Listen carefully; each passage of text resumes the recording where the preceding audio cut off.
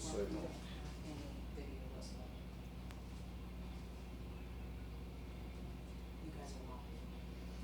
It's Sunday here in Bakersfield, California for the Good Vibration Motorsports March Meet presented by Lucas Oil. I'm Mike Dunn alongside three-time champion, 62 national event winning driver Larry Dixon, soon to be taking my place because he's been carrying me all weekend. Whatever. But Larry, I'll tell you, we've seen some great racing. The weather looks like it's going to be pretty good. What are we expecting today? Oh, more of the same. We got a little bit of sun coming out, not a lot, but for the racing and the competition, it makes for a tight racetrack. No rain whatsoever in the forecast, so we're going to see a lot of racing and cars flying. Well, hopefully flying down the track, not in the air. And we've seen some of that this weekend, and we've also seen some other things, including in fuel altered. Our own Ron Capps, one of the greatest drivers of all time, trying to get that fuel altered down the racetrack. We saw in the first one of the earlier sessions, he struggled where he had to backpedal the car. Front end came up. He shut it off wisely and said, okay, final session, we got to throw everything at it. They had a good plan. Let's just plunk the thing in high gear, short shift it, sell the car down, and just get it down there. It was a planned early shut off. And it was a good thing because it was hurting itself just past 1,000 foot. He got the chutes out early, but a lot of oil out of that race car. Yeah, and planned shot. Good thing he didn't shut it off any earlier than that. He ran a 6:17, I believe, and he needed all of that to get in the field because it ended up being a really tight show. And when he stepped off the throttle, it pushed out a lot of oil. And when I say a lot of oil, you have no idea. That's more oil than I think I've seen somebody get in a long time. Yeah, that was definitely that's an oil bath. Yeah, it was at least 6 quarts, if not more. So that was pretty fantastic. But hey, you know what? We got Ron Capps in the pits with our own Jason Galvin. Let's go down and hear what he has to say. Well, good morning, Mike and Larry, and we're here in the pits with NHRA World Champion funny car driver Ron Capps. And the good news, fuel altered, and the great news is we got into the show yesterday with that 617. You had a night to digest that run. Does it seem any more real to you this morning?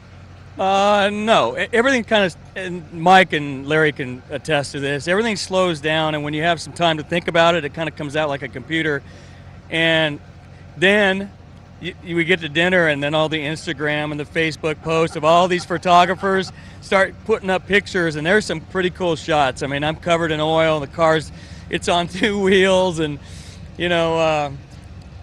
looking back, it was, we think the fuel shutoff actually went closed on it, so that they don't burn stuff up like it did, and it got some pistons bad and some sleeves. We had somebody's wife drive from Sacramento last night in the middle of the night to bring down sleeves. So these guys are up all night. This is like a big show deal. So anyhow, it was fun looking at some of the pictures this morning. I'm kind of waiting on Don Schumacher. He's in New Zealand, and I'm going to the Hall of Fame for his induction on Tuesday in Daytona. So I'm not sure how that's going to go when I see him, but anyway, I'm excited about today. You said it's kind of like a big show. It is the big show. You're here. You're driving this thing. But you have Dan Hickson, right? You speak of big show, right? Dan Hickson, round 1, defending event champion, the most consistent fuel altered in the country. So what's the strategy when you go up there? No pressure for your first fuel altered round. Yeah, thanks, Jason, for adding to the pressure. That's a 580, 590 altered, and I know they shut it off early. So I'm gonna. It may become like a bracket race. Brian Hall called me, and or I just talked to him a minute ago on the phone, and he told me they shut it off early, so we're going to run it down there, and if we can hang with that car and they shut it off, as long as I shut up mine off a little after his, maybe we got a shot of getting them right at the end there. But I've only had one full run on this car, so listen to me. I don't even know what I'm talking about, but we'll see what happens. If we can get through like we did and get through the shake and just get on down there, it'll be fun, and whatever happens, happens. I've already had the best time of my life, and I'm here on Sunday morning of the March meet, which is a first, so that'll be exciting to say the least. It's the marquee matchup in round 1 of fuel altered. Ron Capps, Dan Hicks. Back to you guys in the studio. Well, we know Ron Capps obviously is a capable driver, but I want to ask you, Larry Dixon, if you were in the same situation, a car you haven't driven, maybe only got a handful of runs going down that racetrack, and it's a completely different type of car, what would be your mindset going into the first round today? Well, after he's had literally about everything thrown at him in a fuel altered in just 2 runs. So he's getting to do something I've never got to do and wish I could have. He's got a shot to win the March meet, and that's something you're going to put up there with Indy or championships or any other wins. And to win the March meet in a fuel altered, that would be really something. But let's take you back to Funny Car. Remember, we ran first round of eliminations yesterday, and we got some highlights from that. First off, we want to show Steven Dincham. Great race with Ryan Kono. They were like locked in side by side, and then Dincham started pulling away, but then he started having some problems on the top end, and Ryan almost got around him. The body blows off of Dincham's car. He gets the win on a hole shot. A 581.3 beats a 581.0. That's the kind of action we love seeing in this sport, because that was just side by, had everything. Lead changes side by side, body coming off, and a hole shot win. Yeah, the highlight of the run, you win on a hole shot. The low light, you're shopping for a new body for the next event. Yeah, but then I think one of the highlights for me was Bobby Cottrell, the defending champion of the March meet and defending series champion. You could say he struggled a little bit, but not too bad. This run was right down the middle of the racetrack, and he got the low ET, 564, best run of the weekend at 257 miles per hour. That tells me he's back and he's ready. Oh, yeah, and that car, as the weekend progresses, it looks like you're going to have to knock him off. I mean, they came in here with he had a good test last week, come in here this week, and it's just they're knocking down runs and making, it's almost like someone's going to have to step up to beat him. See anybody else that you're kind of looking at for this weekend after first round? Still, for me, it's Chris Crable, just because his car runs really good, and he is just firing shots on the starting line. I mean, he is heads and tails above everybody else on the starting line as far as reaction times go. So if he gets into a tight race, his car can run right with the Austin car. He could end up winning it one way or the other, and his starting line getting that advantage is going to help him a ton. He's had some great reaction times in qualifying and the first round. But let's talk about Top Fuel. Top Fuel had their final qualifying session yesterday. Remember, that's an 8-car show.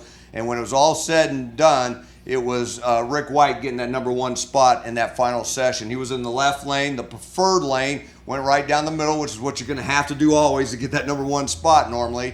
And he goes down there and just sneaks in a 572 at 257 miles per hour to take that position. And that was just a pretty good run. So, Top Fuel, front motor Top Fuel dragster, what do you think? Oh, what's cool about even that run, we've been talking about Mindy Fry and Wickenberg and Jim Murphy, and those are the people that we've really been talking about all weekend for various reasons and for obvious reasons. And then all of a sudden Rick White steps up and says, hey, there's other people here at this event, and so now we're talking about him.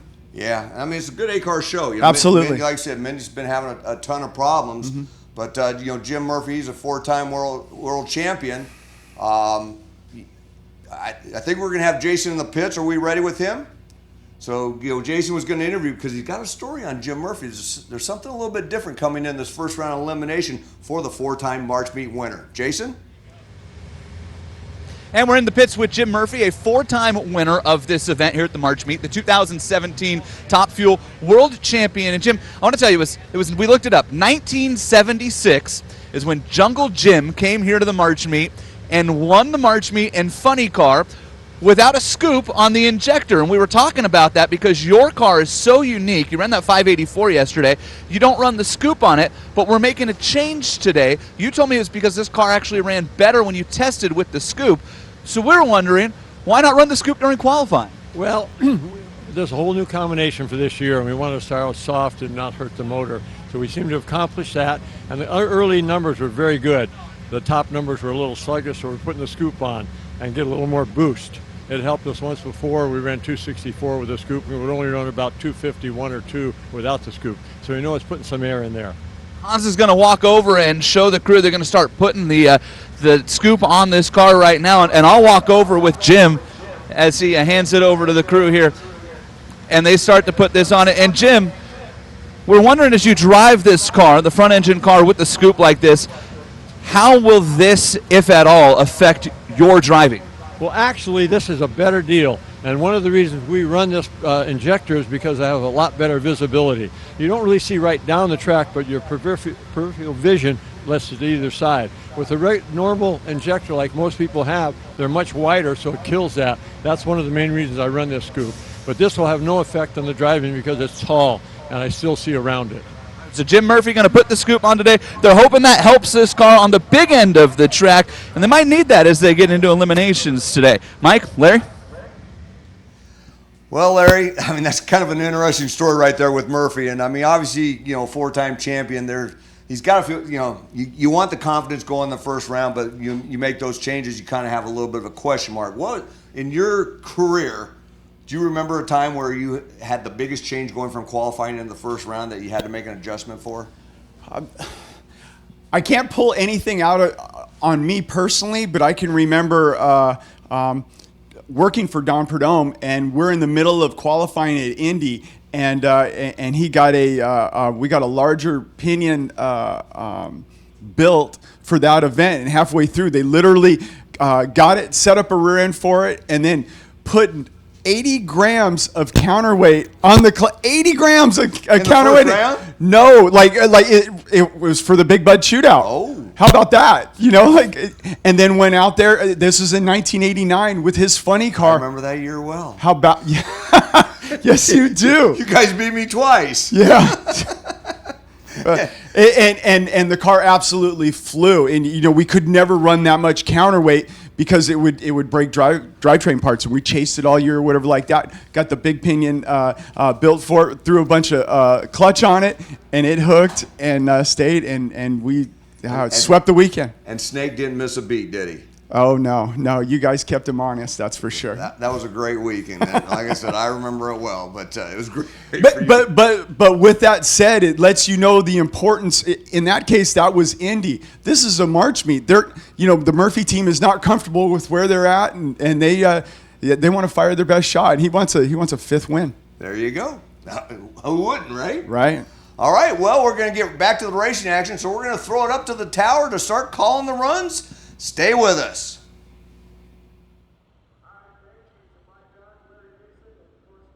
Calvin down there for all those great pit interviews. Final call, folks. Attention in the pits. Final call. Hot rod to the lanes, please. Hot rod to the lanes. We got a little bit of finishing up on the track to do with some sticky stuff. We're going to get into elimination round number 2 of Hot Rod Eliminator. Folks, welcome to day number last here at the 2019 61st running of the Good Vibrations Motorsports March Meet presented by our good friends at Lucas Oil. We thank you guys for coming out here on a Sunday. We're going to get things rolling here with Hot Rod in just a moment. See right there on the racetrack, folks, we got a little bit of glue getting sprayed down, and we're going right into competition.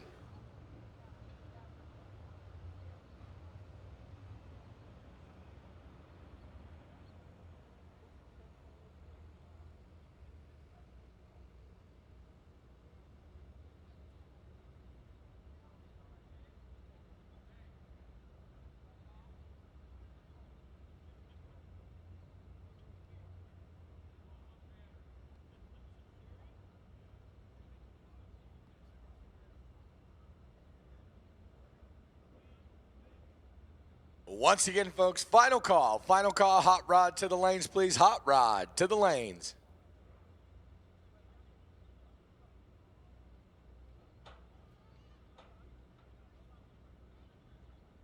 So show of hands from those that are in the stands. Who was here yesterday? Okay, I seen a couple. Hey, welcome back.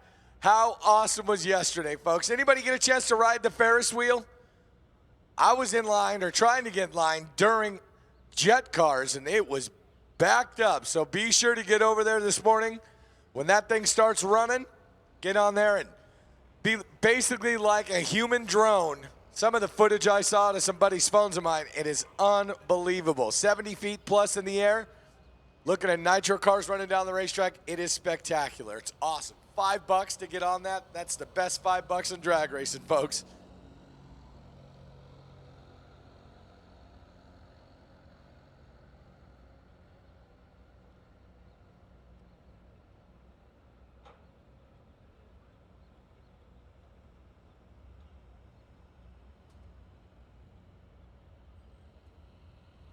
Jim Black on the spray rig, going to be clearing the racetrack right now. We're getting into competition round number 2, just like that. Water going down in the box here real quick, folks. Also, racers, be sure to have your dial-ins clear big on the right-hand side of the car. We got dial-in boards and we got big scoreboards down there, so verify your dial. Once you take that pre-stage bulb, guess what? You own it.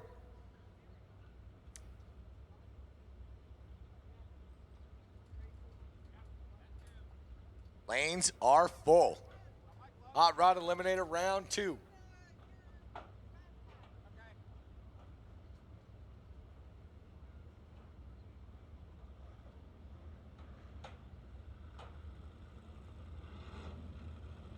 A Hot Rod, here they come, round number 2 of Eliminations. 2 go down, 1 come back.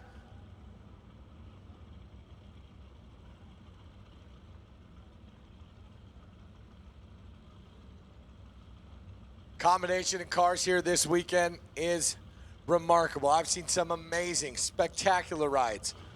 This being one of them. Don Coles. I mean, look at that. 37 two-door sedan. He decided to take the fenders off it. He picked up 2/10, over 200 pounds in just fender wells in the back.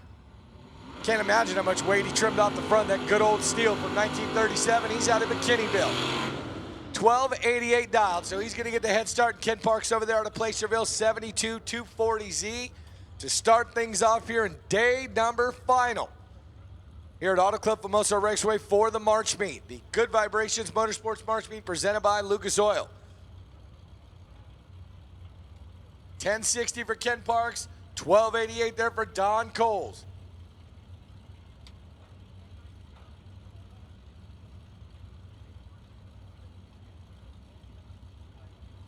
Restaged, staged is Ken Parks, and here we go. Tree's gonna drop that 37 sedan, gonna get things, wow, just like that, weekend over. Red light start by 4 in a second, and Don Coles bows out of competition. Win light start for Ken Parks, and on that 1060, he runs 10:59.5. So 5 thou under the end, or the dial-in. Ken Parks looking good here in round number 2. Jay Reed, Steve Bunch. Bunch out of Little Rock, the Trans Guru. 67 Nova, 283 cubic inches of small block Chevrolet, 1108 dial up there on the Budweiser CP Carrillo side. And over there in the Auto Club at Dad Dodge Ram side, Jay Reed, that 84 Mustang Dodge 1125.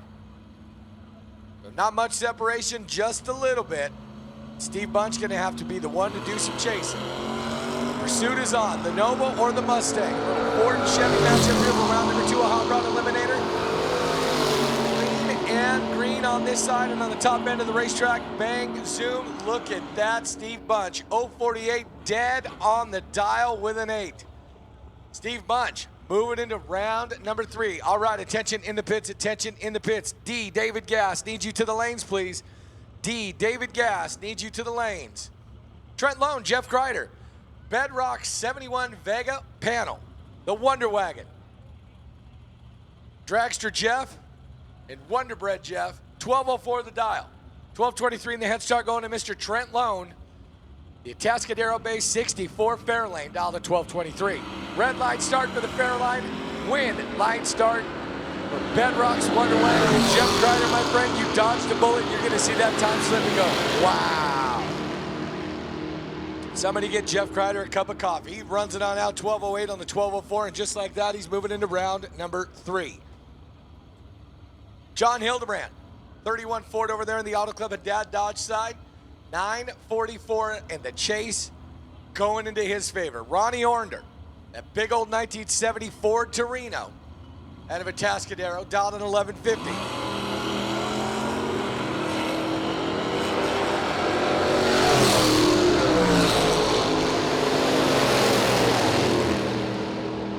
Top end win line gonna be that John Hildebrand. He was trip, zip, perfect in reaction time to start his Sunday morning, and that's pushing that red a little too close.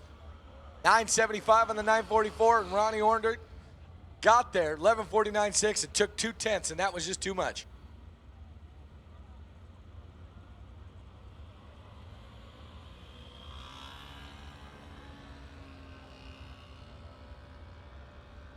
John Hildebrand, when you get back to the pit, my friend, come on up to the tower. We got some Lucas Oil goodies for you for going trip zip in competition. Mark Lawless, Bill Perry,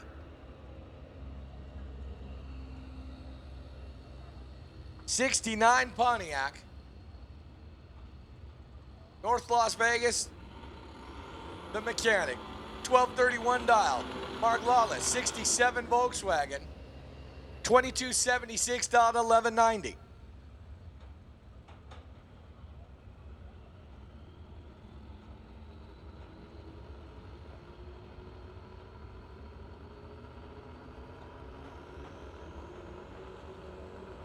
Here we go, Pontiac on the go, and here comes the Volkswagen.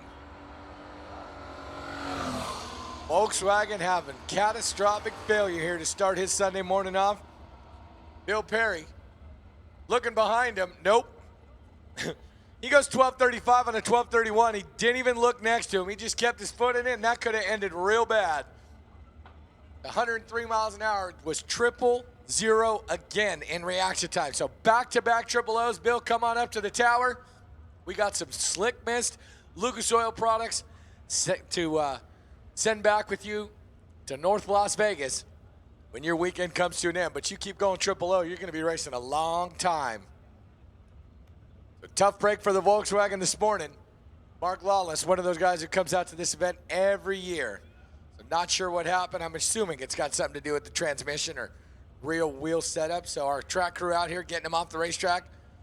Pretty sure there's no oil or anything down on the racing surface, so we're going to keep things moving right along here in Hot Rod Eliminator round number 2. Wow, broken steering wheel. Wow, so nothing in the transmission, nothing in the drivetrain. The dude's got a 1967 Volkswagen steering wheel, and it just said, "I'm done on this race day." Wow. Hanging his steering wheel out the window, Mark. That's a good sport. That's hilarious. Sorry for your luck, but that makes one hell of a story, man.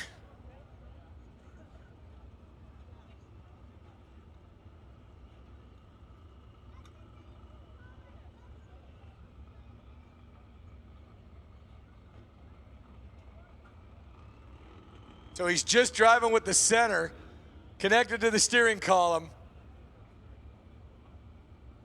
Now it looks like a little butterfly wheel. That's hilarious. Give him a round of applause, folks. That's going out with style. You got to go out on the march beam. Don't go red. Break your steering wheel. That's a story. But keeping things moving right along. Sorry for your luck, Mark. We'll see you again next time, bud. Stacy Roberts out of Delano. 1970 Chevelle got Scott Schaffroff under the hood. 598 cubic inches of whatever he builds. Joy Tucker. In the Mopar, out of Redding, California, the Cal-fired 1966 Satellite. 452 under the hood and 1164 in the head start going to the big Mopar.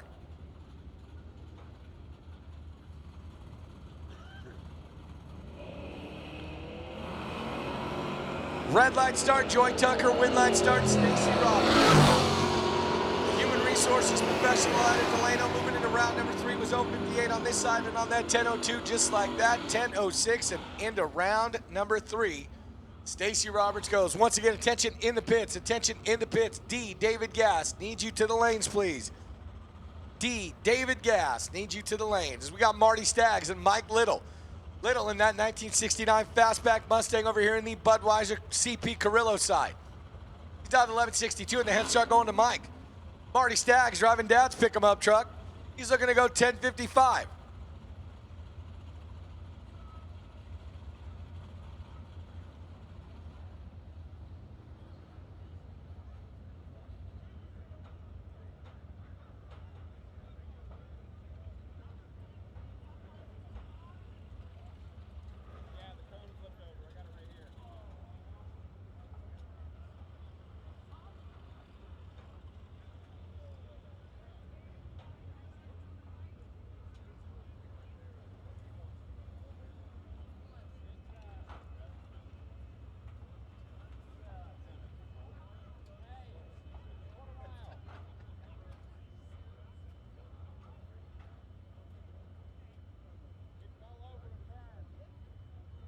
So, real quick, folks, we got a little issue down on the racetrack. We have a center cone that decided to take a nap.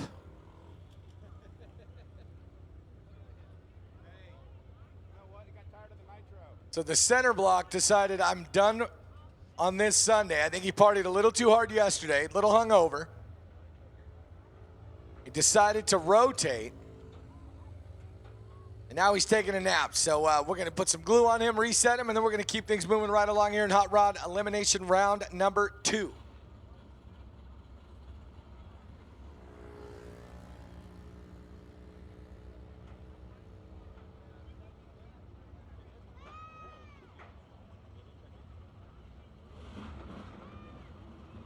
So while it's quiet, tension in the pits. Tension in the pits. D, David Gas. To the lanes. Final call. D, Gas to the lanes.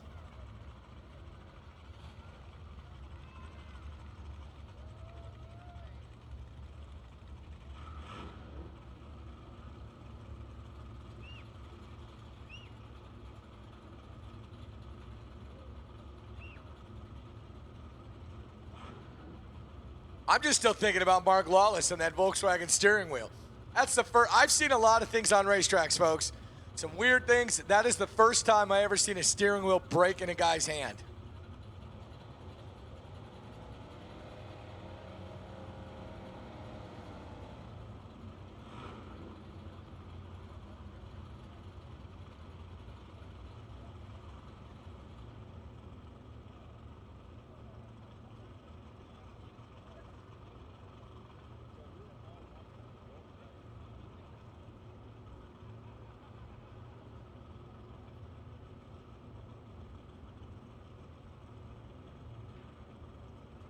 All right, so they're just making sure that glue's set up good. We're going to get them off the racetrack. Get back into competition with Mike Little. 69 Mustang and Marty Staggs in that 68 Chevy C10 pickup truck. 540 under the hood. Dial to 1055.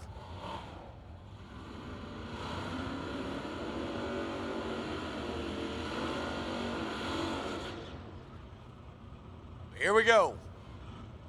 1162 in the head start going to Mike Little in the Budweiser CP Carrillo side out of Bakersfield for the truck driver.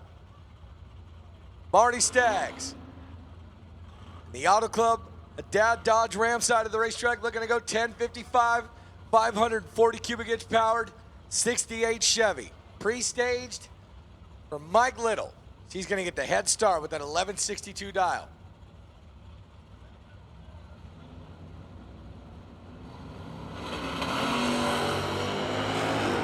Here comes the pickup truck.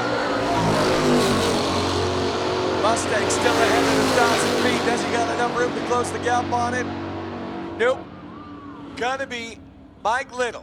1163 on the 1162. One off the number. Marty Staggs was a little tart in reaction time with an 097. Goes a 51 on a 55 dial. By 21th out at the finish line, Mike Little moving into round number 3. Scott Loosely. Sean Harbin. Harbin in that 67 Nova SS 406 powered dialed a 1079. The Budweiser CP Carrillo side. And Scott Loosely out of Ravendale, 69 Cougar. 1094 dial for him. 394 cubic inches under the hood for that 69 Cougar out of Ravensdale, Washington.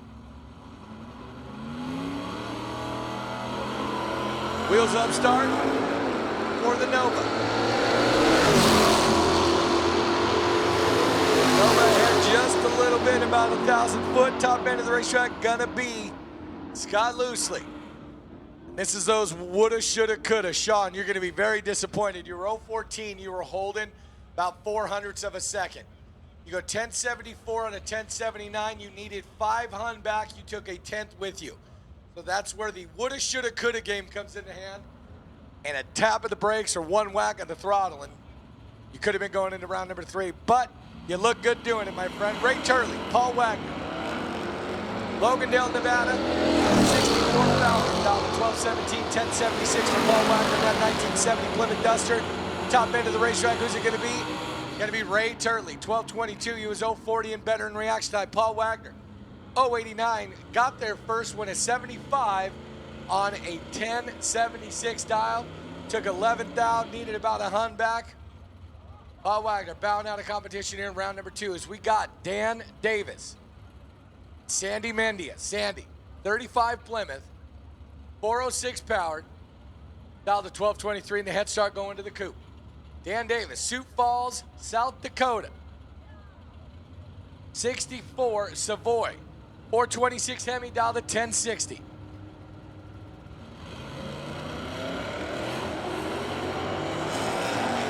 Wow. Not come down to reaction time. Top end of the racetrack win line going to be Sandy Mendy on a double breakout, 12:22 on the 12:23. Dan Davis knew he was way behind. Reaction time started with a 3 and goes 10:55 on a 10:60, and that's one of those dope moments. Dan Davis bows out, keeping things moving right along here in Hot Rod round 2. We got Paul Miller in the Volkswagen, dialed 1160. We got Dave McGuide in the Rim High School Camaro, dialed to 1054. Wow, that's the third perfect light this morning. 001 red for Dave McGuide as he bows out. Trip, zip, and dead on 7. So a seventh out package there for Paul Miller. Paul Miller, come on up. You got the best winning package so far of any round in competition of Hot Rod. So Paul Miller, come on up to the tower. We got some goodies for you for going 000 in competition. Next up, Jesse Howe, Mark Beaven, couple of Mopars. Mark Beaven dialed to 1068. Jesse Howe dialed to 1053. Top end of the racetrack, gonna be the Duster, 1074. Jesse Howe, late in reaction time. Goes 1078 on a 1053, and he bows out in round 2. Oh. 70 Bracy, Tim Sullivan. 67 Valiant, dialed to 1067. Excuse me, 1063. 70 Bracy, 64 Bug, dialed to 1220.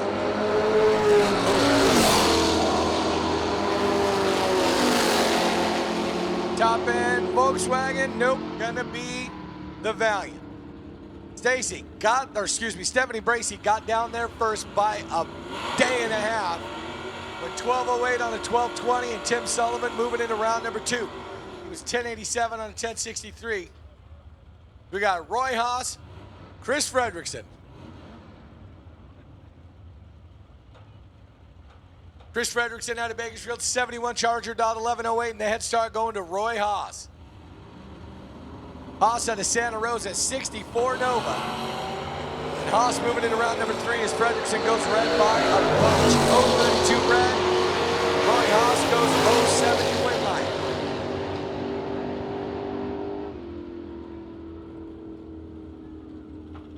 Scott Wingett, Greg Racio.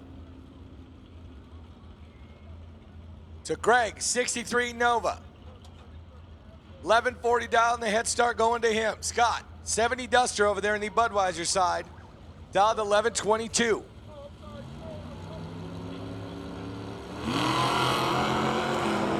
Flaming green on this side. Not better than the other, as the case usually is. Top end win line gonna be the Scott Wingett Duster. 1125 used better in reaction time with an 028. Greg, 064 goes to 46 on a 40 and by 6 hun. Scott takes it home to round number 3. Dale Thomas, Norman Bergman.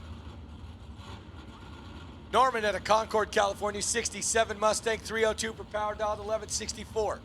Dale Thomas, 1082 and out of Chowchilla, and that's 68 Dart for Just Scraps in the Shirt Shack.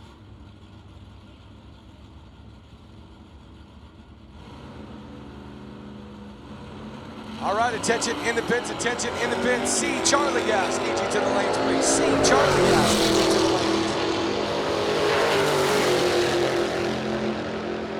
lanes. Red light start Norman, win light start Dale.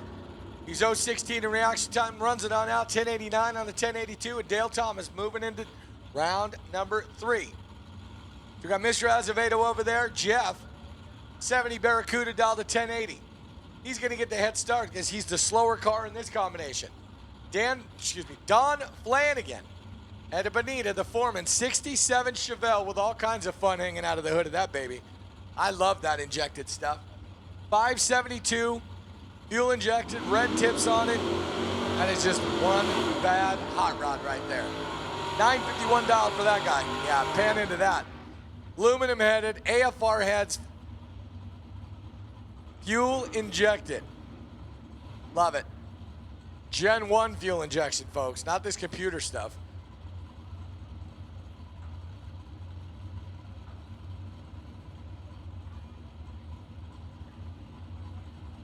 Once again, C gas to the lanes, please. C Charlie gas to the lanes.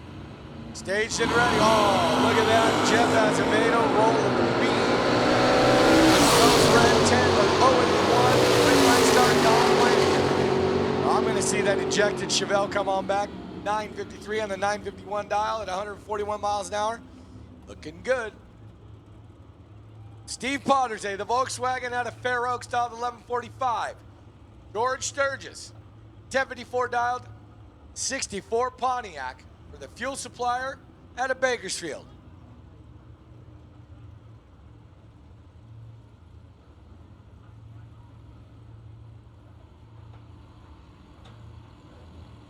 Staged and ready's the Volkswagen.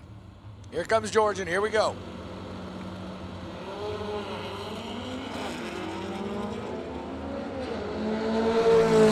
Here comes that Pontiac trying to get around that Volkswagen. Can he do it? Front end down at the finish line, and that Pontiac getting it done. Scrubbed a bunch of mile an hour off, shaved a ton of ET off, goes 1073 on that 1054 dial. Steve, little tart in reaction time, started with a 2, my friend, and you go 1153 on a 45 and bow out here in round number 2. Todd Ferguson, 55 T-Bird, Y-Block, 292 dial to 1039, and he's going to get the head start. Randy Ray, blonde Mustang over there out of Santee, dial to 1003.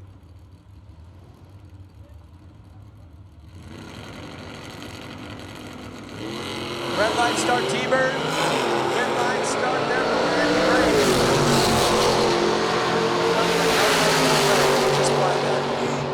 Little bit of more thousandths of a second. He bows out. 1006 on the 1003 for Randy Ray. Just a few pairs left here in Hot Rod Eliminator, and then we're going to get into D-Gas. Don't forget, racers, if you guys are planning on going rounds, be sure to head over to M&M. Get your fuel. You're going to go rounds today.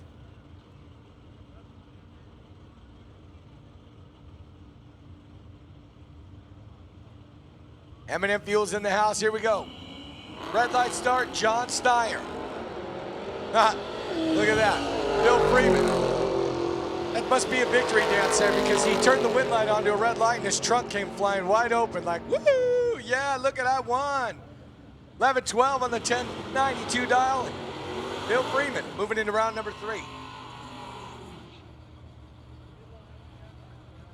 David Gauthier to Lake Havasu City, Arizona. 1970 Pontiac, 422 cubic inches of Chevrolet. Mike Ogdenbeat, Fresno. Gen 3 Camaro dial to 1002. Got 427 cubes under the hood.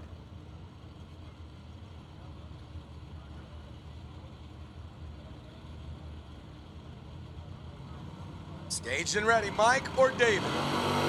Wow, David Gauthier, you're gonna look at that and go, really? Yellow 1 red. Guy next to me with 327 green and win. Oh. 1003 on the 10 flat. Mike Ogdenby goes 1041 on the 1002. Dan Rally, that high RPM, 68 Chevelle. Listen to the RPMs turn up on this thing. I love it. We got Hector Aguilar, Button Willow, 65 Malibu, down to 1107. So the Auto Club and down outside of Hector Aguilar, he's going to get the head start. Listen to the RPMs climb up on this 68 Chevelle of Dan Rally out of Danuba.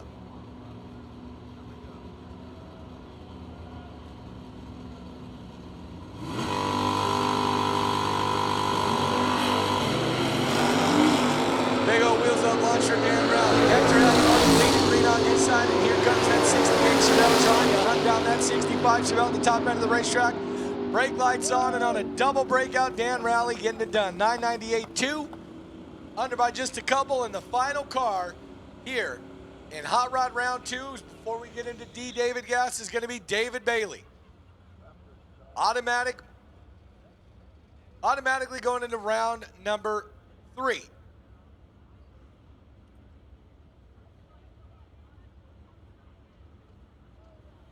Staged and ready. David Bailey, 11:72 is the dial. He was 0:38 reaction time, and how close can he get? He's been high 1160s, low 1170s all weekend. 11:73, that's just showing off. And that's going to do it for Hot Rod Eliminator here in round number 2. Next up, we got D. David Gas.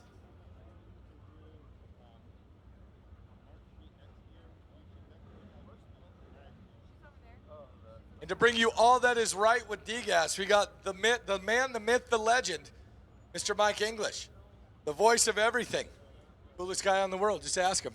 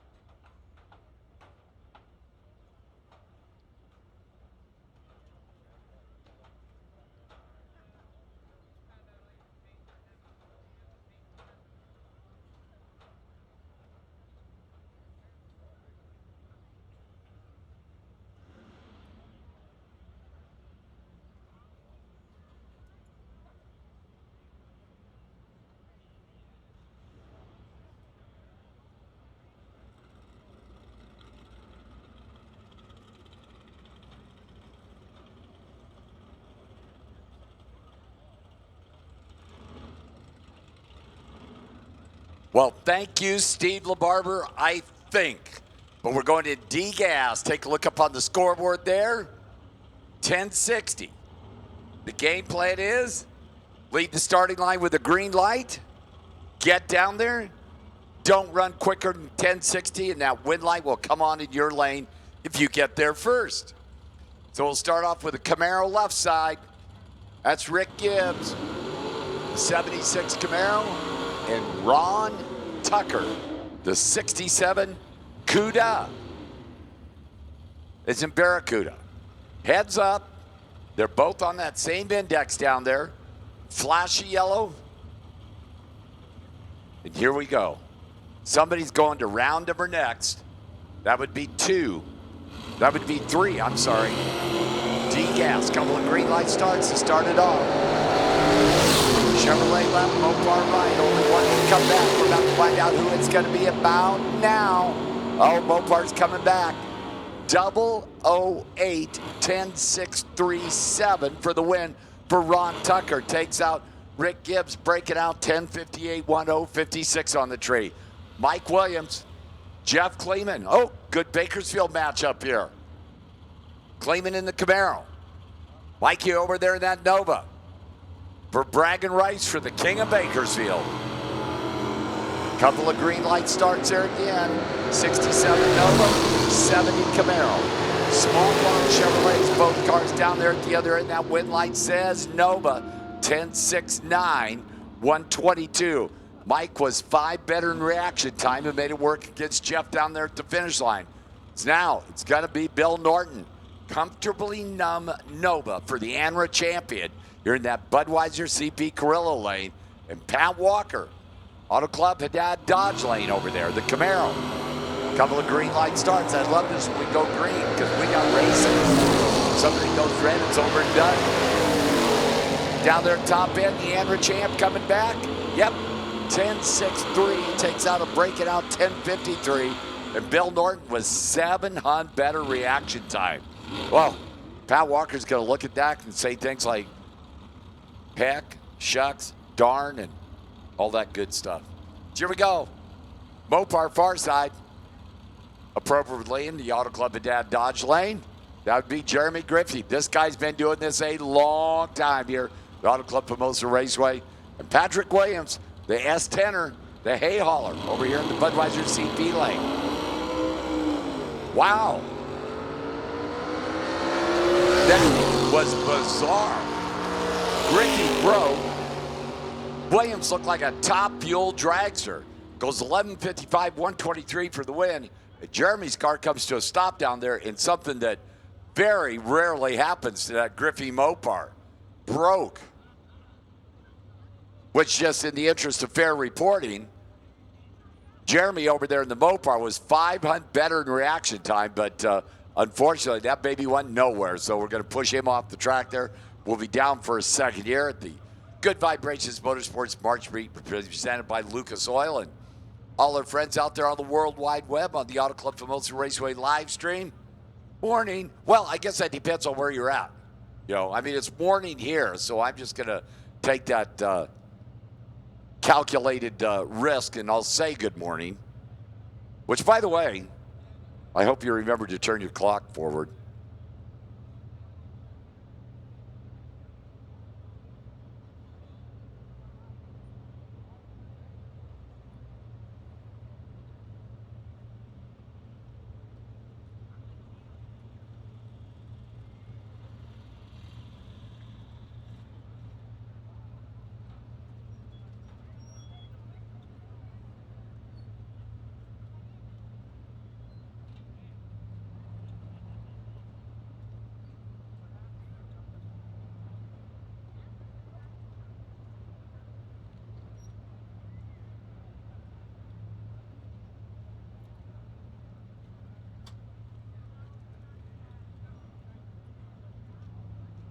So a collective group around Griffey's car out there, and I wonder if that baby's locked up.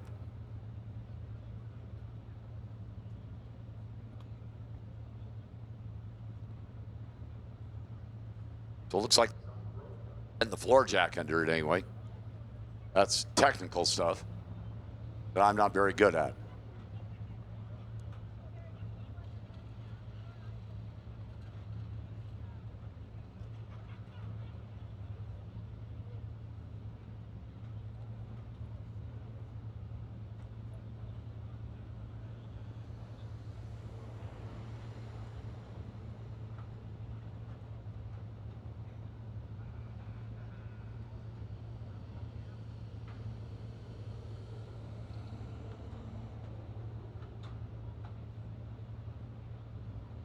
Okay, so getting that cleaned up out there, the floor jack and the rollers and stuff, apparently got the rear end, unfortunately. So just a couple quick reminders. Don't forget the Drag Cartoons booth is open. Go down here and see Mike and Patsy Miller for, of course, the things they do for the Alzheimer's Association of Kern County. Oh, right over here, as you go into the Grove there, you got to go by and see Cindy Gibbs there. The Nitro Revival coming to Irwindale Raceway in May. They got the booth down there with all that cool stuff. And man, if you love the history of the sport as much as I do, that is an event that you don't want to miss. The Auto Club Formosa Raceway souvenir tent is open.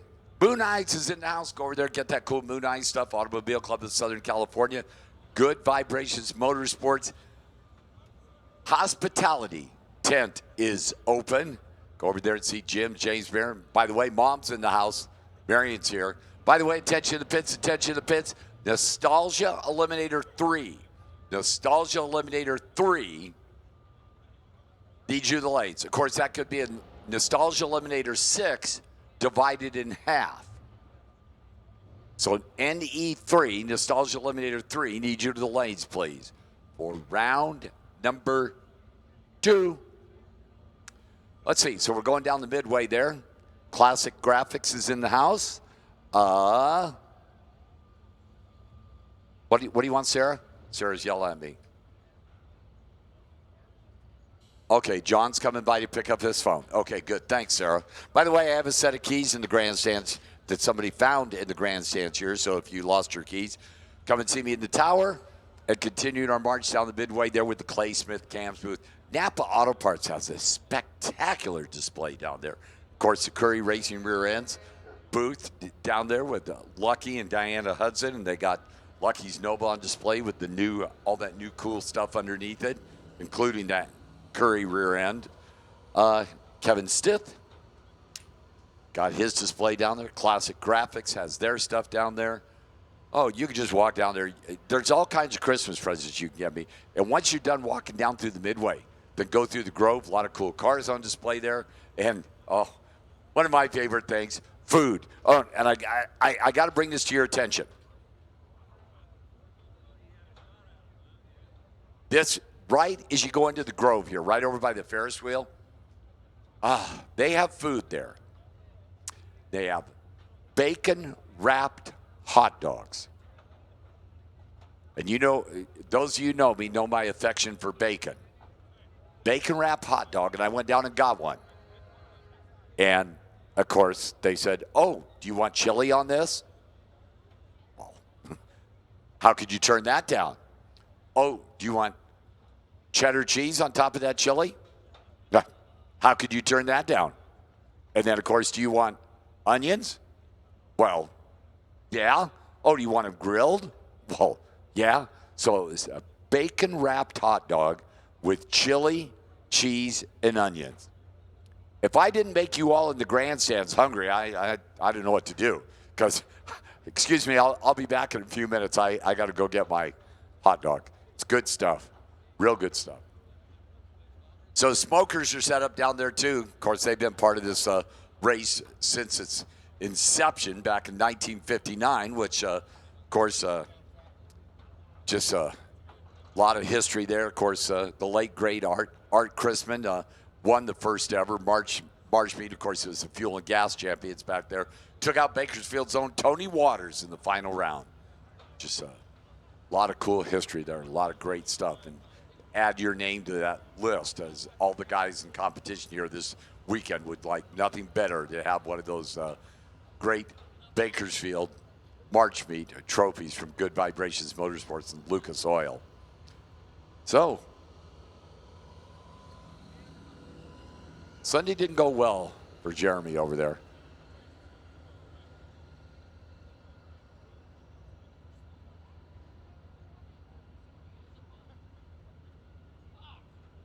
So while it's quiet here, I'm going to give out a couple of reminders here of some people that need to come to the tower. Rick Ewens, Don Enriquez, Dan Horan, Sean Van Horn, Mike Halstead, Tom Padilla, Rick White, all have #1 qualifier trophies in the tower here. Oh, we're not. Wow, we're going to have a little fun games here with Harold Binford and Jim Black.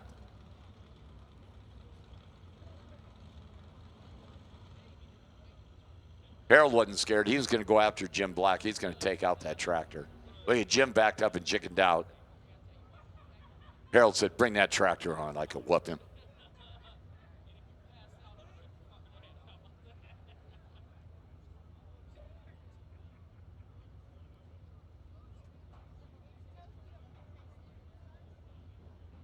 By the way, this little incident wasn't my fault. Even though I was on the PA, I had nothing to do with it. Oh, man, D-Gals. Round number 2. By the way, I've called Nostalgia Eliminator 3, NE3. You should be making your way to lanes now. Well, NE3 should be making your way to the lanes now. And, oh, hang on a second. I got to find out something here. Hang on. I'll be right back. I promise.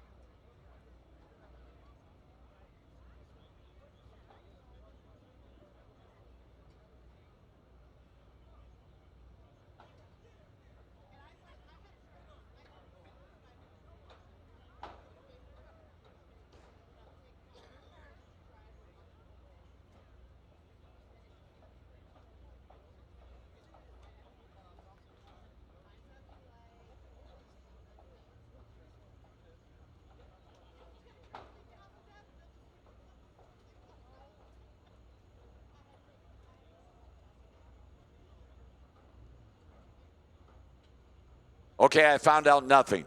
I tried to get some information. I found out nothing. Which is usually, well.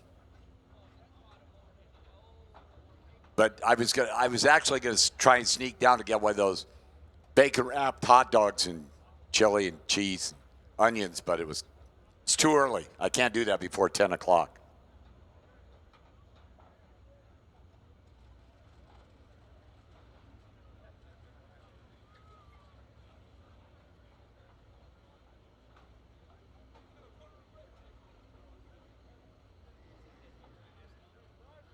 So let's see. The last lost phone has found its home. But I do have a set of keys up here. So unfortunately, the Griffey Mopar is broke. We got that done out there? Oh, they've all left. They're all done. That's good. So we're going to rock and roll this baby with Harold Binsford, Dan Youngs. Dan's in the Vega. Harold's in that very cool Pacifica transmission 55 Chevy wagon. Distemper. I like that. Of course, Seaview tire and brake.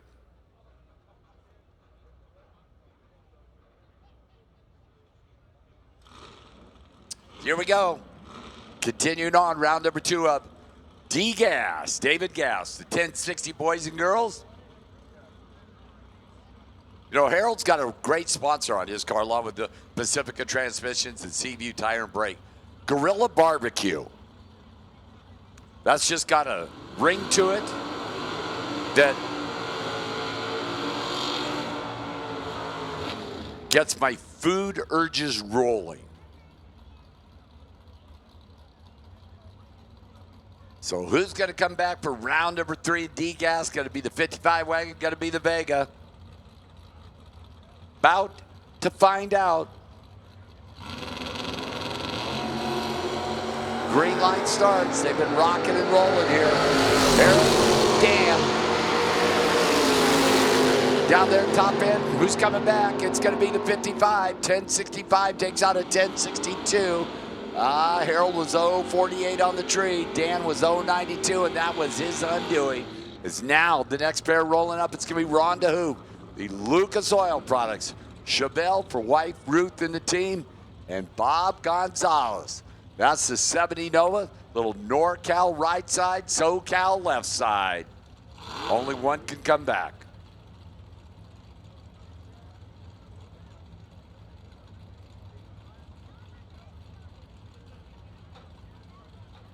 Roll them up there, pre-stage them. Here we go. Clean and green again. Got Lucas Oil Products team car for Rhonda Hoop trying to take out that NorCal guy. Top end, it's NorCal. They both go 10-6-2. 10-62-4 for the win for Bob Gonzalez. Ron goes out at 10-62-5. Bob with better in reaction time. That made it work. Here we go. It'll be Bill Rogers and Chase Trimp. Chase over there, that's the Opal. Rogers over here out of Bakersfield. That's the Camaro.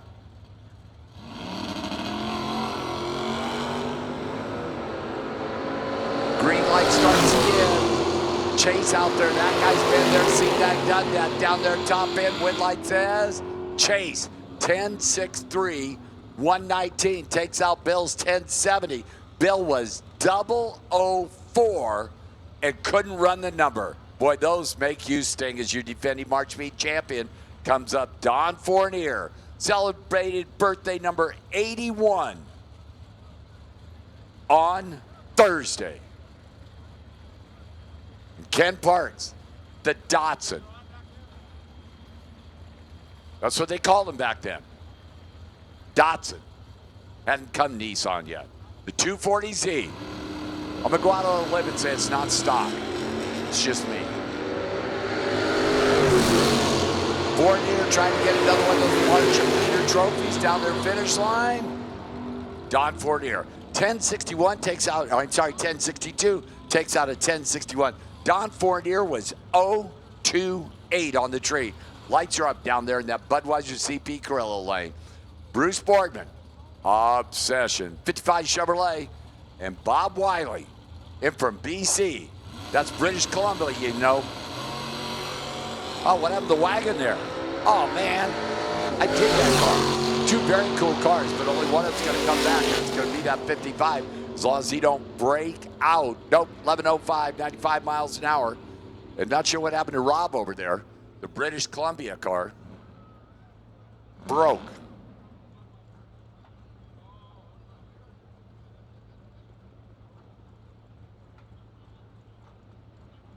So unfortunately, going to be the long tow back to BC for the team in that.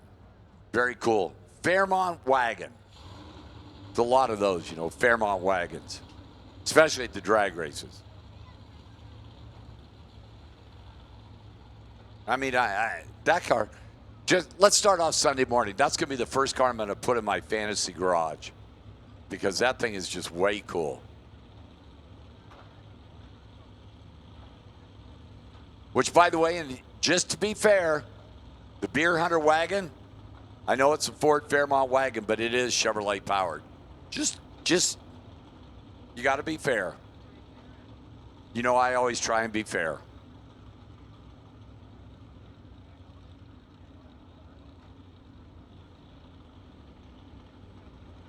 So, push one of my cars in my fantasy garage off the starting line. Steve Ramos, that's the Nova. He'll be here right side. The guy who qualified number one, dead on zero. Mark Storms, that 5.7 Chevrolet, comes rolling up over there in the Auto Club at Dad Dodge lane.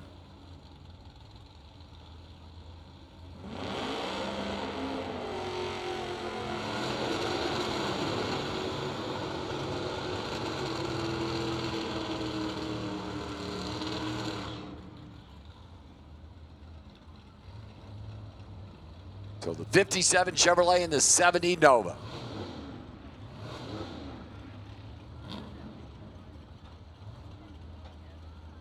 Mark Storms puts up another 10,600. That BB's going to be bad daddy. And he wasn't bad. Went 10,600 and 1058 yesterday on a 1060 index. Steve Ramos tells me, he just sent me a text message while he was stage and said, oh, that was yesterday, Mike. This is today. Okay. Here we go. Wow, you saw one of those two cars just make a big time move off the starting line. Make it work at the finish line. I do believe he will. Oh, he gave it back. Holy cow. Steve Ramos with big time starting line advantage. Mark Storms missed a tree, and Ramos didn't want to break out. 1099 to 103 loses to your number one qualifiers, 10-6-5-3, 122. Hey, they always say if you want to win one of these things, you got to have a lucky round, and that was it. It's now to be Gary Hardy. Oh, that's the chick magnet. Yep. That Pitto was scheduled to race Brian Allen, the Buick, and Brian's not here, unfortunately. So the chick magnet gets to show off. Up on the scoreboard's 1060. We'll talk all about it because it's a single run. It's a single run. 28 on the tree. Half track to chick magnet. 101 mile an hour. Gonna go 1060. Oh, not bad at all. 1061.6, 125 to wrap up that round of D-Gas. I believe C-Gas is coming out next. That would be Charles Gas. It's in Chuck. So we'll drop that index down 1 second to 960.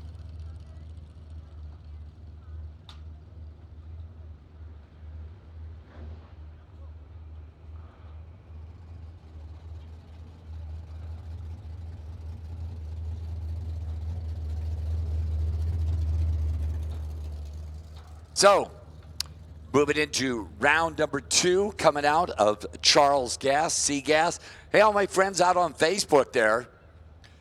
The live feed that's been going out from Auto Club Formosa Raceway's website this morning, just giving you a preview of the things that are going on.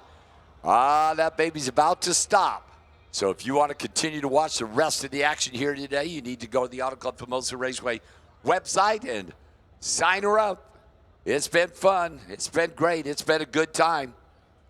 Serious biz, if you go in there and sign up, you get an 8x10 picture. Well, no, it's not an 8x10 picture of Mike Dunn.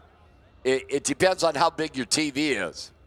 If you've got a little 13-inch remote TV like I have, well, but my TV's color, black and white.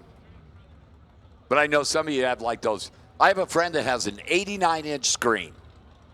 I don't even have a wall in my house that would be big enough to hold an 89-inch screen.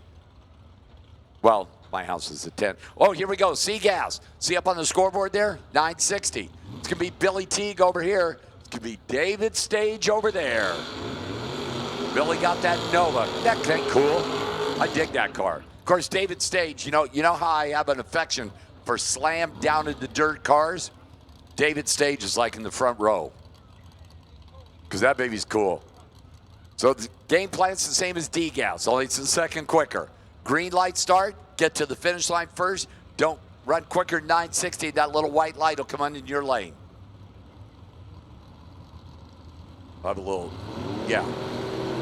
Oh, Billy T goes red by 1 stinking thousandths of a second. But the red light's on and that orange car's gone. And David Stage goes 9597.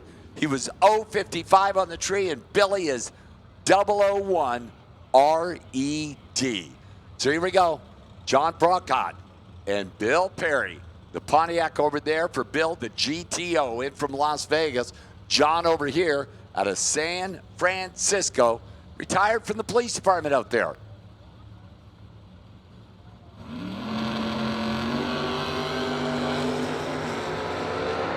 Green light starts here.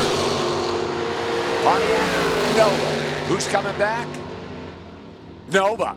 9610 takes out Bill Perry's 970. John Barracat was 022 on the tree. Chris Robbins, that's the Ford. Isn't that thing cool, that Thunderbolt? That car's in my fantasy garage, by the way. So I'd let you know. Do you blame me? 64 Fairlane, Big Inch Ford, and Tyler Fry. Chino Hills Transmission Vega Wagon.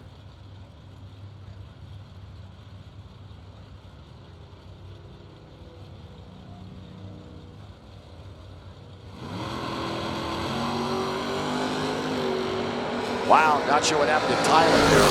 Chris Robbins not hanging around though. Trucks down that Budweiser CP Carrillo lane. Chris Robbins lives 969, 122. And Tyler just missed the tree. It goes out at 10:33.8, 142. Chris Ria. It's up. The 7-Up Nova for Chris and the team. In from Elk Grove over there. And Stephen Thompson. Santee for the chassis builder. The Thunderbolt Mustang. That thing's cool. But Chris Ria's got 7-Up, and there's a lot of things that go good with 7-Up, at least in my book. A couple of green light starts getting Chris, a former champ. Nova out there. Mustang can have the hustle. Got enough. Gonna see here top end. It's that Nova coming back. 9622, 022 on the tree. 7 Thompson a little tardy at 59, and then broke out by 6, getting there first by 4. That was 4. Kent Combs, Scotty Morgan. Scotty Morgan's got one of those cars that I have like a spot in my heart for, slamming down in the dirt Camaros. Scotty coming up in that Budweiser CP Carrillo lane. And, of course, Kent Combs over there, Auto Club and Dad Dodge saying,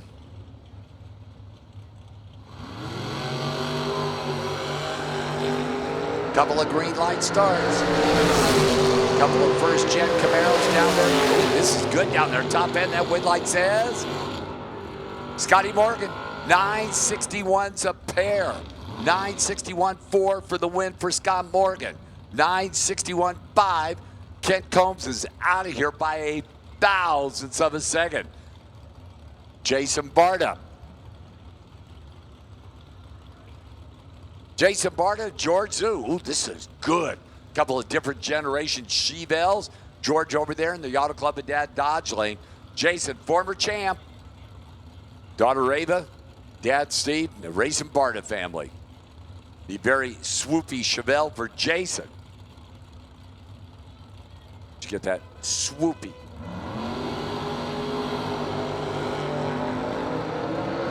Green light starts both drivers.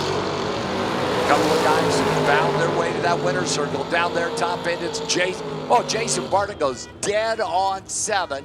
032. It takes out Georgia's 9.62.8. 047. That baby was good there, especially if you're Jason Barta. Now it'll be Scotty Russell and John Friel. Friel far side. That Auto Club of Dad Dodgeley. The Farmer, 67 Nova. Scott Russell. That's the Camaro. Couple of BBCs under the hood of both cars. BBC is in Big Block Chevrolet.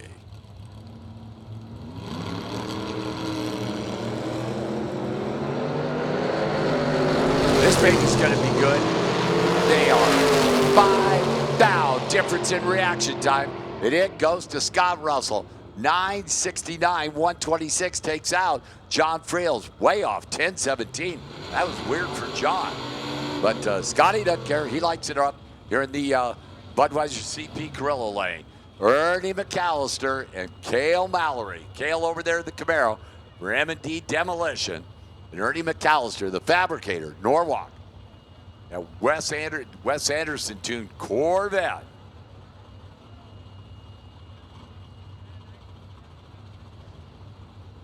Charles Gas, C-Gas, round number 2. Man, you can see that. Ernie McAllister, I'm not sure what happened to Ernie. He won 7, he missed the tree. Cale down there, top end, gonna lift out. 971 takes out Ernie's 968.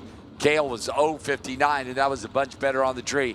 Is now Mike Rabner and Mark Betzinger. Another one of the British Columbia cars. Out of time Nova for Mark over there. Of course, Rab, one of them King's Oil Tools team cars. That's the Camaro for the former champ.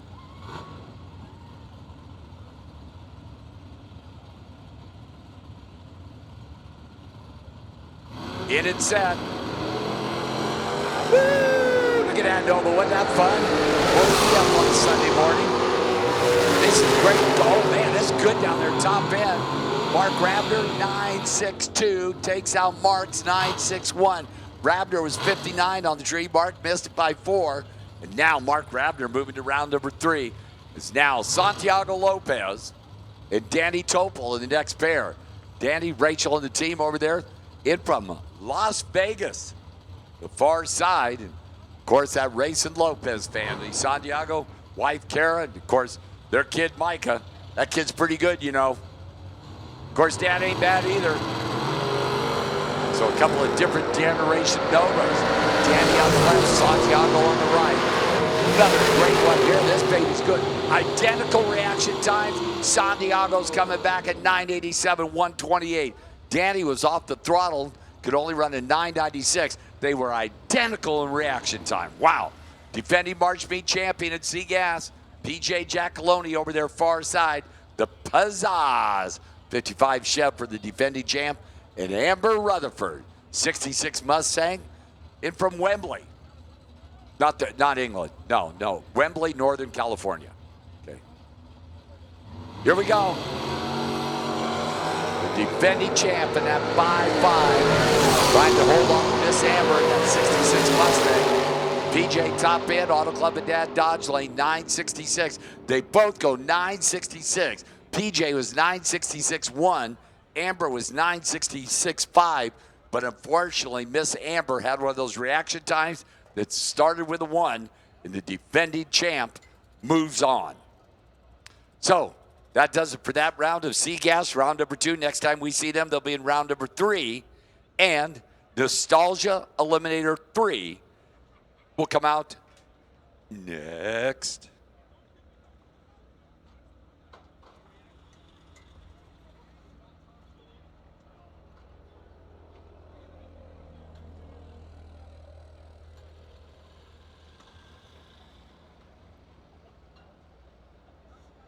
So let's see. Nostalgia Eliminator 3 is coming out next.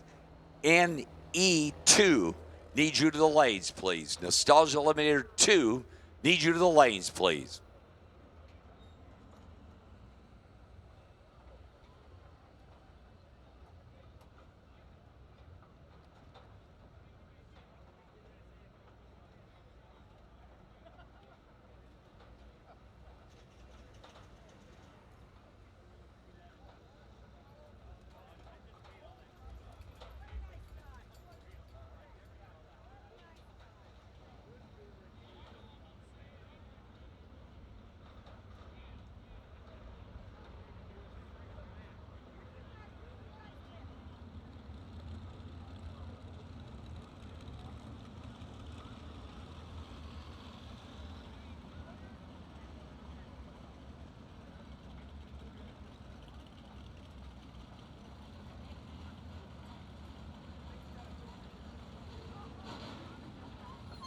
Attention to pits, attention to pits.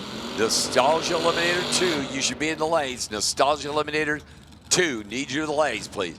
This is NE3 960 category.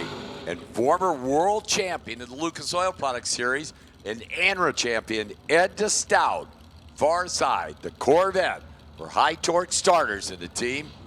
And Don Morris, of course, Rick and Lindy Morris in the team. Roseville up there in Northern California. Small block Chevrolet in the altered over here in that Budweiser CP lane. Auto Club at Dad Dodge lane. Big block Chevrolet for the former champ. Green light starts. Corvette alongside the altar. Look at each other. Who wants the stripe? You can have the stripe. No, I'll take it. Wow, the former champ is out of here. 038, Don Morris takes out Ed DeStout's 039. Morris with 961.7 for the win. DeStout goes out at a 963. So Don Morris moves on.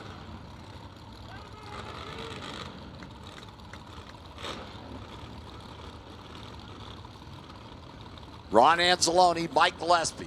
Gillespie over here, that's the Roadster, Northern California, and Ron Anzalone. That boy was spectacular in ANRA drag racing in 2018. Will get his trophy from Butch at the banquet at the opening of the season. In April here at Auto Club Promotion Raceway, the ANRA Series. The 6-cylinder Alter for the champ. Another good one. Top end that light goes to Anzalone. Oh man, dead on 3, 051 for the win. Mike Gillespie was better in reaction time, but ran 300 off his dial-in. So Ron Anzalone continues that hot streak to the next round. Is now Gabe Brown and Ty Ishbashi. Ty Farside, that's another one of those Vegas team cars. The Topolino, Fiat Topolino, small block Chevrolet, and Gabe Brown, another Nevada car. The 711 Coupe for Gabe and the team.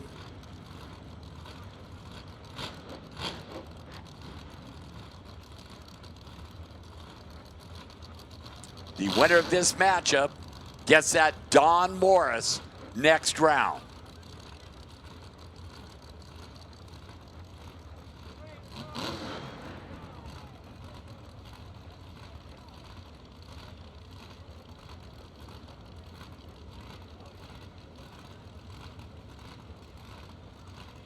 Four lights lit on the top of the tree. Here we go. Green light starts. Big out on the left. Four on the right. Small block Chevrolet. Both cars down there at the finish line. Gonna be the winner? It's gonna be that 34-4 to Gabe Brown. 994 takes out a 1006. Reaction time difference, 1/1000th of a second. So Gabe Brown, Don Morris. Next round, the buy run goes to Darren Hopkins.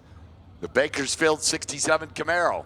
And he will race Ron Anzalone next round. Ooh, that's some good matchups, isn't it?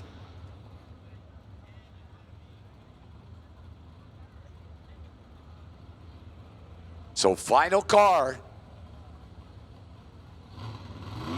Nostalgia Eliminator 3. On the buy run to race Ron Anzalone. 9, 5, 6, 8, Darren Hopkins. That wraps up that round of Nostalgia Eliminator 3. NE2 is coming up, and so is Mike Ames.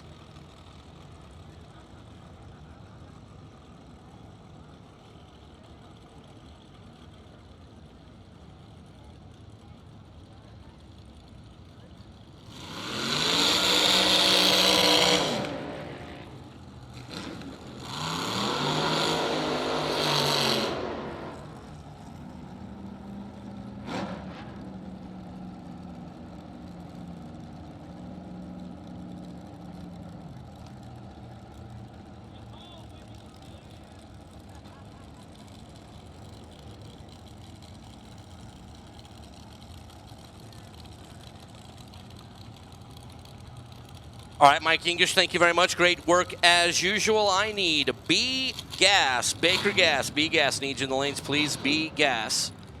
Need you all in the staging lanes, please. B-Gas as we move into Nostalgia Eliminator 2, our 860 runners. We'll start off with Terry Lindblad and Rick Nordness. The front engine dragster over there, Budweiser CP Carrillo side, former champion of this event. The youngster, small block Chevrolet, alongside Terry Lindblad out of Chico. That red front engine dragster. 392 Chrysler power plant there for Lindblad. Green light starts a pair. First, the finish line above 860. How about 861.7? Beats 861.9. 6 thou separated from the starting line. As Terry Lindblad was 25 thou on the bulb. Margin of victory down there at the big end of the racetrack. 8 thousandths of a second there for Terry Lindblad. Bring up George Chatterton and Matt Garcia.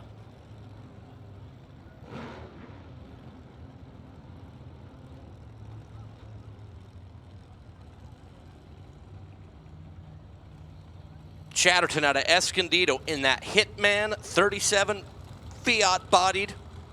Altered over there, small block Chevrolet. Matt Garcia, Galt, California. In the Bantam.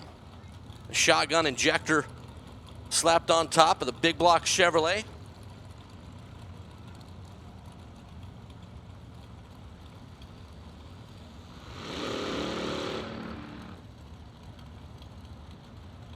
So George Chatterton, Auto Club, Haddad Dodge Ram side of the racetrack. Matt Garcia, over in the right lane. Gonna be last to stage. We're in, we're away.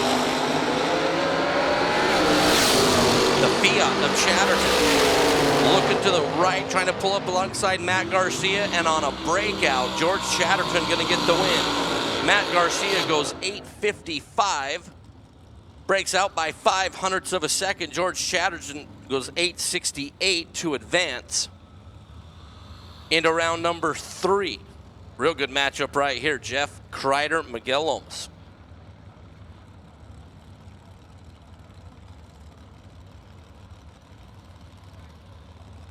Dragster Jeff out of Bakersfield, California. A couple of years ago, won this Good Vibrations Motorsports March meet presented by Lucas Oil. Jeff, also driving in Hot Rod. It's already advanced in round number 3 in that category. Miguel Lomas out of Fremont, California in the Bantam. A couple of real good Nostalgia Eliminator 2 racers here.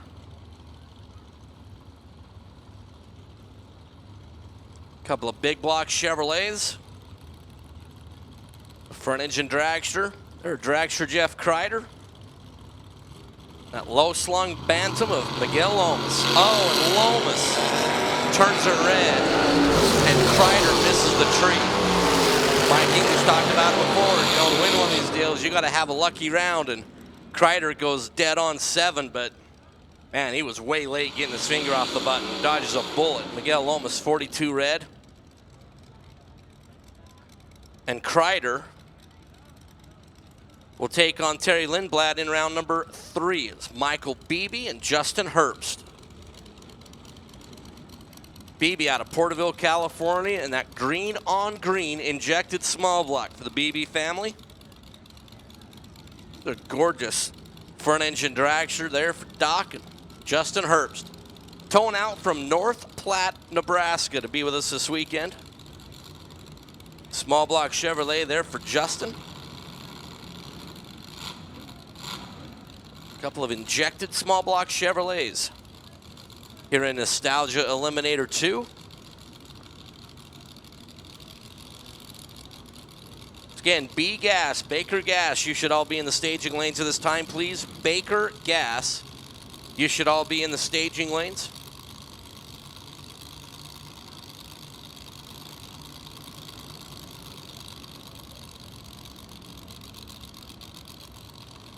Nostalgia Eliminator 1, let's get you heading this way as well. Nostalgia Eliminator 1, let's get you heading this way as well. Oh, big move there for Justin Herbst, man. Big right-hand turn. Gathered it in nicely. Beebe's going to take the win. 901, 120 on the speed there for Beebe. But, man, Justin Herbst, man, had his hands full. That runner from North Platte, Nebraska, the car left the starting line. Huge move towards the wall. Did not make contact. Steered it back into the middle. Made another little wiggle out there, and he goes 9:12 at 151 on the speed. As BB was well out in front, down on that mile an hour. As Michael Beebe will advance.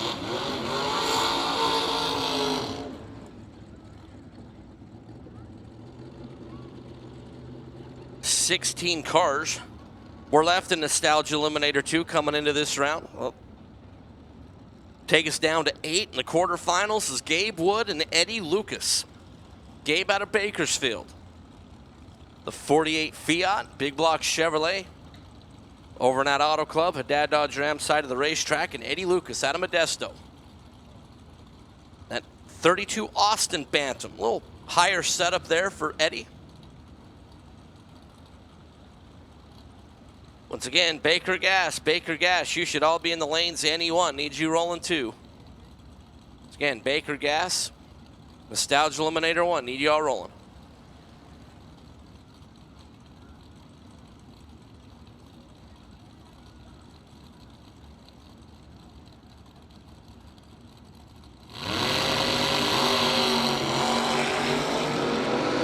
Green light start with both competitors. Gabe Wood over there left side, looking over to his right. Eddie Lucas trying to chase him down. And the win will go to Eddie Lucas in that Austin Bantam 855, 153. Gabe Wood had a 400 advantage on the starting line. Just didn't run the number. 872 as he was off the gas. And Eddie Lucas, 15 more miles an hour, drove around him, got the win light.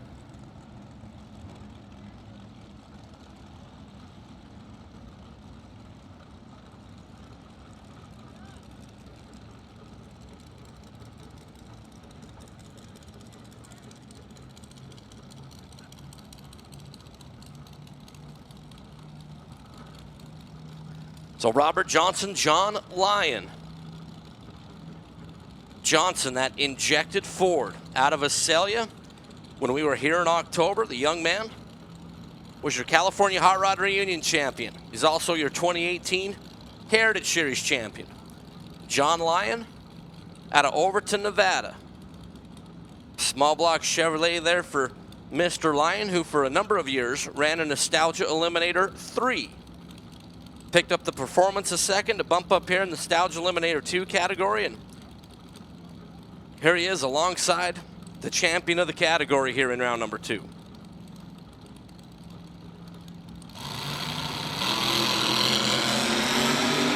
Green light start for both competitors. Robert Johnson already with about a car length lead. And John Lyon comes and drives around him by 9 thousandths of a second. Robert Johnson absolutely gave up the stripe down there. Robert Johnson had 300ths advantage on the starting line. He was 37th, thou reacting to green. John Lyon was 68, so he was behind right from the start. Robert Johnson goes down there 880 at only 130 miles an hour. John Lyon 876 at 157. Got to the finish line first by 9 thousandths of a second. Robert Johnson, the champion, gave that one back, and his weekend will be over.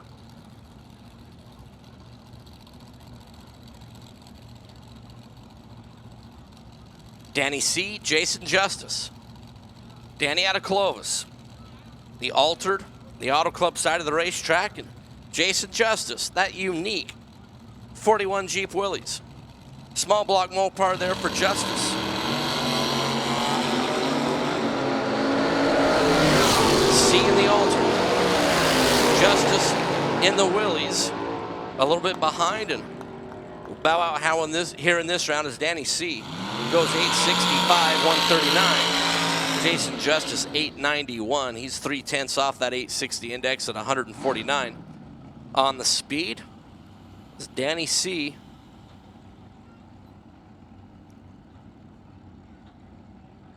Will take on Eddie Lucas in the quarterfinals.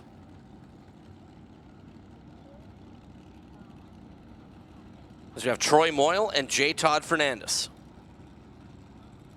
Troy out of Carson City, the guy who was your #1 qualifier in that orange 23 Ford Altered.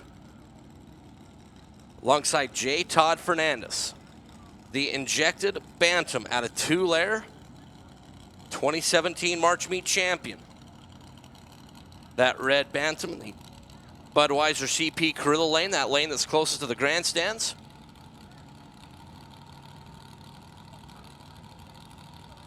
Troy Moyle all weekend has been living on that 860 number. First qualifying session, dude was 007 on the reaction time, dead on 2. To put himself on top of the qualifying ledger. Moyle is green. Your former champ, J. Todd Fernandez, is green. Bantam altered. Side-by-side 856 threes in both lanes. 856.3 for Troy Moyle. Comes back to the reaction time. Troy Moyle 42 green. J. Todd Fernandez 71 green. Your former champ bow out in round number 2 as your number 1 qualifier. Will advance, take on John Lyon in his front engine dragster. So when we get down to 8 cars, it'll be Moyle, Lyon, Doc Beebe and George Chatterton, Terry Lindblad, Jeff Kreider, Eddie Lucas, Danny C. We're down to 8 cars in Nostalgia Eliminator 2, vying for the coveted 61st Good Vibrations Motorsports March Meet Trophy presented by Lucas Oil. Everybody that's here on the grounds today, thanks for coming out. Hey, it's Championship Sunday at this venerable event. We're waiting for our B-Gas competitors to get paired up in the lanes, and they are doing so as we speak and getting loaded in their machines. Following B-Gas will be a Nostalgia Eliminator 1, followed by A-Gas, followed by 7-0 Pro. We'll have a little bit of track prep time, and we'll move right into opening ceremonies, and at 11:45 will be round number 2 of Nitro Funny Car, followed by round number 1 in Top Fuel, Fuel Alders, the Classic 590 Funny Cars, rear engine Top Fuel, and then rinse, wash, repeat. So we continue to trim the field by half every rotation through before we get into our championship rounds here later this afternoon. So make sure that you take the opportunity, pick up your souvenir t-shirts, go peruse all the vendors, hang out in the car show, stop by the Good Vibrations Motorsports booth, the Lucas Oil booth, the Auto Club booth, and all points in between. This incredible event that everybody travels from both near and far to be a part of. And if you've never been here to this incredible event, absolutely a bucket list item. Can't be here with us this year? Well, 52 weeks away from the 62nd Good Vibrations Motorsports March Meet. Get that baby on your calendar for next year. And come on out here to Auto Club Famoso Raceway and join the fun. We'll have just a little bit more little broom and drag down there. The first couple hundred feet that are on the racing surface. Jim Black is parking that rotator and drag tractor as we're getting ready here for B-Gas, Baker Gas.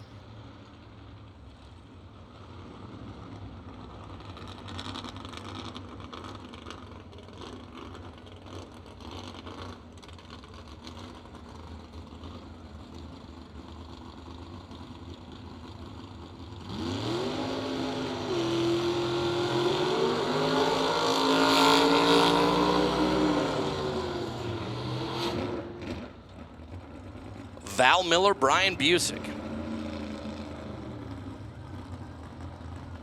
Val in the Barracuda, your 2018 California Hot Rod champion. Brian Busick in that bad rat 69 Chevrolet Chevelle out of Atascadero. Man, like zero suckage there in the Budweiser CP Carrillo lane. That's a bad hot rod. Miller out of Bakersfield. Let's see, this will be 7 round wins in a row there.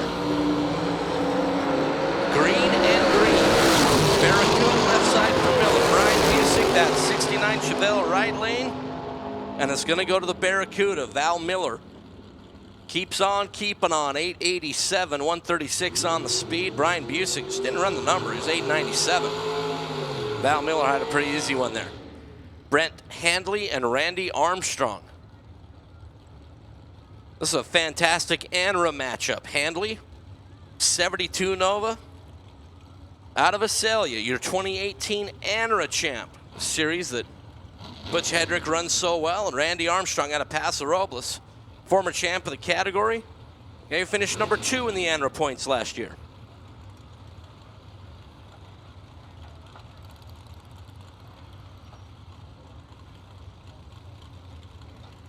So these two gentlemen have got it done, a timer 12. Here in our 860 door cars, B gas. Green and green, good and good, Handley and Armstrong. And it's going to be the 57 Chevrolet Randy Armstrong. 12 thou reacting to the green, 862 to advance. Brent Handley was better on the starting line. It was 10 thou breaking those stage beams, initiating an 866 at 157 miles an hour is Randy Armstrong. We'll move into round number 3 is Neil Westbrook and Joe Bernier. Westbrook, your defending March meet champ, will take on Randy Armstrong, whoever wins this pair, in round number 3. So we'll have 8 cars remaining.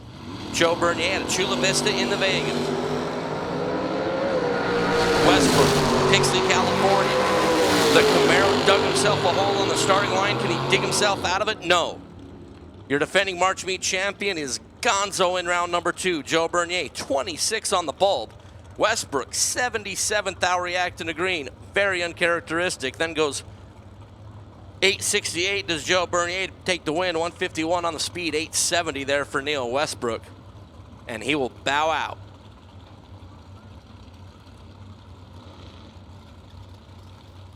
Tim Mulvihill and Doug Hampton.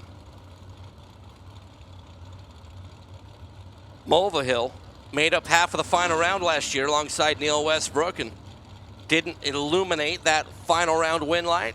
Your runner-up from last year, the 67 Nova out of Porterville. Alongside Doug Hampton, that's all Ford all the time. The big Ford Fairlane, big block Ford power plant, Salinas, California based.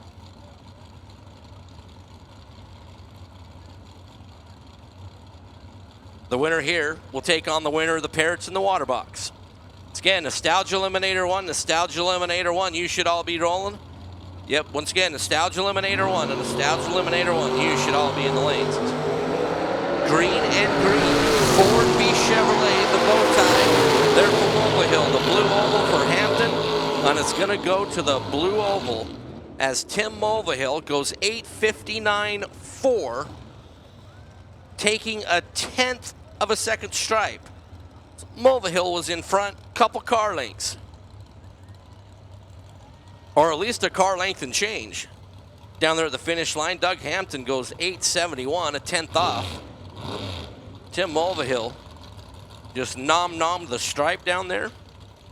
And Doug Hampton in that big Ford will come back around into the quarterfinals. Kenny Spears in the pick-em-up truck. Nathan Hopp, Mustang. 54 Chevrolet there for the Las Vegas runner. A wing coming out of the bed, Nathan Hopp. Good stance in that Mustang. Green light starts the pair. Pickup truck there, Spears trying to hold off the Mustang. The pickup truck will get it done, 8:62.4 on the 860. 33 thou react to the green. Nathan Hopp was brilliant on the starting line, 006. He went 8:68 to be 8 above and no good. It's Ken Spears. We'll move on to take on that big Ford of Doug Hampton.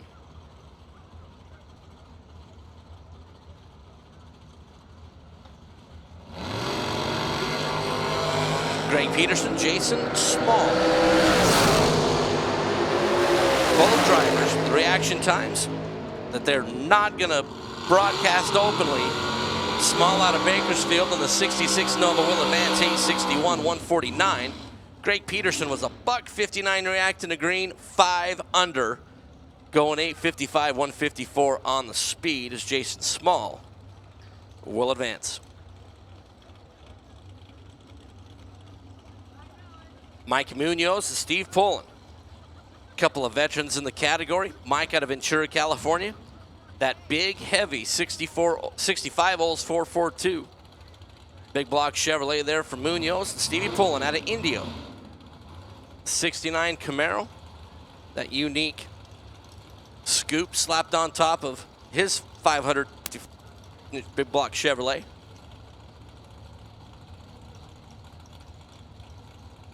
The winner here will take on Val Miller, the quarterfinals.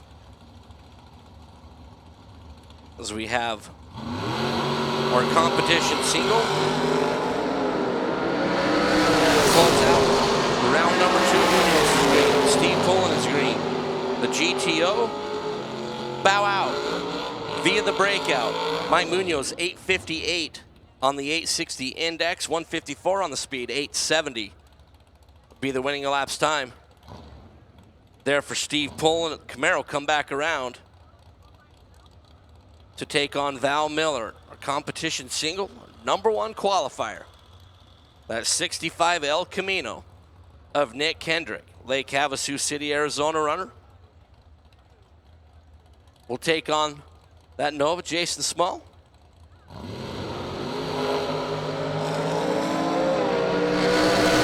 Kendrick, free look at 860, and he looks like 858.4.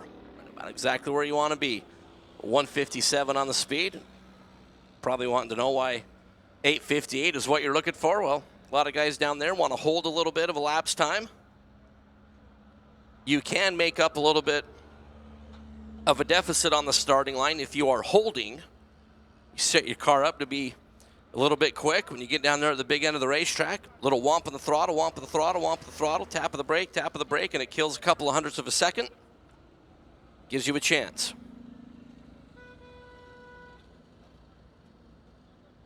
Some racers like to be holding 4, 5, 6 hundredths of a second. Some competitors dial it honest.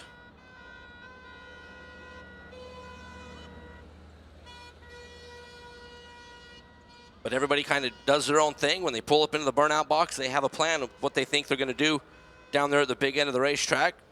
Some guys really don't have a plan. You can win races either way.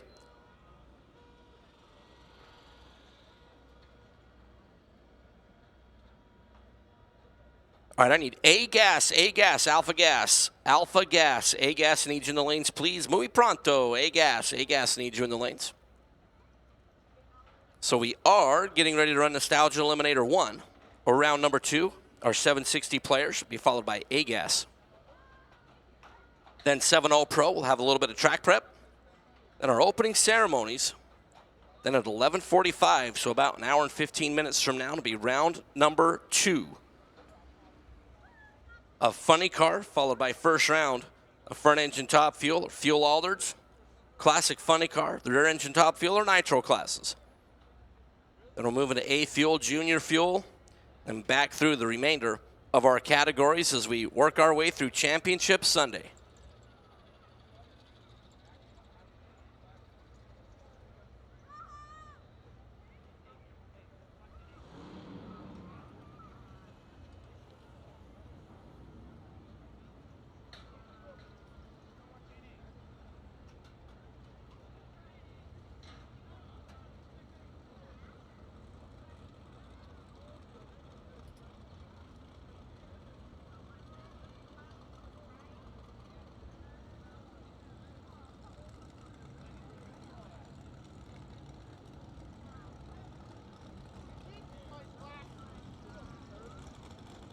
All right, moving into Nostalgia Eliminator 1. We're going to start off with your back-to-back Nostalgia Eliminator 1 champion. That's your young man, in that front engine dragster called Hodgepodge. It's Dustin Lee, Palmdale, California. Neelan Parks prepared chassis there for Mr. Lee. Very talented engine builder, Dad Jimmy. Little small block Chevrolet there for Dustin. Garrett Crisp in the altered out of Visalia, California, the Avia and Bliss Rodeck Power there for Garrett.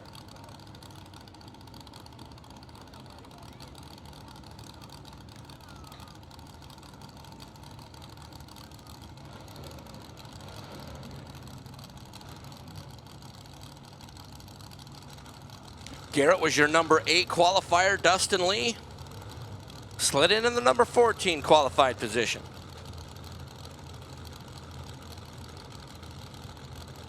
So Garrett trying to take out your back-to-back Heritage Series champ, 2017, 2018. Dustin Lee is in. Garrett is in.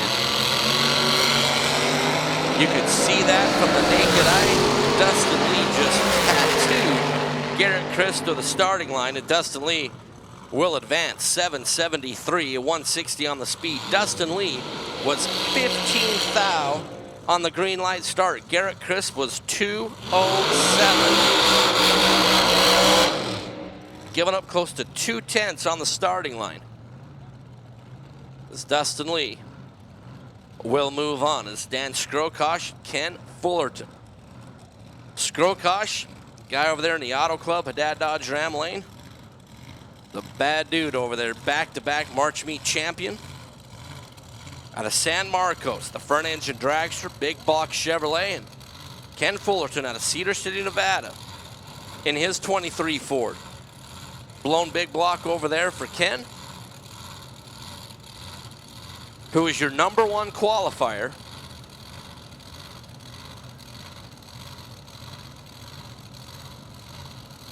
And for being your number 1 qualifier and picking up a round 1 win, you got to take on the guy who's won this event in the last 2 years. Green light starts for both pickers. Skrokosh could be in trouble. He gave up a bunch on the starting line, and Ken Fullerton moves on. 772 on the 760. Fullerton 24 on the starting line. Skrokosh was 86 on the tree. Spun the tires at the hit. Skrokosh was only 131 to 60 feet and could only run 815, and your back-to-back March Meet champion says adios. Ken Fullerton in that 23 Ford, your number 1 qualifier. We'll move on. Ed Silberman and Hans Jacob. Ed, your March Meet runner-up last year to Danny Skrokosh, Lake Isabella, California, the Sarmento chassis over in the Auto Club, Haddad Dodge Ram Lane, left side of the racetrack. And Hans Jacob out of Ontario, the engine builder. Big block Chevrolet for Hans, Kevin Wade in the group. Again, Alpha Gas, A-Gas, A-Gas. I need you rolling big time, please. A-Gas. I need you rolling into the staging lanes, if you would, please. And 7.0 Pro also get you heading this way. But A-Gas, A-Gas, you should be way rolling. 7.0 Pro, let's get you headed up this way as well.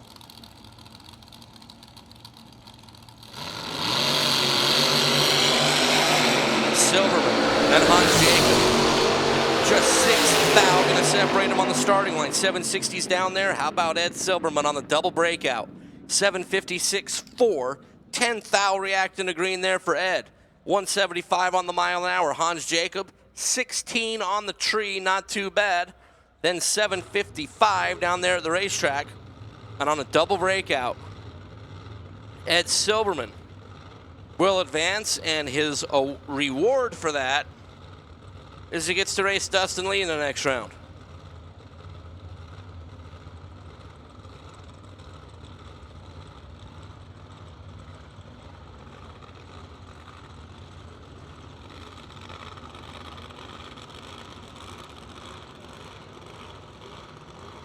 So Davey Lawson and George Johns will be our next pair.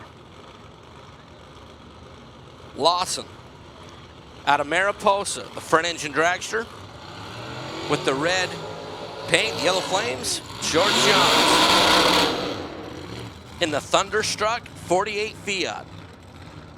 Blown big block there for George Chevrolet, Bakersfield, California. George Jr.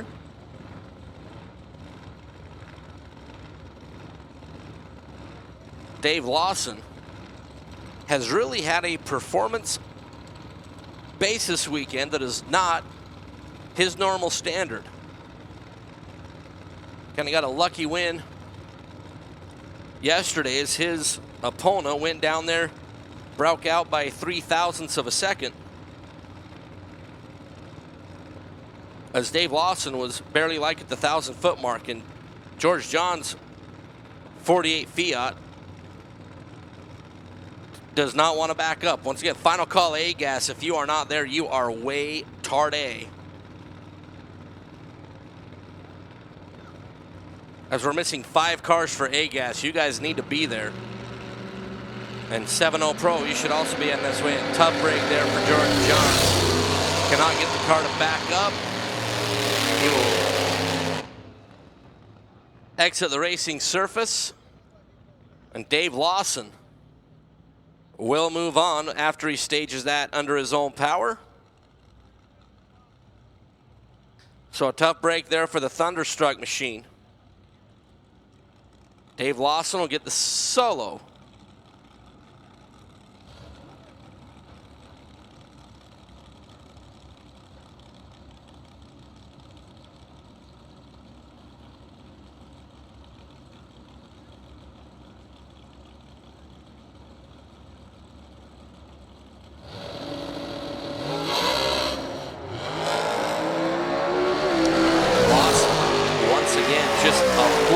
The tire at the hit.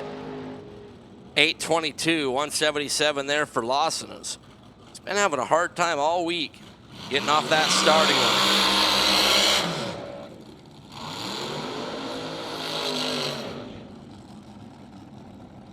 Jason Barta, Chad Camping. Barta, former series champ, former March meet champ, the Barta and Coburn Front engine drag strut at Bakersfield, California. Injected 572 Chevrolet. Guy who qualified number 4, 762 on the board. Chad Camping, Paso Robles, California, the Yohara dragster. Big block Chevrolet there for Chad.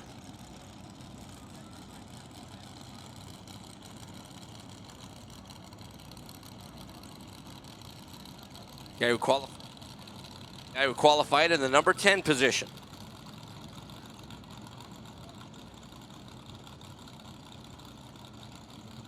Barta, part of that S&S fabrication team.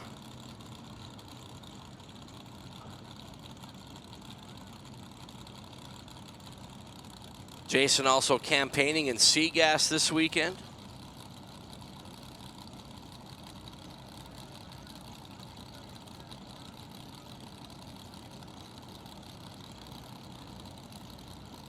Pre-stage bulb illuminated there for Mr. Barta. Mr. Camping will follow. In, green. 0.004 of a second separate him there on the starting line. Barta, 761.3 to advance, 172 on the speed. Chad Camping was 37th thou on the green line start. Barta was 33 with his reaction time. Then goes 761 to advance. So Jason Barta will move on. Will take on your number 1 qualifier, Ken Fullerton, in the next round.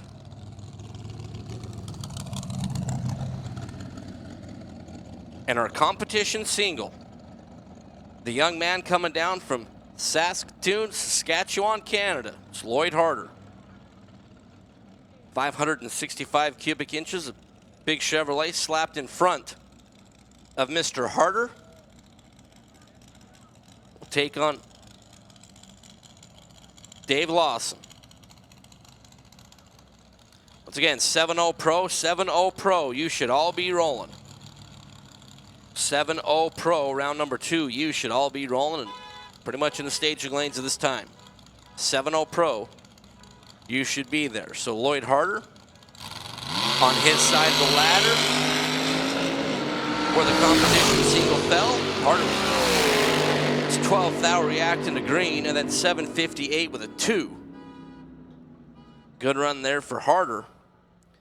Take on Dave Lawson the next round. So we'll be down to 6 cars in the quarterfinals. And Nostalgia Eliminator number 1. Ken Fullerton will take on Jason Bard at Dustin Lee. Your champ from last year will take on the guy who was runner-up the March meet last year, Ed Silberman. And the Saskatchewan runner, Lloyd Harder, that you just saw, will take on Dave Lawson when we get down to 6 cars in Nostalgia Eliminator 1.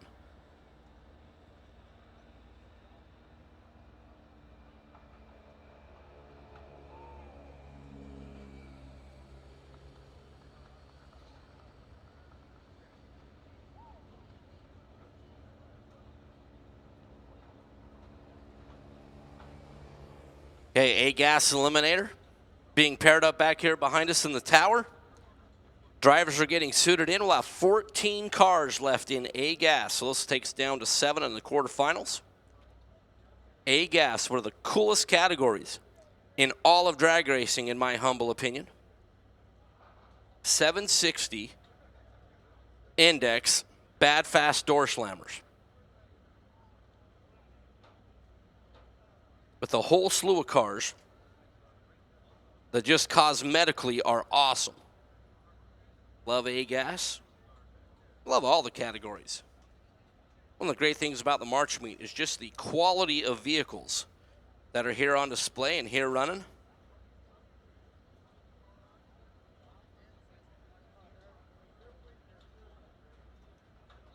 This is Dave Lane saying, hey, A-Gas, come to the water.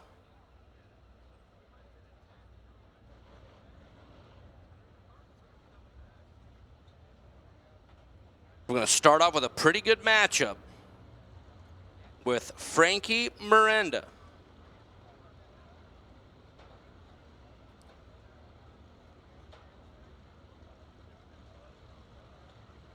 And Mike Mossy.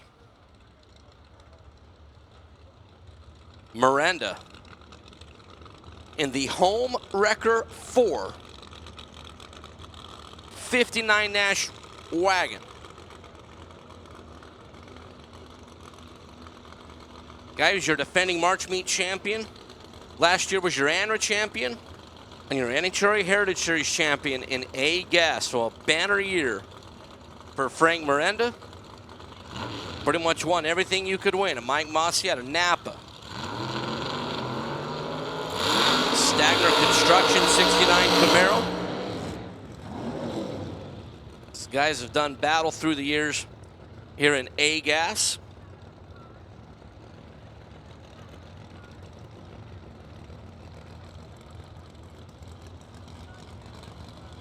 Once again, 7-0 Pro, 7-0 Pro. Need you all on the lanes, please, if you are not already there. 7-0 Pro, you should all be there.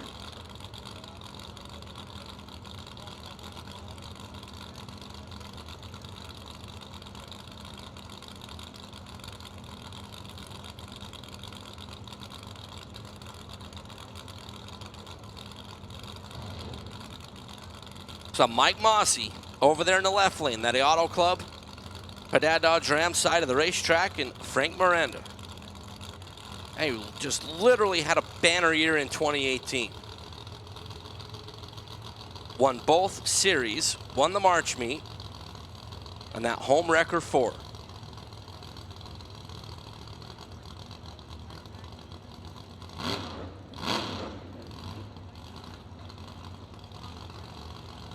Miranda, a little couple whaps of the throttle, clearing out that machine. Both in at the same time. Green light starts, little wheels up there for Miranda. How about identical reaction times? We're coming down to the finish line, 7:63.9.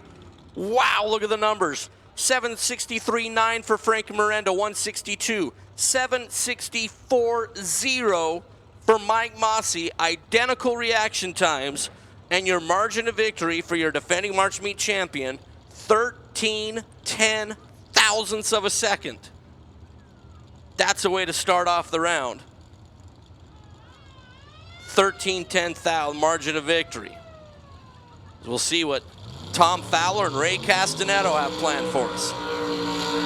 Fowler out of Paso Robles, the King's Oil Tool. Silver on black, 70 Camaro, and Roy Castanetto out of Concord and his 67 Nova. Man, Frankie Miranda, 13/10 thou, and that home wrecker for Nash. To get it done is Tom Fowler, that King's Oil Tools ride. King's Oil Tools, guys do a great job supporting nostalgia drag racing.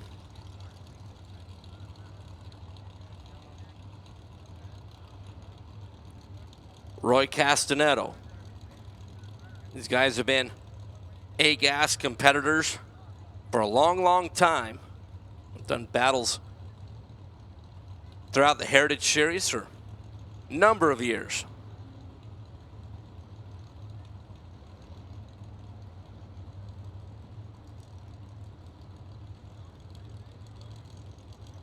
The winner here will take on the winner, Brian Rogers, Casey Truer.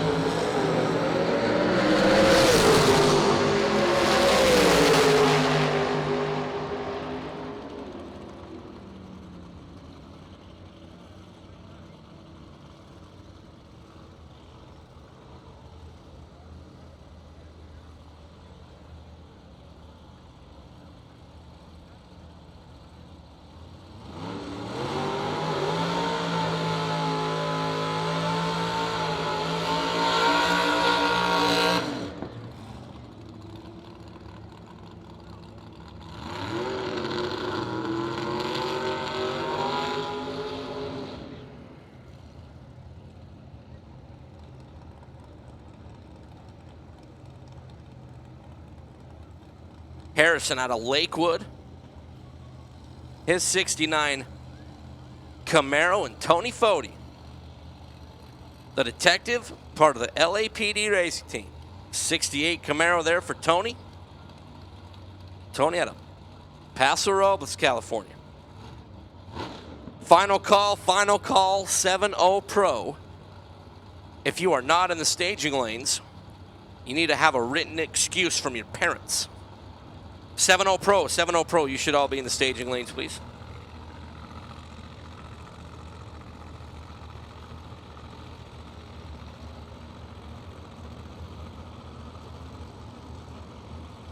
So the winner of this pair right here, Tony Foti, Rich Harrison, will take on the winner of the pair that's back here in the water box. Foti, right lane. Harrison, left lane. All Camaros all the time. Wow. That was seriously distracting. Rich Harrison was flickering that pre-stage light, and I know Tony Foti was seeing that. Harrison, 763 to get the win, 183 on the mile an hour. Neither driver had a good reaction time.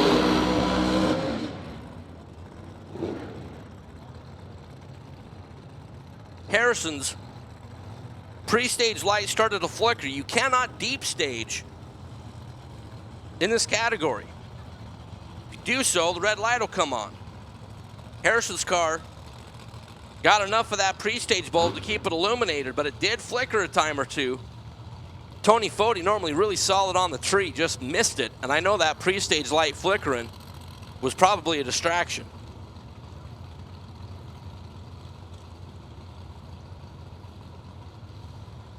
I know it was a little distraction for me up here in the booth. I thought the red light was going to come on, but Harrison's car rocked back enough to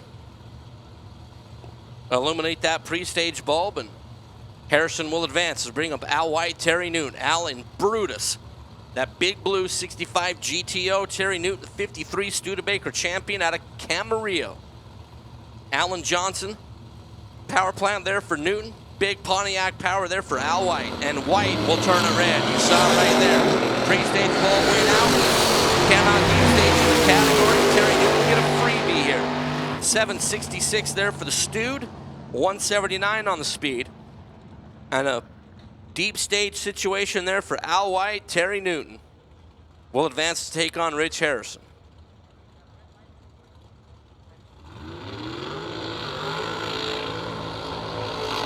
Casey Truer, Brian Rogers. Truer in his yellow 33 Willys. 632 cubic inches of Chevrolet power there for Casey. Wife Kim coming out to get her husband, and Brian Rogers out of Claremont. Good looking blue 67 Nova there for Brian. Brian, who terrorized Seagas for a number of years in his Cougar addictive behavior ride, moves up 2 seconds into the Nova and into A-Gas. Picked up a win in round number 1. The winner here will take on Tom Fowler in that King's Oil Tool 70 Camaro in round number 3.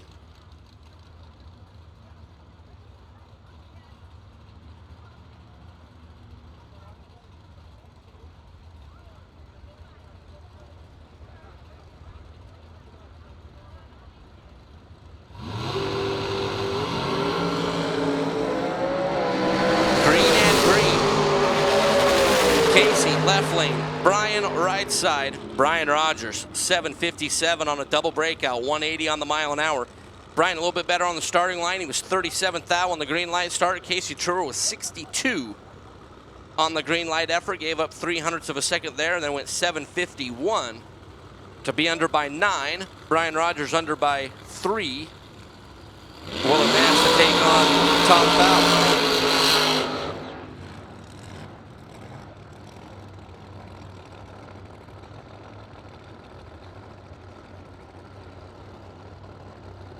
All right, if you like large injector hats sticking way up out of the hood, this is a pair for you. Brendan Fry, 57 Chevrolet. Taft, California. Big swoopy Chevrolet. Keith Black Power and Jim Teague for Jimmy T Paint. And that real pretty 67 Nova. Alan Johnson Power there for Mr. Teague. Teague got a Sanger. Teague has painted a whole slew of race cars, campaign of the Heritage Series. Real talented painter.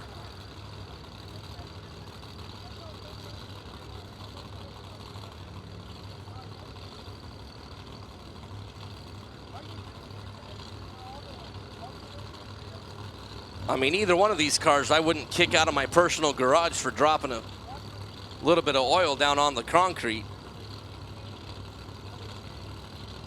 This A-Gas blast is just so cool.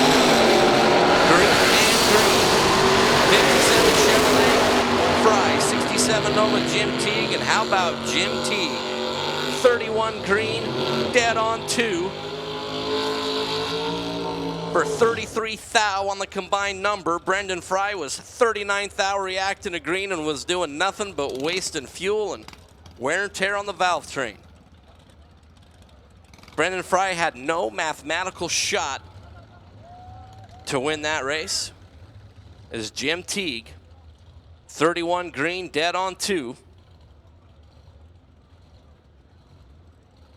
To move on, he'll take on the winner out of this pair, Kenny Phillips and Tom Torek.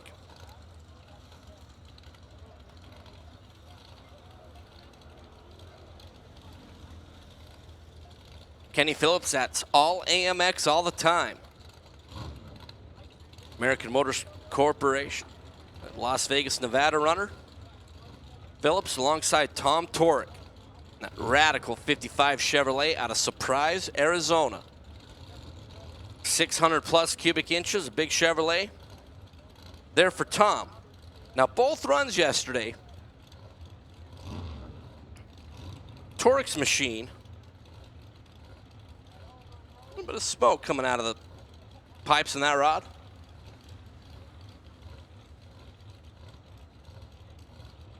Again, 7-0 Pro, 7-0 Pro, you were way late.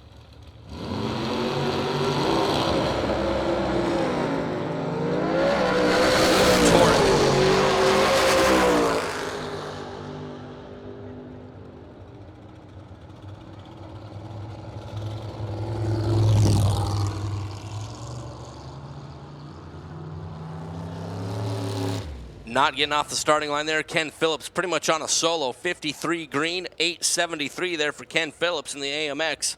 175 on the mile an hour. Torek. Just all weekend. That machine not doing what it normally likes to do. Ken Phillips will advance to take on Jim Teague. So we're down to 7. In A gas,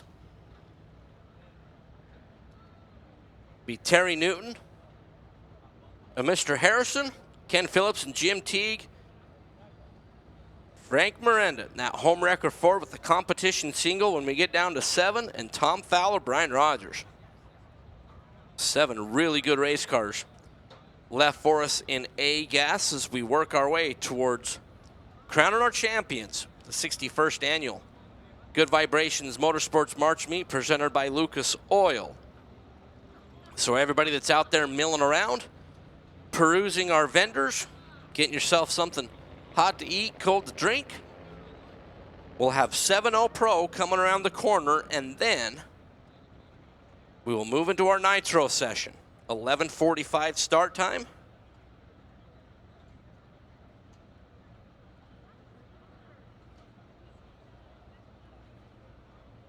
As we are up here in the tower, joined by the pillar of motorsports journalistic integrity, Mr. Bobby Bennett. All the great work. Tell you what, everybody, man, go to Comp Plus. Competition Plus, I should say. You guys do fantastic work.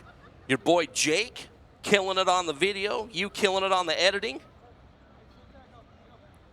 Frequent viewer of CompetitionPlus.com.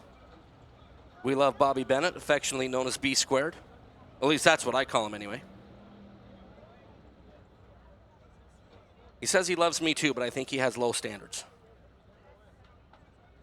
At least, hey, if you have standards, you might as well have low standards. Then you can always be pleasantly surprised. So moving to 7-0 Pro, which is also a super cool category. 7-0 Index. You'll see front engine cars. You'll see altereds. You'll see all sorts of different power adders, engine configurations. 11 machines left in 7-0 Pro. And just a little bit of drag going on down there before we send 7-0 Pro out.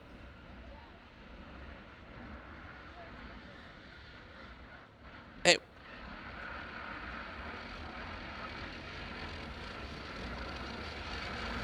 So another great feature of Competition Plus, everybody that has the old smartphones, now it doesn't work on the old flip phones, right? You have smartphone, no flip phones? Yeah. The great Competition Plus app. A lot of great stuff on there, a lot of great features. Competition Plus, wherever you want to get your apps, Competition Plus, right? It's free download, Google Play, all that stuff. Yep, the Apple Store. Get on that Competition Plus app. Add that to your repertoire. Repertoire, that might be French. Or it's reportery. Isn't that about how it's spelled? Yep, that Competition Plus app.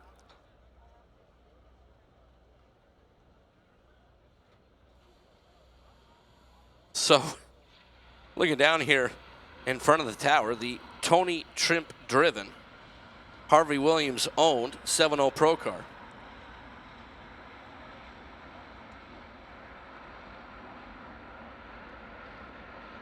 Is down here in front of the tower.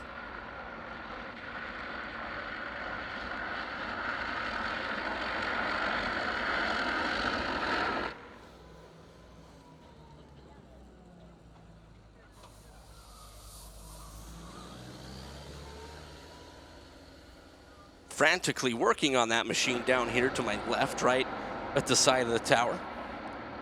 Tony Trimp is supposed to take on Eiley Stafford Day.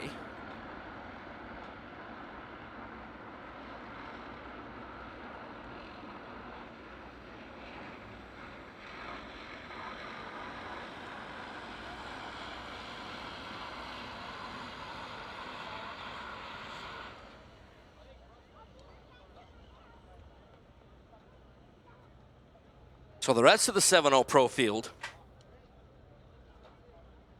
has been assimilated back there.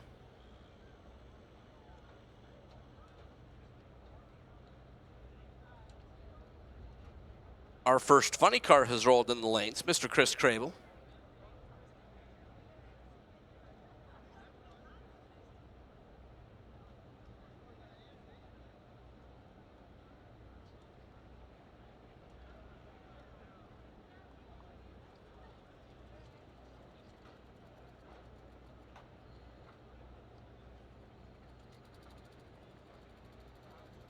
So our first pair of 7-0 Pros are rolling around the water box, but I'm still watching the action down here with Tony Tripp's team.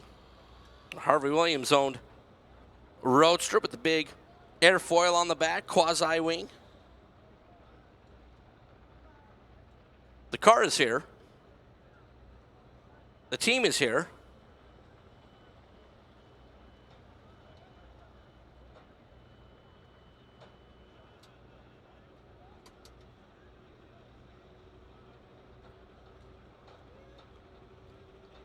As we get ready for Vince Generalo Jr. and George Vanderpool, who will start us off in 7-0 Pro. Once again, this is a heads-up category. 7-0 on the index. First the finish line without going quicker than 7-0. You'll see the Bantam over there for Vince Generalo. And the blown front engine dragster there, George Vanderpool.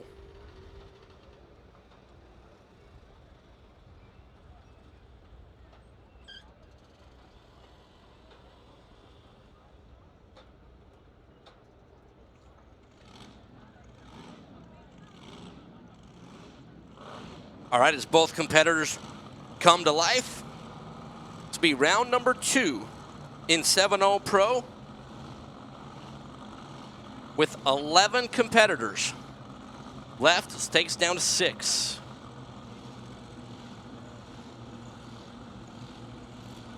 As here comes Vince Generalo Jr. in the Bantam. And this is George Vanderpool. Vince out of Las Vegas, Nevada in the Bantam. And pink and white.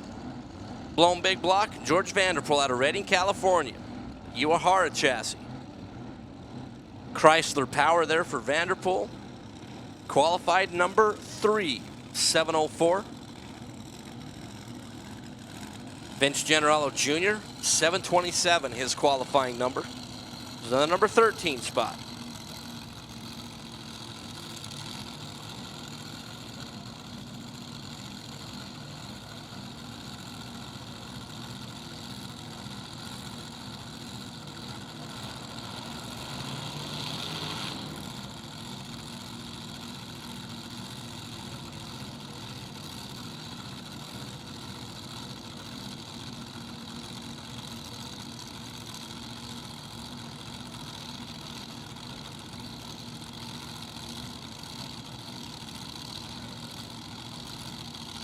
As I watch Tony Tripp climbing in his hot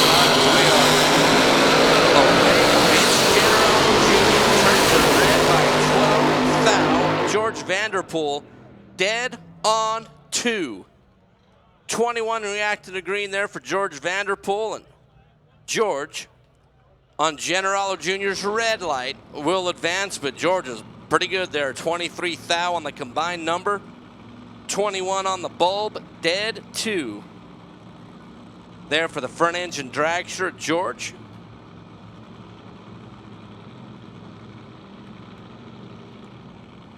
To move down to 6 cars, the quarterfinals, Chris Bates and Richard Phillips.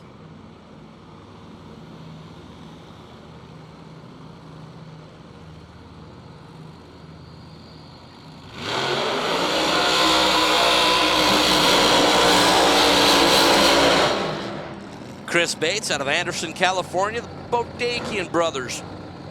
23 Ford, Alan Johnson power. You saw Chris yesterday. And the Bates brothers, a fuel dragster. Run 6, down the 6s over 200 miles an hour. They're in that US Mule ride. Here Chris is in the Bodakian brothers. 23 Ford, taking on Richard Phillips out of Visalia in his Bantam. Phillips, a former champion of the Heritage Series in 7-0 Pro.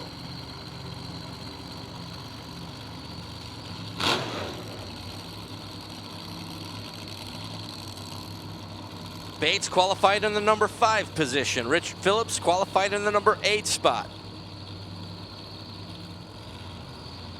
The winner here will take on Steve Flat Top Fowler in the quarterfinals.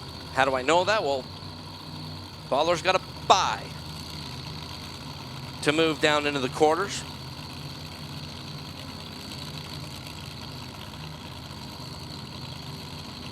Donovan Power over there for Richard Phillips. Alan Johnson for Bates. Bates keeps it. Out in front, here comes Richard Phillips. Chris Bates, 7'11", 189 will get it done. 44th thou reacting to green. Richard Phillips goes 63 on the bulb in 7'12", and Chris Bates. That Bodakian ride. Get us down to 6 cars here at the 61st Good Vibrations Motorsports March Meet.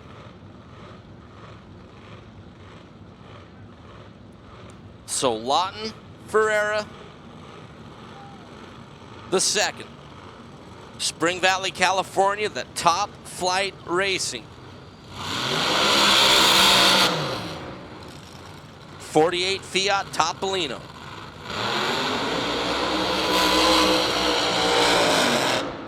Blown big block there for Lawton and Richard High. High, your 2014 March Meet champion, 2012 NHRA Heritage Series champions. Real good matchup right here. Couple of gentlemen that could easily hoist the trophy and would surprise absolutely nobody if they were to do so. But how the ladder shakes out, this guy's got to do it here in round number 2.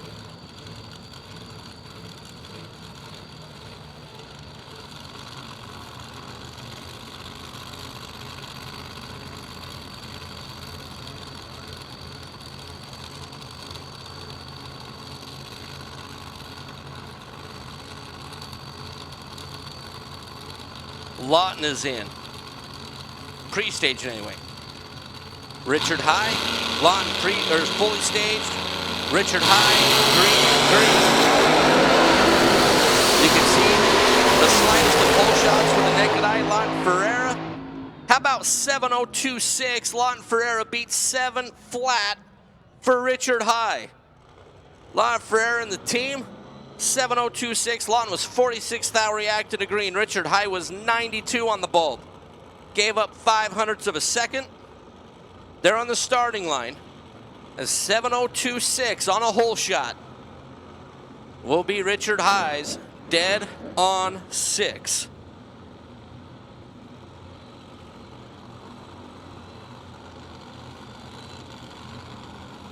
Just good stuff right there. As Mitch Bowen, Kevin Raposo, Bowen out of Flagstaff and that Bantam. The Auto Club, Haddad Dodge Ram, side of the racetrack, Bowen's machine, fully capable of going well under the 7-second index. The qualifying session, he got to about 1,100 feet, dropped the laundry to go dead on 8. So you know this machine, if it goes the full 1320, I mean, that's a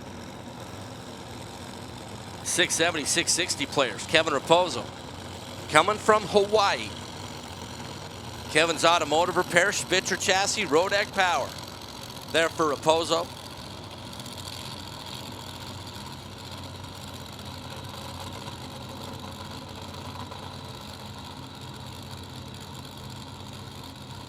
I mean, 99% of the time, if you have your choice between being in Hawaii and being in Bakersfield, I mean, no offense to Bakersfield, but I mean, really, Hawaii, Bakersfield. However, this weekend, Bakersfield, Auto Club Famoso Raceway, trumps Hawaii.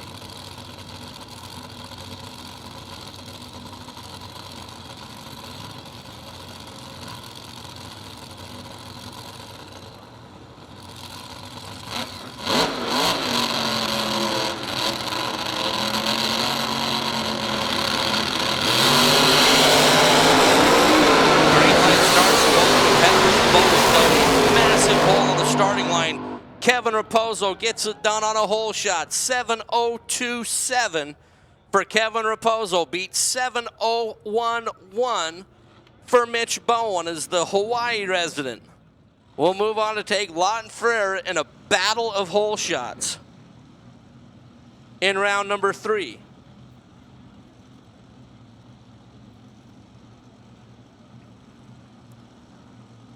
Final pair and a single. Tony Trimp, Eiley Stafford Day.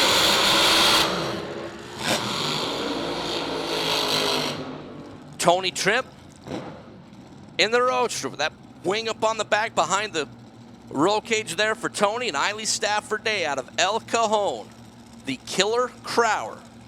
Crower cams, Steve Zimmerman and the group. Eiley was your number 9 qualifier. Tony Trimp qualified in the number 4 spot. You qualify based on how close you run to that index.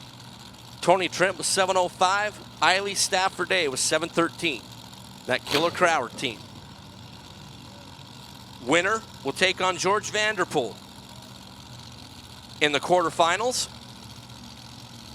Tony made it to the final last year in a March meet. Did not illuminate that final win light. Looking to light one more this year than he did in 2018. Alongside Eiley Stafford Day, we're in, we're green. Trimp out in front, here comes the Killer Crower. Trimp, 7:05, 179 will get it done. Tony was 52 thou reacting to green. Eiley was 42 thou on the green light start. Then Eiley goes 7:08. Look at the mile-an-hour difference down there. 20 miles an hour the difference. 179 for Tony Trimp. He was obviously off the gas. Eiley Stafford, 199 on the speed. And Eiley will bow out in round number 2.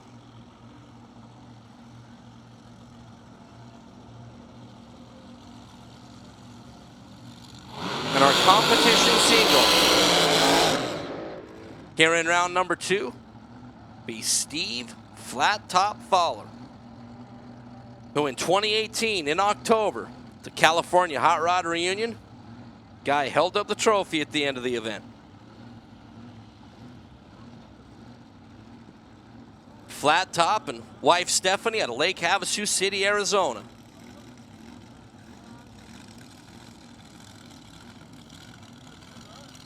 Steve, from time to time, will dabble over in Top Dragster on the NHRA Lucas Oil divisional side of things. The Bad Moon Rising Bantam.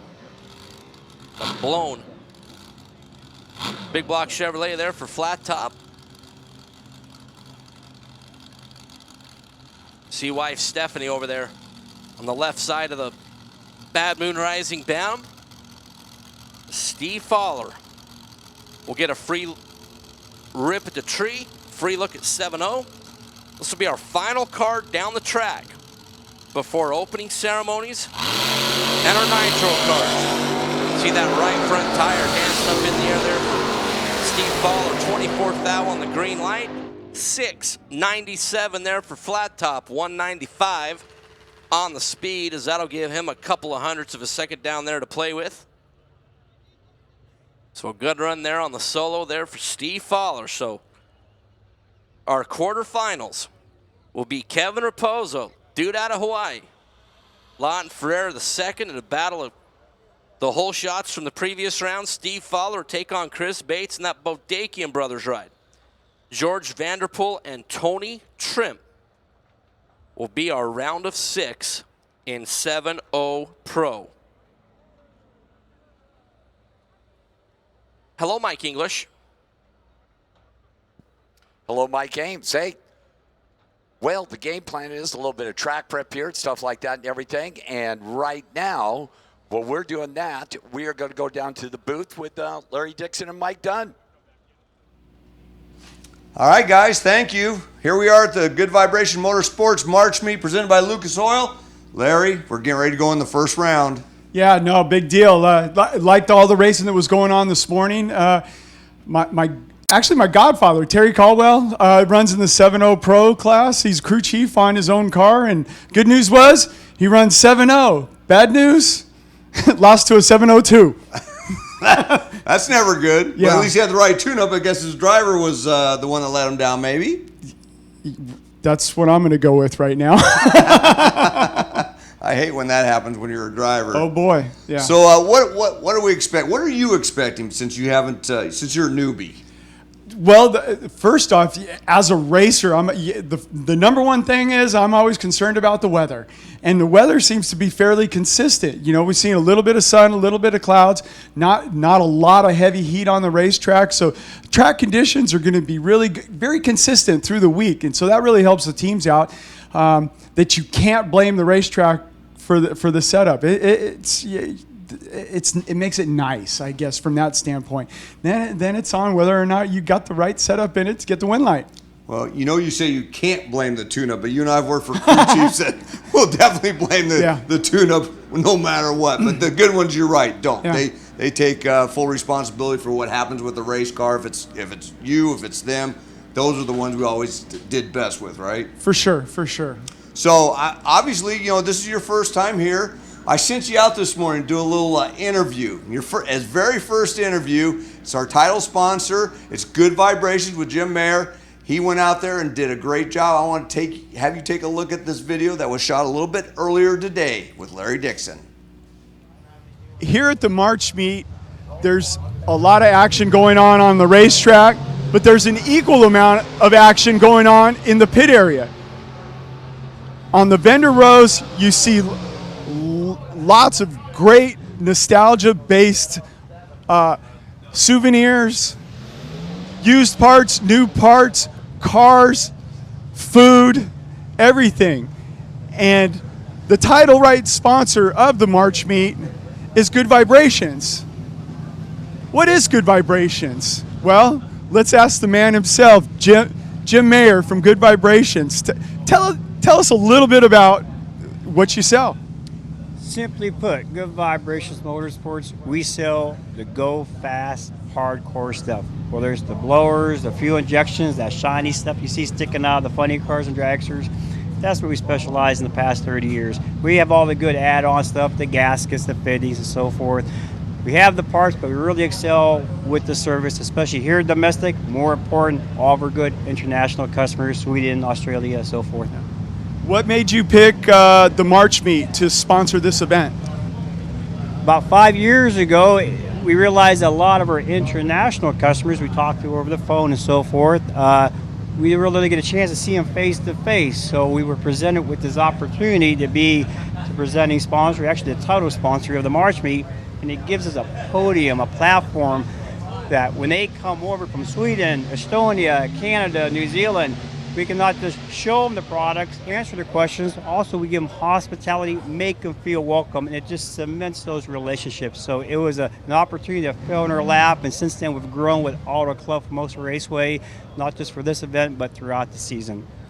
It's really cool that you do this for the March meet. Obviously, we see you got a lot of hardcore parts for the nostalgia crowd, and we're glad you're involved. And you get a chance next time when you're not watching and you come out to the event itself, he'll be ready to hook you up. Let's send it back up to the tower. Well, Larry, I got to tell you, I got one thing to say. I'm glad I still got my CDL because I may not have a job next year. Please, please. For the first time, I'll tell you what. And Jim Mayer and the team, they do a great job. I had the opportunity to work with them on the IHRA side on some of our events, a lot of our events. They've always been a great sponsor and a great supporter of drag racing. Yeah, for me, I knew what Good Vibrations was. It's not just a Beach Boys song, but there's a lot of people out there that you're either watching or here at the event may not necessarily know what their products is. And it's kind of, I want to say thank you for doing this. This is a great event, and them having, having their hand into making this event happen. So that's, thank you to them. And if you get a chance to go by there, tell them thanks for helping out, having the March meet here. And you always got to love the people that sell the go fast parts, because as kids, we always wanted the go fast parts. Yeah, and they got plenty of them over there. Yes, they do. From mild to wild. Yep. So, I mean, we're going to, still doing some track cleanup before we go into our opening ceremonies. They're out there working hard, and they've, like you said, we've said it all week, and they've done a fantastic job. Not just on getting the track prepped for racing, but also for the cleanup. Yeah, no, it's they've had a lot of years of practice. Yeah. And the thing I gotta say, and I know I may be jinxing this. I mean, it's nitro. You're gonna have oil downs, but I can remember in the past, and you come to these events, there was a lot of downtime with the oil, and you gotta give credit to the NHRA, the racers working together to try to work on that package to make it a cleaner race, because they knew that we always know that's a problem. And from what I've seen the last 2 years, they've done that. You're never going to eliminate oil downs. Got that? We understand it. But this has been a very clean race, and it was a clean race last year. You see a noticeable difference, and it's a tribute to everybody. Yeah, for sure. I not having been this vested into one of the events, I really like and the racer might not like, if on the nitro cars, if you oil down the track, your run is thrown out. And so that really puts a lot of heat on the teams to make sure you're containing all of that. And it forces them to, maybe put a bigger blanket or a bigger puke tank or whatever the case is to make sure that they don't lose their run. Nobody goes out there and tries to oil down on purpose. Yeah. But you can really work hard to make sure that you keep it off the racetrack. And I like that part of it, and it seems to be working. And sometimes a little bit of the luck of the draw. We saw an Instagram post on Jim Maroney's Instagram, I guess. I'm not a social media guy, but I saw the picture, and basically there was oil out of that race car, but it came out of the supercharger. The supercharger came off the car, and that was the gear oil, and it went right on the windshield. And you saw the body, it went over the wall, so it never got on the racetrack. And Jim in his interview told us, hey, the motor's fine. It didn't throw out any rods. It didn't hurt anything. Something happened that just knocked the supercharger off. And as a result, just that gear oil going on the windshield, a little bit lucky, but that's all part of the game, isn't it? Yeah, for sure. I mean, there was a lot of oil on his windshield in the shot, but knowing how much oil is actually in a supercharger, it's about a quart, and it looked like that whole quart was on the windshield of the car. So that's why there wasn't any oil on the racetrack. Yeah, and that was a spectacular explosion. And it's tough for Jim. He wasn't able to come back from that. He qualified for the show, but then had to sit out and brought Bill Windham in on the brake roll. So I tell you, we've seen a lot of great stuff, and we've seen a lot of good runs. And the one thing I noticed that you were paying attention. You actually pointed this out. You were talking about how quick Chris Crable's reaction times were because he switched to a pedal clutch. And lo and behold, we got Jason Galvin, who has Chris for an interview right now. Yeah, Mike Larry down here in the staging lanes with Chris Crable. You ran a 579 yesterday. You raced Matt Melendez in round 2 here today. First pair out in funny car. You don't have lane choice. How much does that play into things here? I don't think it really does. The track is phenomenal. They always do a great job, and both lanes are the same, so we really don't care. We were just talking, you heard Mike and Larry talking about the pedal clutch. He went 0.55 on the tree yesterday. Only one other guy got under the 1/10 mark on a reaction time there. What's so much easier about leaving, at least, on one of these pedals? Well, the clutch, it's you have an advantage there versus the glide, so you're able to cut better lights. So I like it. All right, Chris Crable, Matt Melendez, first pair out here, round 2 of funny car. Mike, Larry. Well, I mean, and you called that right. I mean, he was hitting those lights all through qualifying and then nailed it again on the first run. Obviously, he's practicing, which we always like to see because you and I always practice in qualifying. And, you're going in with the paddle clutch. And that's got to be tricky because the first priority when you're first learning is to get the RPM right. Mm-hmm. And then the second priority is to leave on time. So the fact that Chris is just obviously a natural driver, just goes in there and gets it and hits it just right is a testament to his ability. Yeah, and for the hardcore fan or the not hardcore fan, so you understand when you're talking about a pedal clutch, a normal centrifugal clutch, you leave it at dead idle. And so then you hit the throttle, the engine RPM comes up, there's enough RPM to apply the clutch, and then the car moves. With a pedal clutch, you're bringing the engine up, and you basically almost have that clutch loaded, so then it's like you swap feet. The engine's already halfway up to the high RPM for going, so it's like instant engagement. and you get to see the better reaction times out of it. And Chris is really taking advantage of it. Yeah, you still have to have the consistency in the driver department, and definitely Chris has it. And this goes back to years ago. I mean, my dad was one of the guys that ran a pedal clutch and funny car when they first started, because he just put his drivetrain out of his top fuel dragster into a funny car that Woody Gilmore built. It was a lightweight, it was high gear with a pedal clutch, and it ran well with the guys that were running a heavier car with a 3-speed torque flight with the big motors and stuff. And same thing, you know, they weren't leaving at a high RPM, and my dad could go out there. And what he liked about it too was, back in the day, the track was tricky. And I know you guys did on the alcohol car too. If the track's, starting line's a little suspect, well, just leave it a lower RPM, and it'll go right off of the racetrack, right down the racetrack. But on the good tracks, like when my dad ran the national events, I mean, he was always known as a good lever, and a lot of it was because he had a pedal clutch, and everybody else had a glide in the funny car. And I can remember when he won the Super Nationals in 1972, he had the pedal clutch in it. And in this, I think it was a second round, he raced your old boss, the Snake. He ran. I kind of know where you're going with this story is, and when I was there, we didn't talk about it too much. Yeah, my dad ran but now Snake ran 645.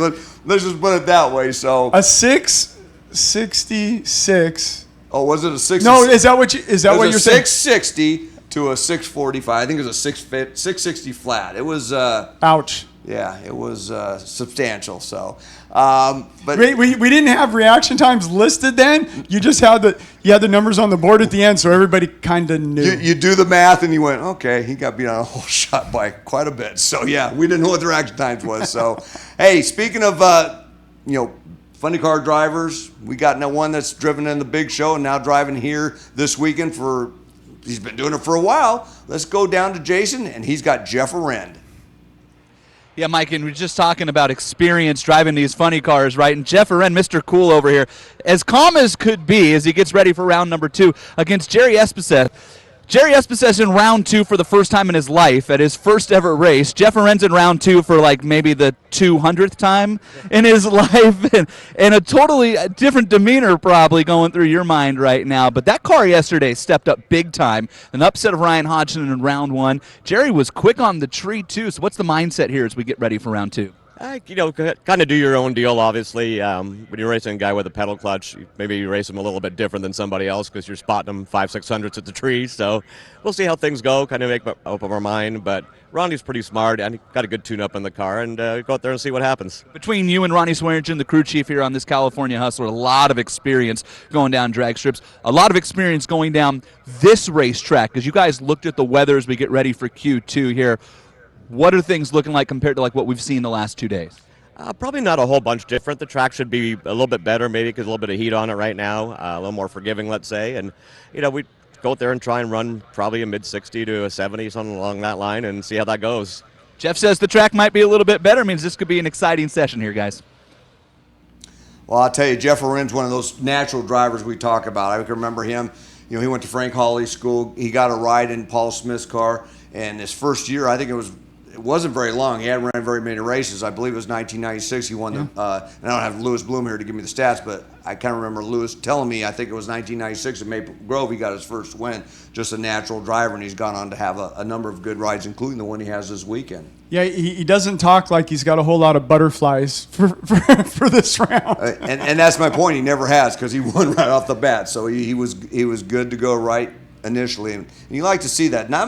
You don't see that very often. Everybody thinks it's, these things are easy, and a lot of people say, I always thought we should have a rule that you have to work your way up. Run Super Comp for X amount of races, or that's a similar car, move up to the alcohol categories for X amount of races, and then go into fuel. But everybody will say, well, Del Worsham, he went from his BMX bicycle and he jumped in a fuel funny car and did great. Well, okay, that's Del Worsham. Yeah. For every Del Worsham there's going to be 99 guys out there that are not going to be able to do that. So Del's just, he's an anomaly. You were too, because you stepped right in it too and did well right off the bat. But with that being said, when I went from alcohol, I did a half a season and then went into top fuel, and that was a big move. I mean, the amount of power even back then was incredible, and I'm just glad that I had a lot of that. At least driving a car down the racetrack and knowing the wheelbase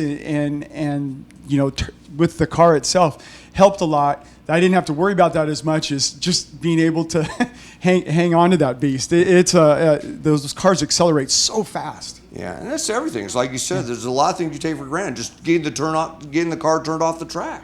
If you just your first run, I mean, it's like, okay, how do you do this? I mean, there's a technique to it. Slowing the car down, making sure you get it right, being able to look and see where you're at to get the thing off the track those are things you don't think about. My dad, in fact, told me, he knew it. He says, take your El Camino out to Irwindale. We're going to get your license at Irwindale. Take that thing out there on a Wednesday night and go make some laps. Figure out where the turnouts are and the return road and everything else. Staging lanes. Just know everything you need to know, and it definitely helped. And then with that, you being very consistent, doing a burnout, staying on the throttle the same amount of time for the same spot, backing off the throttle, roll to the same spot, back up at the same speed. Try to do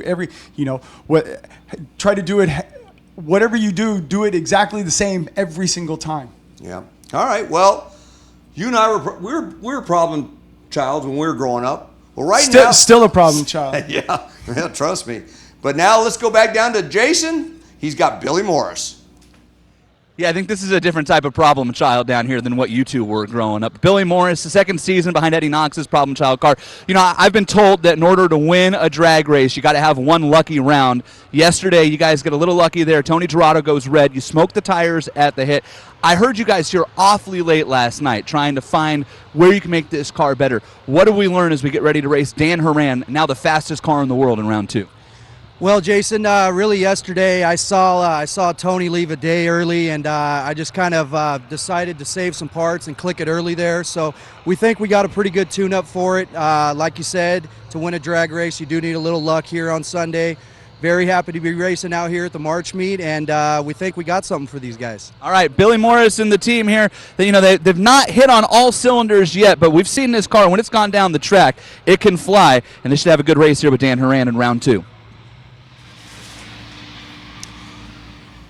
Well, Jason led to the fact that you always have one lucky round. I'll tell you, and there's a lot to be said that. I mean, I didn't win as many national events as you by any stretch of the imagination, 22, but there was a lot of them. I mean, I had one lucky round. I mean, definitely more than half of them.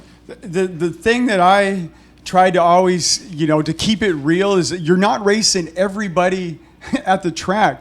You're only racing the one, and you only have to run better than them, not necessarily your best run of the weekend. It just has to be better than whoever your opponent is. So you just try to keep everything, real from that standpoint. But it took. Well, I don't know about you. It probably came naturally to you. It took me a while to figure that out. It's like we talked about the other day.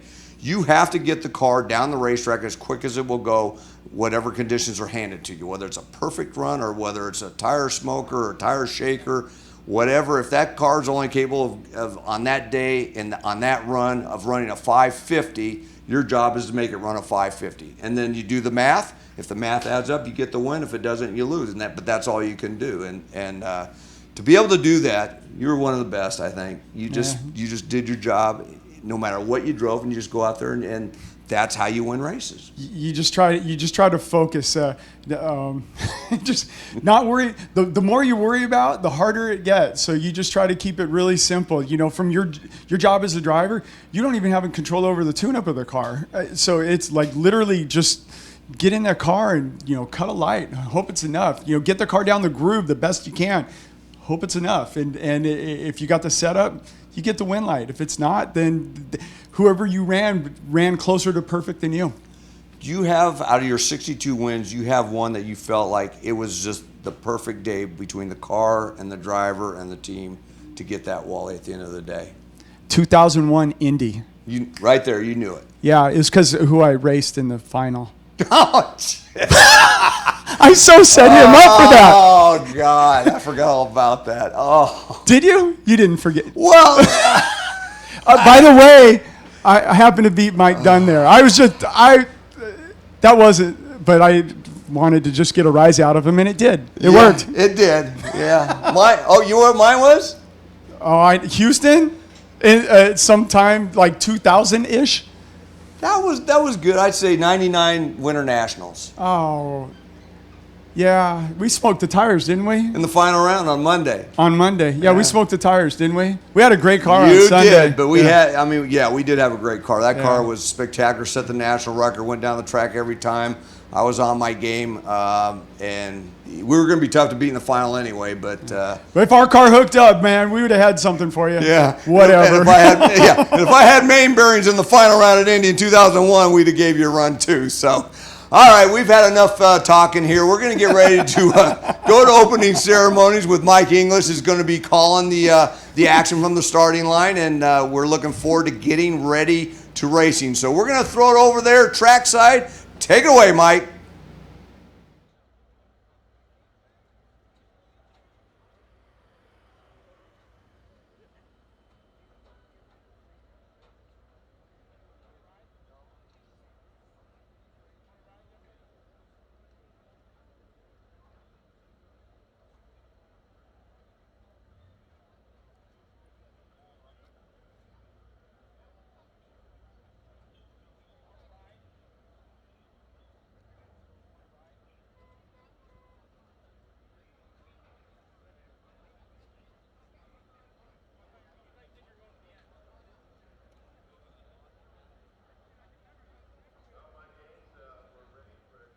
Final Elimination Sunday, and beautiful weather, and the skies are clear, and sun's poking out. It's going to be a beautiful day. Oh, yeah, absolutely, as we're trying to get Mike situated down there to start opening ceremonies.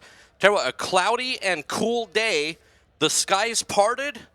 Mother Nature, beautiful sunshine shining down on this famous Auto Club Famoso Raceway surface. And final eliminations for the 61st Good Vibrations Motorsports March Meet. Man, we're going to crown some winners today there, DC.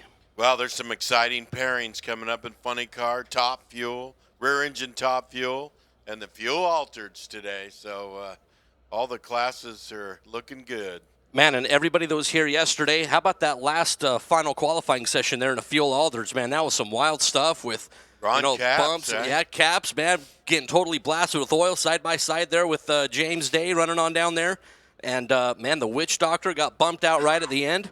Tell you what, that 6-0 index, man, Blake Bowser and Jeff Utterback in the group, that leveled the playing field because they really don't care what you got.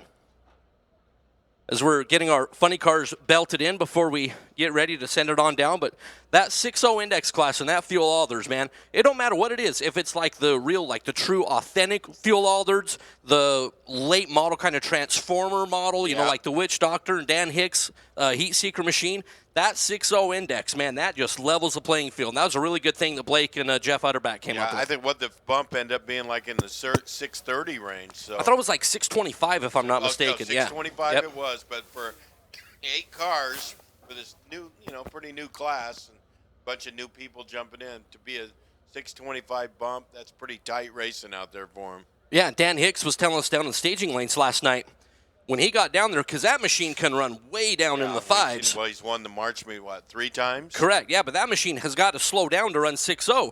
He said he got down there, felt really, really good. He got down at about 1,000 feet, let off the gas, and then it was like, ooh, that might have been a little bit early, and he stabbed it again to run 6.10. If he wouldn't have done that, he would be on the outside looking in. Yeah, well, it's pretty tough. Well, to see the Witch Doctor not in the show, pretty surprising.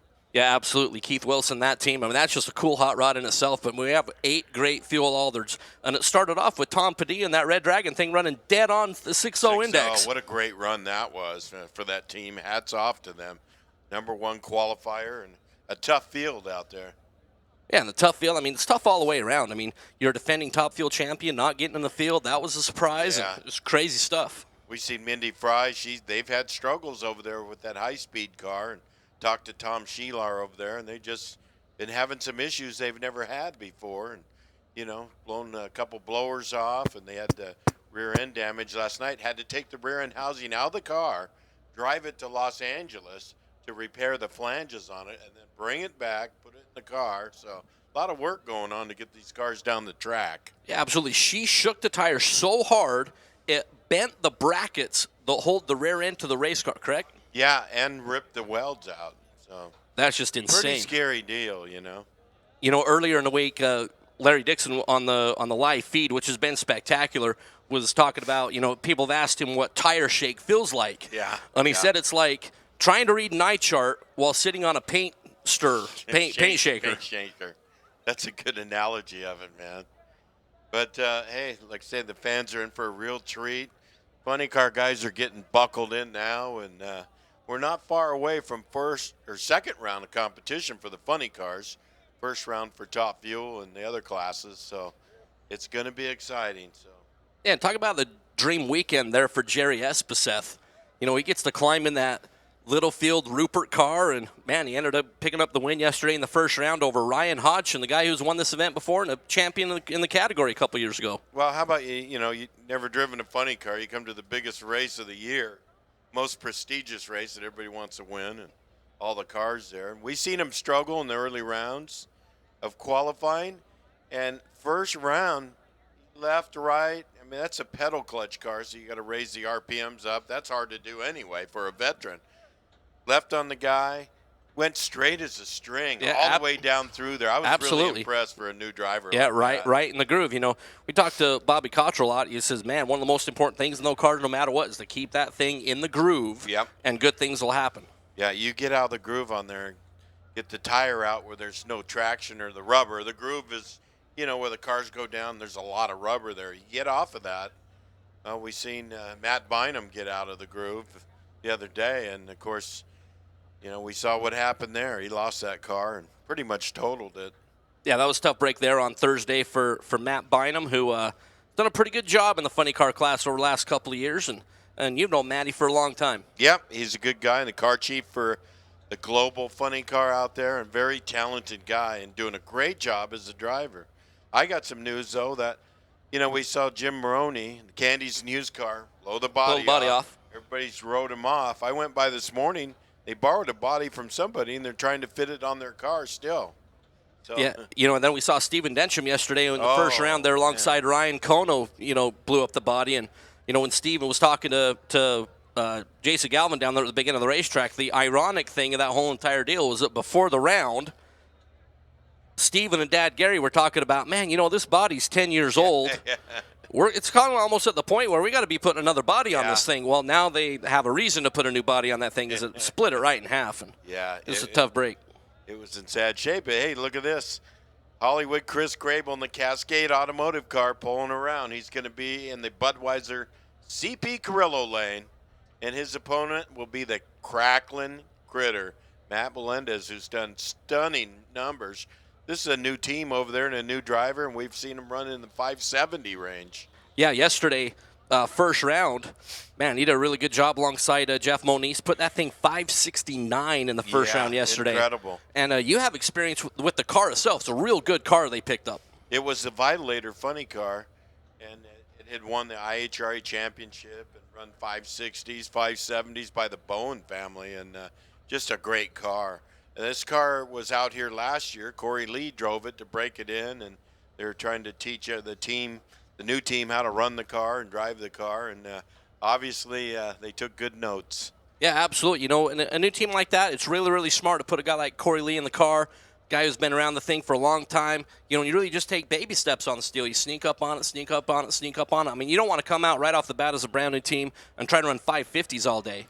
These guys are really doing it the right way. What's been fun is we've seen a lot of cars that, in the middle of the field cars, and they're right at the top. Chris Crable, that Cascade car, they've struggled. That's a new team also. They come out and they've run several 570 runs and no damage to the engines and just nice, clean runs, Yeah, absolutely. Hey, Donnie Couch, I do believe it is that time where we're going to turn it over down on the starting line for our opening ceremonies with Mr. Michael English. Michael.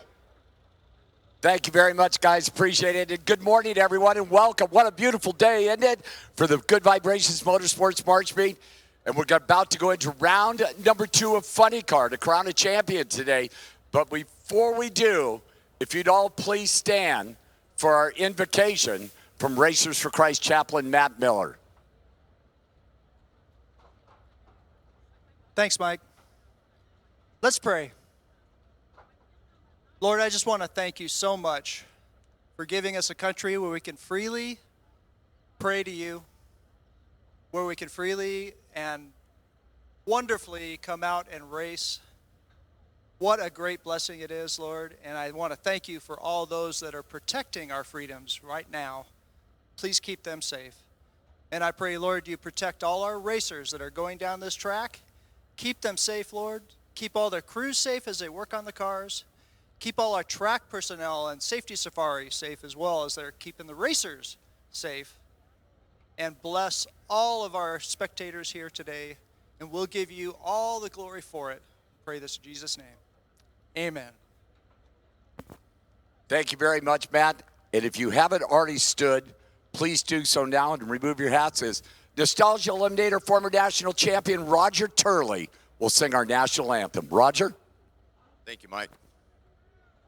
Oh, say, can you see by the dawn's early light what so proudly we hailed at the twilight's last gleaming, whose broad stripes and bright stars through the perilous fight o'er the ramparts we watched were so gallantly streaming, and the rocket's red glare, the bombs bursting in air, gave proof through the night that our flag was still there.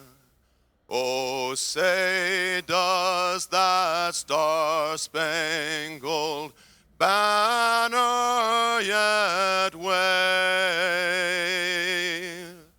o'er the land of the free and the home of the brave? Thank you very much, Roger Turley. Here we go, round number 2, funny car. All right, Michael English, thank you so much. And hey, good job there, Roger Turley. Not only can the dude drive a race car, but he can do the national anthem as well. And got some lungs on him. Absolutely, and that is not an easy song to sing, and Roger absolutely killed it. So Matt Melendez, Chris Crable, gonna start us off here in round number 2. Melendez, a new driver, doing a great burnout there to open the second round here at Funny Car, the 61st annual Good Vibrations Motorsports. Chris Crable rolling up there in the Cascade Automotive Camaro. Yeah, Chris Crable talking about Rick Akers and get some help from Del Worsham and Wally Giavia. Wally Giavia for a number of years drove that G-Man Funny Car up there in the Northwest. Chris based out of Kent, Washington. Matt. This is a new team, basically. Absolutely. They've all teamed up and got some great numbers. Ran consistent 570s through qualifying, first round of competition, and look out for this car. It's going to be a tough match. But this Matt Melendez, man, he's been a sleeper over there. You know, I guarantee if you would have asked Matt Melendez and his team and Chris Crable and their team, when they pulled into the pit area, hey, you're going to make it to the semifinals, they would have taken that before they even loaded the car out of the trailer. And look at the performance of 569. That's pretty tough. So Matt Melendez went 575 in qualifying to be in the number 7 spot. Chris Crable was your number 2 qualifier, 567. In the previous round, we talked about it earlier, Matt Melendez went 569, Crable went 579. So round 1 performance, give it to the Melendez team. On qualifying, give it to Crable's team, but on the starting line, both lanes are spectacular. Anybody's going to light the win lap here, Dunn. Of course, Chris Crable with the pedal clutch, you're going to hear the RPMs come up as he'll leave about 4,000 RPM. Here they come. Crable, last to stage. Crable, big starting line advantage. Can Matt Melendez run him down at the big end of the racetrack? Chris Crable, 567.6 on a hole shot. Matt Melendez, 567 donut. Chris Crable, 48 thou reacting to green, sacrificed a couple of pistons down there. Matt Melendez, 157 on the green light start. But how about Chris Crable? Rick Akers and the team, semifinal round on a hole shot there, Donnie. Wow, great side-by-side action. Pretty much even numbers all the way down, but Chris Crable pulling it out at the end, and what a great side-by-side matchup. I'm going to go out on a really big limb there. I'm going to say 567-0 in one lane, 567-6 in the other lane. I think the lanes are pretty equal. Oh, they're always equal here. It's one of the best prepared tracks in the country. But, you know, Chris Crable, an 048 starting line against a 157. Chris is hard to beat off the starting line. He's known for his leaves, so awfully tough. I raced with this guy, and he saved us plenty at times with his reaction time. All right, so we're down there from the big end of the racetrack. There is a little bit of oil down there in Chris Crable's lane. Now, the win stands. He still gets the win. However, because we have to roll equipment on the racetrack, the rules in the Heritage Series says in eliminations. Now, in qualifying, if that were to happen, that run would be thrown out. It wouldn't count. Yeah, in eliminations, he does not get lane choice no matter what happens with the competitor in the other lane. So Chris Crable, victorious there in round number 2, moves in the semifinals. A little bit stuffed down there on the surface, will not get lane choice. Well, you know what? In round number 2. One of the best prepared tracks in the country. I don't think that's a factor, losing lane choice. 100%. As I'm going to move out of the way, and Mike English, who did a great job down there in opening ceremonies, will slide back into his normal spot. Chris, Michael, good job down there. Whenever you're ready. Thank you very much, Mike Ames. Appreciate that. And wow, what a way to start it off, guys. Jeez. Hollywood goes on a hole shot there at 567.6, takes out that 67.0. So Chris Crable gets into the next round of Nitro Funny Car. Donnie Couch, what do you think, brother? Well, you know, Chris Crable's hard to beat off that starting line. When I worked with him, like I said, he saved our butts a lot of times when our performance was down. He could always leave on everybody. Donnie Couch, we got Jason Galvin out the top end. Well, let's see who he's got. Chris Crable, a 567, wins it on a hole shot here in round number 2, and it looked like it might have hurt the car a little bit there. Yeah, we probably pushed a couple pistons, got a little bit of oil, but that's okay. We'll get it fixed for next round, and, as a driver, you try to do your job, and it looks like it worked out that time. You talked about it in this round, not needing lane choice. Your oiled track down means you won't get lane choice in next round, but still no concern. No, it doesn't matter. Both lanes are great, and I'm comfortable in both, so I got no problem. And no problem with parts in the trailer either. No. Chris Crable moving into round 2. Round 3. The Piston gods, but I can tell you, just an interesting little note there. Chris Crable was 9:78 60-foot time. Matt Melendez was better at 9:59. At half track, Crable was 3:74.7 203. Matt Melendez was again quicker at 3:71.6 200 miles an hour. But then by the time we got down there at the top end, Hollywood had reeled him in that Cascade Automotive car. 5:67.6 takes out that 5:67.0. Mike English, Matt Melendez, what a great job. They can't hang their heads. They've run good all weekend. New team, new driver, and they've had stellar runs all weekend. Absolutely. Just a great job for the Cackling Critter team there. And don't hang your heads at all. No. You will be a force to reckon with in the Heritage Series throughout 2019. Yeah, they already are. 567. Yeah, you ain't kidding. But just a great, great job out of that team, and just something to be very, very proud of. And, you run these cars so many times and so many times throughout the year, and I know Matt's going to be mad that he lost on a hole shot there, but it's going to happen. Well, new driver, too. I'm so impressed with the way he's driving it, straight as a string, and putting out the ETs that he does. Yeah, very, very good job. But and the veteran drivers will tell you that things like this are going to happen. Don't beat yourself up over it. Just go do your job. Hey, we lost this one. We'll come back and get the next one. Well, of course, you're going up against Chris Crable, one of the best levers in the business, too. So, you got to consider that. Yeah, that's very, very true. Very true. So while we're doing the cleanup down there, let's take a look down on the starting line here.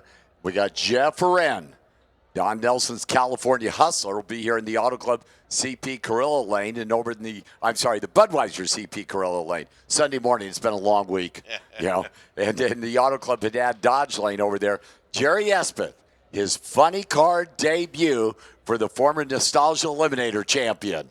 Great job by him. He won the first round yesterday, and he left the line good. That's a pedal clutch car, and, that's difficult to do. And straight as a string all the way down the track to get the win. Absolutely. 574, round number 1 win there. Great job for that team over there. And, of course, Jeff Arend over here driving for car owner Don Nelson, the California Hustler, and crew chief Ronnie Swearingen. And, it's just a combination there that's just, Don Nelson, Ronnie Swearingen, Jeff Arend. Yeah, that team's gelling now and putting some good numbers up on the board. And the car is just pretty tough out there. Or as I like to say, Bad Daddy. Bad Daddy. You got it. Mac Daddy. And then, of course, Jerry Espeth over there. Jason Rupert wants to concentrate on the new car that he's purchased, the Big Show car. Going to run a number of races in Mellow Yellow Series. And so he decided, I don't want to do both and mess my team up, so I'm going to concentrate on the Big Show car.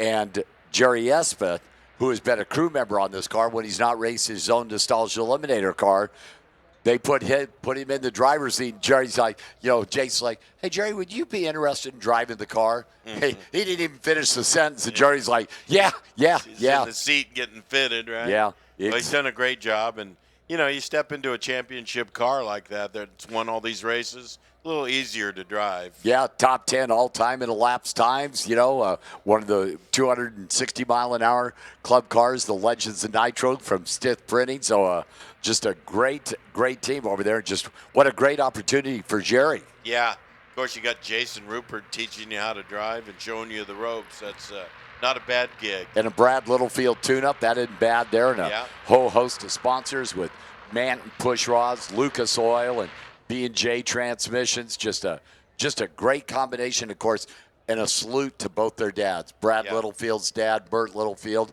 and, of course, Jason Rupert, his dad, Frank. Recently just passed away. So the dads would be very proud of what their sons are doing, and just very cool. Well, a little bit of piston damage down there for Chris Crable, but to put a 567 on the board, I wouldn't be ashamed of that. I'd sacrifice some pistons for a 560 run anyway. But Gary Turner said you have sacrificed some pistons. Well, that's why he's not here. Why I used all his good parts up.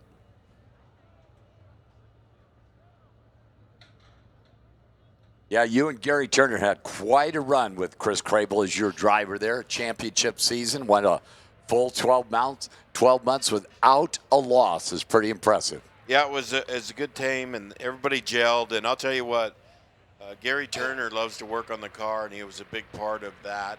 A lot of owners don't get involved with working on the car or tuning it. He was a part of it, loved to service the heads and go through all the valves springs, and it was very important. But when that car went together, it had all the best parts it could have. Yes, it did. Of course, here this weekend with Corey Lee driving it. And, haven't been together that long, so trying to, I guess as we like to say, find their way. Yeah, they went a different direction for a while, and they're trying to pull it back in. Of course, Corey ran it before, after I quit, and, they did a good job. Whoa. But to come back and run those numbers, it's hard. I believe you said you quit? Yeah.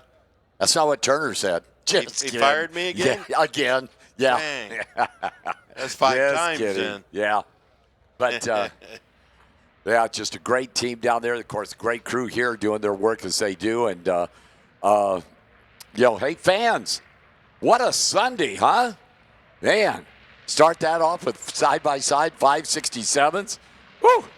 How about the motorhome side, the spectator side? They're a little quiet over there, Mike. They must have stayed up pretty late last night. Probably so. Right? I saw a margarita machine over there, and it was melted. Melted down. Yeah. Blew the body off of it. Yeah, exactly. But, of course, as we've always said, Donnie, the equipment here at Auto Club Famosa Raceway that John Bowser and Blake Bowser put for the staff here is just, it's the best in the country, which, by the way, There's a jet coming.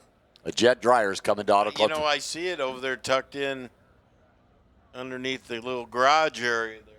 You know, they got a little service work to do on it. But It has to go over to Las Vegas to Jerry Siegel that builds so many jet cars. And, I gotcha. He's going to do the finishing touches on it. And they'll have it in operation here real quick. And while we're still down here, a little bit of time, Donnie Couch, Mike Dunn and Larry Dixon down in the booth. my heroes. All right, guys, thank you. Like you said, alongside Larry Dixon. Larry, you pretty much called it with Chris Crable with that pedal clutch. That his reaction times have been fantastic, and he laid down another one, and it paid off for him. Yeah, if you're giving up a tenth of a second at the starting line, gosh, that's really hard. Yeah, that's hard to make up. And we're gonna run a 5:57, and so that it really puts a lot of stress on the teams to be able to do that if your driver's helping the cause. And I've seen it where if you're making good runs and you're cutting good lights like that, then the other teams start knowing it. Then they're trying to, well, like if we don't have that kind of light starting, we got to press the ET a little bit and maybe kind of step out of your wheelhouse a little bit, and then you start making mistakes, and then all the perks start coming your way. So it definitely made a difference. As Chris said about lane choice. Obviously, lane choice don't matter because they both run 67 in either lane. We've been hearing all week, and the lane of choice is the left-hand lane, and we're not seeing it. And Chris proved it. He says, it don't matter to me. He went right down that racetrack and made a good pass. Left lane seems has a little bit of more of a bump at the transition, but maybe it's better in different areas. Different crew chiefs like different things when it comes to lane choice, don't they? For sure. Some really concern themselves with the starting line and that contact patch, right at the step of the throttle. And then there'll be other ones that worry about, if there's got bumps, or a transition of sorts, if it goes from concrete to asphalt, and people ask me about lane choice. I'm like, I'm a driver. I've never, ever gotten lane choice. It always goes to the crew chief. Hey, you never get a pick. They don't care, right? They don't care. I actually did one time where it mattered. We had a situation in Seattle in the mid-'90s where the rear end was cocked in the car, and we found out, and it wouldn't go straight. It was always tracking sideways on the burnout. We could get it to go down the track on the run, but you had to work it. It wasn't. We hardly ever made any straight runs, and the groove was wider in the right-hand lane than it was, or the left-hand lane than the right-hand lane. The right-hand lane was a little bit better, or maybe it was the other way around. So we picked the lane that had the wider groove, even though we thought the other one might be better. And we ended up going the final. I think we got beat in the final, and it might have cost us. Who knows? But that was the only situation where it was, well, we got to go with what the driver wants on this one. And Ken Vinny, he was probably one of the easiest going crew chiefs I ever worked with. Plenty of other crew chiefs say, hey, you just handle it. And that way, if it screws up, I got an excuse to blame the driver. There you go. As far as lane choice goes, I always said I want the one with the wind light. Yeah, that always helps. Hey, well, on Friday, we talked about Jim Maroney and the Candies and Hughes funny car having that explosion. And we're looking at it on video. For those of you home can see it, those of you in the stands we're watching right now, right as it got in the lights, a huge explosion. The body goes hundreds of feet in the air. It lands on the left-hand side of the track on the other side of the wall. And tough break for Jim. He wasn't able to come back from that. And even though he did qualify, we had to use a brake rule, and we brought Bill Windham in for that. But I brought that up because, funny cars, you get those certain things. And I was thinking about, I read the interview today that he had said it was like getting a shotgun blast to the chest, but without the pellets, which, I don't know how you describe that, but it was on Competition Plus, so I know it was reported that way. Bobby Bennett always does a great job. But I remember, Jim isn't exactly wrong with that because of a situation, I believe it was 88 or 89 in Dallas at the Motorplex. And I was driving Joe Paisano's funny car. And it was on the starting line, and we had a problem, obviously. I hit the throttle, it blows up, and it blows the body straight up. And the concussion was such that, I reached for the parachute because I thought I was at half track. And I'm reaching, and all of a sudden, I see blue sky, and then all of a sudden the body comes, and it's fire, and then the fire goes away, and the body comes crashing down. Oh, gosh. Right on the starting line. And it's like, wow, when it hits, and I'm sure you've had them in the drag shows. I've had them in the drag show where it blows it out the front, head gasket, and the explosion goes forward. And I mean, it'll push your head down in the dragster before they had all the shrouding on the back. Oh, for sure. The concussion it had where to blow the side panels out, all the air rushing forward like that. The air's going somewhere, and it pushes forward and blows out like that. When you were talking about that, it reminded me of the Candies and Hughes with Mark Oswald driving the car. Had a really violent explosion down at the top end of the track. I think he ended up breaking maybe a intake rocker or something like that. And it blew the body off the car, but the concussion was so strong. And then Mark goes up, and then people were saying that he was waving, that he's okay. And it was like, no, he was going for the parachute because that's your habit, right? Yeah, and the other thing in a funny car, when it blows a body off like that, a lot of times you get oil on the visor and you can't see, which is exactly what happened with Mark. Same situation with me in 1983 at Orange County in the finals when it blew the crank out of it, destroyed the body. The oil came on my visor. I couldn't see where I was going. I remember that Segrini was in the other lane. I didn't want to hit him, so I basically steered it into the guardrail. I felt it hit the guardrail and then drove off a little bit, and I thought, I'm okay. It's bouncing a little bit. And then all of a sudden, I'm going upside down. I'm going, what the heck happened there? I thought I went off the track and hit something because I couldn't see. But you look at the video you can Google on at any time. It's there forever. And when it was bouncing, the engine fell. The engine was laying up on the fuel tank, the engine block connected to by the main fuel line, and then it fell off and it hooked the left front and it rolled the car twice and come to a stop with a bare chassis, and me with my finger sticking up my nose, going, "Oh man, what the heck just happened?" Yeah, I'll never second guess a driver when they talk about concussions like that. I've never been in that situation, obviously sitting in front of it all that times. But I can tell you the one with Oswald at the Motorplex like that, he blew up at the finish line, and we were up in the tower suite, and the concussion rocked the windows. Like, it was so I'm a quarter mile away from it, and it rocked the windows. What's it doing in the car? What's it doing, 2 feet away from him? So I get it. When he says it's bullets, he's ready to go do a drive-by in Compton, I guess. Shotgun blast, right?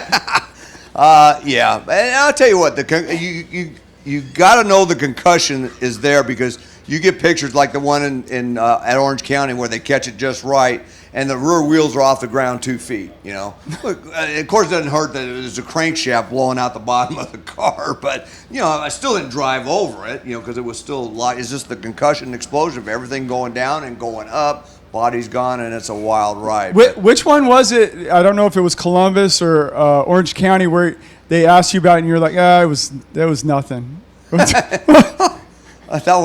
I was a stupid kid back then. That's when I went off the end of the racetrack. No, I was thinking, man, that's a funny car racer right there. Yeah, he's tough. Yeah. I didn't know what to say. It was my first interview. I went off the end of the track. The net caught me, but there was so much dust. The bottom line is I got my seatbelts off. I jumped out of the car because I didn't know. I said, I got to get out of here.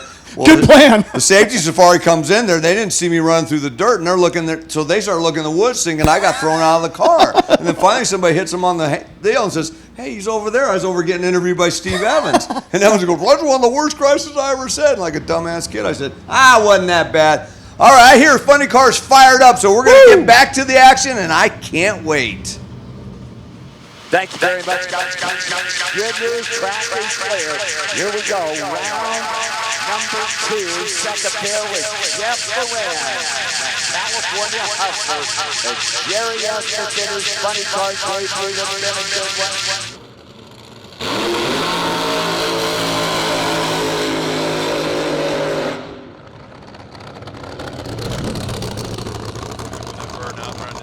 Heat up those tires, Mike English. Yes, they do, Donnie. By the way, lane choice went to the rookie at 574.7. He wanted to stay in that same lane he won in yesterday. Yes, sir. I would too. That's a good choice. Well, yeah, why would you? I mean, we always know that the lanes here are great, both lanes, no matter what. But why would you? You had good luck there. Why change it? Right. You're comfortable with it. It's another thing besides the traction and everything, looking out at the tree and what side of the body you're on. And it's like you're on a roll at a poker table. Right. Why move to another one? Right. I don't know. He's sitting out there. He finally got it in reverse. He's good. Well, that car was kind of built for Jason, who is not the biggest guy in the world. No. And Jerry's a little bit taller, so, maybe the reverser lever got caught on his fire suit or something. Well, he's made it back now. So Jeff Aren, he's pulled up there. He's ready to go. Ronnie's just standing there. Ronnie Swearchick, Coochie, Tuner. Giving it stink eye. Yeah. So Brad Littlefield will bring his driver up. Of course, Jason Rupert's standing over there. Jason almost looks like a fish out of water, doesn't he? Yeah, he does. Let's see what kind of fist bumps he gets from crew chief Brad Littlefield. Yeah. Three pretty good ones. So. Yeah.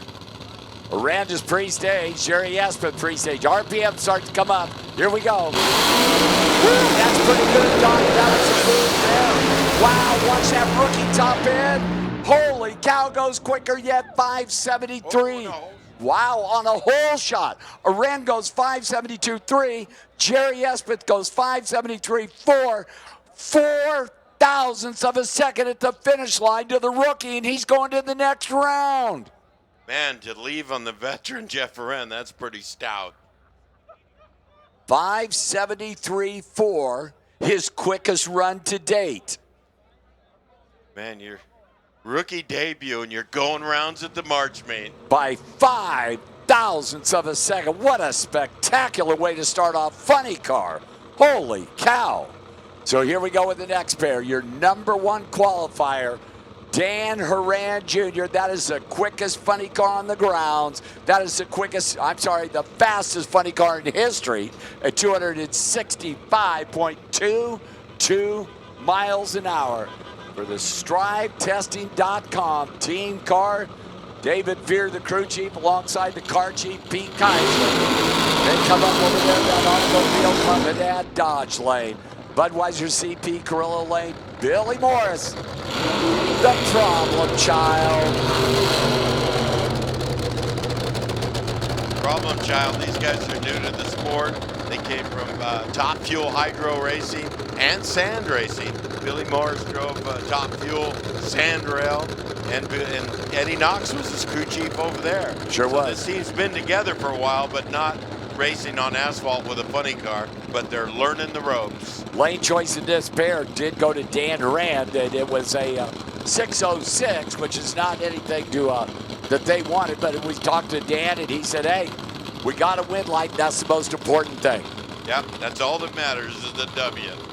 By the way, the winner of this pair will pair up with that rookie kid, that Jerry Espin.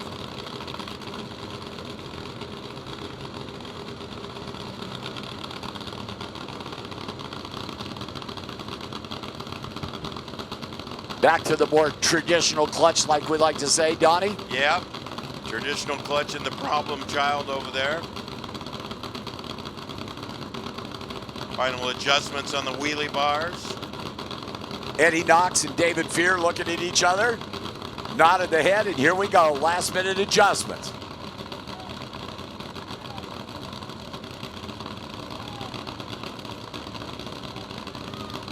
To race Jerry Espin, next round, who will it be?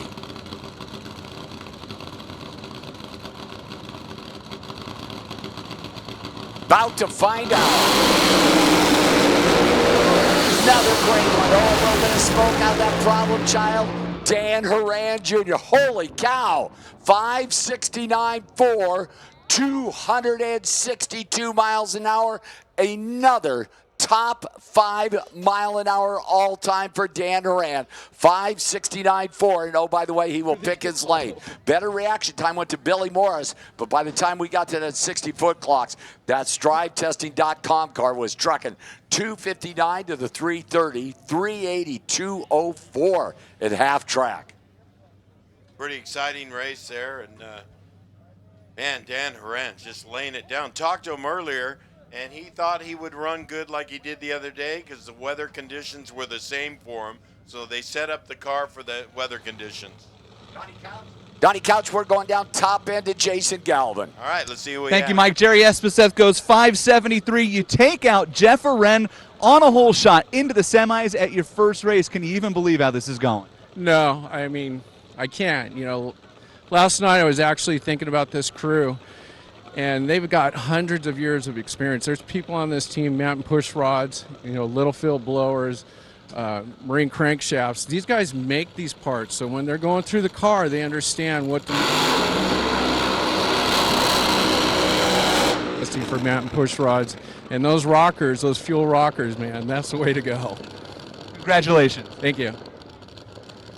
Quattro, your national champion, coming back from the burnout, will be on a bye run, as unfortunately Stephen Densham could not make the call with that body boomer yesterday. Unfortunately, too much damage, and they couldn't come back for that former championship team. Yeah, they split that body in half, and roof was off. A lot of damage over there. They're going to have to get a new body. Of course, so Bobby will be paired up with his buddy, Hollywood Chris Crable. Oh, little rivalry there. Yeah, a couple of fun guys. Of course, Heidi Austin bringing Dad's car back with their driver, Michael Bryan, Jeanette, and a whole host of sponsors in Benchmark RV, Northwest Chevrolet, Bardall, Bucky's Automotive.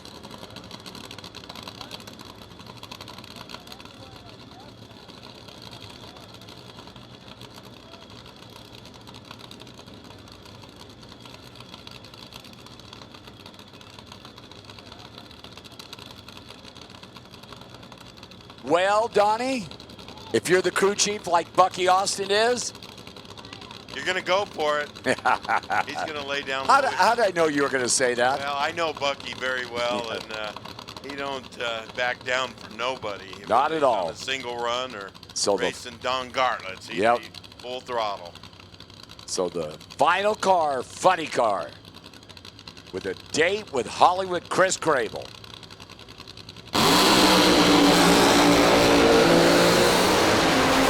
Not bad at all. Little bit of smoke. 588-201, shutting it down. 588-201, and Bobby will pick his lane. He was 1 flat 60-foot time. He was 378.9, 203 half track, and 257 to the 330. So 588.7, 201, and the champ got Hollywood Chris Crable next round. Dan Horan will race Jerry Espeth next round. And let's go down top end with Jason Galvin. Dan Horan goes 569, 262 miles per hour. Another big speed for this car on the big end. You know, my guys have been working their tails off. Last night we heard a crankshaft. They stayed here late. They put it together. And he goes out there and rewards us and runs a 262 mile an hour speed. Unfortunately, speed's power. It doesn't win a race, but you know, praise the Lord Jesus that I'm here on Sunday and able to run a race car. And thank you to my partners, StriveTesting.com and Choice Hotels. And what a great night of sleep you get at Choice Hotel. Boy, I'll tell you, Dan Horan is one bad daddy this weekend. So now we're going to Tom Fuel Eliminator. The Canadian Jim, whoa, that made me buzz the RPM big time. That's Phil Skowski. And I don't believe that car is going to stop, Donnie. No, it looks like something wrong with the throttle, like he did the burnout without a throttle stop. I'm thinking. High-seed the motor. Maybe he broke the throttle. Anyway, he's going to cruise down there and pull off the track and give Rick White the opportunity to make a full run. Yeah, the Lordco Auto team in from British Columbia, unfortunately, is going to come and make that big swing to the right. It's your former champion, Rick White, out of that #1 qualifying spot. Backs up from his burnout over there. Rick White, Chuck Neal, that San Diego-based Top Fuel dragster. What, 572.3 and 254 miles an hour. Get top speed, low ET in that #1 spot. So a single run to go to the next round for the former champion, who's looking to get back into that championship form. And Donnie, we say get back into championship form. I mean, this field in both Funny Car and Top Fuel from top to bottom is just look out. Pretty tight. All the pairings are pretty even, and these guys are loaded for bear. Everybody wants to be in that winner's circle downstairs at the end of the day. Yes, they do. So the champ on a bye run, Phil Rakowski is standing down there. Unfortunately, not going to be down here where he wanted to be. Here we go.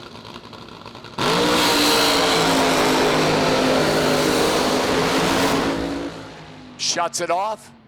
6:09, 175.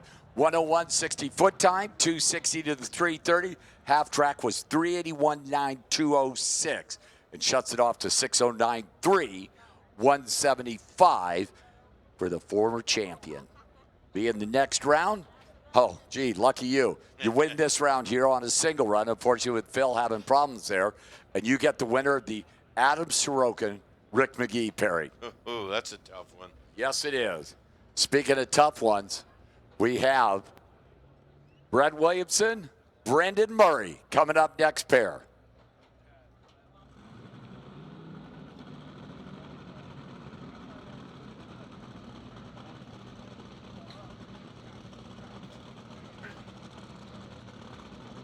Mike, next pair already lit, Forever Young, Brett Williamson.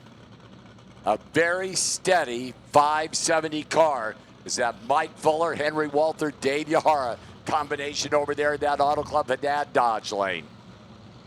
Brendan Murray out of the number 7 spot. The Running Wild team in from San Jose and racecarparts.com. There comes Brendan Murray. I was just going to say it hadn't lit yet, but just as I speak, it fires up. Beautiful period correct dragster for Brendan. In the late model 426. And of course, Donnie, as we should tell the casual fans, there's many different motors you can run.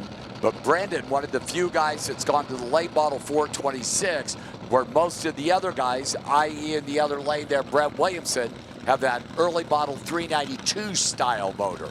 Yeah, well, that late model, you know, history repeats itself. It used to outrun everybody, but, you know, most of the guys run the early model, and as we see more and more of these late models come out, they're running better and better, as we saw Pete Kaiser and Dan Horan do at the Hot Rod Reunion. Well, they seem to be very popular in the funny cars. Yeah.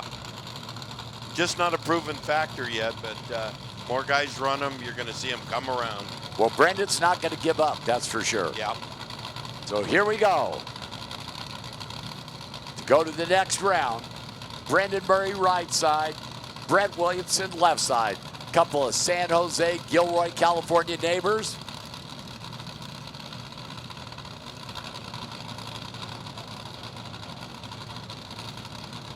Mike Fuller over there making the final adjustments, taking a little bit of time. Henry Walter taking a look himself. Yeah, they're getting that computer screen up, Mike. We've seen this happen before. So Brendan over here patiently waiting. Brett Williamson, Brendan pre-staged, staged. All that Forever Young car trucking down there, Donnie, 580, 240 miles an hour. Brett Williamson to the next round, 5803, 240 miles an hour. 104, little soft, 60 foot time, 264 to the 330 half track. They were 386, 204. And the Forever Young team going to the next round in top fuel eliminator. One thing about Forever Young is a nice clean pass. Absolutely. Top end, Jason Galvin. And Rick White runs a 588.201, number 1 qualifier there. Did you shut it off a little early with the I bike? shut it off early. I had a single, so I felt like I had some real good early numbers, and I shut off early to save some parts and get ready for the next round. All right. Thank you. Thank you. Thank you. Well, Donnie Couch, we had a spectacular round of funny cars there. Roll right into top fuel, and nothing changes. It's exciting. Every pair. And look who we got up next, Mindy Fry. And Jim Murphy. Wow. Yeah. Huge. By the way, Brendan Murray was trip 6s with a 3 that round there if you want to keep tracking your scorecards. But, yeah, your reigning national champion will be here in the Budweiser CP Corolla lane. That high-speed motorsports Cam 2 Blue Blood Racing Oil and Reed Rockers and a whole bunch. Their championship driver and Mindy Fry. Of course, over there, it's going to be Jim Murphy, the WW2 car in the Auto Club of Dad Dodge lane, the guy who relinquished the crown to Mandy. Yeah. That high-speed car, they've had some trouble this weekend. They're off pace, but don't count them out. Never can. Right? Dan Wilkinson tuning on that Jim Murphy car over there. So just a monster battle here between the past two champions in Top Fuel Eliminator in the NHRA Heritage Series. So Mindy Fry, who qualified Donnie in the bottom half of the field and only has a 6-second run to her credit. Murphy, 584 for the number 3 spot. And you notice on Jim Murphy's car, Donnie, he's got the scoop back on. Oh, he does? Okay. Put a scoop on it, yeah. Well, we've talked about it every run. Jason Galvin, who you got down there top end, brother? All happy down here. Brett Williamson, 580 at 240. This thing's consistent. Right on. Yeah, we had it tuned in for a 584, and I must have broke out, huh? We'll take it. That's cool. No, we'll take it. That's awesome. Brenda's a good friend of mine, and on the next round. Donnie, you notice that, like I said, Jim Murphy has the scoop back on his car again. They'd been trying it without the scoop, and he just felt that time to make the change and go back to kind of like what everybody else has got in a way. Yeah, well, we've seen it for a long time without the scoop, and we bring it up all the time, and it's finally back on the car, so we'll see if it improves the performance. It should put more air into the motor. So the rolling mailbox over there in that Auto Club and Dad Dodge lane, and the champ, who hasn't been in the bottom half of the field in quite some time, that Budweiser CP Carrillo Rods lane over here in the Good Vibrations Motorsports March meet. Well, talk to Tom Sheelar, the owner of the high-speed car, and he tunes it. They've struggled this weekend, but they never give up over there. Back-to-back runs that they didn't go to the finish line under power. Exactly. Here we go, though. Oh, Mindy goes in deep. Wow. Playing a little game, baby. Who knows? But that baby's running good this time. Wow, the championship. Holy cow. The quickest run ever in Nostalgia Top Fuel. 5:51.8, 265.43 miles an hour. That is the quickest run history. 5:51.8. Mindy was 103 and 60 foot time. She was 255 to 330, 370. Look at that half track speed, 217 miles an hour. And how about that high speed team? Holy cow. Look at Tom Sheelar. He's scooting down there on that moped to get his driver. 5:51.8. Holy cow. Yeah, what a treat for they've had trouble all weekend and struggling, but that team never gives up.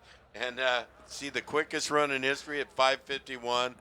A tribute to that team. And Murphy goes 580 with the one with 231 and has got nothing to show for it at all. Nothing. And Mindy was deep stage there, so that may have hurt elapsed time a little bit, but that is just a backbreaker. Well, fans are getting treated. Some real historic runs here. High fives to that dually. I'm sorry, Downey, but great job there.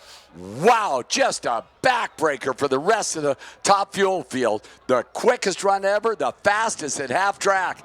And, oh, man, Murphy's team, great job, you guys. A nice round of applause for them. But, man, you're on the other side, the other lane against the quickest run ever as we're going back to Top Fuel here, Donnie Couch, with Adam Sorokin and Rick McGee. Adam Sorokin, the champion speed shop car, the small block Chevrolet against the overtime 2, Rick McGee. I understand this is the last time we're going to see this car for Rick McGee as they're getting a new car on the way. Brand new car being built for that overtime team. Rick McGee, father-in-law Daryl Tedford. Of course, the mouse that roared over there in the Auto Club and Dad Dodge lane with Adam Sorokin, Bobby McClanahan, and that champion speed shop to race Rick White next round. Right. Of course, that Rick McGee car from Exeter, California up the 99 freeway and not too far from home. Not at all. Man. So the final pair, Top Fuel Eliminator, and that 5:51.8 is just absolutely stunning. And 217 at half track is just booming. We might need some oxygen in the tower. Might.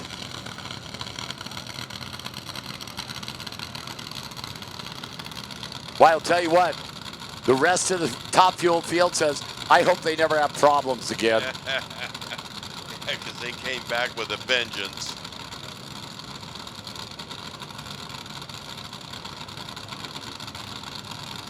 So it's going to be interesting to see Rick McGee. They're also getting some assistance from Tom Sheelar.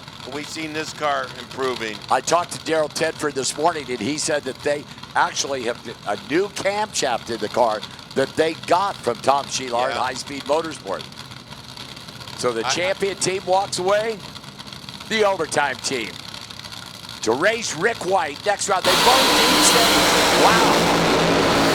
Whoa, hang on there, we got a couple bunkins there. Adam doesn't hang around, he runs it down through there, 598.201. He will pick his lane against Rick White next round. But Rick McGee, Daryl Tedford, the purple car sliding around, doinked a couple cones down there, 675, 140. Adam was 106, 60 foot time, 265 to 333, 89, 200 miles an hour. And Jason Galvin has a very special guest, top end. Jason? Mindy Fry, a 551 at 260 or 256 miles per hour. Wow. What a difference a day makes. Wow is right. My team was here until 3 in the morning, putting the rear end back in the car from yesterday's shake. And to come out without getting down the track and to do that, I can't say enough about this team. Tom Sheeler over there seems pretty happy. No, he's mad that I deep staged because that would have been a 40. That's why I asked you that question. He came down here and he said, you cost me my 40. Yeah, well, the wind light came on, and that's what we really needed to happen, so. Great job. Thank you. What a difference a day makes, absolutely. By the way, attention to pits, attention to pits. A Fuel, Junior Fuel, need you to the lanes, please. A Fuel, Junior Fuel, need you to the lanes, please. Everybody wants to know if we can go back to Saturday. Oh, what a great run there we see on our computer screen there. But doinking the cones was Rick McGee. So that car made a dart to the left there. Brand new pipe coming for that team, Donnie. Yeah, well, their performances come around and got the motor running right. It's time to step up. They've been running that chassis for a long, long time. Donnie, semifinal round, Top Fuel Eliminator, Rick White, Adam Sorokin. Adam Sorokin will pick his lane. The other half, Brad Williamson, and the quickest ever, Mindy Fry. And, of course, Mindy Fry will pick her lane. Double A Fuel Altered coming out next. Oh, they're wild, they're crazy, they're wacky. How can we top that? Yeah, well, Fuel Altered. Fuel Altered, yeah, Right? there you go, stupid me. Yeah. So the drag going out there to pick up a little bit of styrofoam and stuff is had a doinker, a double doinker down there, and wow. We haven't seen too many pumpkins being hit this weekend, so. Remember it wasn't that long ago we had 38 of them? Ran out of pumpkins, had to go borrow them. Yeah, and it's the wrong time of the year, so. Right. Yeah, just couldn't in go over. October. Just couldn't go over to the field Get there. the traffic cones off the 99 freeway. Just a spectacular round of funny car. We think, wow, how are we going to top that and go right into Top Fuel? And Mindy Fry just goes 551.8, quickest ever, and then that speed at half track. Wow. Wow, what was it, 217? 217. Wow, that's, for a team that had so much trouble yesterday, had to take the rear end to L.A., repair it, get back here. Mindy said they got it back together about 3 in the morning. That's awful tough on a crew, They got the whole day now to keep that thing going. Quickest ever. Well, funny cars. That'll help them. That adrenaline from that run will help them service the car. Right? Yeah, you're right, kidding. So we have great round of funny cars, just great side-by-side runs there. Spectacular round of Top Fuel Dragster. And, what are we going to top it off with? Double A Fuel Altereds. Yep. Just an incredible round. Man, can't wait.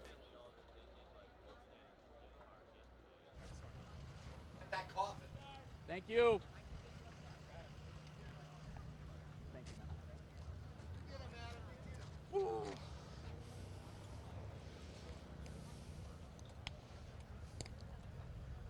So Donnie Couch, a little bit of cleanup down there at the track there, and Jason Galvin has another guest at the top end.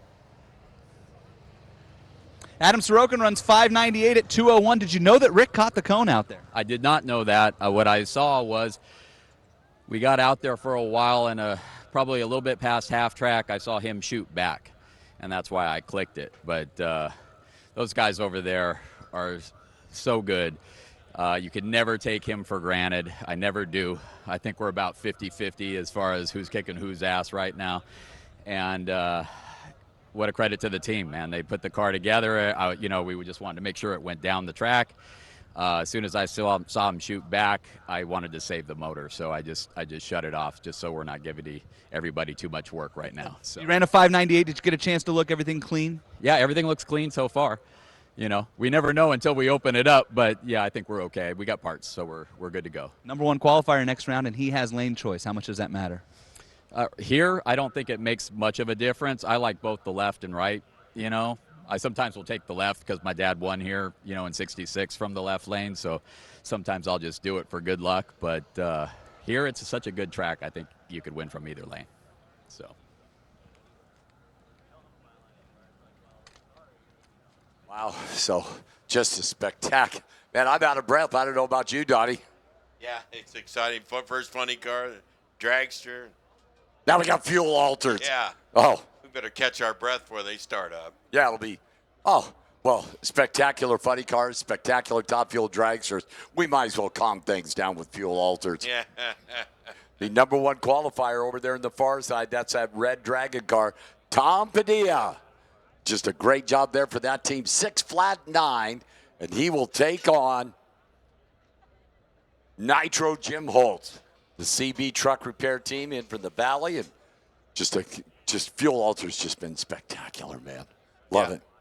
Tom Padilla comes right out of the box and 6 flat 9, and a handful to drive and a lot of fun, and a little bit of, as we like to say, slalom racing. Of course, how about the Herzig family? 2 cars, the Tramp and the Good News.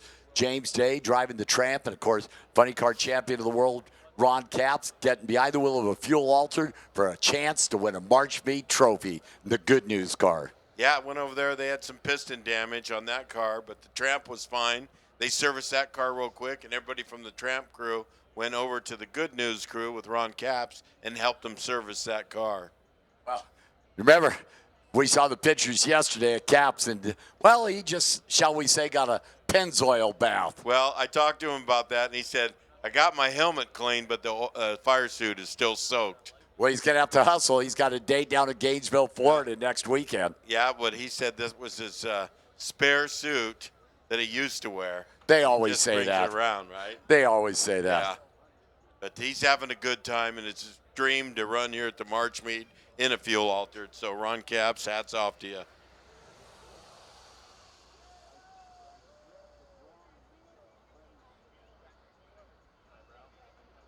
By the way, folks, if you want to keep track on the World Wide Web, don't forget competitionplus.com. Bobby Bennett and the team out here.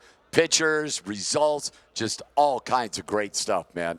Just always appreciate the effort that they do. And Chris Graves and Tara and Jake Simmons videos. Oh, man. Just some spectacular stuff there. So go in on the World Wide Web and check it out at competitionplus.com.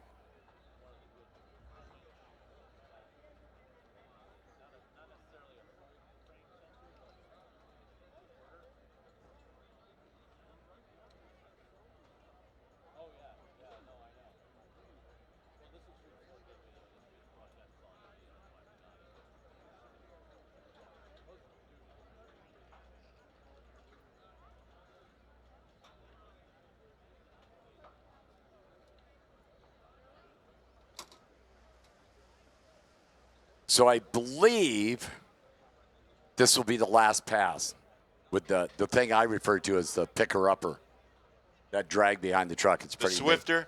The Swifter. I like picker-upper. I don't know why. Well, Picker-upper. the Swifter is a picker-upper. Yeah, of course it is. So the Punkins are back in space down there. Get bonus points when you get 2 of them. Unfortunately, that usually ends up as the DQ. So Tom Padilla, that's your number 1 qualifier over there in that Auto Club of Dad Dodge name. And over here, Nitro Jim Holtz, the Budweiser CP Carrillo lane.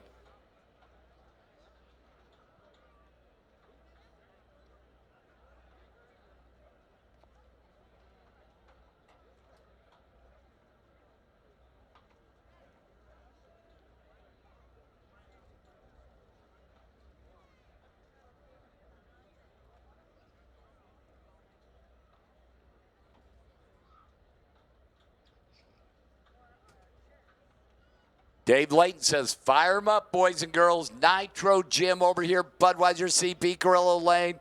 And Tom Padilla, Auto Club Haddad, Dodge Lane.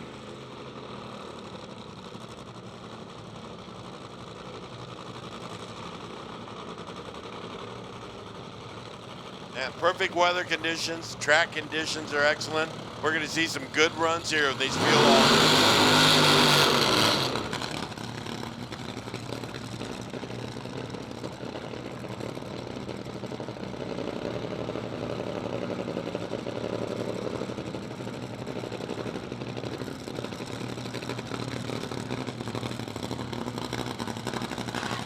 They're wild, they're crazy, there's nothing aerodynamic about them, Donnie, but they got nitro burning motors in them, and that makes it fun.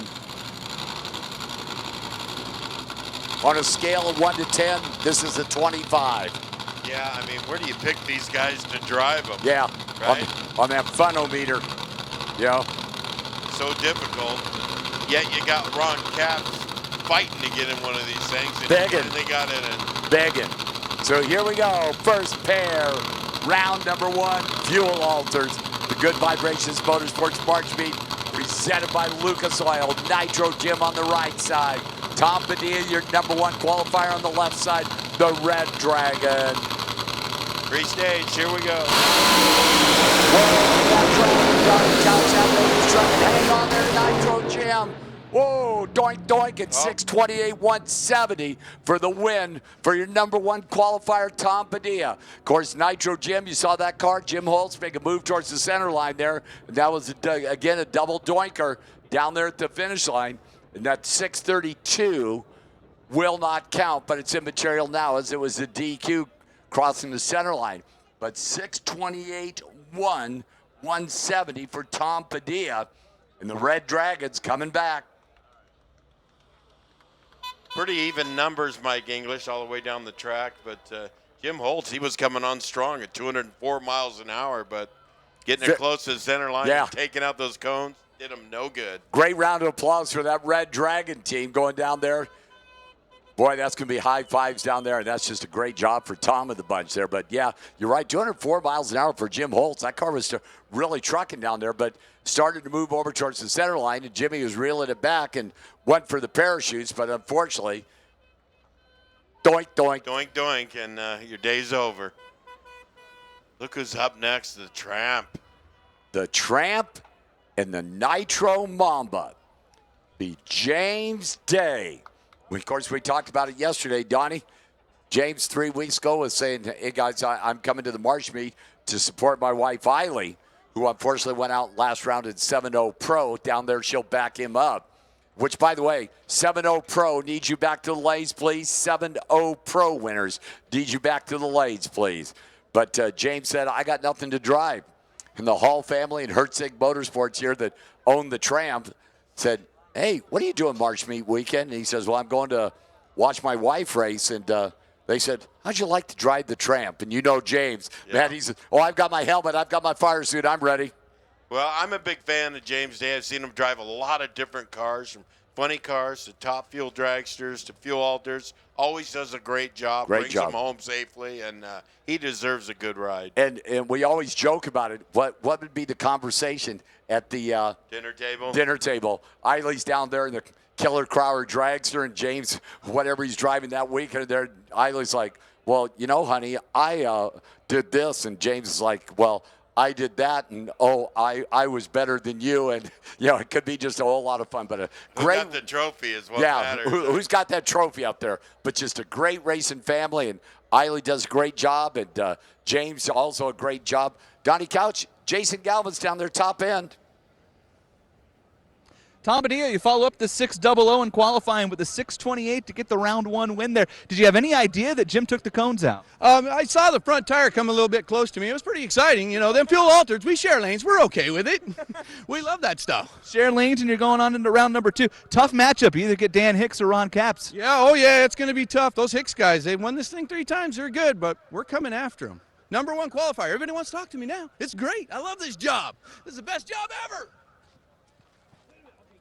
You know what that fuel altered guys are like? Yeah, I saw that wheel coming over to me, but it's a fuel altered. Yeah, it's supposed to do that. And Good interview, man. Yeah, absolutely. Great guys. Over there in that Auto Club Haddad Dodge lane. I'll get it out. It's been a long week up here. Been here since Wednesday. It'll be Mark Wynot for John Lesso and the team, the Nitro Mamba. Beautiful car. Built by car owner John Lesso himself. Guy is a very talented guy. Has a jig in his garage or his shop down there in San Diego. Puts his car together. And, of course, he and Mark have been running 7.0 Pro for a number of years. And John said, you know, that fuel-altered stuff looks like a lot of fun. Just like that one there. And Mark says, I'll try it.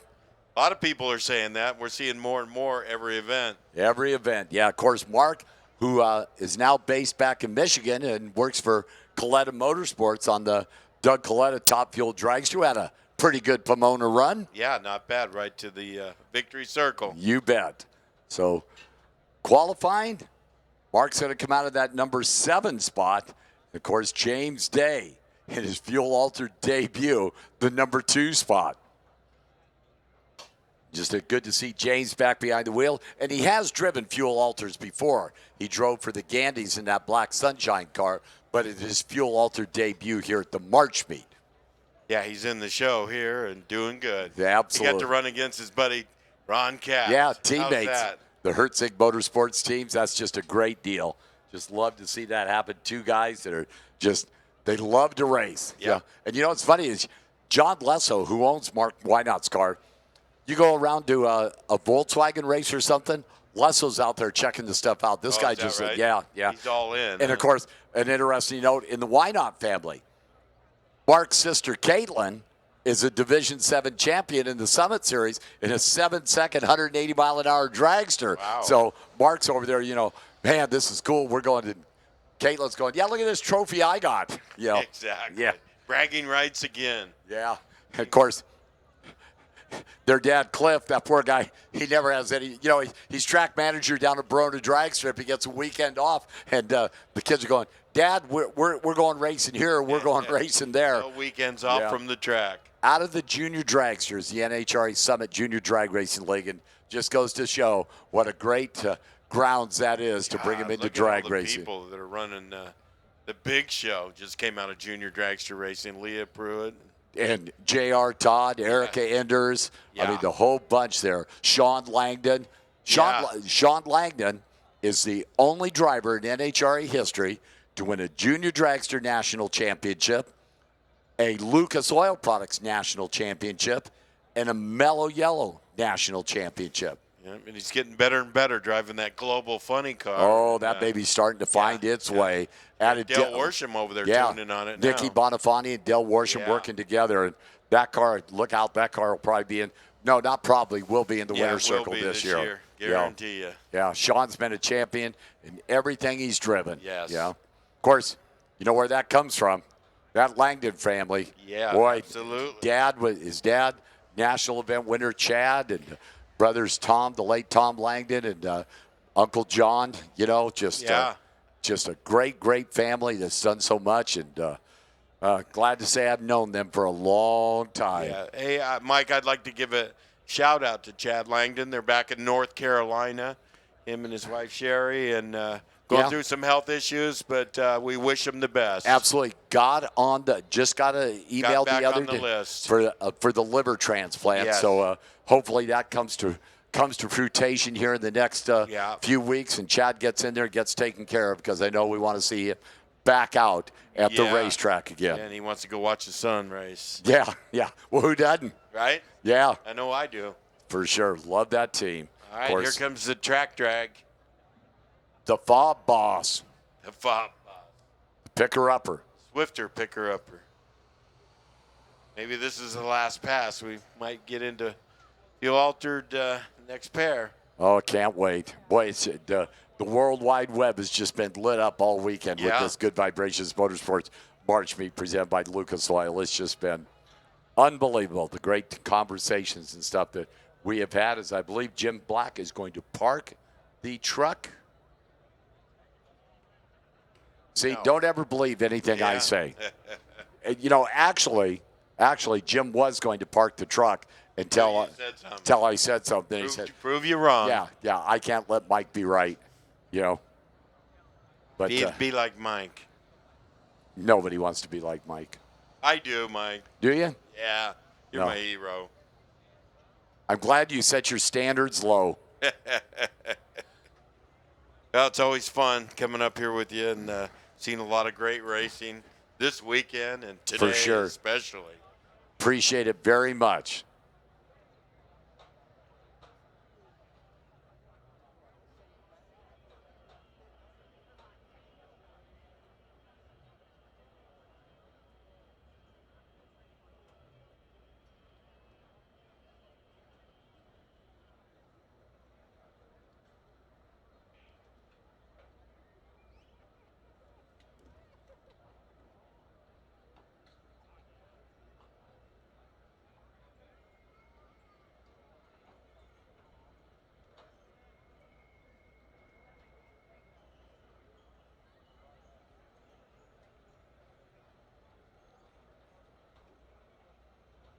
Oh, word goes out. We're going to fire him up. Oh, cool. So here we go. The Tramp. The Tramp in the Budweiser CP Corello lane. James Day, the driver. 2014 March Meet Funny Car Champion driving for that Gary Turner. Yes, he did. And Mark Wynot. Nitro Mamba.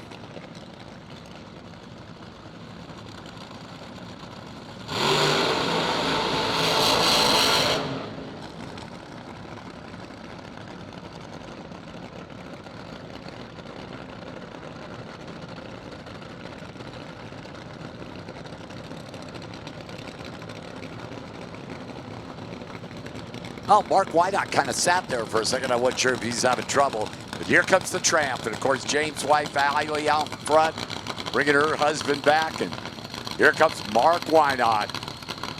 John Lesso and the team. San Diego. Dad Cliff standing behind his son over there. That Auto Club and Dad Dodge lane. Mark Hall turning the wrenches on the Tramp.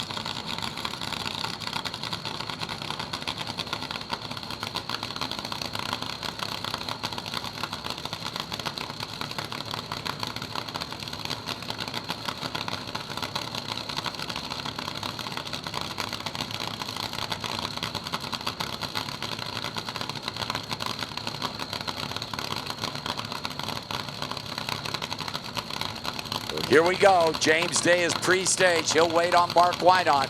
Now, Mark does not have a whole lot of seat time in a nitro car, but he's been doing a great job to go to round 2 of fuel alter. Oh, Wynot made a move. Look at that. That's great down there at top end. James Day, 6:03. 211 miles an hour. Mark Wynot goes 6:29.8, 2:14, and thanks for coming. 109. And you could see it on the run there. That Nitro Mamba was 103 and 60-foot time. The Tramp was 109. 271 for Mark Wynot at 3:30, 272 for James Day. And then at half track, Mark Wynot was 408, $177, spinning the tire. And James Day was 398, 197, and see you later. 6:03.2, 211 miles an hour in the 2014 Funny Car Champ. James Day moves on. Going to the next round, of course, a great top-end charge by James Day, and that's one happy group over there. But right now, it's the Impatience, fuel altered. James Giancarlo in from Las Vegas, Impatience. And Anthony Whitfield in from Kansas. Mighty Mouse, nitro burning small block Chevrolet in that white car in the Auto Club and Dodge lane.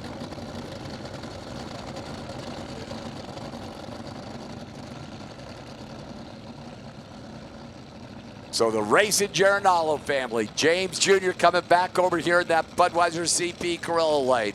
And Anthony Whitfield. Mighty Mouse, nitro burning small block Chevrolet, qualified number 3 with the small block, Donnie. Yep. Pretty stout power in that car. And looks great. The colors on that. Love it. Spectacular, isn't it? Of course, James, a veteran nitro-burning driver. I mean, the Giordano family's been part of Fuel Alters for 100 years. In fact, they're part of the Huff family. They're related. Yeah. We all know what Nanook has done. Well, here we go. We're going to find out right now.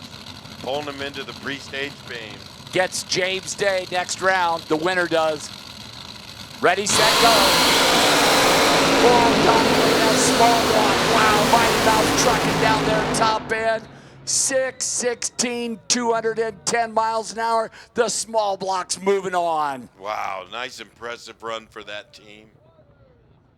6:16, 210 for Anthony in the Mighty Mouse. 102 60-foot time. James Giordano was 107 in the Budweiser CP Carrillo lane. Half track, that small block was 403.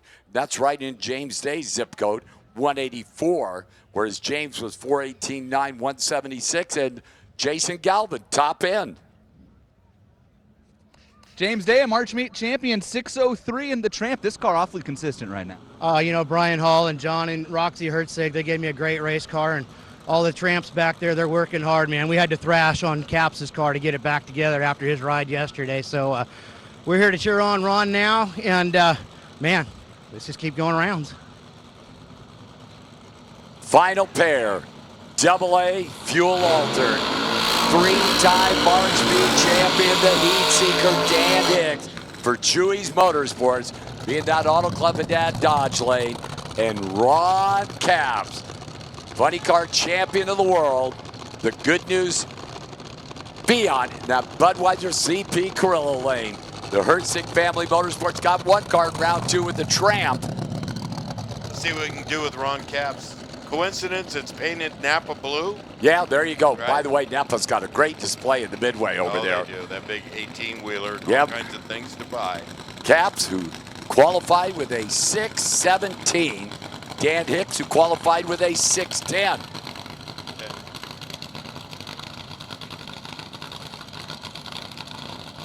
Karen Hicks bringing her husband back over there. Auto Club lane in that Racing Hicks family. Hicks, Keegley, and Mosby, the heat seeker for Chewy Motorsports. You taking me to dinner there tonight down at Chewy's? Chewy's, absolutely. We'll go there for lunch. Yeah, let's go. Oh, wait a minute, we missed lunch. Yeah.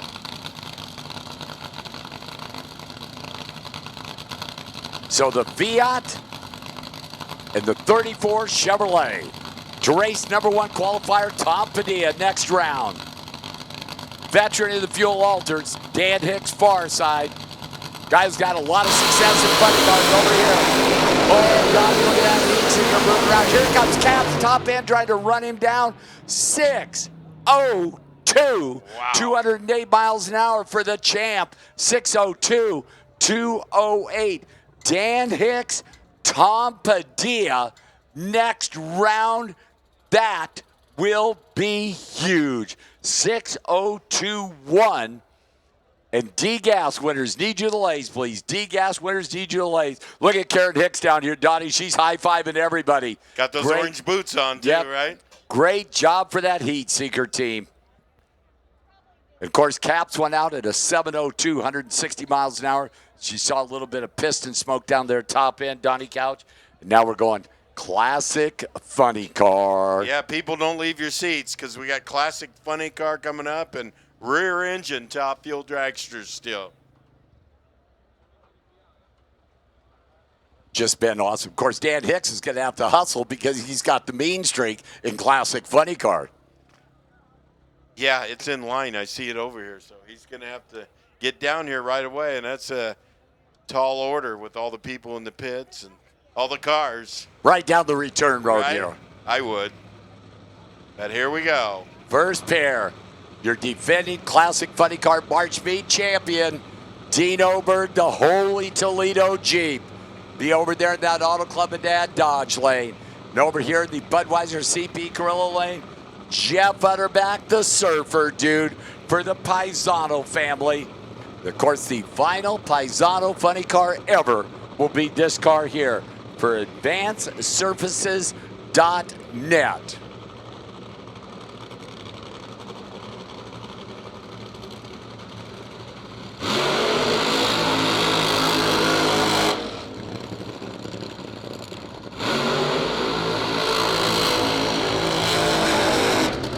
How about the Jeep? Hey, how about two iconic cars from the 70s? Oh, you ain't out there? kidding. Period correct on both of them. And just a good time out here today. Yeah, I was talking to Danny Paisano yesterday, and he told me that the paint job that Bob Godfrey put on this car will not be the finished product. They wanted to be here. They wanted it red for the Paisano family, but they said, just wait. It's going to be spectacular. Well, they had it all primed, and Godfrey said, well, you're going to get fingerprints all over it, and then I can't really paint it. It's a lot of trouble to get that oil from your hands off. So they threw some paint on it, and it's looking good. And last time we're going to see it with the Paisano name on it. Of course, the Paisano family, Papa Joe, Frankie, Carmen, Danny, the whole bunch. Part of the history. Part of the history of drag racing. Of course, that car over in the other lane there, that Auto Club of Dad Dodge lane, the Jeep, Holy Toledo. Terrorized Southern California in the 70s with Ed North driving it. Remember the Jeep dealers sponsored it? Yep. What was the name of it? Brian Chichoa. There you go, Brian Chichoa. Good job. You win nothing. I'm picking up, Mike. Yeah. You're rubbing off on me. I hope not. Or you're rubbing on me. I don't know. Something like that. Yeah. So here we go. Classic funny car round number 1. Holy Toledo and Paisano. Wow. Said that a few times in the past 40 years I have. Yeah, a little throwback. Jeff Utterback, right side. Dean Oberg, left side. The champ march on. About to find out now.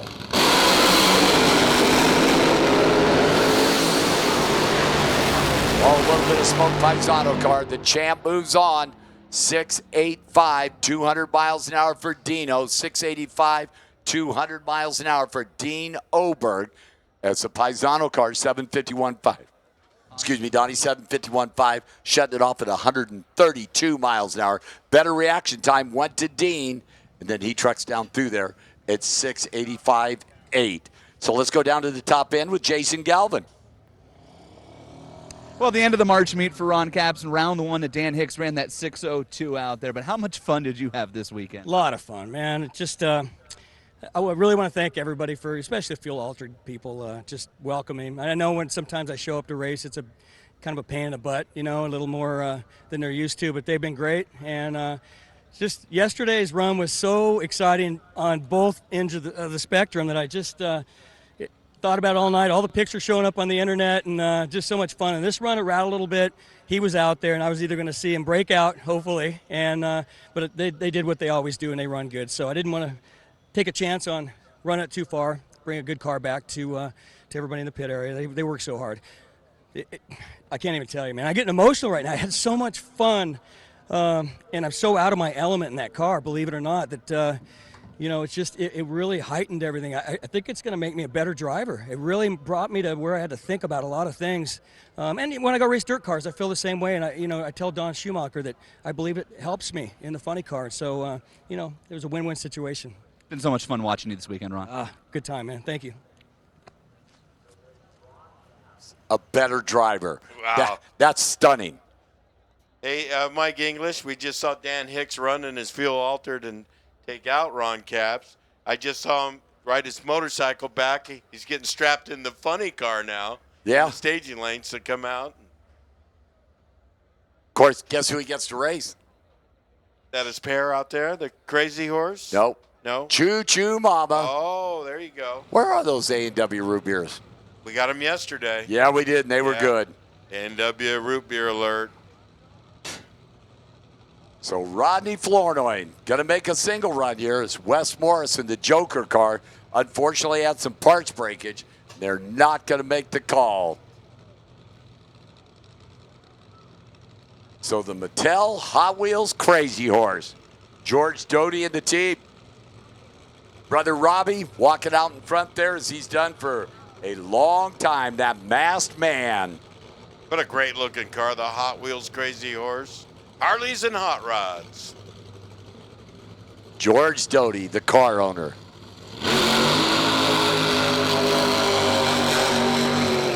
funny car in the fives. Right? Exactly. Man, that's been a long time. Yes, it has. I believe they hurt the motor in this car yesterday. They took the motor out of the fuel altered and put it in this car to make this round. Oh, wow. Yeah. So George Doty says, hey, we got a good motor over there in that fuel altered. Yeah, we do. We're racing tomorrow, so change her out.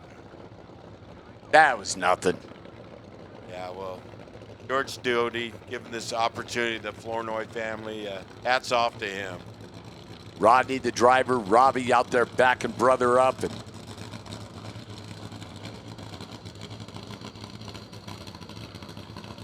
so Rodney will go to the next round and race the defending March Meet champion, Dean Oberg.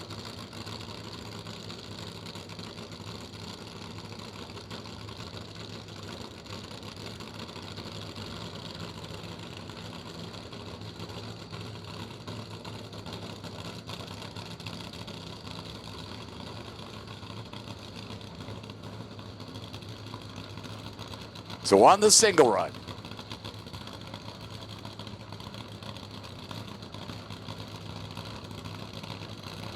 classic funny car.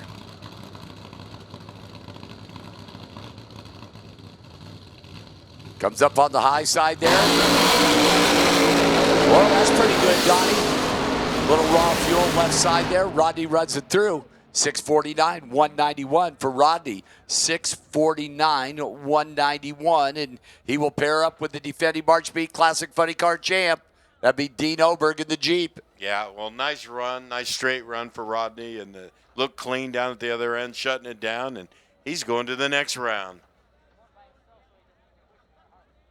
And I know Wes Morris would have liked to been over there. Just a very bright young kid with a promising future in drag racing, and just love to see him out racing. Yeah, well, I was over there this morning, and they took the car apart last night and saw that the valves were hitting the pistons. So they opted not to go try and run it and cause more damage. You hit the valves, hit the pistons, you blow the blower off. It's ugly. So Jack Wright making the call to get it home, fix it right, and then come back here, be able to have the parts to come back out here. So I can assume that that's not good? That is not good. Okay. So the mean streak into round two with the fuel altered. See what he can do in the classic funny car over here with Dan Hicks, John Kegley, Mosby, and Hicks.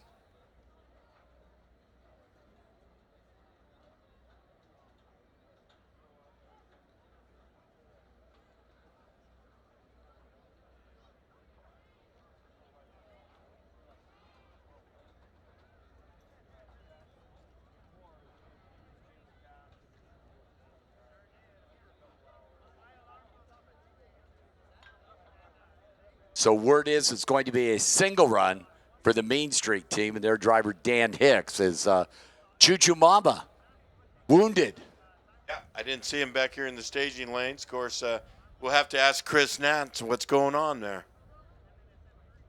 Could it be they're making root beer floats for everybody? Oh, right. Works for me. Yep.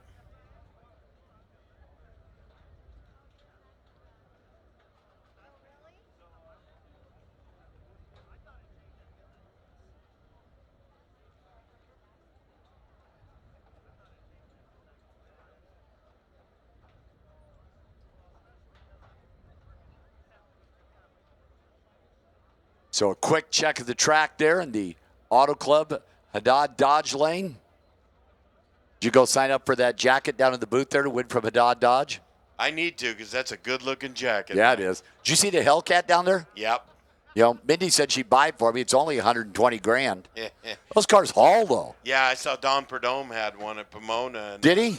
Yeah, he said that car should not be allowed on the street. Well, there's a guy comes out here and races number of different races here at Auto Club Famosa Raceway. He has one. He lives down in San Bernardino, and he drives it up here, and it runs 1020s at 135 miles an hour. Air conditioning, all this. Drives it up here and drives it back. Yeah. Now, you well remember when we were in our younger days, 60s and 70s, it was something for us to have a car that ran in the 14s. Yeah, exactly. Yeah. And now these guys have 10-second cars. And with that, you had to put them on a trailer and bring them. Sometimes you did, yeah. So the mean streak going to fire up. That's Dan Hicks. They came up here in a hurry. I'm not sure Karen had a time to change her boots. They tried to start it. It misfired. They're backing the motor down now, and then they'll put the starter back on it.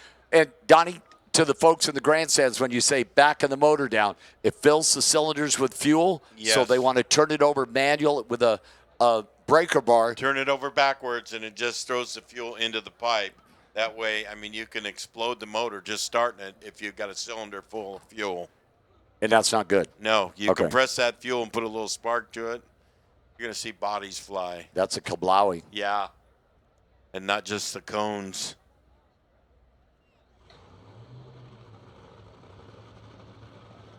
So the mean streak fires up, that 3-time March Meet champion of Fuel Altered. And this is his funny car debut. Well, he's won the round in his Fuel Altered, and now he's going to the next round in his funny car. Not a bad debut. No, got to be busy.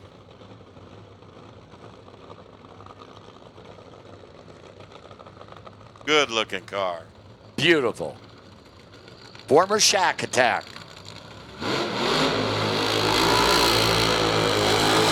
Wow, not afraid to get after it on the burnout either. Not at all.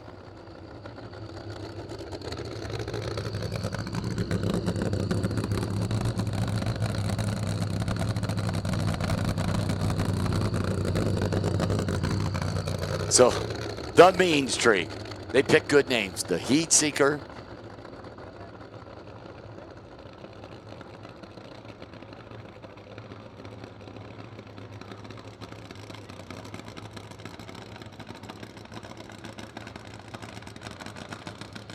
Karen Hicks, color coordinated. Was orange boots for the Fuel Altered, hustled back to the truck, got the red ones on for the funny car. That's quite an act over there. It is. They're having fun. Absolutely. Just a great, great team over there. Just go visit their pit area and see how much fun they're having. They're going to be working now. They got to get both cars serviced and They're back. not going to have time to cook us a burger. Darn. So a competition buy run for Dan Hicks and the mean streak. It's Choo Choo Mama and Sean Van Horn not there.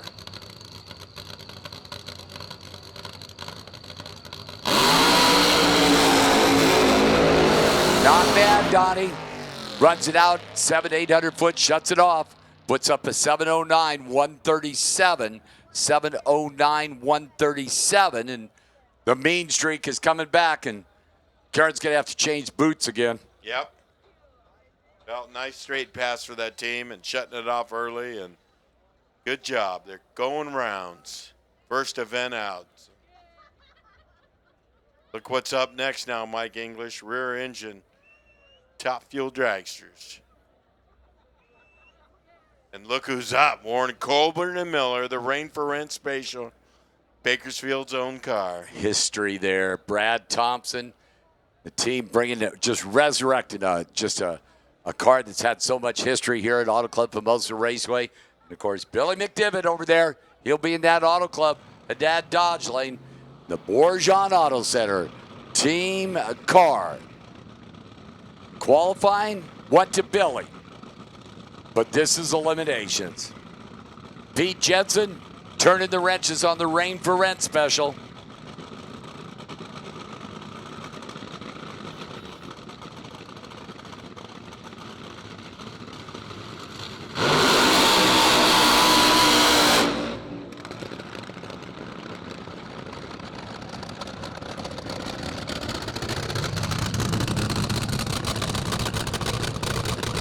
Brad the Burnout. Wife Jana waiting for her husband. Billy McDivitt still sitting over there, Donnie. Yeah, the car started and a little late started, but it's going. He'll have to do a quick burnout. not to burn Brad Thompson down. I believe they have a little fuel leak on the front of the motor. Yeah, they're working on the front of the motor, all three of them, so could be. Uh-oh, here comes the track official. Dave Lake going to walk up there. He's got a fuel leak because he will not let him run. Well, they said go. So it's going to have to be a short burnout.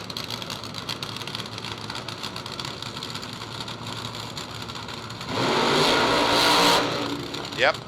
Billy being a professional, man, just whacks that throttle. Going to hustle back here. That Bourgeon Auto Center team car.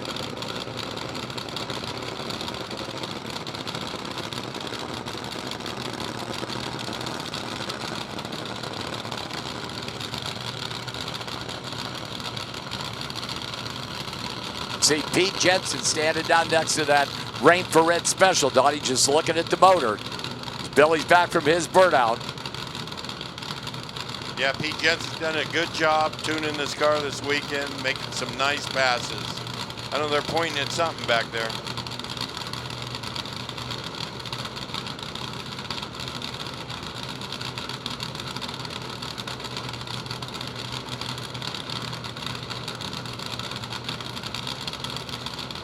Holding Brad Thompson for a second here. Well, they're trying to get that computer screen off again, Mike. There they go. They got it. Three stages, both drivers. Billy's in, Brad's in. Here we go. Wow, great side-by-side run down there.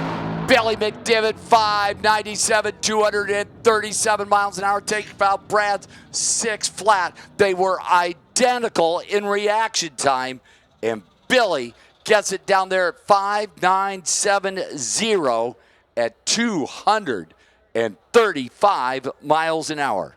Pretty even all the way down the incremental numbers, so Billy McDivitt pulling it out. Absolutely. Attention to pits, attention to pits. C-Gas, Charlie Gas, need you to the lanes, please. C-Gas, Charlie Gas, need you to the lanes, please. Top end with Jason Galvin. Dan Hicks, you're like public enemy number 1 right now. You take out Ron Capps, 6:02 in the altered, and then straight into the final round in the debut for that 590 funny car. It's going to be a dream weekend for you. I really hope so. Luck is on our side. We've had some gremlins all weekend, just little stuff, no carnage, but just little teething pains. Hey, it's first race of the season, pulling this car out, and funny car's pretty awesome fun. The altered's always fun, and it's good to be racing on Sunday, and we're going round. So, I mean, I'm ecstatic. So, funny car's pretty awesome, man. First time they lowered that body down with it running, I thought, this is pretty cool. So hopefully we get that thing running a little bit better now that we got it through the shake zone, and now we'll go make some horsepower and hopefully keep the altered on rails. So, thanks, guys. A single run for two-time March Meet Rear Engine Top Fuel Dragster champ, Mike Hallstead. The Mike's Transmissions car for Mike and Christy Stewart and Brandt Racing Enterprises for the team in from Lancaster. I just love this car. Christy Stewart standing down there. We'll bring her car back. Husband Mike down here. Their driver, Mike Hallstead. Of course, Mike, another driver doing double duty as he's driving the Glenn's Fuel Altered. Unfortunately, didn't make that 8-car field. Yeah, but still hustling back and forth all weekend, and now he can concentrate on this. He's been concentrating. He's a two-time champ. Yep. He's a good driver out there, a little underrated for what he's done. Yeah, he's a really very talented driver and not afraid to get his hands dirty between rounds. I've seen him in a lot of bad situations, and he's pulled it out. And without him, there could have been some more damage to cars. And, you know, as he always says, my right foot is connected to the owner's wallet. Right? So to race Billy McDivitt, next round.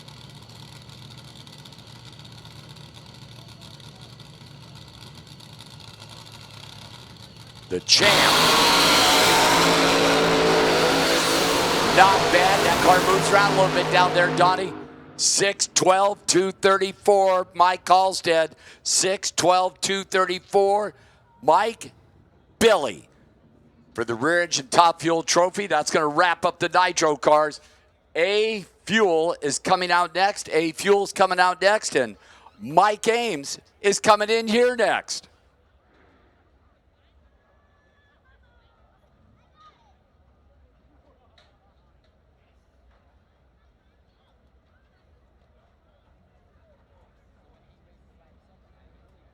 All right, Mike English, thank you very much. You, Donnie Couch, that was a fantastic session right there. Mindy Fry went 5:51. Is that fast? I mean, it looked quick. Quickest run there in the history, nostalgia, top fuel. That 5:51 from Mindy Fry, Mike English, was that fast? I mean, it looked quick. That was backbreaking for all the rest of the cars in top fuel. So A Fuel semifinals right here behind the burnout box.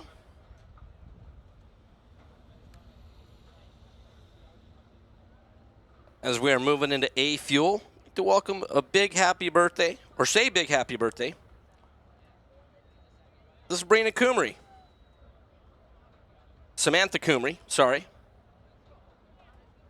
Samantha's birthday today. Having fun with her lovely dad.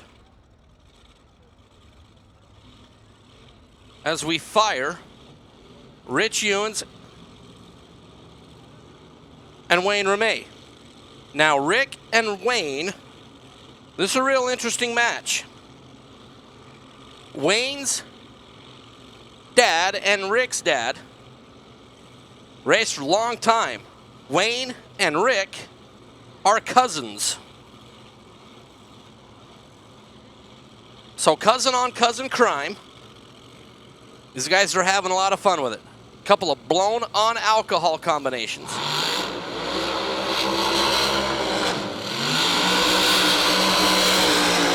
So Wayne Ramey over there, that all-black Batman A-Fuel machine. Wayne said he painted the car black because he knew that there was no way that he could have a hot rod that was as gorgeous as Rick Ewen's orange and purple machine. So he figured if he went one color, that was the safest route.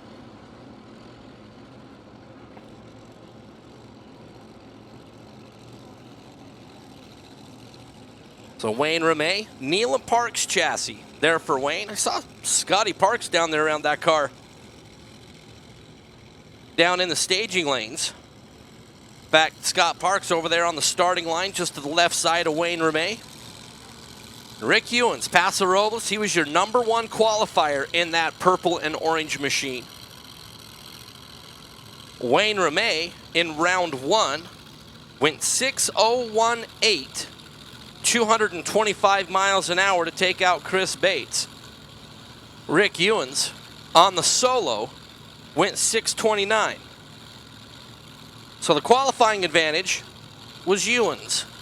Round 1 performance advantage goes to Wayne Ramey. However, as we saw, I think lane choice makes a lick of difference. Both lanes, pretty spectacular.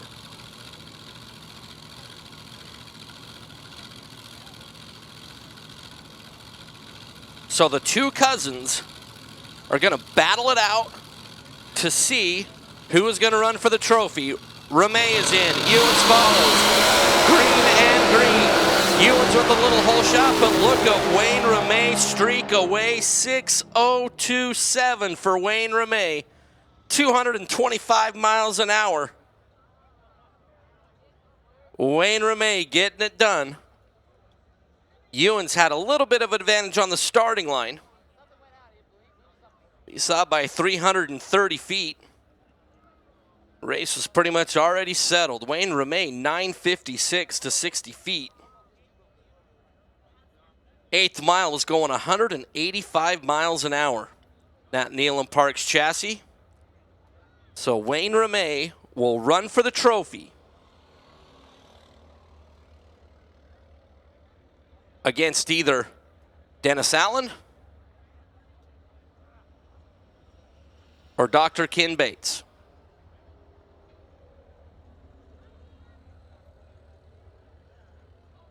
So Wayne Ramey in his blown configuration will make up one half of the final.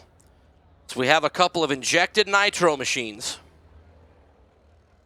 with Dennis Allen and Ken Bates. It's again in A fuel. You can run either blown alcohol set up or injected on nitro. One half of the semifinal was a couple of alcohol burners. The other half, the nitro guzzlers. Dr. Ken Bates, the 10-time A-Fuel champion for the United States Air Force. The Bates and Adams machine. Ken Bates went 588 at 233 miles an hour in round number 1, which is low of the weekend.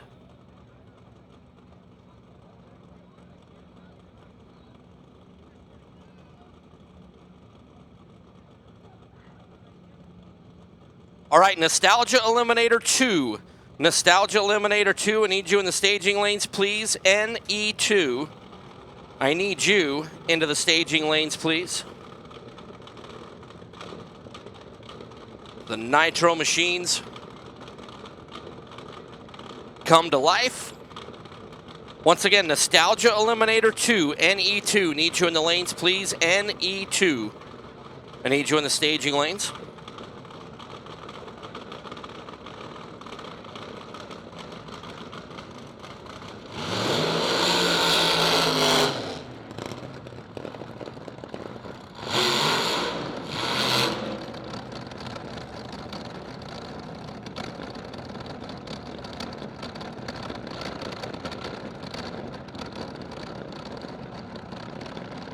Burnouts are complete. We start to back them up. You know, you start to run out of adjectives to say about Dr. Ken Bates and his racing career in A-Fuel. We talked about it a couple of times over the weekend. Drew Austin, your champion. So welcome the new baby into the family. Congratulations to Drew and the Austin clan.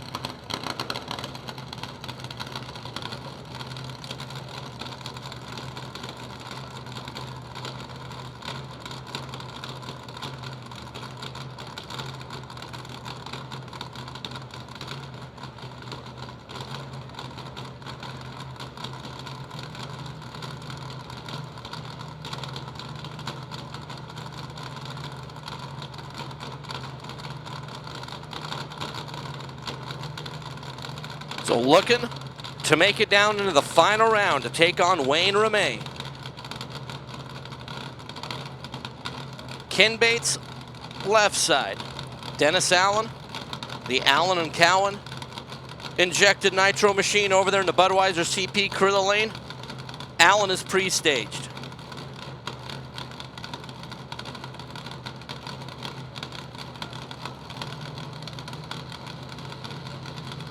Bates is pre-staged. In. Green. Slight advantage to Allen, but Ken Bates had it made up by 60 feet and 5.93.9 for Dr. Ken Bates, 2.33 on the mile an hour. Back-to-back 5-second runs there for Dr. Ken Bates. Back-to-back 233 mile an hour blast there for Ken Bates. Dennis Allen went 642 at 218 on the speed. But Ken Bates will run for the March Meet Championship alongside Wayne Ramey when we move into the final round. As we move into junior fuel. Semi-final round for the junior fuel.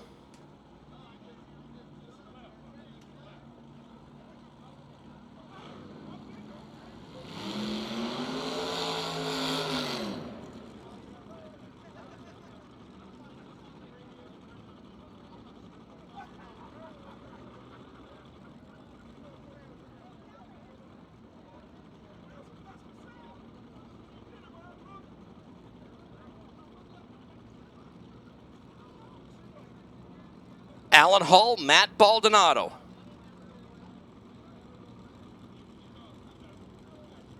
Couple of Junior Fuel B race cars. Baldano had already done the burnout and backing up. Hull's machine just barely started.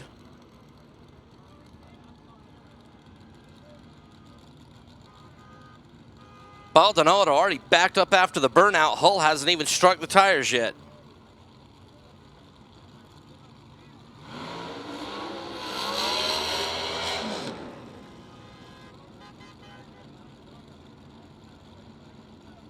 Alan Hull, Arcadia, California. Junior Fuel B, you see the 701 down there? That is the index for the class. But there is no breakout. It's first the finish line. Alan Hull backing up.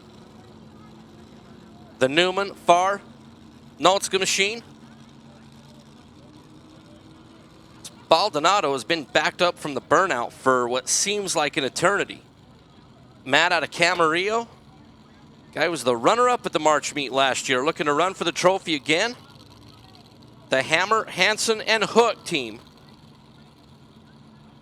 in our Junior Fuel class here at the Good Vibrations Motorsports March meet, presented by our friends at MalloryPrint.com. Hayden Wheels. Other series sponsors, A1 Transmission, S&W Race Cars, GRC Race Fuels, Big Sky Energy, helping out all our Junior Fuel competitors. Once again, Nostalgia Eliminator 2. Nostalgia Eliminator 2, you should all be in the lanes. Nostalgia Eliminator 2. So this is first to the finish line. No breakout. Green for both. Fourth out, separate them on the starting line. Hull a little bit quicker to the 8th mile, and Hull will advance. 720, 184 on the speed. There for Alan Hull. 737 there for Matt Baldonado as he bows out in the semis. 178 miles an hour. So Alan Hull will take on Don Enriquez in the final round.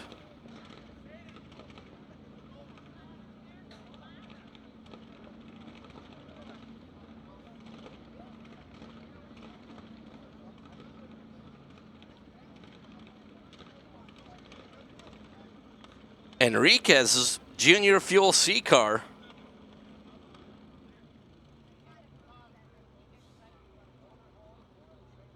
was not really sounding spectacular back there.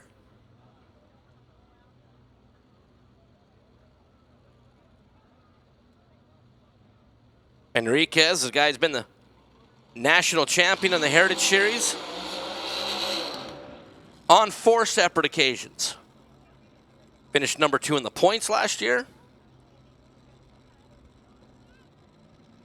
The young man has been driving dragsters for longer than I've been alive. When I'm 45.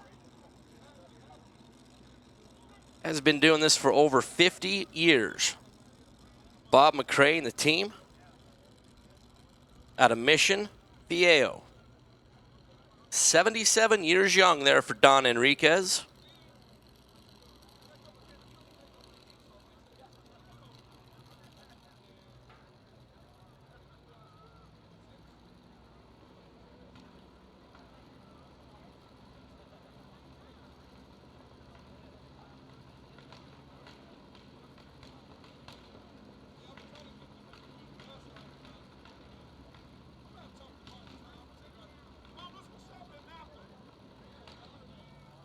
So 7:14, the standard in Junior Fuel C. We'll have a Don Enriquez, Alan Hull final round.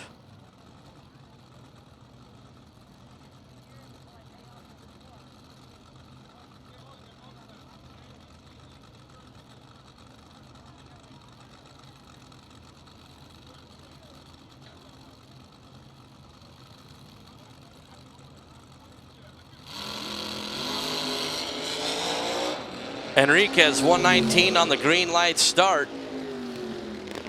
Had to pedal the car just a little bit. Off the gas early, 890. He'll be back around for the final round. 103 there to 60 feet. 97.47 on the mile an hour. And we're going to move right into 7-0 Pro quarterfinals. Again, Nostalgia Eliminator 2, you should be in the lanes. Nostalgia Eliminator 2, you should be in the lanes.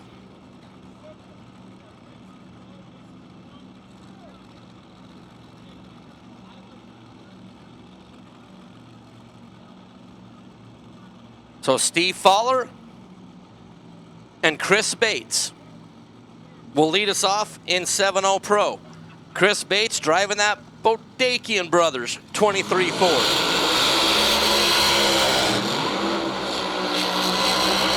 And Steve Fowler, they're in a Bad Moon Rising. Steve on wife Stephanie, Lake Havasu City, Arizona-based team. Flat top over there. The Budweiser CP Carrillo side of the racetrack.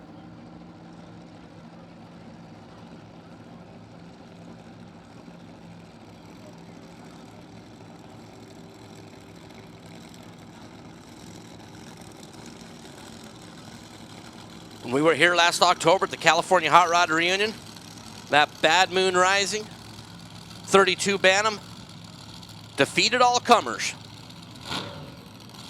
Winner of that famous event. And Chris Bates doing double duty this weekend. Was running the US Mule over there in A Fuel with brother Ken Jr.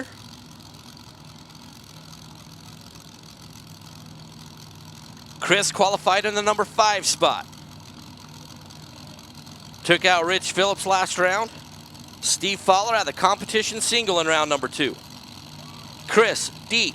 Fowler in all, and Chris Bates rolled the beams. Steve Fowler will pick up the win as that win light is illuminated on top of that Budweiser scoreboard. And then Steve Fowler goes 7 flat 8. Wowzer. Fowler, 60th hour reacted to green, but dead on 8, 190 there for flat top.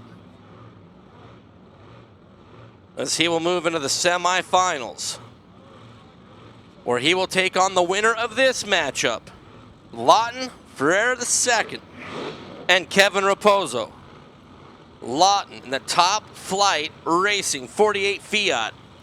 That blown big block Chevrolet over there for Lawton. And Kevin Raposo coming in from the great state of Hawaii in that front engine dragster.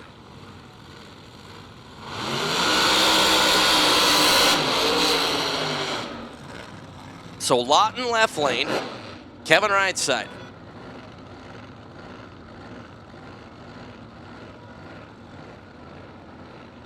All right, ladies and gentlemen, boys and girls, kids of all ages, B Gas, Baker Gas, Buoyant Gas, Bubba Gas, B Gas, Boy Gas,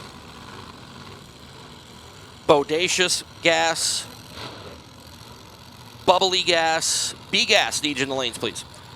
So Kevin Raposo coming out of Hawaii. The Kevin's Automotive Repair, Rodeck Power Plant slapped in that front engine hot rod. Lawton Ferreira II. Lawton Sr. in the team, looking to take on Steve Fowler. A flat top there in the semifinal. Lawton is pre-staged. Here comes Raposo. Lawton in. Kevin follows. Green light starts for both competitors. Slight hole shot there for Kevin Raposo. Lawton Ferreira, Kevin Raposo. Kevin Raposo on a hole shot. 7:05 beats 7:03. Driver did his job there. 21 green there for Kevin. Lawton Ferreira was 59 thou on the green light start. 7:03, a little better on the racetrack, but all that matters is that win light came up in Kevin Raposo's lane. So Kevin Raposo take on Steve Fowler in the semifinals. With 6 cars in the class, means we go down to 3. And this matchup will have a bye run into the finals in the semis. So one of these two fine gentlemen will run for the trophy. George Vanderpool and Tony Trim.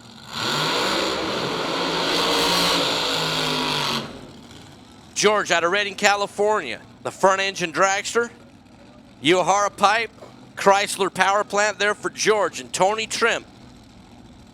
In the Roadster, the Harvey Williams-owned machine out of Wilton, California, with that foil up there behind the head of Tony Trimp. Now, last year, Tony Trimp at the March meet went all the way to the final round, did not light up that win light in the final. Tony wants to go the same distance, but light one more lamp and take home the 2019 Good Vibrations March Meet Motorsports presented by Lucas Oil.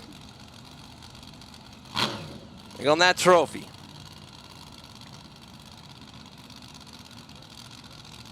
So this side of the ladder will have the bye in the semifinal. Kevin Raposo is advanced. Steve Flat Top Fowler is advanced. Tony Trimp pre-stage. Vanderpool in, Trimp in. Oh, Tony Trimp. You saw it with the naked eye. Big starting line advantage. George Vanderpool trying to drive around the Roadster, and he does. George Vanderpool, 7:07. 7:05 with a 7, 184 miles an hour. Tony Trimp, 7:16 at 184. George Vanderpool stuck the nose out in front of that Roadster by 3 stinking thousandths of a second to get it done. George Vanderpool down, ended up chasing Tony Trimp down. Tony Trimp was 18th out reacting to green. George Vanderpool was 127 on the green light start, overcame that huge hole shot, 3 thousandths the margin of victory there for George Vanderpool as he will advance down to the semifinals. And with the solo, all he has to do is stage the car under his own power, and he will advance into the final and run for the 2019 Good Vibrations Motorsports March Meet presented by Lucas Oil trophy.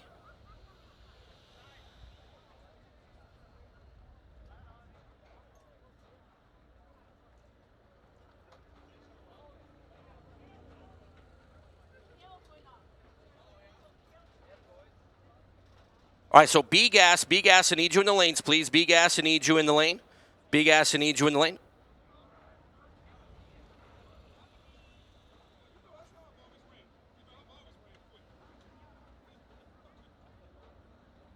All right, so as we get ready to move into D-Gas, our 1060 runners, Steve LaBarber, the official voice here at Auto Club Famoso Raceway, going to tell you all about DC Nostalgia Eliminator 2 B-Gas. Steve LaBarber, great work as usual, will be right in front of us. Thank you as always, Mike Ames. Bear with me, folks. It's been a long weekend and my voice is beaten up. So first pair here in D-Gas. You look up on the scoreboards there, it's 1060. We got Gary Hardy out of Cressy, 73 Pinto. He was your number 8 qualifier. Don't matter, he's sitting in round number 3. And you got Chasey Trimp, 69 Opel GT, formerly out of Yuba City from the #1Stunna. Jesse Adams came out of his racing stable. So I've seen that car in many winner's circles over my tenure as an announcer. Both on the hunt for 1060, so here's the game plan. Good reaction time, keep it on the green side first to the finish line and don't go quicker than 1060. Usually gonna be the winner. So clean and green on this side. Pinto or Opel, only at Auto Club Famoso Raceway at the March meet will you see that matchup. It is gonna be Gary Hardy. 1061.9, he was 015 and way better in reaction time. Chase, he started with an 0 but had an 8 next to it, so at 800ths to an 015, that's about where it ended. Gary Hardy moving into round number 4. So we got Bob Gonzalez and Bruce Boardman. Bruce out of Laverne, 55 Chevrolet, and Bob Gonzalez, 70 Nova over here in the Budweiser CP Carrillo lane. And over in the Auto Club Haddad Dodge Ram, Bruce Boardman. The Bad Obsession saw that car on the freeway Wednesday morning in the rain on an open trailer, that Bad Obsession 55 Chevrolet. And he is on his way back to Laverne as he went deep. 1077 gets the win for Bob Gonzalez. It don't matter. There ain't no such thing as an ugly win light, folks. Mark Storms and Bill Norton. Bill Norton. Believe that car says comfortably numb on the door. Beautiful 63 Nova, 377 for power. Mark Storms. Acton, California-based 57 Chevrolet, 515 cubic inches, tuned way down. He is your number one qualifier, was 10.600. Folks, you can't get any better than that. So staged and ready is the Nova. Getting on in there is your number one qualifier, Mark Storms. Attention in the pits, attention in the pits. Nostalgia Eliminator 1 needs you to the lanes, please. NE1, and look at that, number 7 takes out number 1 just like that. And it was 100% reaction time. 082 for Bill Norton, he left first. Light started with a 2 for Mark Storms. That's all she wrote for the number 1 qualifier, done in round number 3. Keeping things moving, Don Fournier, 80 years old, behind the wheel of that 48 Anglia. Factory 90-inch wheelbase, no stretch there. 377 per power, your number 4 qualifier. The car is deadly consistent. Patrick Williams, 82 Chevy S10 out of Tracy. On the hunt for that Anglia, gets it done. Was that considered elder abuse, Mike Ames, when a 50-year-old kind of beats up on an 80-year-old? Just turned 81 this weekend, so yeah. Just playing. Harold Binsfield, Ron Tucker. Tucker, 67 Barracuda, bows out to the red light. Harold Binsfield, the handyman, and my friend, you dodged a bullet. Ron was pushing, you were sleeping. He goes 1064 on the 1060, and he's going to see that time slip and go, yeah, I better change. I better do something different next time. Mike Williams going to finish it up here in D-Gas. Once again, attention in the pits, attention in the pits. Nostalgia Eliminator 1 needs you to the lanes, please. NE1 needs you to the lanes. Mike Williams out of Bakersfield, 67 Nova, getting a single into round number next. Quarterfinals. Thanks, Mike Ames. Thank you. He was 047 in reaction time, 1062.7, 126. Mike Williams moving on. That's going to do it for that round of D-Gas. Now we're getting into C Charlie Gas.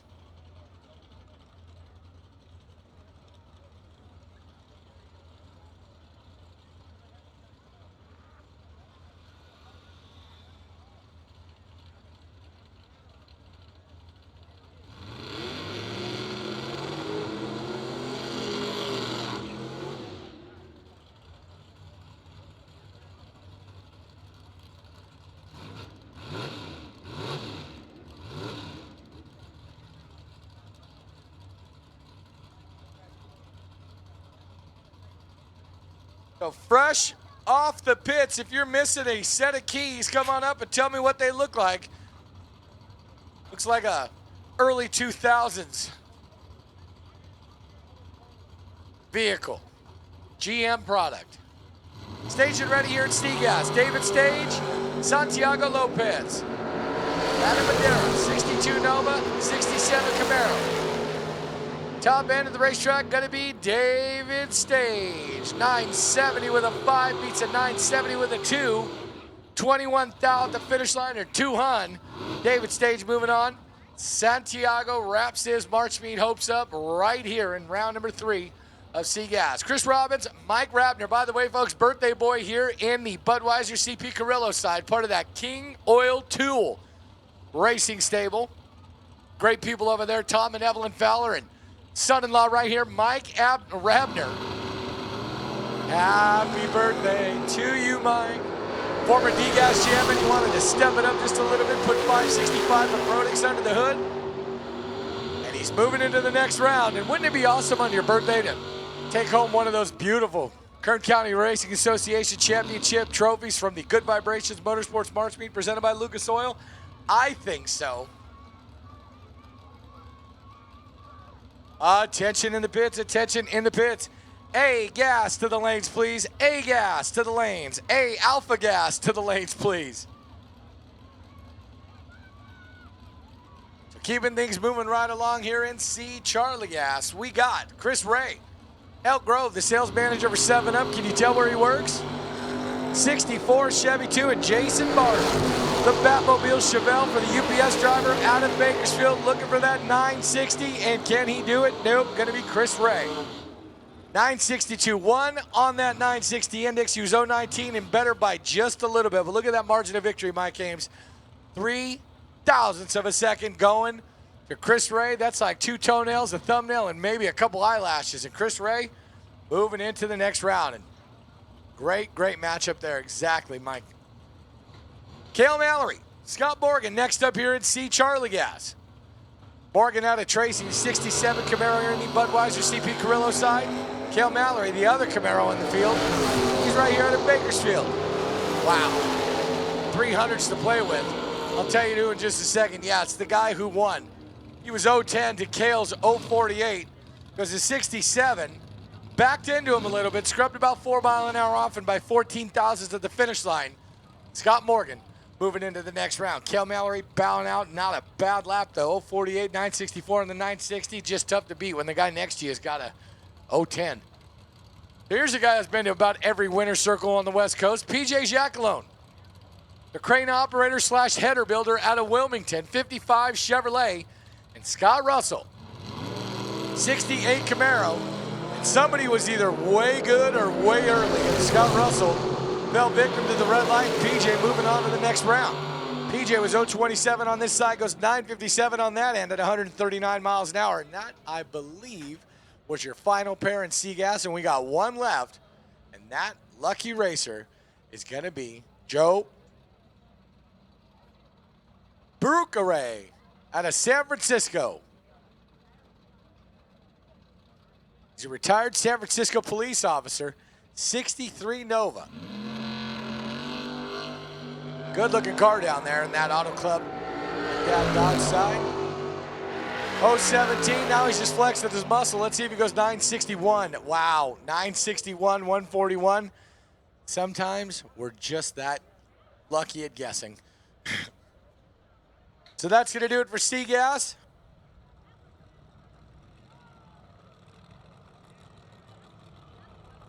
So, Index Racing still a little bit quicker.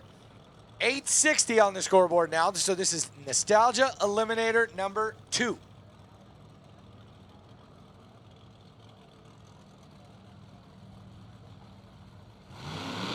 So we got dragster Jeff Grider, Bakersfield's own. 1968 Tuttle with a 454 in the rails. Number 6 qualifier with an 863.2 at Terry Lindblad. Out of Chico, that 1966 Williams. I thought Jeff Kreider had the oldest chassis in the field. But a 66 Williams and a 68 Tuttle, that's nostalgia as it gets, folks. 392 Chrysler in the rails for Terry Lindblad. This is 8 cars left, quarterfinal round.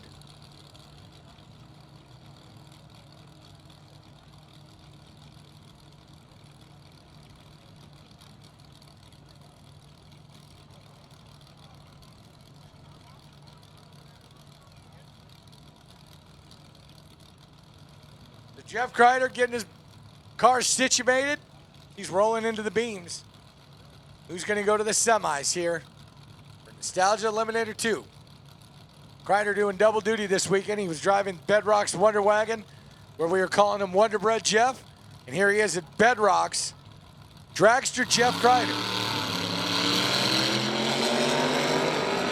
Well, they're clean and green, folks. By the looks of separation between cars, one of them starts with a 5, and that was Jeff Kreider. Terry Lindblad was 046, 873, 144, and nobody is going to be madder and more disappointed in himself than Jeff Kreider. That is very rare you see Jeff Kreider go anything over. I mean, I'll even give him a 1 light. I rarely see him put 1 lights up, even in Hot Rod with a 510 street, which he normally never runs on. Jeff Kreider putting a 5 on the scoreboard for reaction time. He must not have liked what he saw in the cockpit of the car. Car went good though, 867.4 on that 860 with Terry. Moving into the next round. George Chatterton and Michael Beebe. Michael in that 2014 dragster out of Porterville.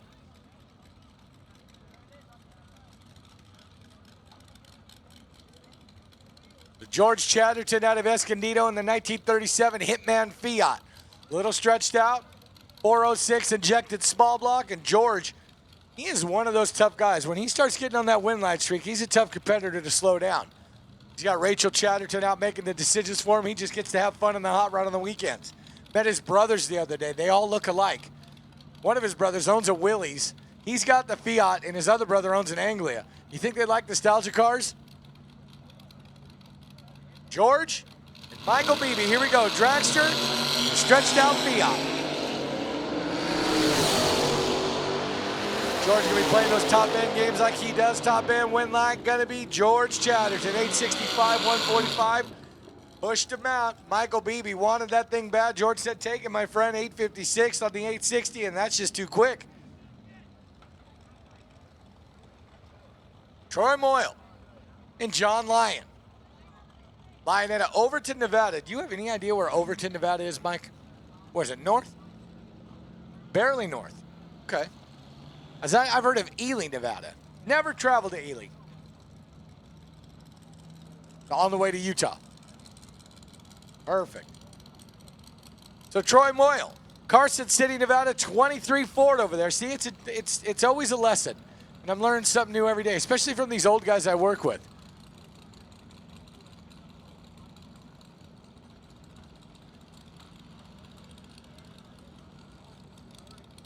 Learned another something. I wonder if anybody knows that out there. I'd be willing. Oh, okay. The 500 cubic inches of all Ford for Troy. 406 for small block Chevy for John Lyon in that little worm car. And it's going to be Troy Moyle. And look at that, 8605 on that 860. He was your number one qualifier, and that's why he's still going rounds. He was 0-13 on this side to John Lyon's 0-16, so 3,000 separation turned into 39 real quick. And Troy Moyle moving into the next round. So the number one qualifier still alive going into the semis, and he is going to be facing George the Hitman Chatterton. Semifinal round here in NE2. Eddie Lucas and Danny C. All right, attention in the pits, attention in the pits. A-Gas, need you to the lanes, please. A-Gas to the lanes.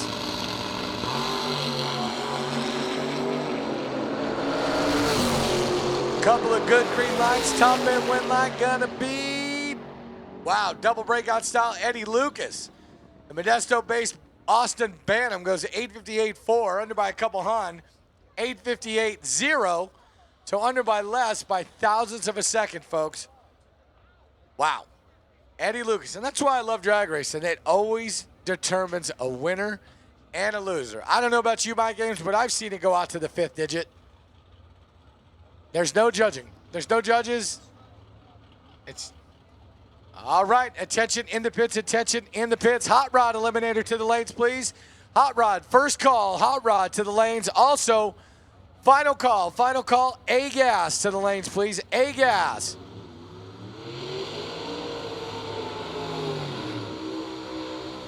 Moving into into B-Gas right now. Joe Bernier and Randy Armstrong. Armstrong going to pass the Rebels 57 Chevrolet. 548 wife Patty out there making a lot of decisions for that 57 Chevrolet, part of the NY Oil Racing Stable. And Joe Bernier out of Chula Vista. 72 Vega over there in the Auto Club of Dad Dodge side. Your number 7 and number 3. Number 3 qualifiers here. 861.5 for Randy. 863.8. So on paper, it looks like Randy's got this one locked up. But it is Sunday, and it is drag racing. And on Sunday, don't matter where you qualify, especially later in the rounds. The semifinal round here in B-Gas, the quarterfinal round here in B-Gas. Randy Armstrong moving into the semis. 865 on the 860 as Joe Bernier goes deep and goes red. 869.3. Joe Bernier getting the trip back to Chula Vista. Ken Spears.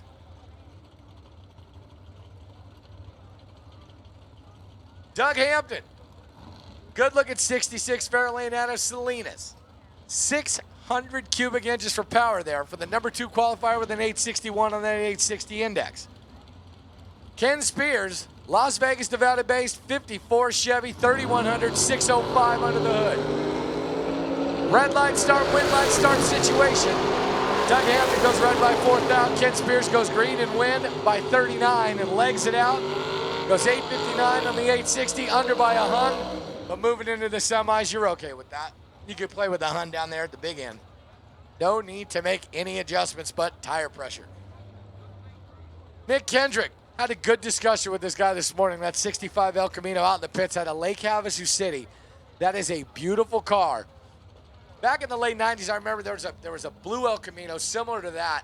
It was like part of that Flowmaster Pro Street deal. And I asked him, I said, was that car ever teal? And he goes, no, it's always been this one, but I know the one you're talking about. And I just love a good 65 El Camino that's just dumped and back out and cut up. Motors moved back about 8 inches in that guy, and he loves racing that thing. So Nick Kendrick, your number 1 qualifier with an 860. John Spall, Jason Spall, 66 Nova, clean and green. Top end win line going to be the El Camino, 870 with a 9 on that. 860 was 099 and better in reaction time. Small, 871.6, 152, and by 3 hun. Nick Kendrick, moving on. He ain't going back to Havasu yet, folks. So final pair here in B-Gas.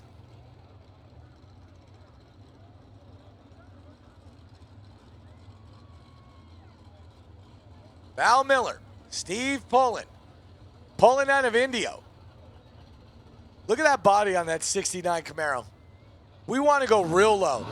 So low that we have to actually put fiberglass inserts in the wheel wells. I love it. Create new fenders. I want my Camaro to have a more hippie stance. So Val Miller in a beautiful 71 Barracuda, 540 under the hood. Was quick all weekend in qualifying with an 858. You can play with 200 on the big end. So let's see, is it going to be the Mopar or the bow tie? We got ourselves a coin flip drag race here, folks. There's 2,000 separation and reaction time. Big end going to be the Camaro, 867.7. Wow. 867.9, and by 7/10,000ths of a second, Steve Pullen moving into the next round, 0.00007/10,000ths of a second. Steve Pullen, that is a tight drag race right there. And that's going to do it for B-Gas. So what a way to close that one out, my games. That's the tightest race of the weekend, folks. You just witnessed it right here for the 61st running of the Good Vibrations Motorsports March Meet, presented by Lucas Oil. So that's going to do it for B-Gas. And next up, we got NE1. 760 on the scoreboard, and I'm going to hand the mic back over to Mike Ames. He's going to tell you all about Dustin Lee coming around the corner.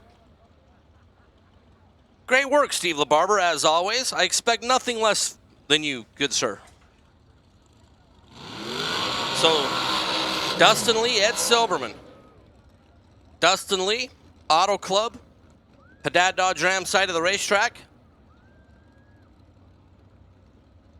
Dustin out of Palmdale, California. In Hodgepodge, back-to-back Heritage Series champion. Nealon Parks chassis for the talented engine builder, Dad Jimmy. On the squad, and Ed Silverman, your runner-up. The 2018 Good Vibrations Motorsports March Meet. Ed out of Lake Isabella, California. Sarmento chassis, big block Chevrolet injected there for Ed. Budweiser CP Carrillo side. So we're down to 6 cars in Nostalgia Eliminator 1. Get us down to 3. As we continue to work our way through Championship Sunday. Dustin Lee going to be last to stage in. On a red light start there for Ed Silverman. Red by 4/1000ths of a second. 004 Ed there for Ed. Dustin Lee, 007 was up on the wheel, then goes 765.1 at 154 miles an hour. Ed Silverman goes 765.3 at 171. So Dustin Lee, your 2-time defending Heritage Series champ,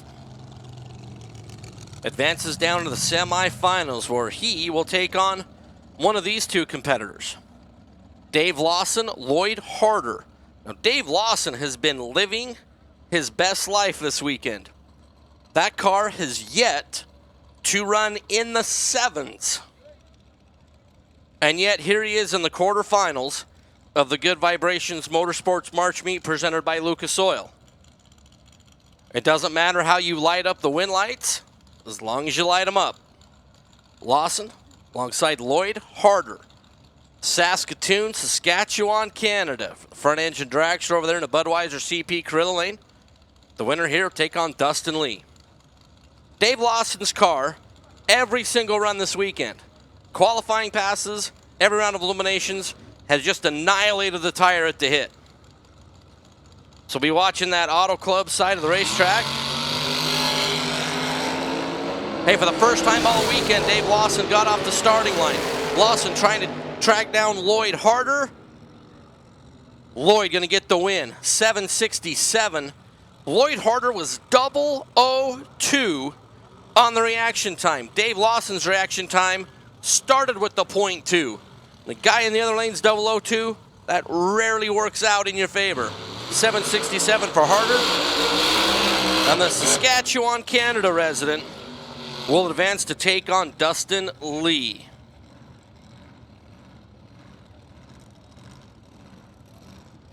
Once again, Hot Rod, you should all be in the lanes at this time, please. Hot Rod, you should be in the lanes. Hey, just so everybody knows, on the schedule after Hot Rod is our next round of Nitro cars. So once again, after Hot Rod will be the next round of Nitro, as we're Nostalgia Eliminator 1, then we go into A-Gas, then we go into Hot Rod. Then we go into Nitro cars. So everybody's out there walking around. Might want to start making your way back up into the grandstand area, and this is a 2-for-1. Winner of this round will run for the trophy, Jason Barta and Ken Fullerton. Barta, former March Meet champ, former series champ. And Barta and Colburn. 572 big block Chevrolet injected. Front engine dragster out of Bakersfield. And Ken Fullerton in the 23 Ford out of Cedar City, Utah. Blown Chevrolet there for Fullerton. He was your #1 qualifier. Fullerton took out your 2-time defending March Meet champion, Danny Skrokosh, in the previous round. But one of these two gentlemen will advance into the final. Green, Barta in the dragster looking right. Fullerton in the altered looking left. Jason Barta, 763. 170 miles an hour there for Barta. We'll move on. Fullerton, 764 at 177. Barta was 17 green. And the worst reaction time of the round was Jason Barta. 17 thousandths of a second. Dustin Lee's light was 00. Harder was 00. What's wrong with Barta? He was only 17. I mean, come on, Jason. So Jason Barta with the semifinal single. We'll try to win the March Meet again. So we move into A, gas.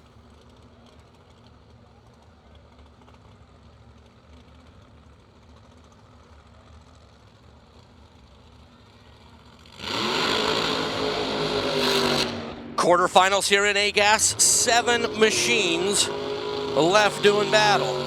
Terry Newton, Rich Harrison.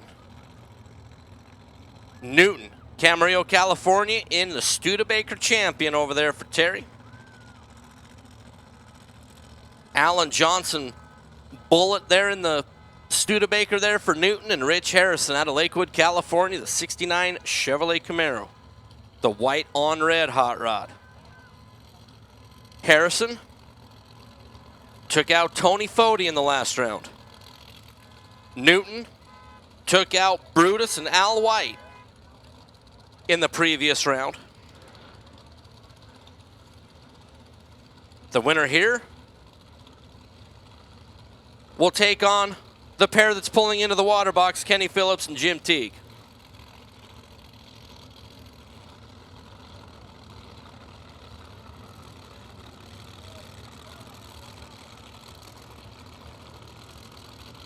So just a little mopping by Chief starter Brian Taylor. For Rich Harrison, going to pull and light up that pre-stage beam.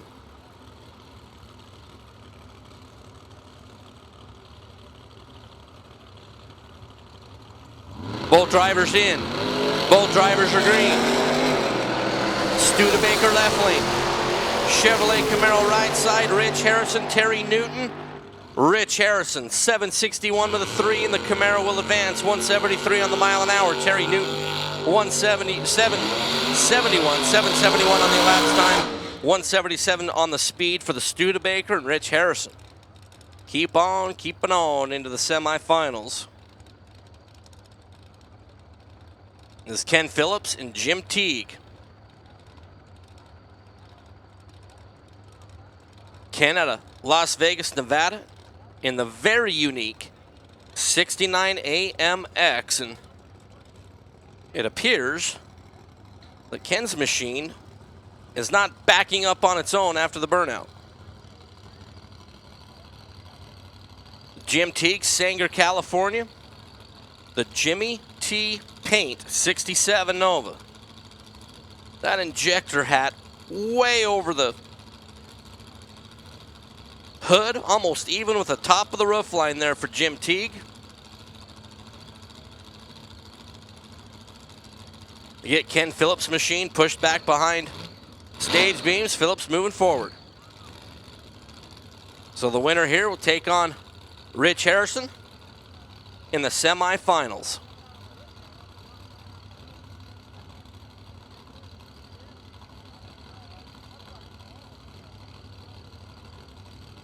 Teague is in. Phillips is in. And a red light start there for Ken Phillips. Jim Teague will move on with the free look at 767. 55.7 for Jim Teague, 183 on the mile an hour. Ken Phillips had an inkling that might be transmission-related problem as he was red by a bunch. Then go 7:59.9. So Jim Teague, Rich Harrison.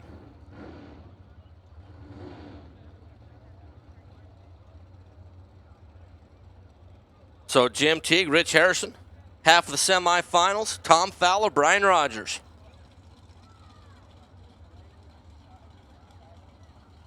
Fowler, Paso Robles, California, the Kings Oil Tools. Silver on black, 70. Chevrolet Camaro, 632 cubic inches out of both machines. Fowler alongside Brian Rogers. Brian out of Claremont, right there outside of Pomona. The 67 Nova, beautiful blue paint on that Nova. Brian and Allen and that whole team trying to advance down into the semifinals where they will take on Frank Miranda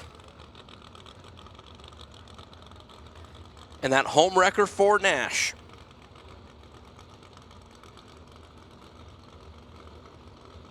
Rogers is pre-staged. Fowler bumping in. Rogers in. Fowler's Camaro is in. Green light starts for both competitors. Identical reaction times. We're going to see scoreboards down there. 7:55.7. 182 on the speed. 7:55.6 for Brian Rogers. Margin of victory, 12/10 thousandths of a second. Identical reaction times. They were both 20 on the bowl. Tom Fowler, 7:55.7. Brian Rogers, 7:55.6. Man, at the end of that race, all you can do if you're Brian Rogers is just tip your cap to Tom Fowler and say, man, that was a good one. Just came up on the wrong side of the numbers there. So Tom Fowler will advance, and he will take on Frank Miranda in the semifinals. Frank Miranda had one heck of a 2018 season. Was your ANRA Series champion. Was your NHRA Heritage Series champion in A-Gas. Is your defending Good Vibrations Motorsports March Meet presented by Lucas Oil champion. Dude's just a big old winning machine. That home wrecker 459 Rambler wagon. Big block Chevrolet there for Frank. Frank 29 there on the green light start with a free sniff of 760, and he smells like 802 off the gas early at 130 miles an hour. Now to wrap up A gas, so Rich Harris and Jim Teague will make up one half of the semifinal. Tom Fowler and Frank Miranda will make up the other half as we're going to move into Hot Rod. And the guy who, I mean, literally screams Hot Rod, Steve LaBarber will tell you all about next round of Hot Rod. Screams Hot Rod, folks. Here we go. David Bailey over there in that pickup truck, 1174. And I don't know how much screaming I'm going to do. My voice has seen better days. So's my face. Thanks, my games. Always a delight. So 1174 for David Bailey, and he's going to get the head start. Scott Wingett, Santa Rosa, California based 70 Duster. He's going to dial in at 1124, so he's going to do a little bit of chasing there.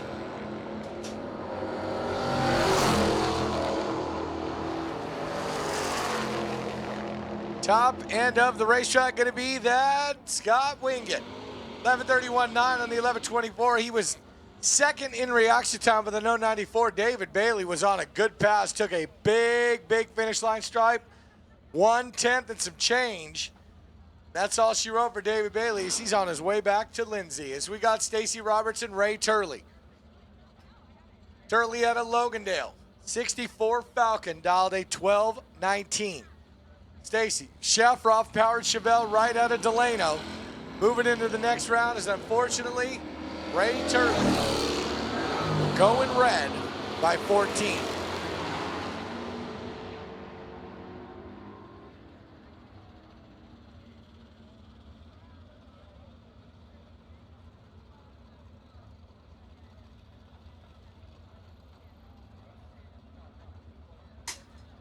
Stacy Roberts moving on that 10:02. She goes 10:09. We got Scott Loosely, Tim Sullivan.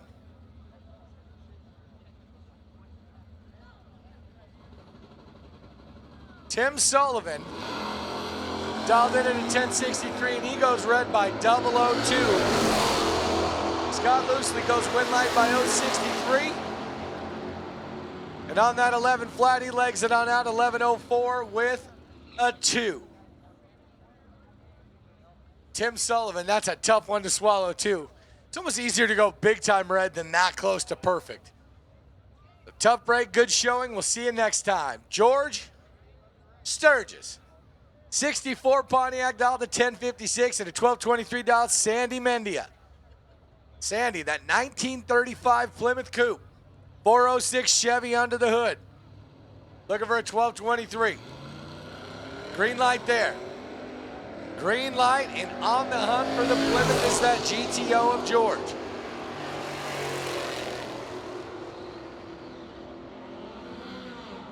Top end win light going to be that Sandy Mendia, 1223, dead on with an 8. Took an 800 stripe. George dialed to 56, goes at 1069. And there's your 800. Sandy Mendia moving into the next round. Bill Perry, Paul Miller. I think one of the last Volkswagen standing, and that is Mr. Phillips over there in Bill Perry's Hot Rod, 69 Pontiac. Went perfect in reaction time earlier today. Not this time, but he kept it green. Paul Miller on the hunt for the Pontiac. Top end of the racetrack, gonna be the Firebird or the Bug. Gonna be that Firebird, 1241 on the 1231. Paul left the starting line here. Let go of the clutch, pulled second gear, and the car kind of stuttered a little bit when 1178 on the 1160. Mark Beaven, Mike Ogdenbean, Fresno-based 84 Camaro over there in the Auto Club, a Dad Dodge side, and over there Mark Beaven, the Duster, down to 1068. The Budweiser CP Carrillo side.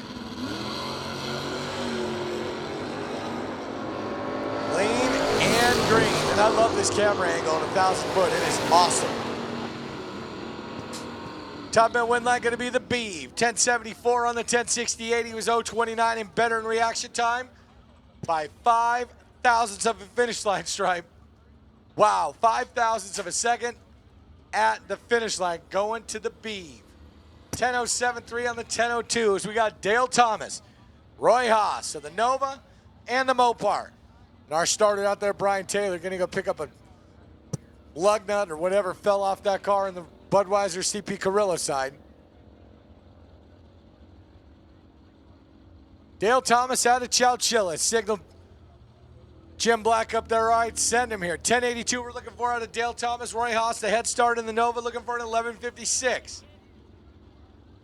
Can't wait for the next pair. I love this Chevelle. Was up here earlier this morning and just, beautiful. Green light there. Green light for Dale, and here we go. Opar or bow tie.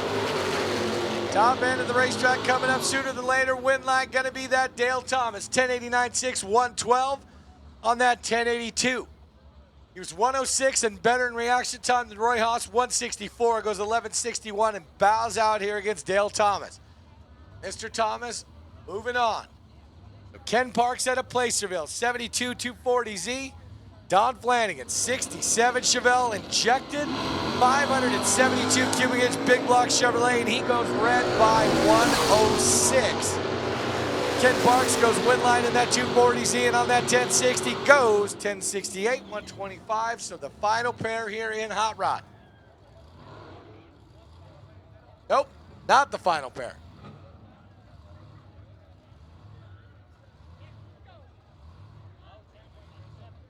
So there's a bunch more in Hot Rod. My bad, folks. We got Bill Freeman in F57 Bel Air, Texas Gold down to 1097. Randy Ray, Santee 65 Mustang down to 1013. 1097 the dial in for Bill Freeman in the Bel Air.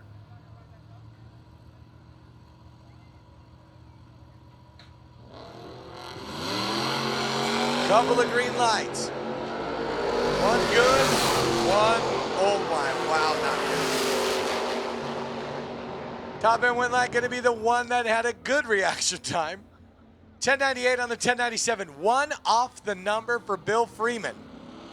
1013 dead on with a 2 for Randy Ray, and there's going to be one of those tough pills to swallow, huh, Mike English? You look at that time slip and go, oh, really? I looked down at the wrong time. Randy Ray bows out. Jeff Kreider still in competition in the Bedrocks Wonder Wagon.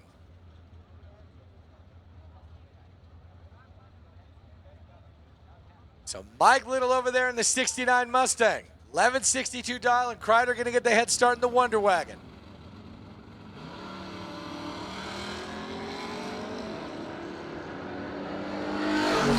The action time may come into the finish line game here real quick. Jeff Kreider or the Mustang, going to be the Mustang. 1169 and the 1162. He was 008 in reaction time, and round 3 has not been kind to Mr. Kreider.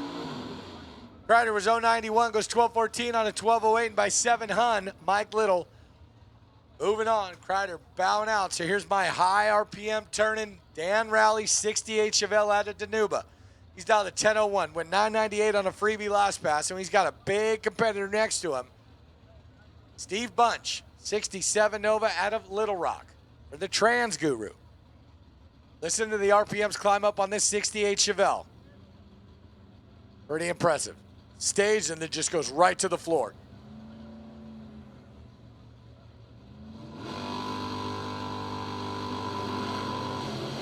I love that. Like a super stock engine. I'm almost convinced it's exactly what it is. 404 cubic inches. That thing cranks some RPMs. Top end of the racetrack going to be Dan Rowley. 10.027 on the 10.01 dial. He's in it to win it. He was 0.48, left second by 0.005 of a second. Steve Bunch was 0.43, goes 11.14, off by about 4 numbers. Made it 19th out at the finish line, and that is going to be all Dan Rowley.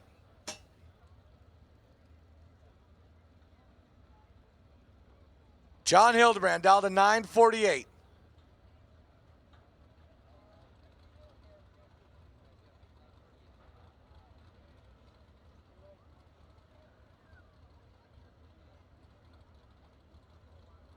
So the Encinitas base 31 Ford Coupe, I think is just going to try to save some parts and take the win line as he's got no competition next to him.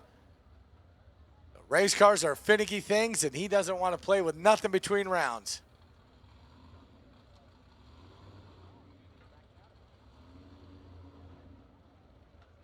There's a little bit of stuff coming out of the bottom of that car.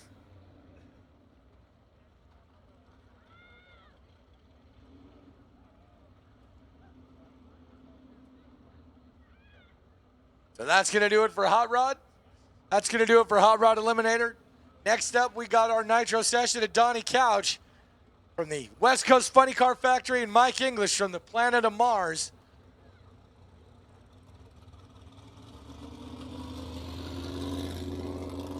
Him and Donnie Couch going to take it away here in just a moment, tell you everything about it.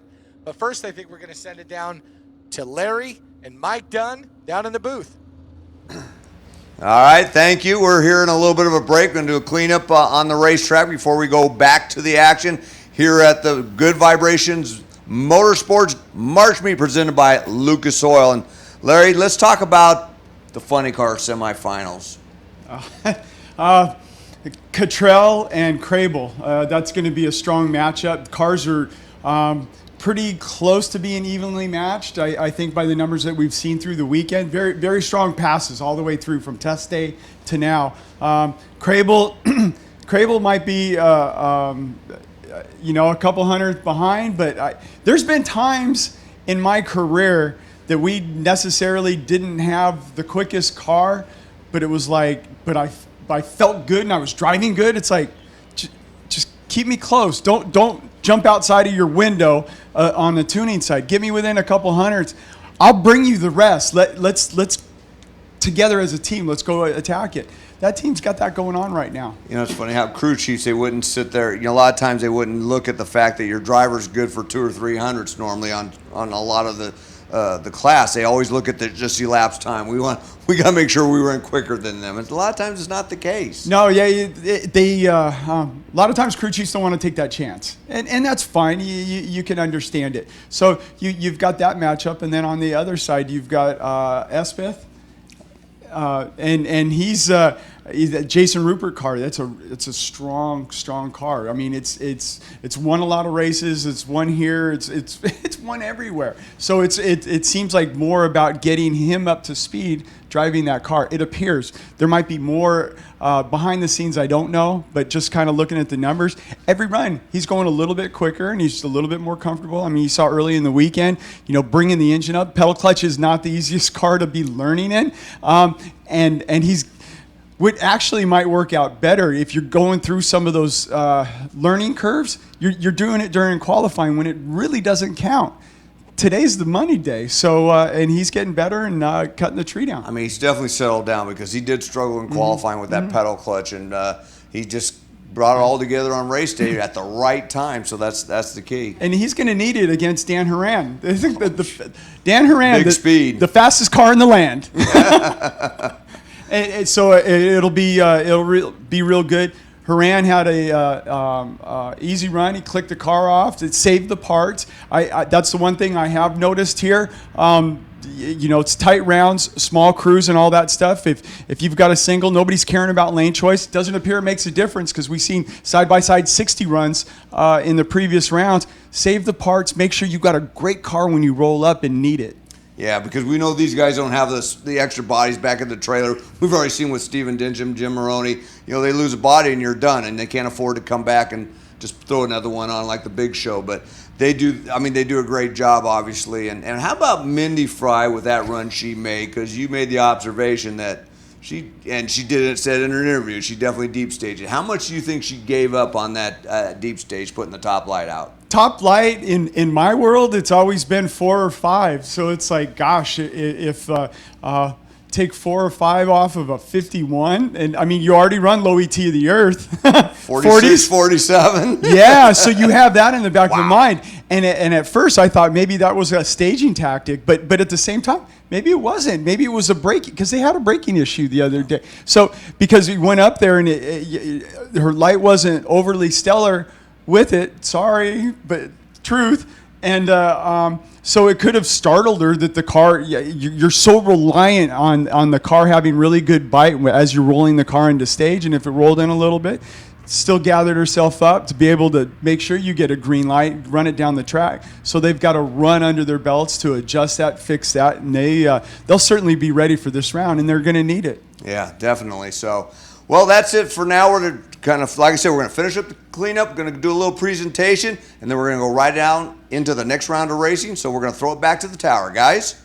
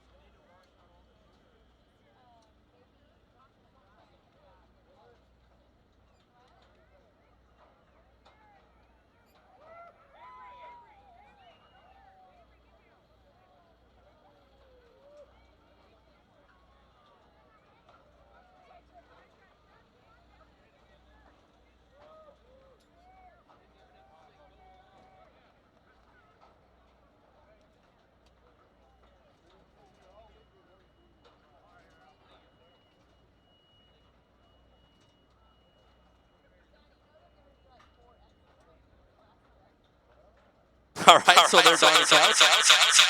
We get.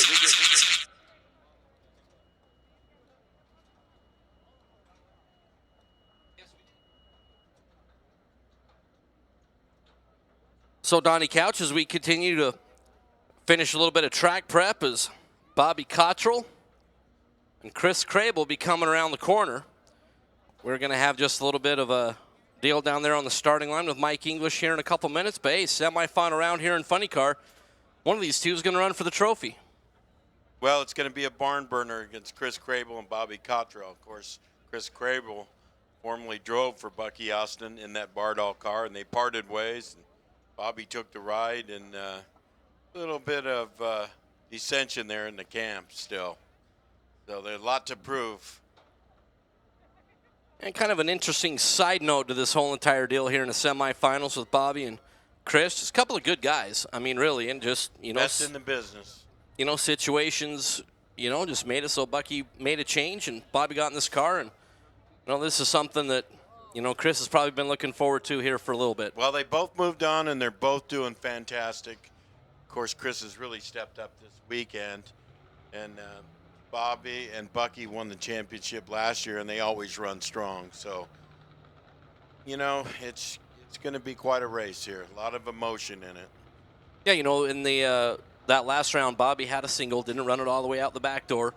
Chris went 560s, and he lost lane choice because he put a little bit of oil down on the racing surface. But I mean, really, these cars are probably both pretty close. Yeah, they're close, and the track's good. The weather conditions are good. All the conditions are right. All the stars have lined up, and we're going to see one of these cars going to go to the final round. Yeah, Chris Crable went 567, which was low of that round. Right, so right. We'll see where that goes. He's ran some 560s this weekend, and consistent 570s. So that Cascade Automotive car.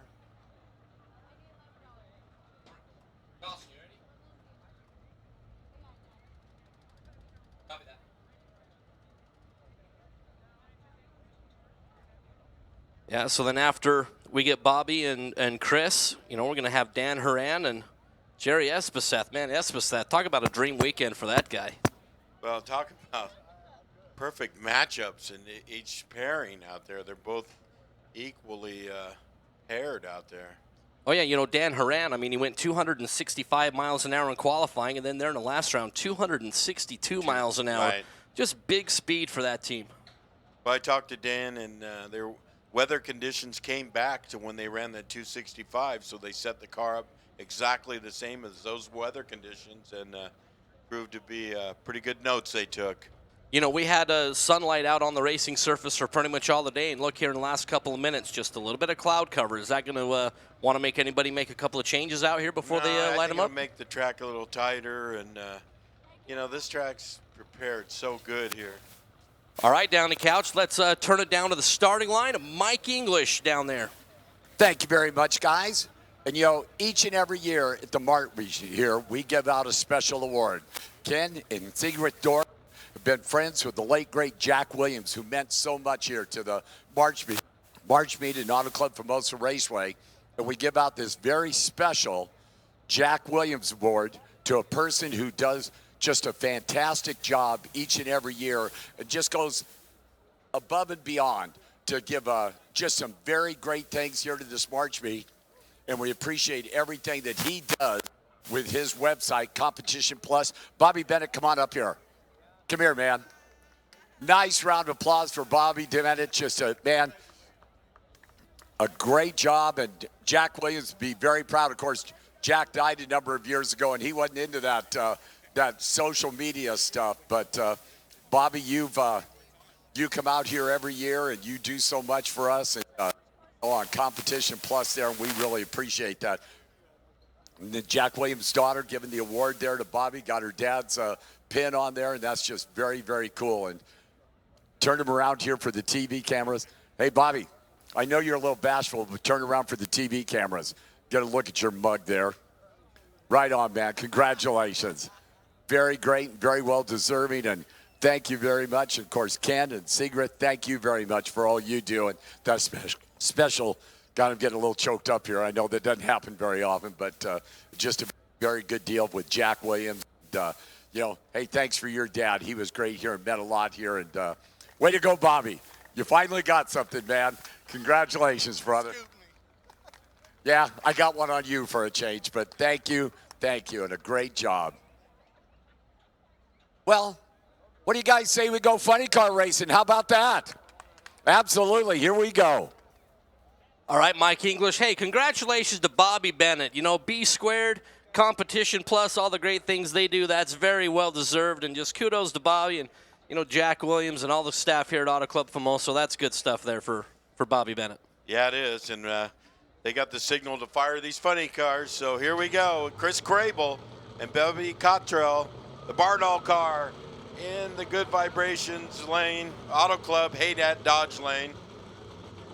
Chris Crable, the Cascade Automotive car in the Budweiser CP Carrillo lane. Both cars come to life.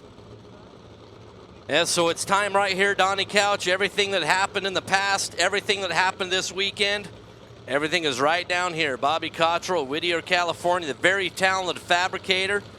Bardalls, Bucky Austin, that Austin and O'Brien team. We got two of the best in the business right here. Two of the best drivers and two of the best cars and two of the best crews out there. Absolutely correct. Chris Crable, Rick Akers. We've got Del Worsham helping out a little bit. And Wally Giavia, who for a number of years drove that G-Man funny car. And man, this is just A-plus stuff right here in the semifinals, worth the price of admission. Absolutely worth the price of the pay-per-view that everybody has purchased on the live feed. And I think that everybody that's at home that's sitting on the couch or on their chair is probably scooted forward just a little bit. As Chris Crable having a little trouble. He stopped on the track. The crew members inside there, maybe trying to help him with the reverser handle. Oh, this is no good. Man, everything that you want to see is these two backed up, letting it rip, and let's see what happens. Oh, there we go. Good job, man. Man, I tell you, as a driver, okay, this is where being a veteran driver, Chris Crable out, because I guarantee with everything that's on the line and the history and everything, Crable was probably in the car freaking out, but now he's got enough time to back up, kind of calm down a little bit. He's cool, calm, and collected. Sure, but I'm sure he was probably really stressing out in the car, trying to get that thing in reverse. Gets that thing back up. He'll take a big, deep breath. All he wants is a fair shot. 100%. Mechanical failure to put you out, that's no good. But luckily, he got the car backed up, and he's pulling up into the beams right now. We're going to find out who's the king of funny cars.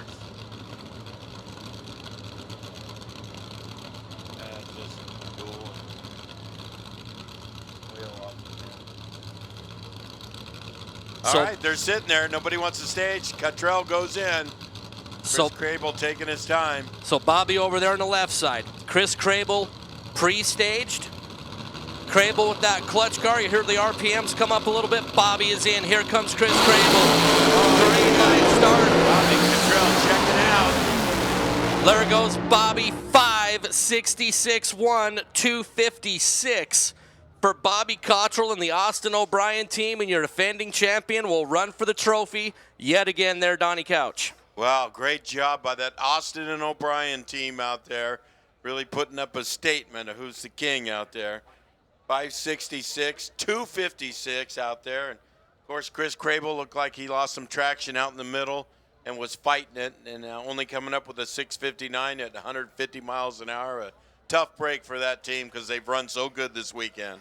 Yeah, exactly. But, we talked about it before. If you told them when they pulled on the property that they make it all the way down in the semifinals, a really good weekend for a really new team like Chris Crable and the group.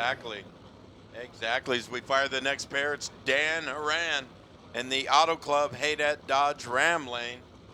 And Jerry Espes in the Littlefield and Rupert car, Jason Rupert's car. He's sitting out this weekend on the driving chores. And new driver, first time he's ran. He's at the biggest race of the year.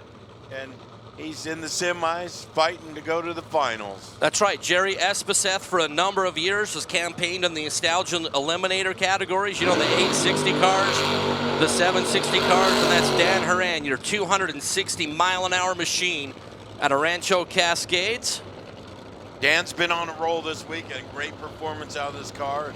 Set the top speed record for funny cars. That's the fastest funny car in the United States right there.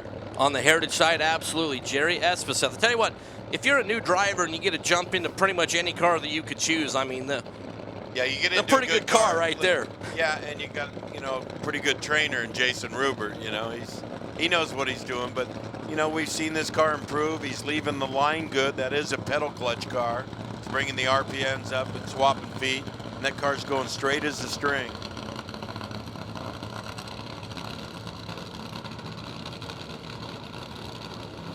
All right, so Dan Horan, the guy who was the #1 qualifier, went 566. Jerry Espeseth, we talked about his struggles in qualifying a little bit. Hey, all you need, just like in poker, is a chip and a chair. Jerry Espeseth qualified in that number 13 position. Could it be the lucky number 13 position and make a way down in the finals to take on Bobby Cottrell? Here we go. Final adjustments being made. How many body slaps are we going to get out of Brad Littlefield right here? We're going to see right now, folks. 1, 2, 3. 3. Yep. He's pumping his driver up, and Jerry's pre-stage, waiting on Dan Horan over there. Another exciting race coming up as they're both pre-staged. Who is going to race for the trophy alongside Bobby Cottrell?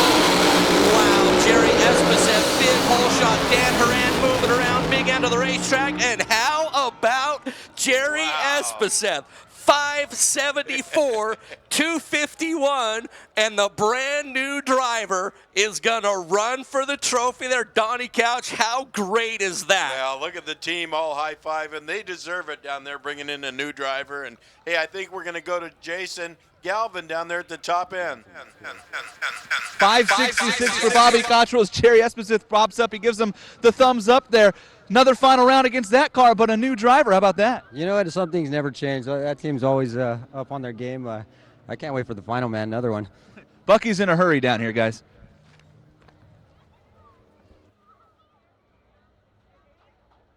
All right, as we get Mike English back in the tower. Mike, thanks for sending that award down there to Bobby Bennett. Well-deserved. And, wow, just an exciting round. The car's going to the finals now. How about that rookie, huh? Wow, that's the story of the weekend. You ain't kidding. 574.8. And he is going to run for the trophy at the March meet, man. Way to go, Jerry. Yeah, the story of the weekend, man. Hats off to that team, because if you don't have a good car and a good coach, a driving coach, you're not going anywhere. But they've proven that they have it all. Yeah, they do. Of course, that's a pretty good coach over there, Jason Rupert. Oh, yeah. That's a pretty good tune-up. And Brad Littlefield as we're going Top Fuel Eliminator.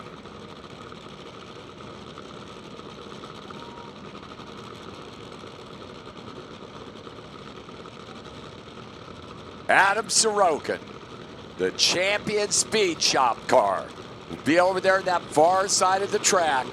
The Auto Club Haddad Dodge lane, and Rick White, Budweiser CP Carrillo lane. Lane choice went to the champion car, the canopy car. Small block Chevrolet sounding pretty stout over there, Mike Engler. The mouse. Never mind. Mighty Mouse. Mighty Mouse, you got that right. Adam Sorokin and the Mouse that roared, and Rick White. The San Diego Thunder, Neil and White, the Auto Power team at CNC Machine Shop down there. A couple of guys are in the San Diego Walk of Fame for their racing careers. Hey, one of these drivers spent over 400 miles an hour. Yeah, I bet it's Rick White. Yeah, group. Big Blue up in Bonneville. Big Blue against Big Red. To go to the final. The Good Vibrations Motorsports March Meet presented by Lucas Oil here at Auto Club Famosa Raceway.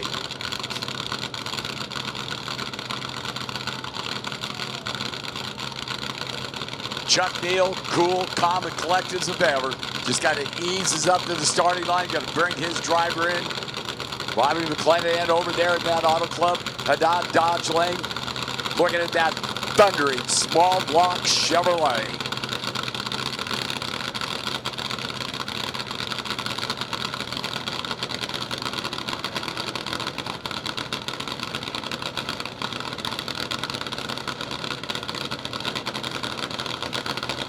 They will roll up in pre-stage. Thunder and Donnie Couch. Pre-stage, staged. Here we go.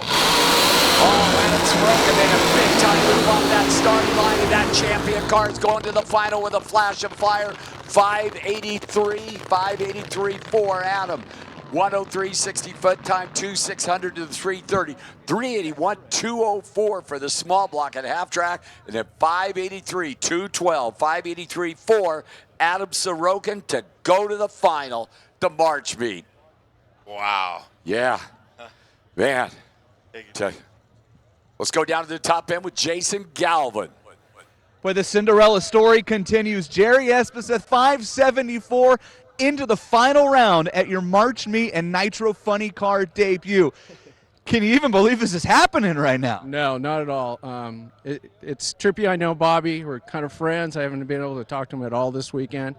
But, you know, I forget to mention all the time, Matt Bynum helped us Friday night when I was having all those problems qualifying the car.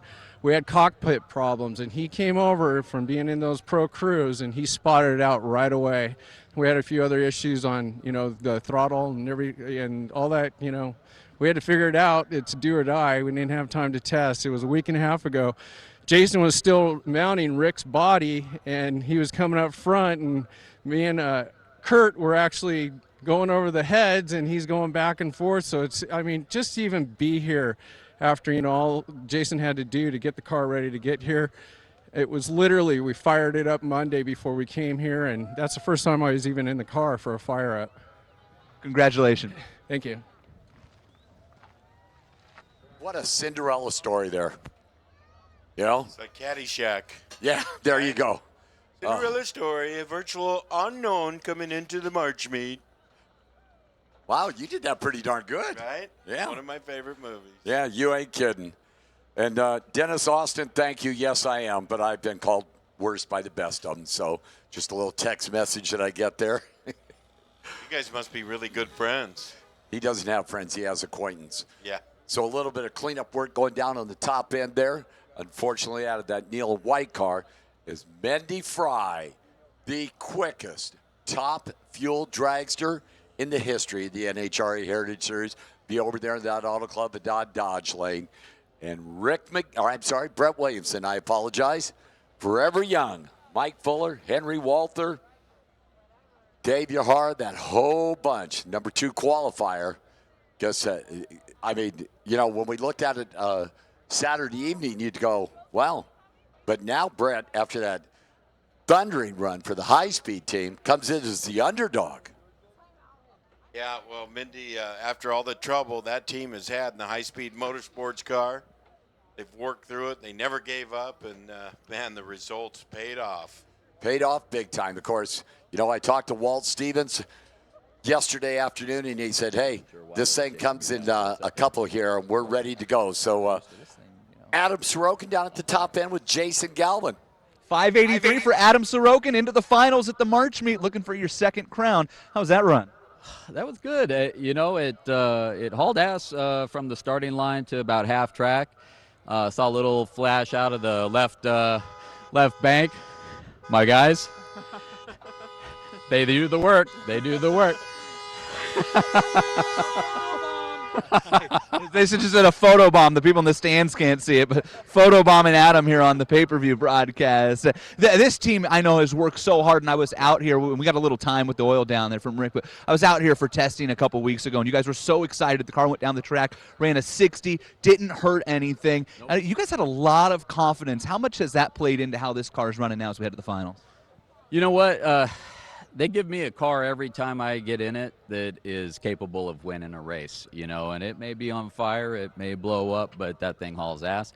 And they never cease to amaze me of the car that they provide, you know, and I stay out of the way because I'd kill myself with a crescent wrench and a hammer. But no, they did a great job. I have a lot of confidence when I drive that car, and I'd love to get 2 March meets. Love it. I think the driver undersells himself a little bit, guys. Adam Sorokin, a pretty good shoe behind the wheel of this Top Fuel car. The driver, a very, very talented team, and they put it all into that car, and that is a championship team for sure. Going to run for the trophy at the March meet. With a small block Chevrolet. Yeah, who'd have thunk? Right? Yeah, well, hey, let's not forget, in Fuel Altered, we still got a small block left in there, too.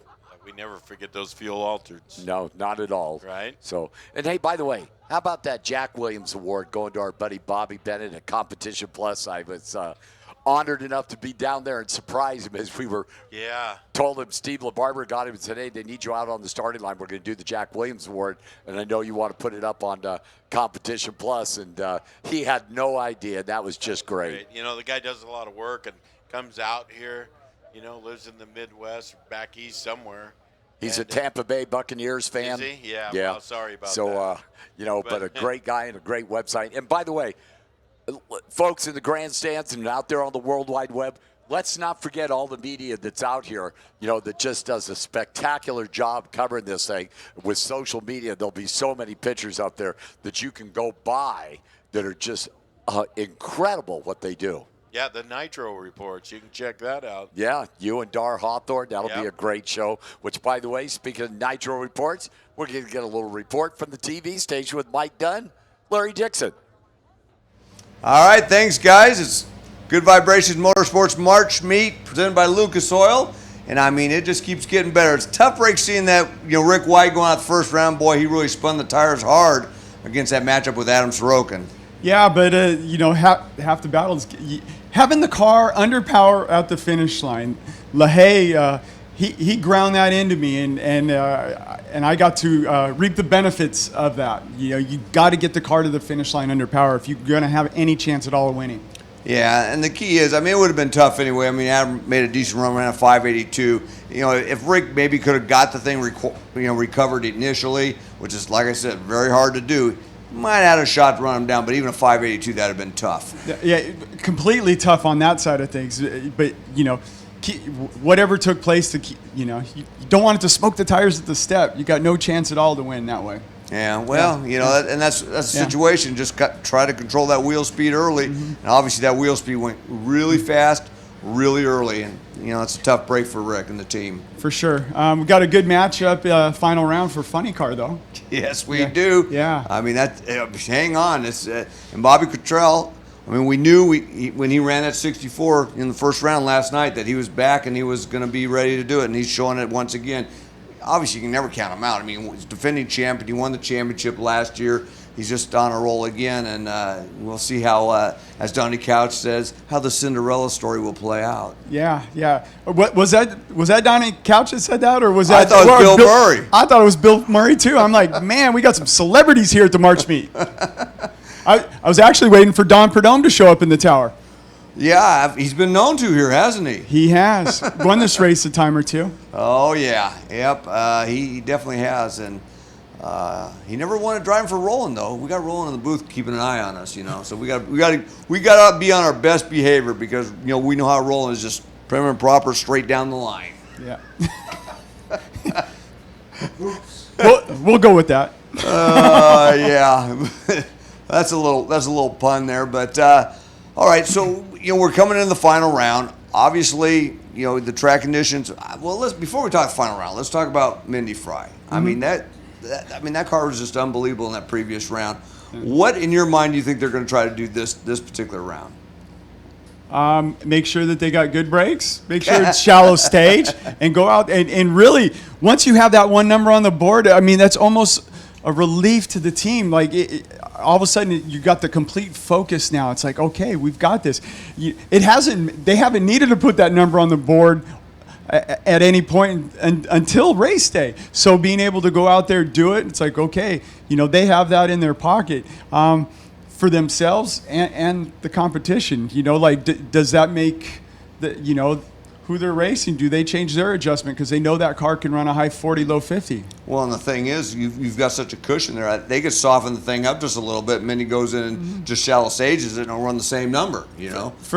So it's nice to have that cushion, but it doesn't always work that way, does it? No, not at all. But Williamson team, they're doing good. Keep hearing Mike English talk about Henry Walter coming in to help, and they're making really good runs. They're again kind of like we were talking about Rick White earlier in the day.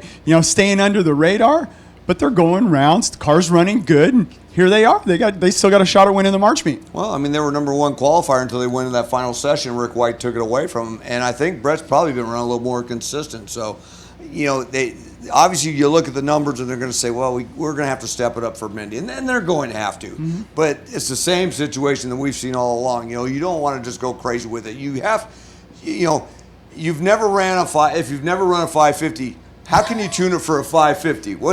We know the thing can run a 65 or whatever the number is.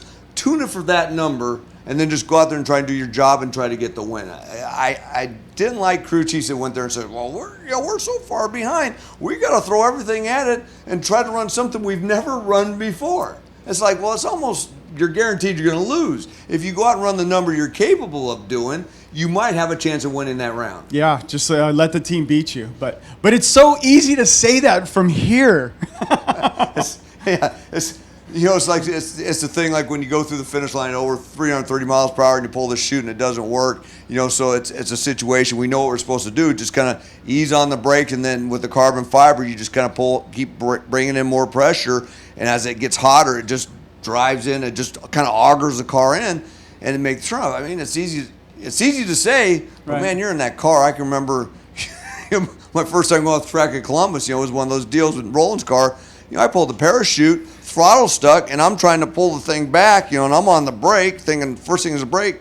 Well, I should have went to the, and I did after that. First thing you want to do is you want to go to the fuel shutoff. You go to the parachutes, hit the fuel shutoff. You cut the supply of fuel that's going to the engine. That's keeping the RPM up, and then at that point, you just get a flash fire. Then you go to the brake as the last thing. But when you're a rookie driver, you think, okay, I already did this. I'm going to go to the brake right away because I got to get this thing stopped. Yeah, and you got to think of all of that going almost 300 mile an hour too. Yeah, that throws another thing into the equation there. And fires coming at you too. Yeah, there's a few things. I could see not totally being calm, cool, and collected in that situation. Yeah, especially when you're a rookie. But so after that, I practiced. I sat in the car and I practiced. Okay, here's what do you do? Shoots, pump, brakes. And we had the fireballs on the brake handle, so you grab the fireballs as you're grabbing the brakes. And then you just practice doing that. Obviously, Roland kind of got mad at me because I set 4 sets of fireballs off practicing, and I realized, well, maybe I should run the empty fireballs when I practice.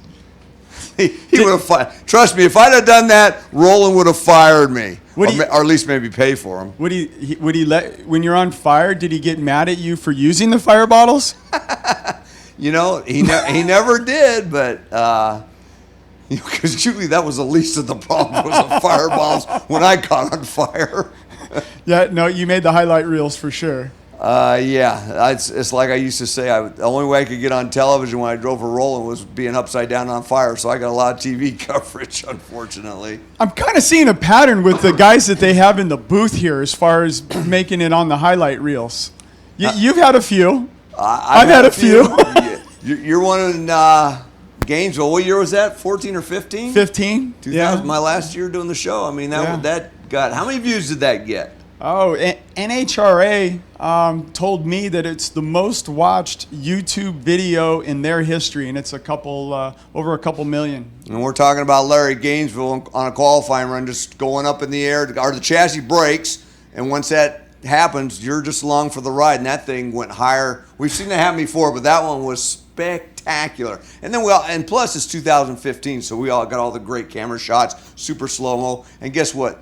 You wouldn't believe it, but our producer used every single angle that he could find. Imagine that. Yeah, and I remember you talking about it. When the car took flight, how far down track? It was like 400 feet or something like that. I think you said that I was in the air for. Yeah, we kind of saw where it came up and then where it landed, but it was spectacular. Well, right now let's go to a pin interview because it looks like Jason has Mindy Fry's crew chief, Tom Shaler. Mike, thank you. Standing here on the starting line as we get ready for the second semifinal pass here at the merge meet. Tom Sheeler's Mindy Fry's crew chief, now the quickest crew chief in the world. That 5:51 in the last run. You guys had a chance to go back and look at the data from that. How did you guys get this thing to run so quick in that run? Well, unfortunately, I didn't get a chance to look at the data because the notebook computer that I use gave me a blue screen of death when I fired it up. So I hope that was my glitch for the day. Technology, right? Yeah, the glitches we've been having this weekend has been pretty rough, but the crew came together and the car is responding. We came into the reunion last year and with the championship in our hand, and it gave me a chance to play with some stuff in the clutch can, and it's paying dividends this weekend. I found a couple of things, and we were able to get a little more aggressive early and get the early numbers, the short numbers working better, and it just showed it. I mean, earlier in the weekend, we went 968 60 foot, 986 60 foot, and unfortunately, they weren't complete runs, but I knew it was there. So I put that setup in it for the first round because Murphy's always a tough competitor, and Mindy did her job, and the car did its job, and the crew did its job, and we got a national record out of it. Fans of front engine top fuel drag racing or fans of racing out here at Auto Club Famoso Raceway that haven't been here all weekend and just came today probably saw that run and said that's kind of what we're used to seeing out of the high-speed team. But for the people who are here today or maybe watching today for the first time and haven't followed all weekend, let's talk about how difficult this weekend has been and how impressed you've been with how this team has responded to the adversity. First, the backfired supercharger, then the rear-end issues yesterday. A lot has gone wrong before this first-round run today. Yeah, I mean, it started with actually a testing problem where we had an O-ring get into the fuel system and lean the motor out and blow the blower off there. So we cleaned everything up, came back, and the first test run was great. Came back for the first qualifier, and the coupler came loose during the run, over-revved the motor and popped the blower off of it. And I think at that point in time there was some damage done to the mount for the rear end, and we didn't catch it. So in the second qualifier, when it launched, it actually broke the mount, and that's why it went into the violent shake that it did. And we went back last night, and thank God Bruce Dida had spare parts at his facility in Torrance. He jumped in his car, he drove to Torrance, brought them back to us last night. We got the thing back together last night and got to bed about 3:30 in the morning. Back out here at 8 today, and it's paying dividends. We talked about it at the start of the weekend, Mike and Larry. This is kind of a vengeance weekend for this high-speed team after what happened in the final round last year, and they've gone through all the adversity so far. We'll see what's up next in the semifinals. Back to you. All right, thanks for that report, Jason. It's key there. Seems like if they just keep it together, it's gonna go down the track and run a number. Yeah, it's incredible. and it's great to hear the crew chiefs talk about being able to connect all those increments, all the runs together to be able to get to that point. I mean, that run wasn't a shot in the dark or anything like that. They've been working for that for months to be able to put that number on the board. So it's great to see them to finally get it. Well, and you hate to hear they didn't get the data from the run. I mean, you think that's the end of the world. But the one thing we have that we didn't have back in the days of the original nostalgia dragsters, we didn't have the incremental time. So the one thing Tom does have is those incremental times, so he knows what the thing was running at certain points and where it was. I doubt if it was weak anywhere, but if there's an area in there, he might be able to sit there and say we could do this or that. More than likely, he's just going to leave it alone since he doesn't have the information. But my old crew chief Kim Vinny, he always told me the line. He says, "No information is better than bad information." It's not the end of the world not have any information, especially when you do have the incremental time to see how that thing was run. The track conditions, and you can go back and just make some fine-tune adjustments. He didn't have to change it very much. It's just weather conditions make the adjustments. And I love Tom's interview, just straightforward, plain, to the point. Those are the best crew chiefs. Yeah, for sure. With him talking about that, it made me think back to my rookie season, 1995. Wes Cerny's a crew chief on the Miller Genuine Draft Car. We're at Englishtown having trouble with the data recorder computer, not getting information. That particular weekend, we were #1 qualifier, set the national record, and won the event with no data all weekend long. And it was relying on looking at the parts, looking at the time slip, making the adjustments that way. Even if you don't get the information from that, you have enough, enough other information at your access. If you look at it, you look at the time slip, you look at the plugs, bearings, the clutch, how much it wore. You have a lot of information even though you don't have the data recorder, and you make your adjustments that way. And they're a couple win lights away from winning the March meet. I mean, so you did it old school back then. Oh, yeah. Well, and I can tell you the perfect example is, the Paisano funny car that I ran, the last car. It was probably the last car to not have a computer. And we ran well. That car ran really fast.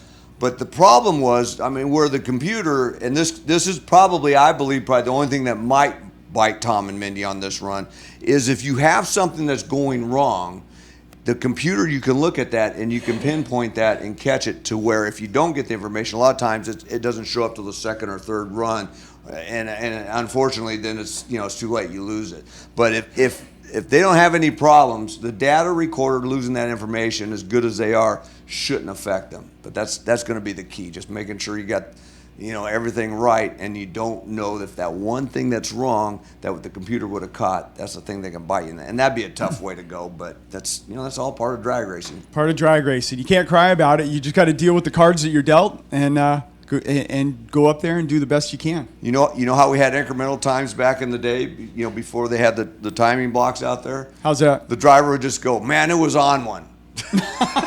Okay, that was your incremental time. So it was on one, didn't make it to the finish line, but it was running. It was pulling in that spot, right? Yeah.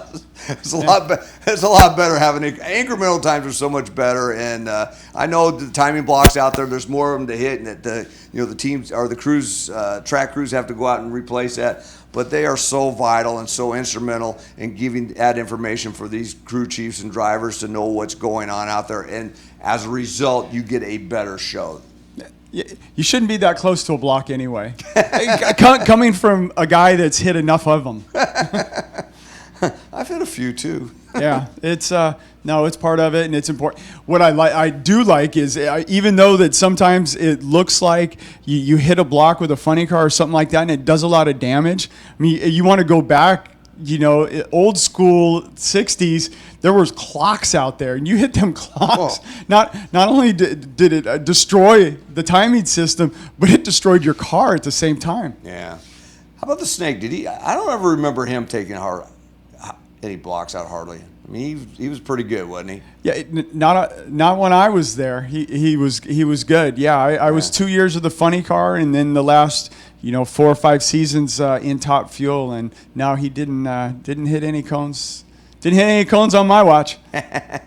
Yeah, he's one heck of a driver. So, yeah, well, I think we're still finishing up out there. We got just a couple more minutes, but we're getting ready. It looks like Well, I hear the car's running, so I guess we're going to throw it back to the tower, Larry. Enough of us. Back to the show. Thank you very much, Mike Dunn, Larry Dixon. Great job, as always, for those two guys. And the stories, Donnie Couch, are just incredible what they tell. But now it's Top Fuel Eliminator. And who's going to run that champion car in the final round? About to find out. It'll be Brett Williamson, Forever Young, and Mindy Fry, the High Speed Motorsports Team Machine.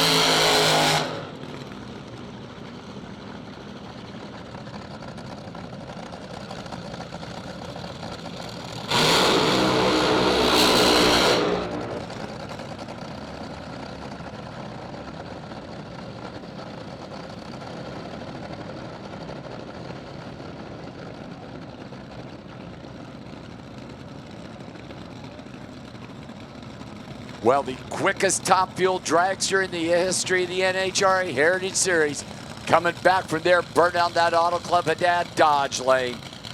And the guy out of that number 2 spot in qualifying, Brett Williamson. And I'll tell you, that brain trust that's gotten together with Mike Fuller and Henry Walter, that bunch over here, have just paid dividends to that car. So who's going to run the champion car in the final? About to find out now. Of course, Brett Williamson over there. Mike Fuller's car, they've had a great weekend. We've seen great numbers out of that car, but they're going to have to really reach deep for this one. Yeah, you ain't kidding. When that car in the other lane's gone 5:51.8. Look out.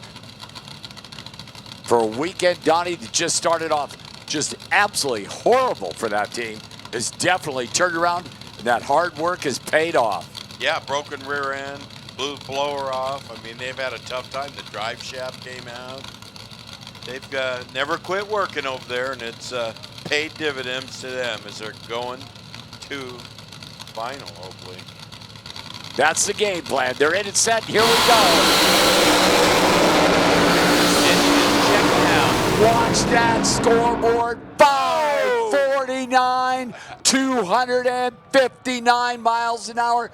No car in the history of the NHRA Heritage Series has ever gone this quick before. 549.0. Look at the numbers. 985 to 60 foot time. 251.2 to 330. 367, 216 miles an hour to back up that 217 earlier, and then 549.0, and are going to run for the trophy against the champion car. Wow, Donnie. Incredible there. And the numbers, by the way, Brett Williamson, 103, 60 foot time, 264. To the 330, 387, 202, and goes 585, 239. Well, I got Dan Horan up here. He's put up some pretty good numbers this weekend in your car. Dan, how you feeling? We feel great. I mean, in all honesty, we just got a little greedy. We picked up 500s early, went 205 at half track. It should have ran at 62 or 63, and it got a little loose, and that's the story of drag racing. We'll come back and do better next time. Right? There's always next time. There's always another race, but real respectable weekends. Fastest funny car in the country. That's something to hold your head up. You know, speed is great, and that's an indication of horsepower. Our car running 262 here today and then 265 yesterday. I mean, it's consistent. Like I said, we just we took a swing. We tried to go quicker, and we got beat. That's all it is. Well, pretty exciting for Dan Horan, but we got something more exciting on the starting line. Absolutely. By the way, hot rod winners, need you the lays, please. Hot rod winners, need you the lays, please. AA fuel altered semifinal round. Karen Hicks over there in that Auto Club of Dodge lane, bringing her husband Dan Hicks. That's a 3-time champion, the Heat Seeker. Be over there. And in the Budweiser CP Carrillo lane, your number 1 qualifier, the Red Dragon, Tom Padilla.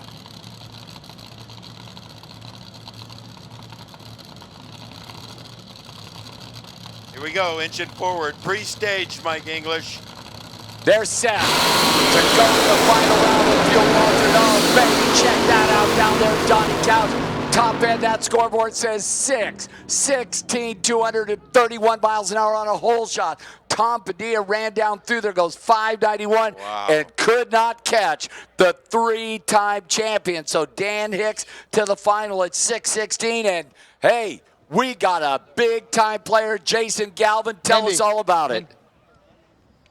Mendy Fry coming over right now, 5:49, the first car in the fours. Congratulations. Unbelievable, right? I can't believe it, especially what we had to deal with our first few days. Unbelievable. My team is amazing, amazing. We just got to get the driver to leave on time, and we'll be great. Because Brett drilled me so bad. I got something going on there. But other than that, you know, right now the team's got me, or is covering for me. So it's a team effort. Amazing. Congratulations. Thank you. James Day and Anthony Whitfield come up. Hot Rod winners, need you the lays, please. Hot Rod winners, need you the lays, please.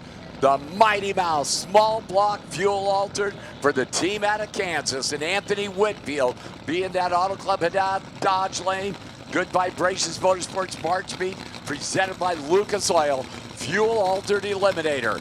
Budweiser CP Corilla Lane, James Day, the Tramp.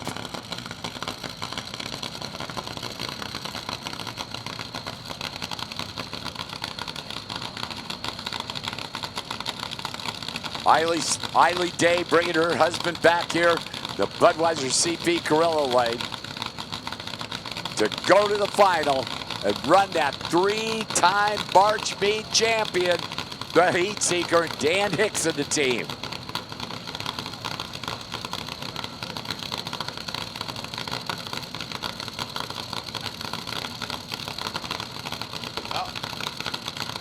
Go to the final, Donnie. Yep.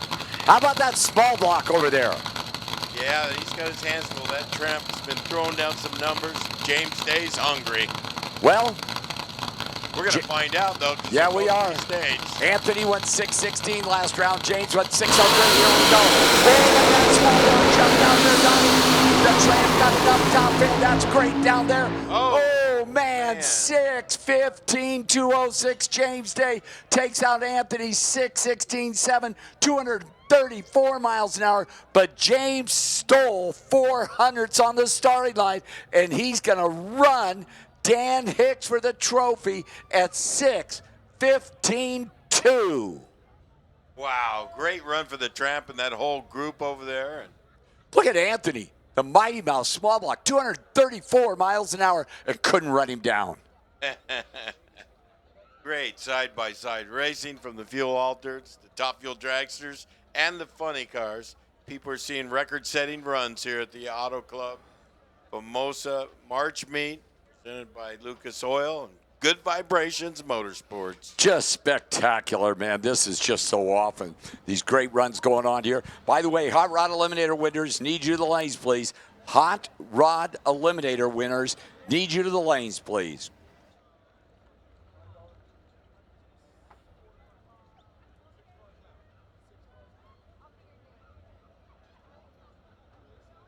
Top end, Donnie Galvin, Donnie Couch, Jason Galvin. I'll get it here.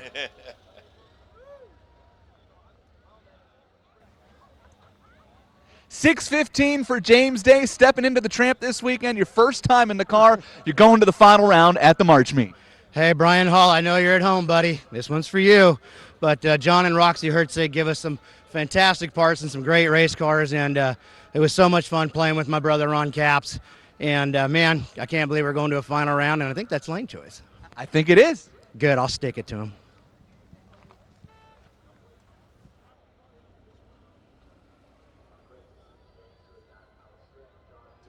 A guy who 3 weeks ago didn't have a ride, and now he's going to run for the trophy in fuel altered. Well, very talented guy, deserves this ride, deserves to be in the final, and guy's driven everything. Yeah, he has. And so's his wife. Yeah. Eiley's probably like, oh, God, man, can you believe this? We might put a March Meet trophy on the mantle at home. Jane's got one for Funny Car back in 2014, and I know his wife is dying to get one in that Killer Crower car. Everybody wants one of those. Yeah, you Ask ain't Ron kidding. Capps. Yeah, ask Ron Capps, for sure.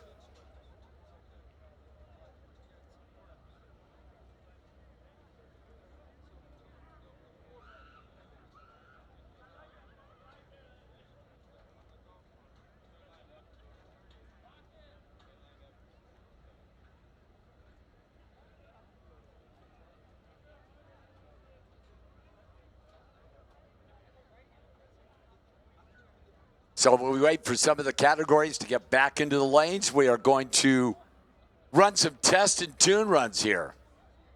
Circuit breaker, top fuel dragster. Pete Whitberg, unfortunately, your defending champ who did not get in the field. And Mark Metters, that Jim Basco tune-up. The good guy's Rod and Customs car.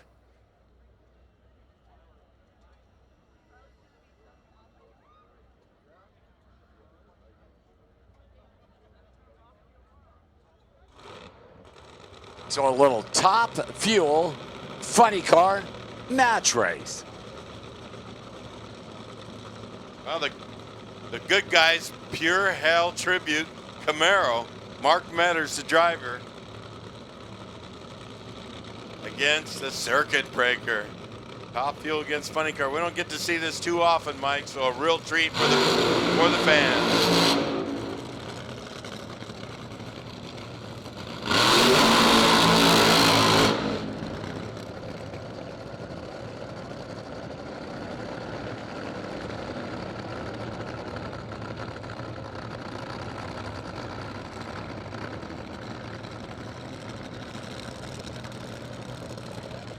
So Mark Metters coming back here in the Budweiser CP Carrillo lane. Of course, over there in that Auto Club Haddad Dodge lane.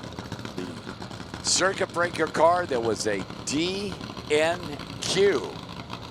It kind of something that stunned us, didn't it, Donnie? Yeah, we've seen that car in the winner's circle up here before, and I don't know, they didn't make it, so it's time to bring it back to the line and try to sort it out. Yeah, an opportunity here.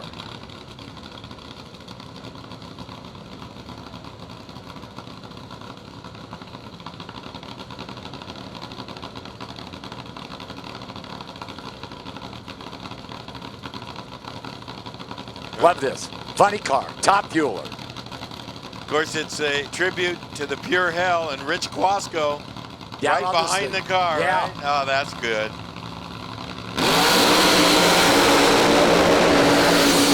Now look at the circuit breaker. Donnie goes down through there. Holy cow. 574, 234 miles an hour. Pete Wittenberg. Mark Metters goes 597, 241. And I can tell you those circuit breaker guys are going, where was that yesterday? Oh, man. Well, they got their issues worked out, but a day too late. Yeah. I mean, that puts a smile on your face, but I don't know if it takes away the disappointment of the DNQ for the defending champion. Exactly.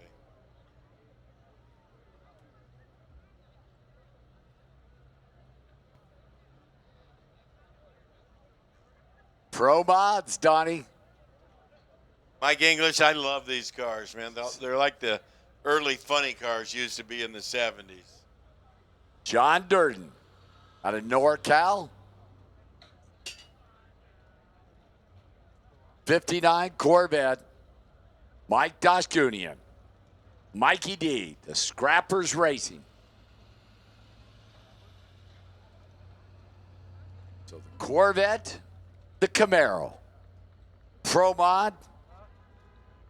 Both of them a little test and tune. Both of them have been over 251 miles an hour. These things are bad to the bone, man. It's like a fuel altered with a body on it too, man. They use up some asphalt going down the track. Yeah, they go a half a mile and a quarter mile. Yeah, exactly.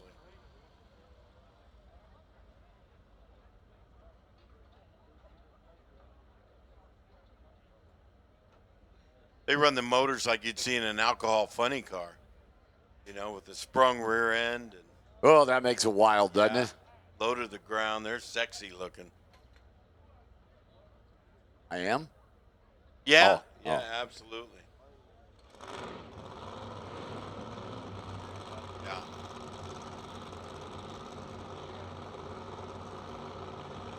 John Durden, a car that you can't miss, that bright yellow and black Corvette. Mike Doshkunian. Mikey D, as he's affectionately known. The Pro-Cal truck car. Nice side-by-side burnouts. Love those.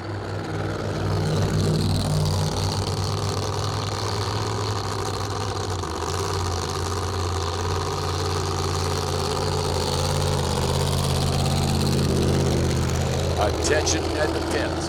Attention at the pits. 7-0 Pro winners to the lanes, please. 7-0 Pro winners to the lanes, please.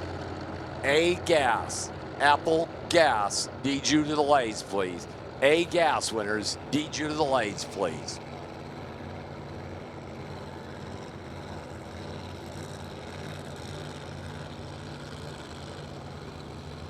Pro mod cars, Donnie, they're just, they've just evolved in just an incredible class over the years here. Of course, in the NHRA, the E3 spark plugs, Pro mod Eliminator, and 252 miles an hour. Yeah, great to watch. Low profile cars, big engines coming out of the hood. And you can use nitrous oxide, turbocharger, or superchargers like these cars have. Yeah. I think those turbocharged cars, they got something on these guys. Yeah, they do. But right now, we got two supercharged cars pulling into the beams. I'd like to see Larry Dixon in one and Mike Dunn in the other for a match race before the weekend's over. Yeah, we can probably arrange that. So here we go, pre-stage stage. Oh, Corvette made a move. Oh, that Corvette's on a good one, top end. Wow. 571, 253 miles an hour, John Durden. Mike Dushkunian goes 579.7, trying to run him down at 255 miles an hour. Holy cow. Unbelievable. Hey, Donnie. What a great side-by-side race for the fans. A little bonus. A little bonus. Great runs there. 571 to a 579. We got some funsies coming out here now. We got Nitro Mike, the wheel-standing PT Cruiser. Yeah, watch for the flames.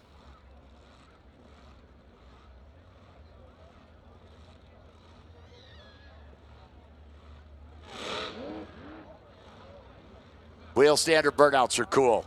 Watch this, baby. Burn out and go right into a wheel stand.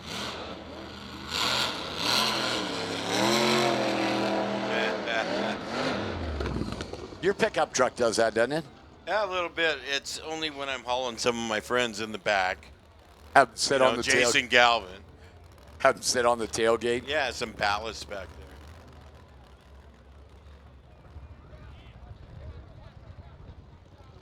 So backing up from the burnout there, 7-0 Pro. Need you to the lays, please. 7-0 Pro winner. How about T-shirts coming out of that Durden team there? Oh, all of a sudden we got more than big time fans. Trying to put us out of business, Mike. Yeah. 7-0 Pro and A gas winners to the lays, please. 7-0 Pro and A gas winners to the lays, please. You know what's interesting?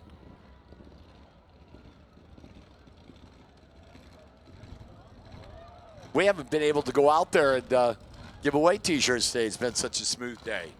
So Nitro Mike wanted the team out of Canada. The PT Cruiser. Mike, isn't this in the Guinness Book of World Record for the longest wheel stand? Yes, sir. Did it up in Ontario, Canada. Oh, look at the flames. Last night they caught the body on fire. Yeah.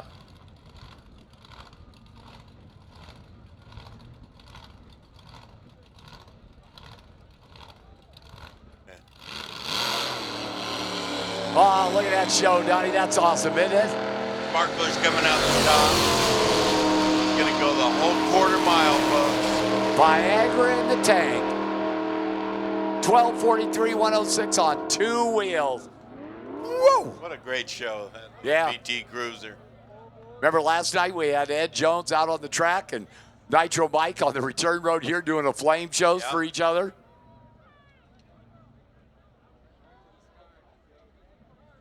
Makes a turnaround down there, is he? Yep.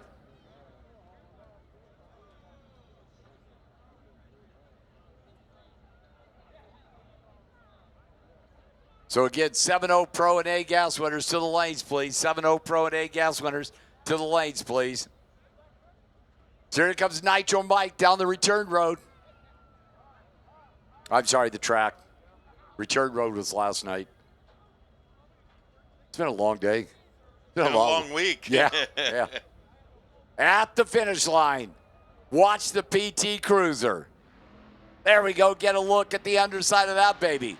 Supercharged Mopar. Oh, bouncing the front end. What a great show.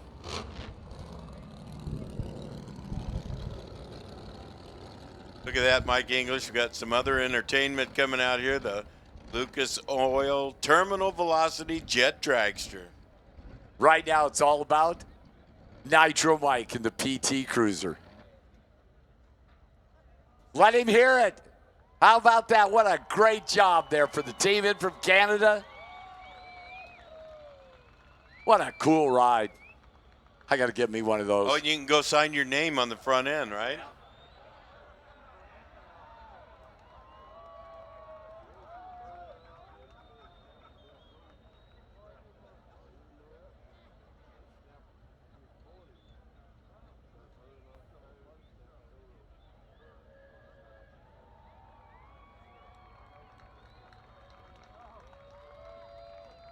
So we'll get Nitro Mike off the track there with the PT Cruiser golf cart. What a spectacular car, new here to Southern California. Appreciate them coming down and putting on one heck of a show, man. That was just great. Give him a big hand, folks. Great entertainment out there. Quarter-mile wheel stand on 2 wheels.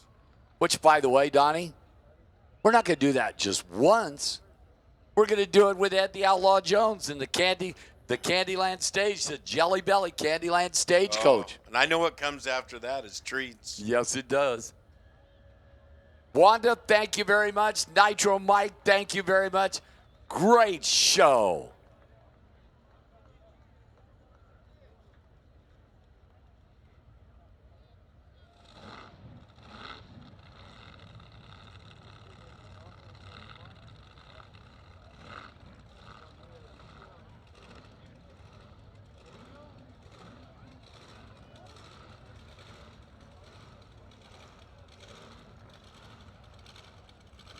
Ed the Outlaw Jones, the Jelly Belly Candyland Stagecoach. A lot of stagecoaches in your racing this weekend, isn't there? One. And it does big time wheelies.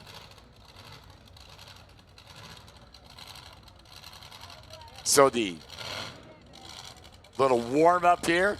Oh, love the flames.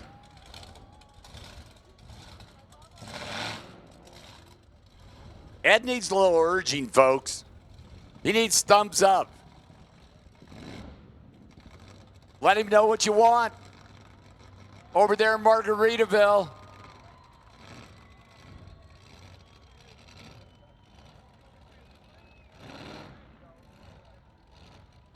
Give it, look at him waving to the people in the grandstands here. Little blip of the front wheels there. Attention to pits, 7-0 Pro and A-Gas winners to the lanes, please. 7-0 Pro and A-Gas winners to the lanes, please.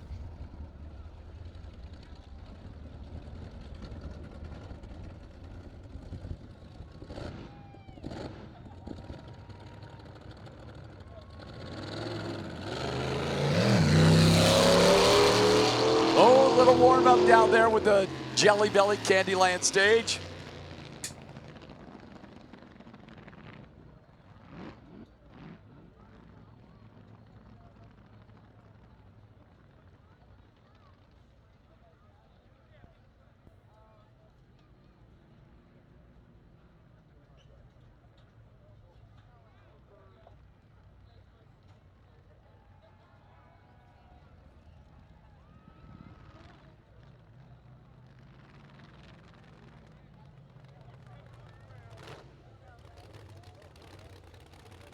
Ed Jones down there.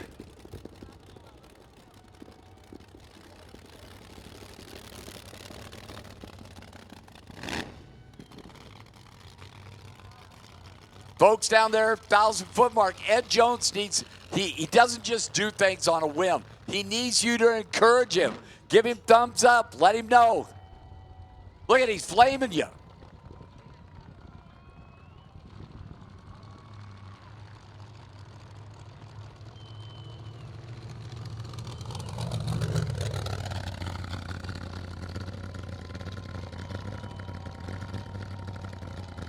Give him thumbs up. Let him know. There you go. Oh, look at, he's getting it. Oh, this is going to be good. And if you're really good and encourage him well, I promise you, after the run, you will be rewarded immensely. Ed Jones, Jelly Belly, Candyland Stage. Even his wife, Wendy, says, let's go, come on.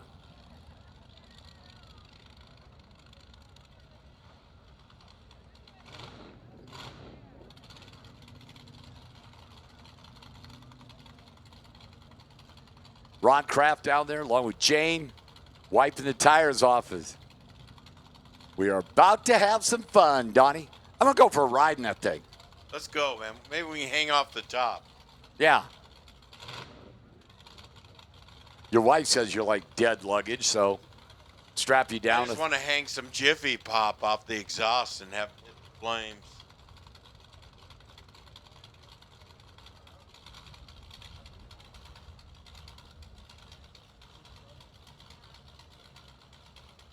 So the Jelly Belly, Candyland Stagecoach.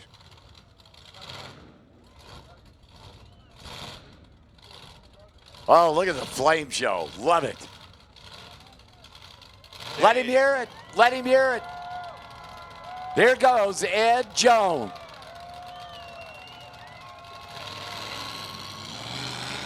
Check out that stagecoach. Watch that, baby, Donnie. Quarter mile. It's almost there.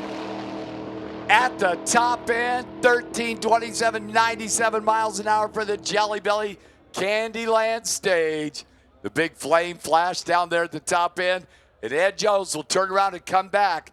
And you did a great job of urging him into that wheel stand all the way to the top end. And you will be rewarded. Yep, wait till he comes back. I see the rewards are in the golf cart. Yes, they are. So the Jelly Belly Candyland Stage.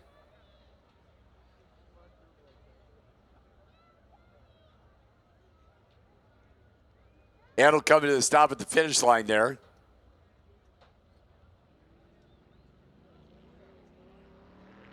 Coming back down, doing a wheel stand, sets her back down. And Ed Jones will coast back down here when that baby comes to a stop. Doing a little slalom racing around the cones. Don't doink it.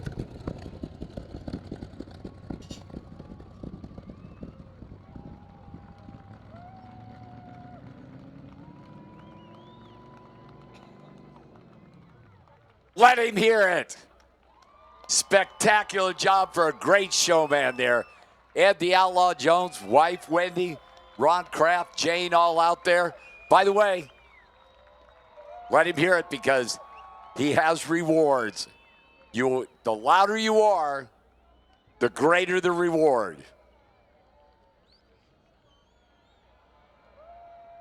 Of course, that great Lucas Oil ride there and Jelly Belly candies.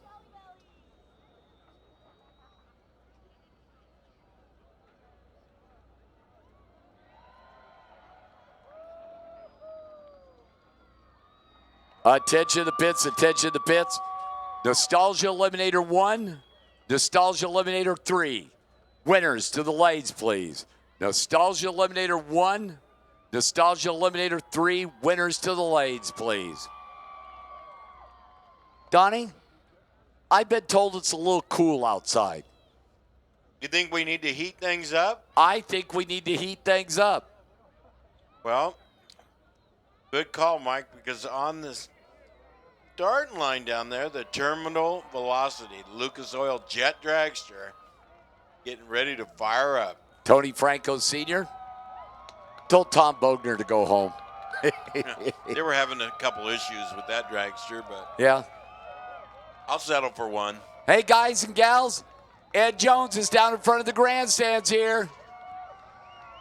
Look at these. Wow, look at all those kids, man. That's great. Look at all those big kids. Look at Ed. He's having so much fun down there with the kids. Just loves it. What a great ambassador.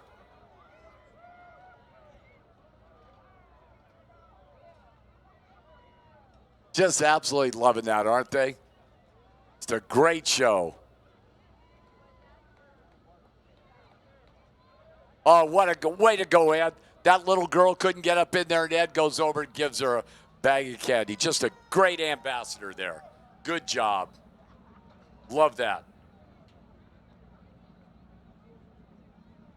Of course, Ed, who does just so much for the sport of drag racing and the public relations that he does for everybody at Jelly Belly and Lucas Oil, is just very, very appreciated. Just what a great family. Ed and Wendy and from Idaho.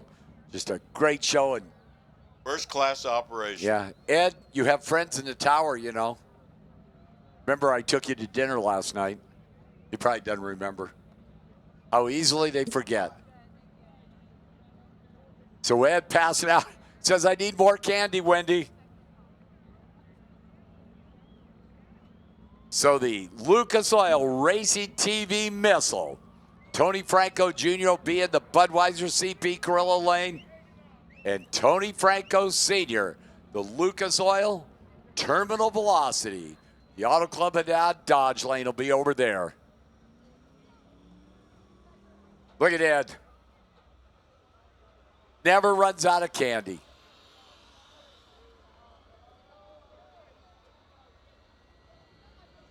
I hear him spooling up those jet dragsters. Yes, they are.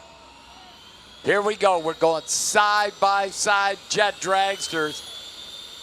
Hang on to the windows. Yes, sirree. The flame and smoke show is about to start.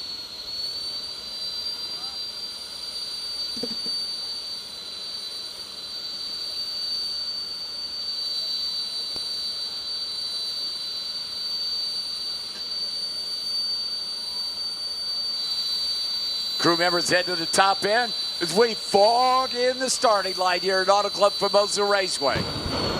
Oh, listen to them talk to each other, Donnie.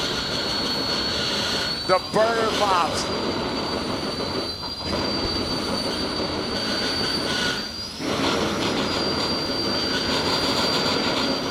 Wow. Oh, the windows are shaking big time here, Donnie.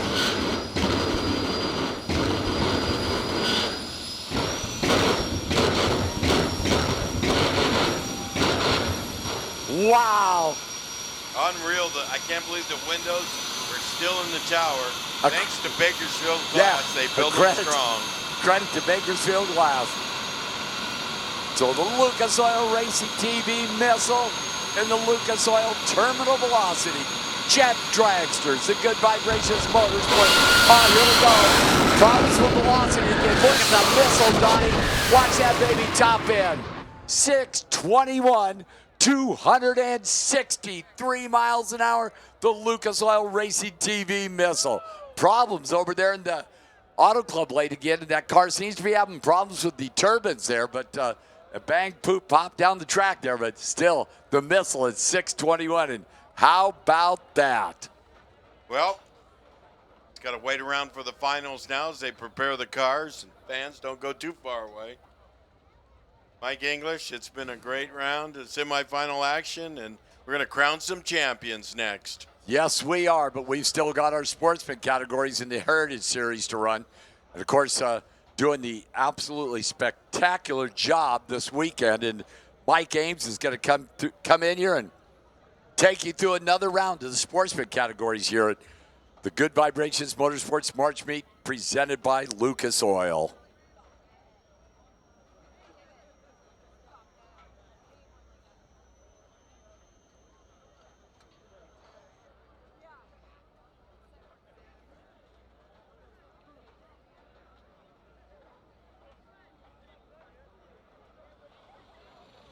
All right, Mike English, Donnie Couch, thank you so much. A+ as usual. So we'll have just a little bit of quiet moment on the racing surface as we clean and prep for probably what will be the final time, hopefully, as we continue to work our way through Championship Sunday here at the 61st Good Vibrations Motorsports March Meet presented by Lucas Oil. Some of the finals in the professional categories have already been decided as in who was going to run. We're semifinals in A-Gas. We're semifinals in Nostalgia Eliminator 1. Finals in A-Fuel. Semis in 7.0. Obviously, finals in the Nitro Funny Car. Semis in B-Gas. Semis in Nostalgia Eliminator 2. I mean, we just keep rocking and rolling as we get ready to narrow everything down into the final rounds. We do have a little extra round in Hot Rod D and C gas, but those guys can put a little extra hitch in their giddy up and run those cars relatively quickly.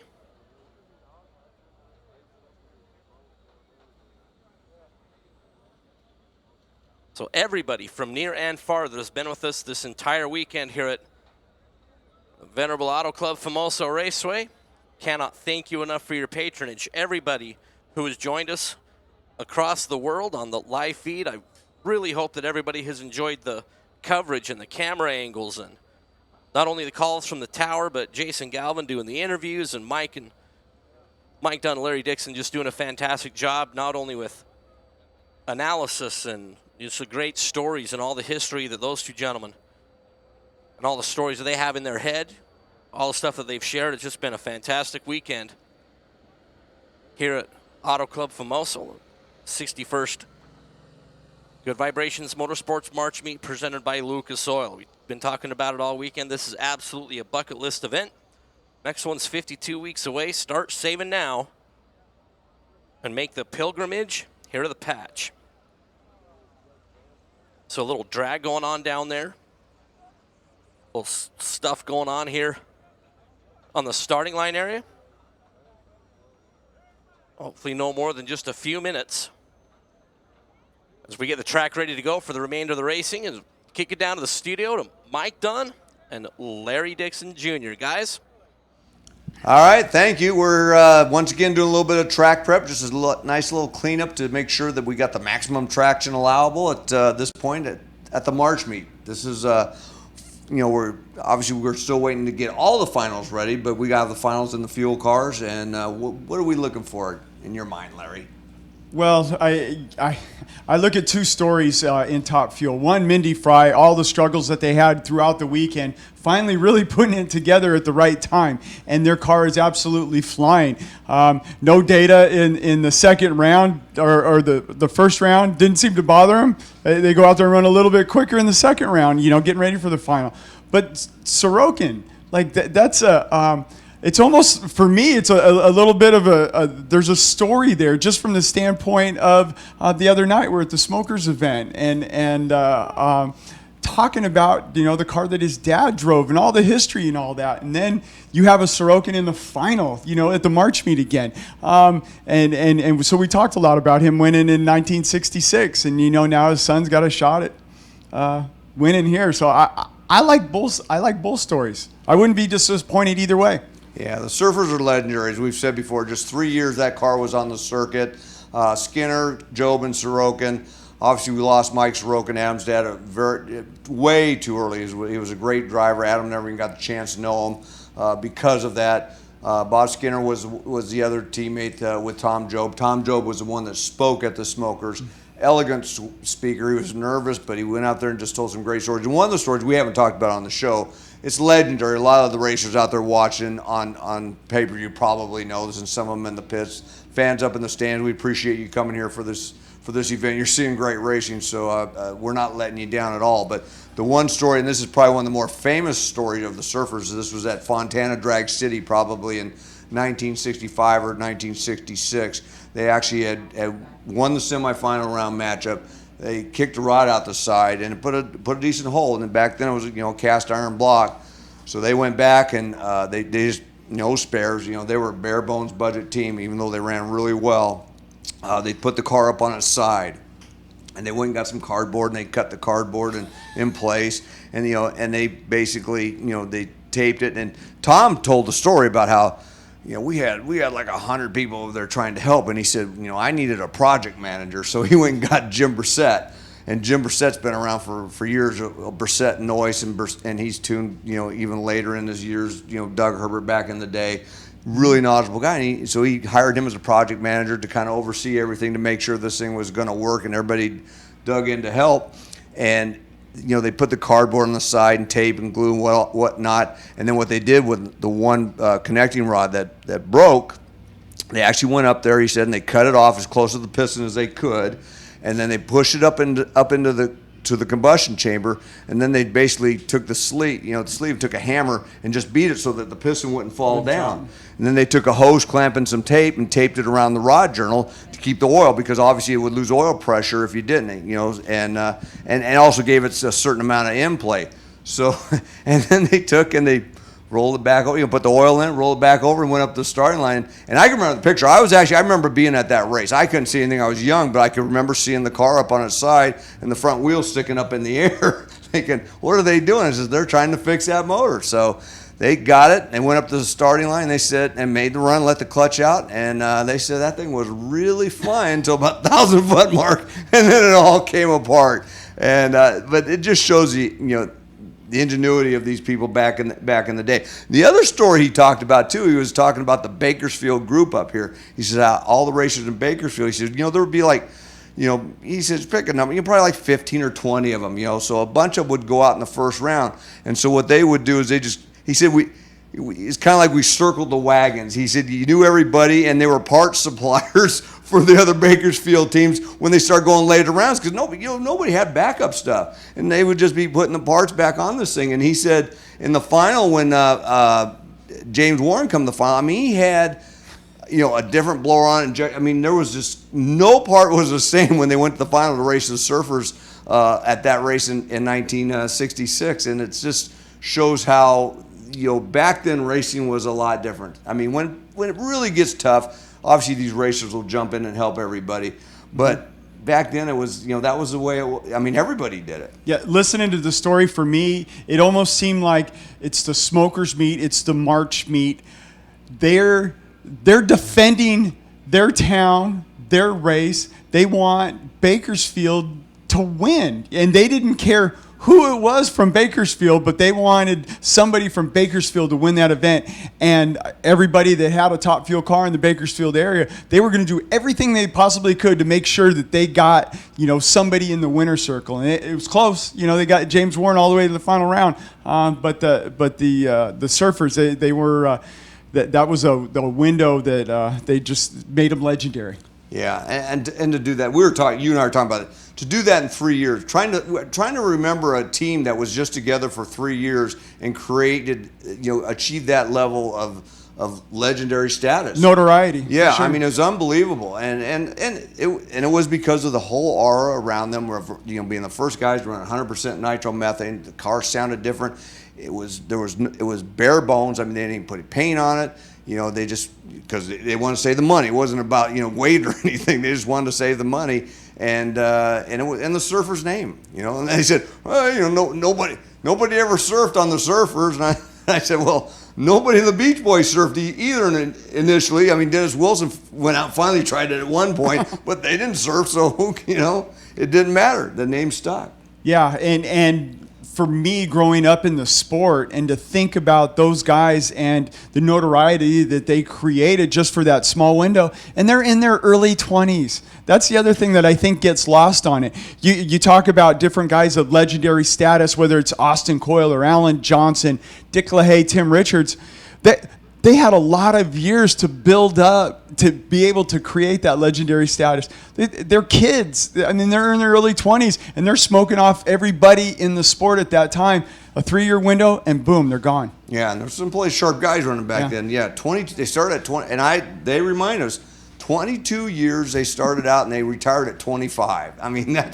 And to be able to achieve what they did, they won a lot of races back then. So it was pretty amazing. Obviously, it was amazing what they did back in the day. And just hearing those stories, the Smokers is just such a great organization. They were the ones that got this thing going back in the day. And it was a pleasure. Like I said, I told you I got a free T-shirt. It was a Smokers T-shirt. It was sent to me, and I said, "Boy, I wore that thing proudly into the Starbucks, and I get a lot of weird looks when I do that." And we won't say what you said afterwards. It was good, but we're going to send you back to the tower now. It looks like they got the cleanup done, and take it away, and let's get back to racing. All right, Mike Dunn, Larry Dixon Jr., thank you so much for all the great work this weekend as we wrap up the track preparation. Hopefully it'll be for the last time as we'll be able to rock and roll here as we move to quarterfinals in just a couple of classes and semifinals and finals the rest of the way. Is everybody that's here on property, Auto Club Famoso Raceway, would love to thank Haddad Dodge for being a new track sponsor. Every day of the event, they have given away one of those Dodge jackets. Today's winner of the Dodge jacket is Bill Hussey, Husse, Bill Hussey. Go to the Haddad Dodge tent to pick up your jacket. Once again, Bill, go to that Dodge, Haddad Dodge, and pick up your jacket.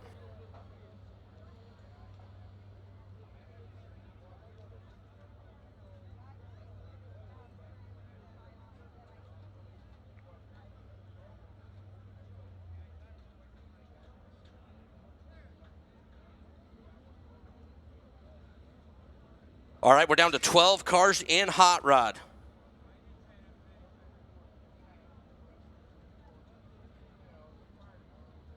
I think there's about 90 or so that started in this category. We'll move with Ken Parks and Bill Freeman. Parks out of Placerville, California, the 72 240Z. Hot Rod category is an all-run ET bracket style class. Dial-ins for everybody. 1060 there for Parks. He will be leaving second. That 5.7 Chevrolet Bel Air, Bill Freeman, Bakersfield, the Texas Gold Gasser. Small block for Freeman, small block for Parks. Freeman in the 57 will be leaving first. About a half a bulb will be the head start. Bumping in there for Freeman. Trees down. Green and a red light start for Ken Parks. His Good Vibrations Motorsports March meet has come to a close. Bill Freeman on the freebie there. It was 19 green and 2 under, 1095 for Bill Freeman, who will move on. As we bring up Dale Thomas and Bill Perry. Dale out of Chowchilla. 68 Dodge Dart there for the Thomas family, and Bill Perry out of North Las Vegas, the 69 Pontiac. Red light start there for Dale Thomas. By 25 thousandths of a second, Bill Perry will move on. Get a free look at 12:35, 12:31.4 at 107 miles an hour for Perry. To advance, he'll take on Freeman's 57 in the next round. Mike Little, Scott Loosely. Little out of Bakersfield. 69 Mustang. Auto Club, Haddad Dodge Ram side of the racetrack, and Scott Loosely out of Washington. The 69 Cougar. One of the drivers, trip zip perfect on the starting line. And a win light on the racetrack. Loosely, 3 zeros on that reaction time. 11:08 on the 11:06. Mike Little with 16 green and 5 above.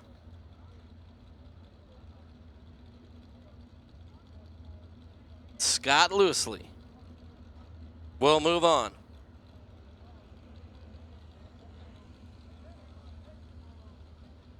Mark Bevan. 72 Duster.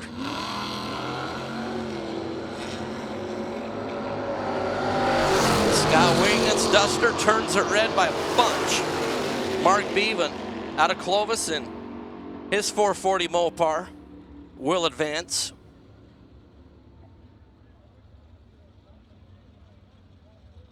As Stacy Roberts and Sandy Medea. Sandy, the 35 Plymouth, San Jose, Stacy Roberts, right up the road, Delano.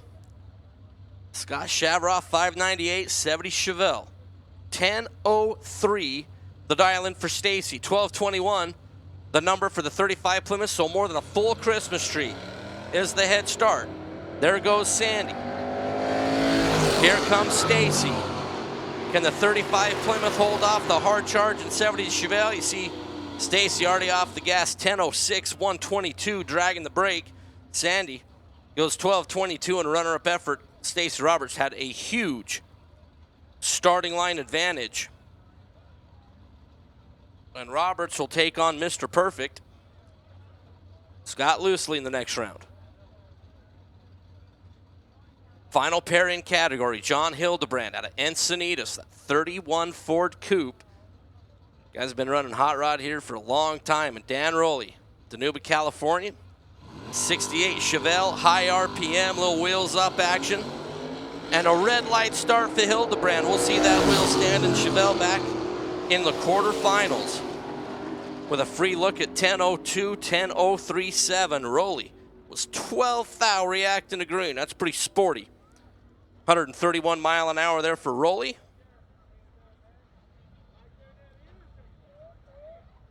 Takes us down to 6 cars in hot rod. Now I believe we're moving into A gas.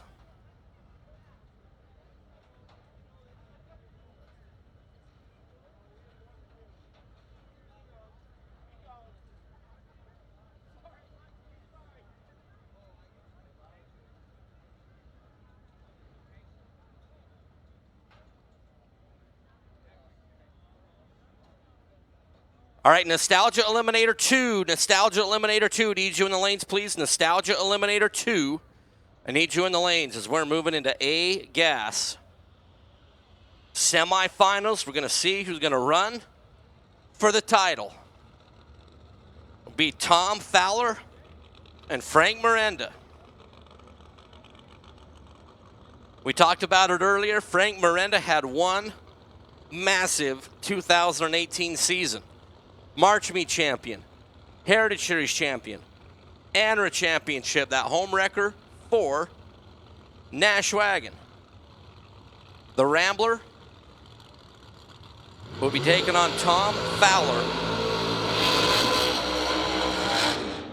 And that's silver on black, King's Oil Tools 70 Camaro. 632 Chevrolet power there for Fowler. After 2 qualifying sessions was your number 4 qualifier, 763. Frankie Moreno at 761 to be your number 2 qualifier. Fowler bested Brian Rogers in the last round. Frank Miranda had a competition single on the ladder.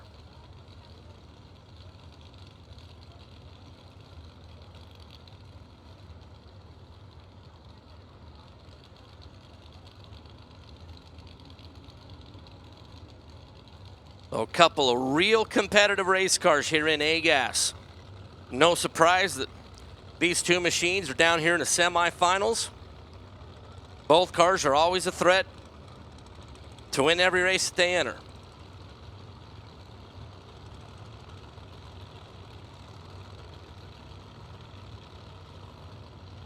So our 760 index class door cars here in A-Gas.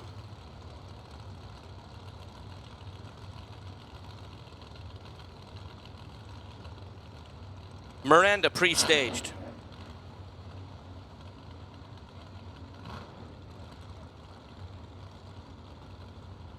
Fowler is pre-staged.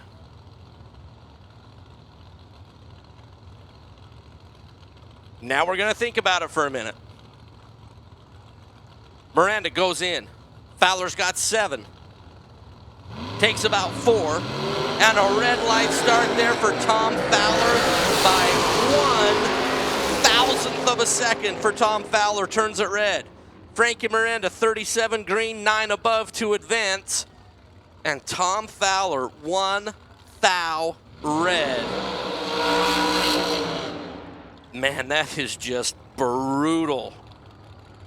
762.9 there for Fowler, 173. Frankie Miranda's looking to go back-to-back jack in A-gas.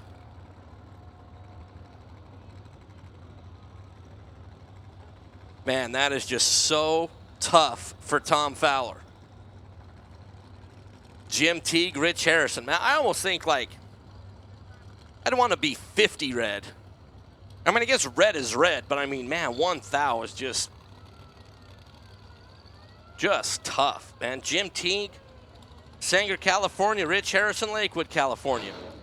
Jim Teague and that awesome 67 Nova. I got to get me one of those. Alan Johnson Power, Jimmy T Paint.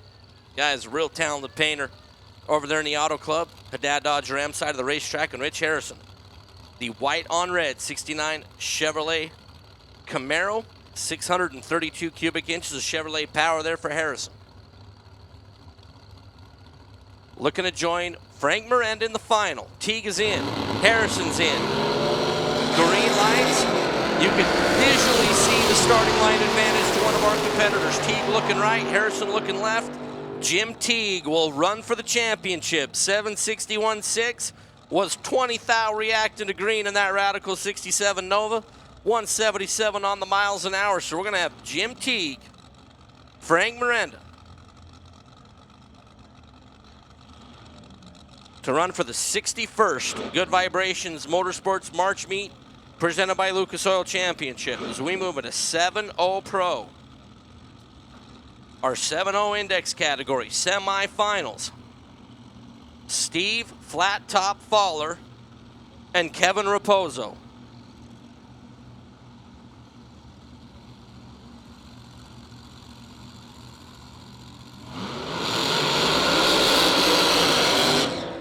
Raposo and the front engine dragster coming in from the great state of Hawaii. Kevin's Automotive Repair, Rodak Power, and Steve Fowler out of Lake Havasu City, that 32 band of the Bad Moon Rising. Steve and wife Stephanie, the 2018 California Hot Rod Reunion last October, took home the trophy. So Flat Top looking to win back-to-back NHRA Heritage Series events here at Auto Club Famoso Raceway. The winner will take on George Vanderpool in the final because Mr. Vanderpool has a semifinal single.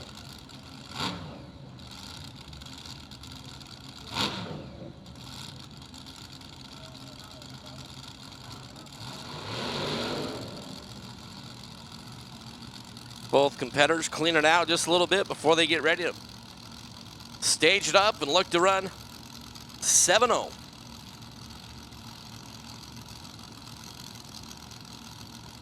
Raposo took out Lawton Ferrer the second in the last round. Steve Fowler got a red light from Chris Bates to advance. Green. Front engine dragster Raposo. The Bantam of Steve Fowler. How about Flat Top? 7:01.0. 188 on the speed. He was 59 on the tree.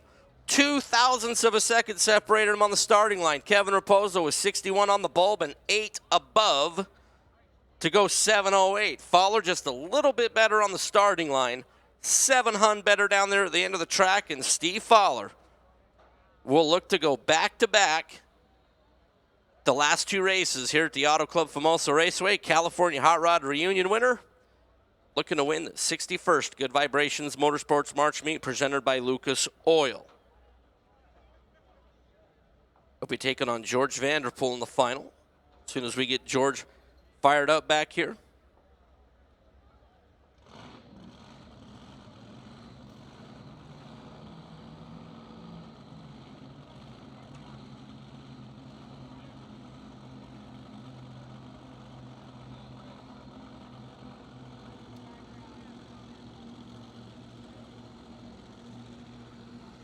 So this is George Vanderpool.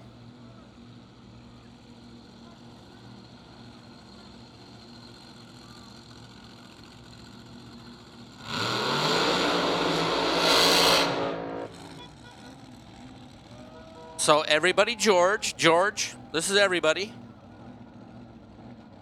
Your admiring public watching you on a single. Reading, California, the Yohara chassis, 392 Chrysler power plant.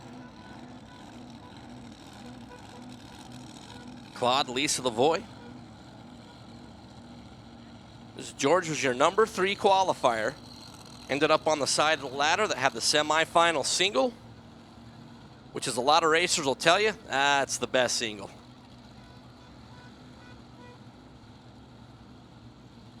So Kevin will get a free look at the Christmas tree, free rip at the racetrack, and a free smell of 7 flat on the index.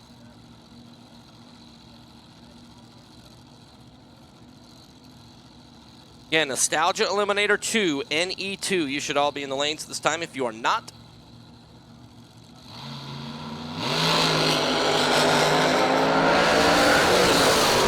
Vanderpool kind of waited on the tree a little bit. A 705 there for Vanderpool, 190 on the speed. So George Vanderpool and Steve Flat Top Fowler. Should be a great final round in 7-0 Pro. Very competitive 7-0 Pro field. We're just going to keep picking them up and putting them down.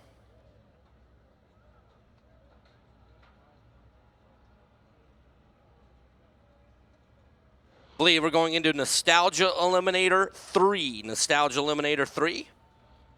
From my vantage point here in the tower.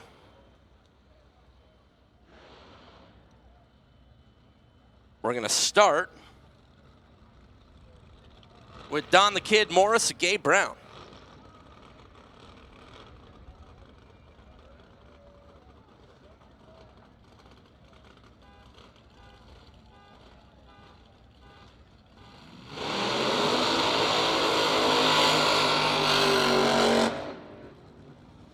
Don Morris, Roseville, California. The 23 Ford Alter. Stroked small block there for Morris. Gabe Brown out of Reno, Nevada. That radically chopped 34 Ford Coupe. Now 960 the index here in Nostalgia Eliminator 3. So we just ran the 7.0 Pro, the 7.0 index. We just ran A gas with a 760 index, and here we are, Nostalgia Eliminator 3, 960 players. Semi-final round here.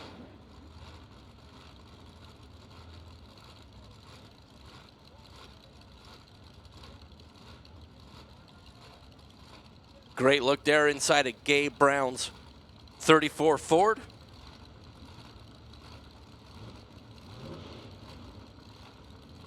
Morris is pre-staged.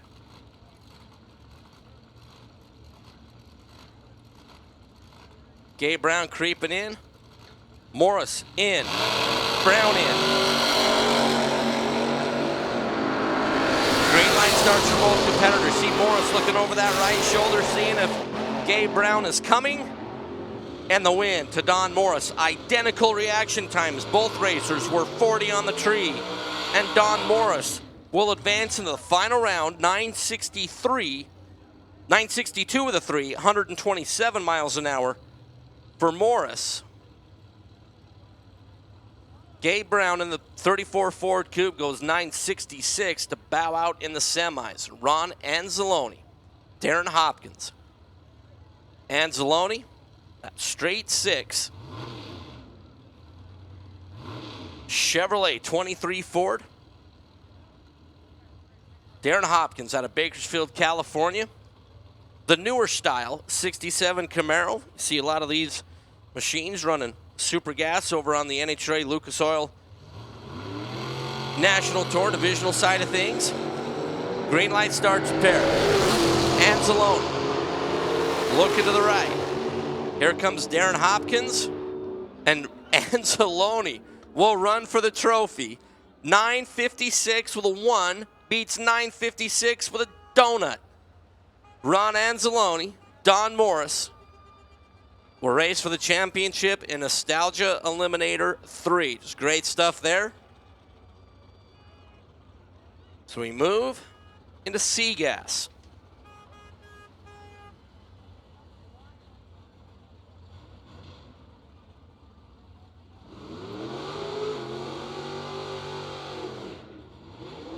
PJ Giacalone and Mike Rabner. This is A+ right here. Prime time in the category. PJ out of California, 55 Flame Chevrolet, and the birthday boy. Mike Rabner, Paso Robles, Kings Oil Tools Camaro. Green on both sides. PJ's double nickel Chevrolet. Rabner's Camaro. How about, holy, are you serious? 9,600 beats 9,600. Both drivers on the index to the thousandth. And PJ Giacalone, 47 on the tree. Rabner, 60 on the tree. Margin of victory, that 13 thousandths of a second on the starting line. Both drivers exactly on the 960 index. That is just good stuff.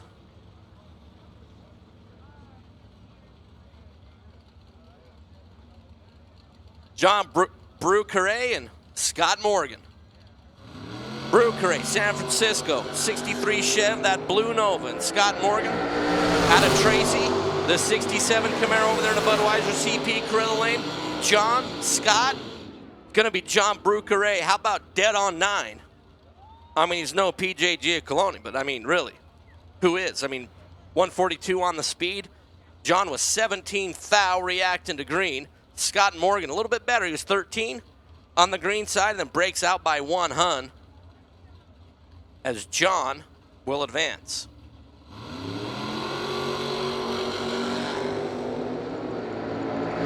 That's Chris Ray, David Stage. Stage out of Exeter in a Camaro. Chris Ray, the 7-Up man, is going to go down as David Stage was 003. 958.9 on the 960. Chris Ray, 12th thou on the green light. Start under by 3. And Chris Ray, the Elk Grove, 64 Chevy 2 for 7-Up. Will bow out here in the quarterfinals.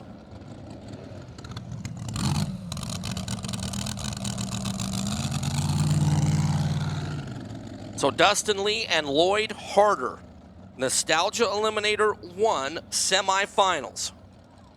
Dustin Lee, your back-to-back NHRA Heritage Series champion. In Hodgepodge, Nealon Parks chassis there for Dustin, very talented engine builder. And Dad Jimmy and Lloyd Harder coming out of Saskatoon, Saskatchewan, Canada, in his front engine dragster. The winner will take on Jason Barta in the final round. Barta has the single. In Nostalgia Eliminator 3, it's 3 competitors remain.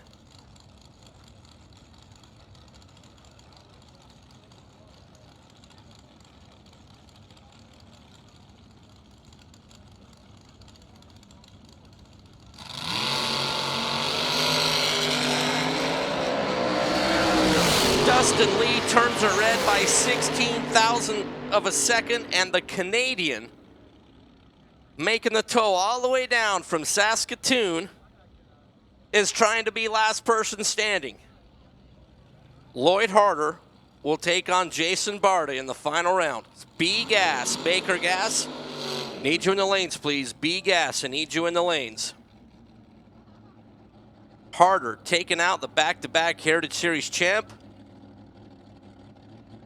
This is Dustin turned on that big, ugly, nasty semifinal red light. And Jason Barta, Bakersfield, California, the Barta and Coburn. Front engine dragster with the injected 572.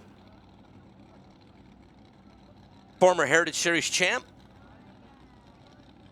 Former March Meet champ there, Jason Barta. It's good stuff there for Harder. Making that long tow from Saskatoon, Saskatchewan, Canada, to be here with us this weekend at the 61st Good Vibrations Motorsports March meet. Dude's going to run for the whole enchilada.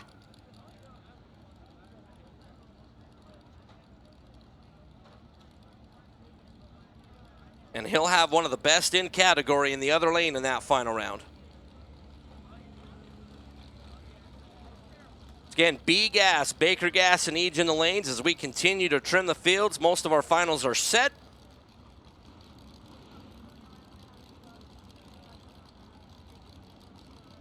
With the huge car count here this weekend, we continue to trim the field in half every rotation through. Barta, 90 on the reaction time. Glad to get that out of the system here on the single. And then goes dead on 7. 173 there on the mile an hour for Jason Barta. So Jason Barta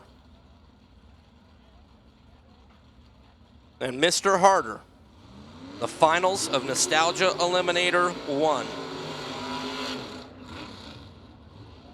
So we move into D Gas, Delta Gas, our 1060 players. To get us down to the semifinals, Mike Williams, Harold Binsfield. Binsfield in that 55 Handyman Special. Williams out of Bakersfield in a 67 Nova. Greens on both sides on a double breakout. Binsfield will get the win. He was 53 thou reacting to green, then goes under by 16 thou, 10:58.4. Mike Williams, 62 thou on the green light start, 10:57.7. So on the double breakout, Harold Binsfield will move on. Bob Gonzalez, Gary Hardy. Hardy in the Pinto. Gonzalez in the 70 Nova. Bob out of Concord, California. Gary Hardy out of Cressy, CA.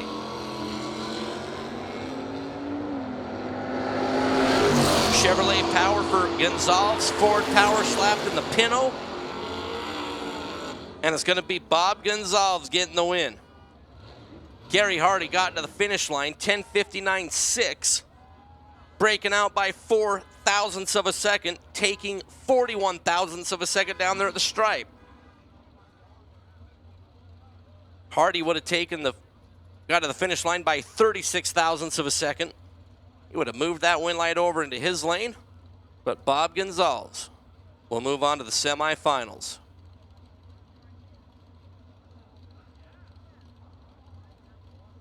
Patrick Williams, Bill Norton, our final quarterfinal. Oh, in a deep stage situation there for Patrick Williams in the pickup truck. His event comes to a close. Bill Norton out of Delhi in that 63 Nova, back around to the semifinals, 10:55, 123 there for Norton. So Norton, Binsfield, Gonzalez, our final 3 competitors in D Gas. Moving to Hot Rod.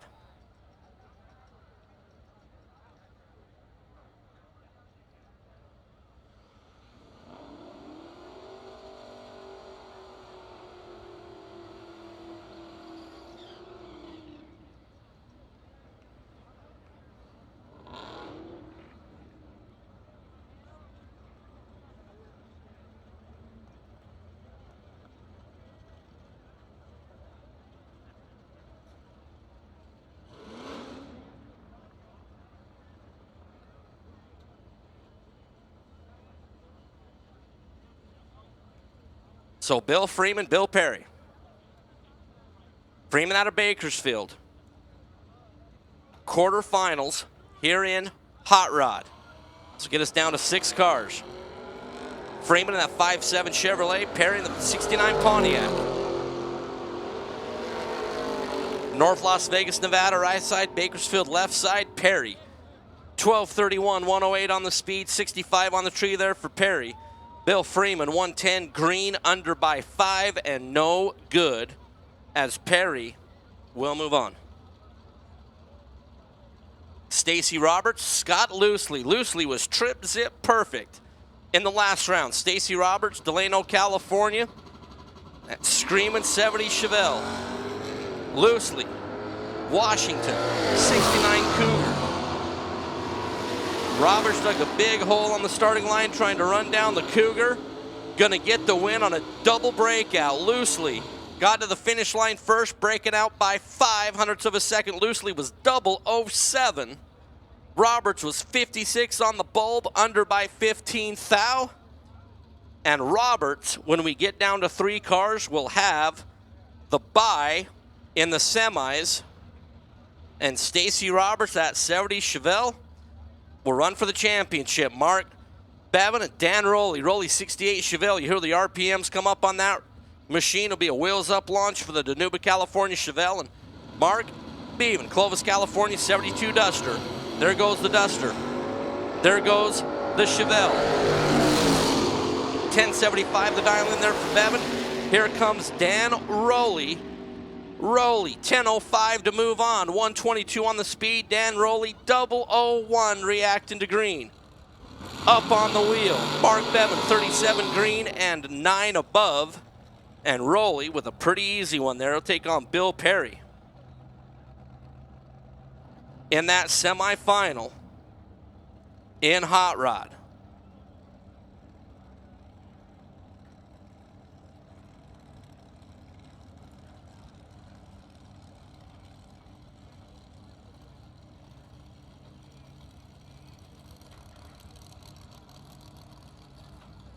Nostalgia Eliminator 2.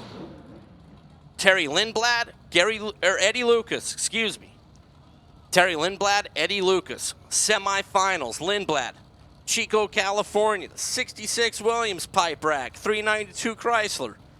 860 the index in the category. Eddie Lucas out of Modesto. That high-rise 32 Austin Bantam. Green. The low-slung dragster for Lindblad, trying to hold off Eddie Lucas. How about dead on 2 for Terry Lindblad? Beats right on the index, dead on 0 for Eddie Lucas. Terry Lindblad, 22 green. Eddie Lucas, 40 thousandths of a second on the reaction time, but Terry Lindblad, dead on 2 on a little baby hole shot. Beats Eddie Lucas's dead on 0.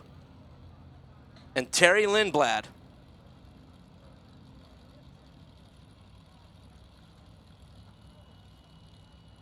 down into the money rounds. Troy Moyle and George Chatterton. Moyle in the orange 23 Ford out of Carson City. Big block Ford there for Moyle, and George Chatterton out of Escondido, the 37 Fiat, the Hitman machine. Rochelle in the group, small block Chevrolet for that stretched out Fiat. Looking to join Terry Lindblad in the final, and Troy Moyle turns it red. George Chatterton and Terry Lindblad will be in the final in Nostalgia Eliminator 2. 864.7 there for George, 148 on the speed. Moyle had a really, really good weekend, but turns it red by 11 thou as Chatterton will compete for the 2019 Good Vibrations Motorsports March Meet presented by Lucas Oil Championship. So moving to B gas.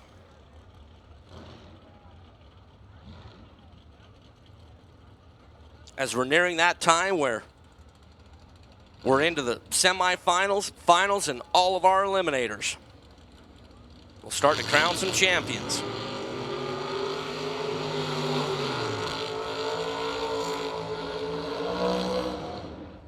Real good matchup here. Nick Kendrick, Randy Armstrong. Randy in that 57 Chevrolet out of Paso Robles. Guy is your 2018 ANRA Series. Finished second in the points in that very competitive group. Nick Kendrick out of Lake Havasu in the 65 El Camino was your #1 qualifier for this event. The Mino Camino.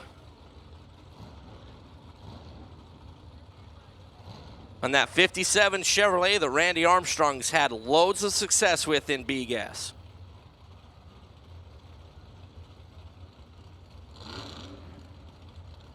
So he just ran Nostalgia Eliminator 2, the 860 open cockpit cars. Here we are, the full body 860 runners. Armstrong is in. Kendrick in the El Camino follows. Green lights. Oh, and a tough break for Nick Kendrick as that machine moved about 4 inches. Oh, my Lord. And Randy Armstrong broke out. Are you serious? Nick Kendrick, who is sitting on the starting line 2 feet in front of the stage beams, is your winner because Randy Armstrong just went 8:57 on the 860 class index. Nick, I got good news for you. You're a winner. I hope your race car's not broke enough that you can make it back to the final round, but that is absolutely stunning. Randy Armstrong, a veteran of the category, won countless events, goes down there, runs 8:57, and I guarantee he's just going to be absolutely nauseous. Wow.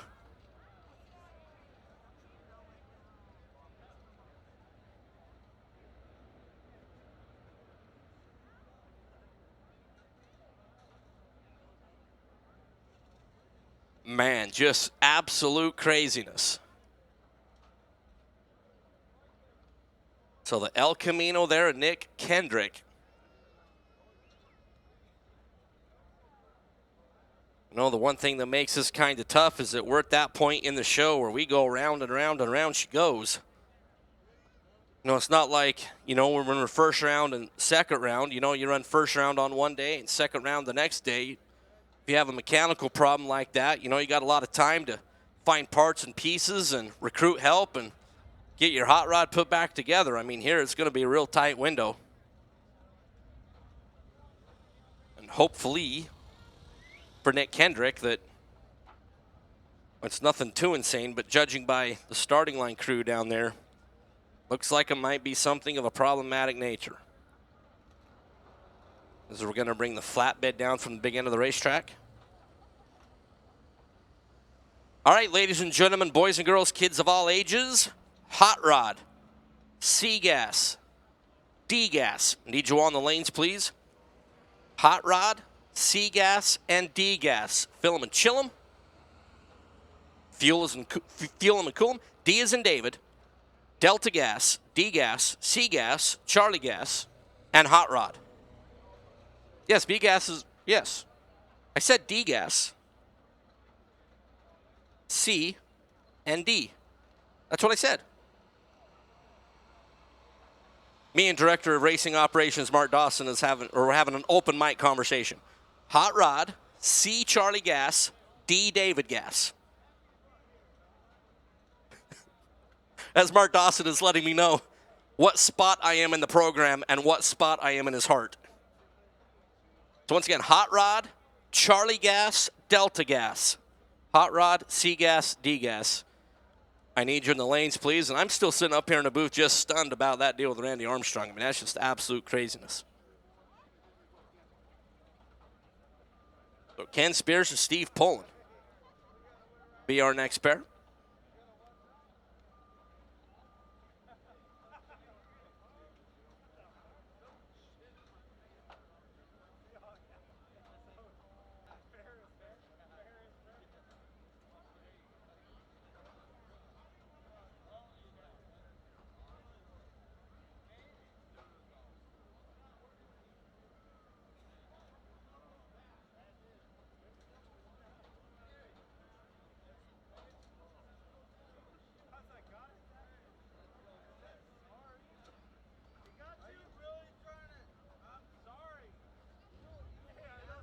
We get Nick Kendrick's El Camino pushed out of the way enough. We're going to get that up on the flatbed. We're going to fire up our next pair in B gas. Ken Spears, Steve Pullen. I don't know if we can top the shenanigans and tomfoolery in that last pair. Hopefully we don't do that.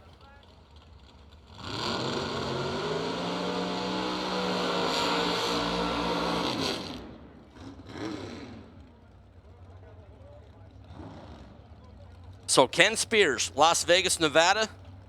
That really cool 54 Chevrolet pickup truck, big wing ripping out of the bed. Steve Pullen out of Indio. And 69 Chevrolet Camaro, there for Pullen.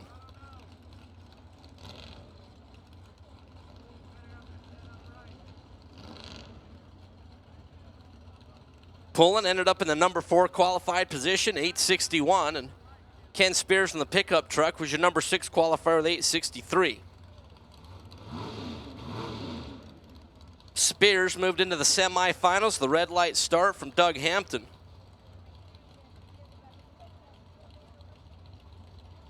Pullen took out Val Miller.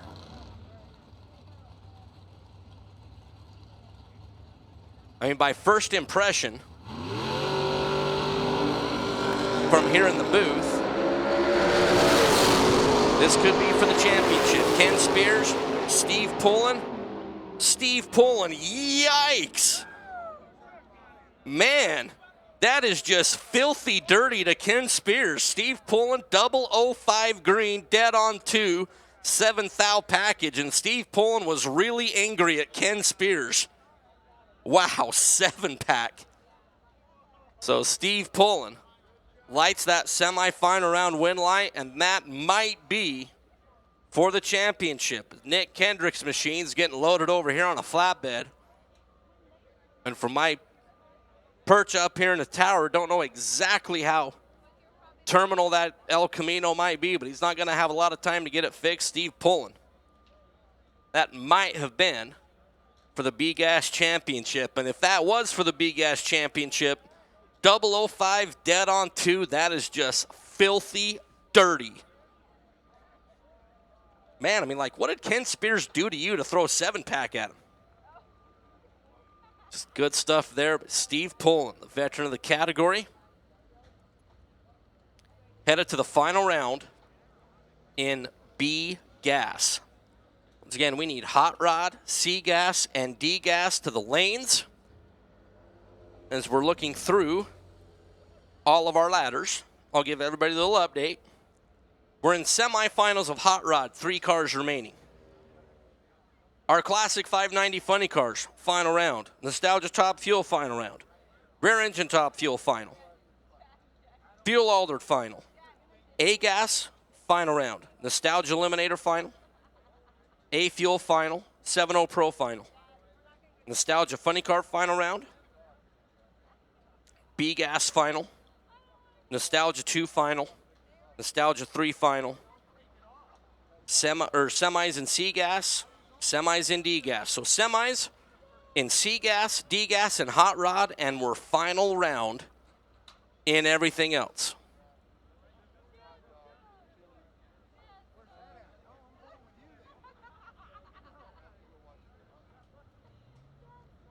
So as we near the completion of the 61st Good Vibrations Motorsports March meet, 3 categories, semifinals are what's left, and all finals all the time. The object of the game is to go final, final, final, final, final, final, final.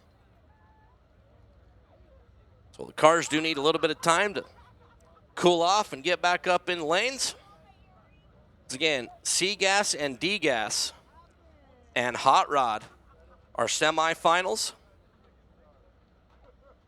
Last call for D-Gas, final call D-Gas.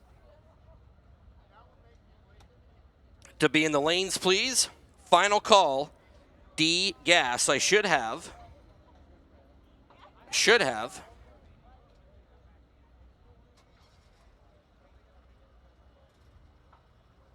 Binsfield, Norton, Gonzalez back there in D-Gas.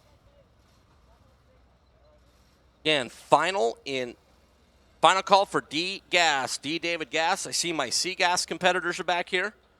My 3 hot rod competitors are back here. Final call for D-Gas. Once again, after we run these 3 eliminators, we are all finals.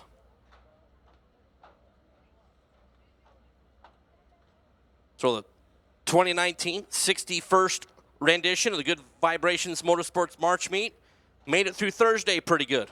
Friday, Mother Nature decided to rain on us overnight. We had another little rain delay mid-morning on Friday. Saturday, we got through pretty good, thanks to Mother Nature. Today, pretty good as well. Once again, on behalf of John and Blake Bowser, Director of Racing Operations Mark Dawson, man, all of our patrons that were here this weekend, just great stuff. We cannot thank you enough for being here. Yesterday's crowd was outstanding. A lot of you fine folks came back for Sunday. We absolutely hope that you enjoyed yourself. And, we really work hard to provide a unique entertainment experience that is suitable for the whole family. It's great to talk with some of the people when I've been out and about, hearing from where everybody came from to be here with us this weekend at Auto Club Famoso Raceway. We absolutely hope that you'll join us again next year. So Mr. Kendricks El Camino being loaded on the flatbed still. I really think he is not going to make it back in that final round of B-Gas.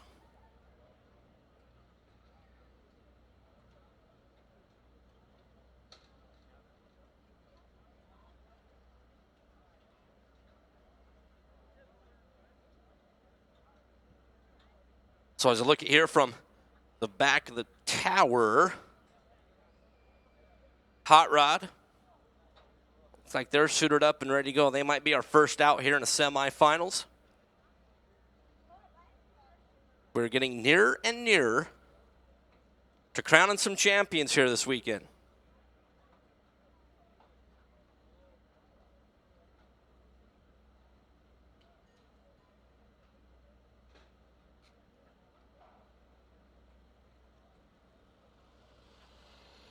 C-Gas competitors are all strapping in as well.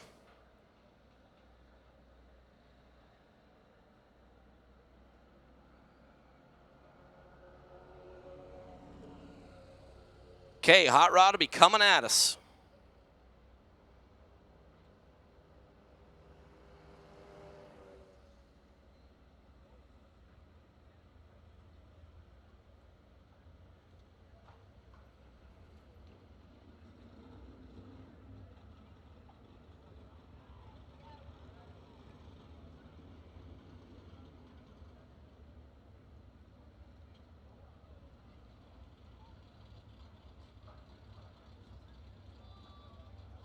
Okay, Dan Rowley, Dave Phillips.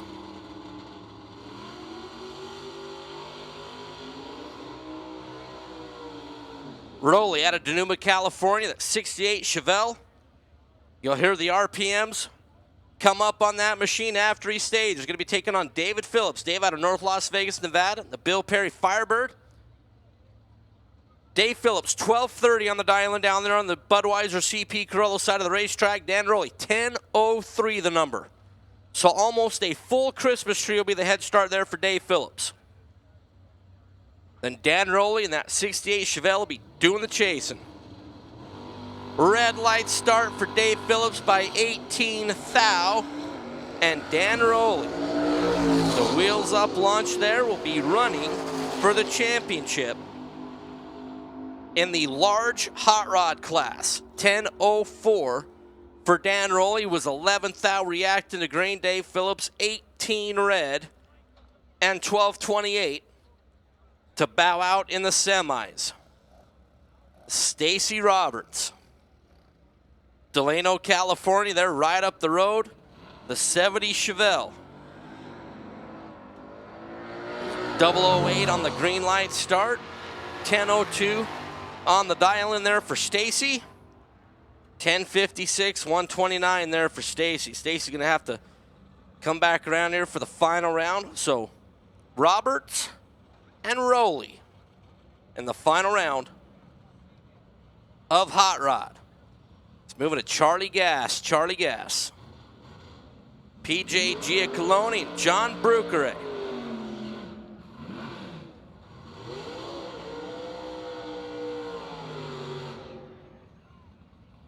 The winner will take on David Stage in that final. PJ, the 55 Chevrolet out of Wilmington, California. John Bruchere out of San Francisco. That blue 63 Chevrolet Nova.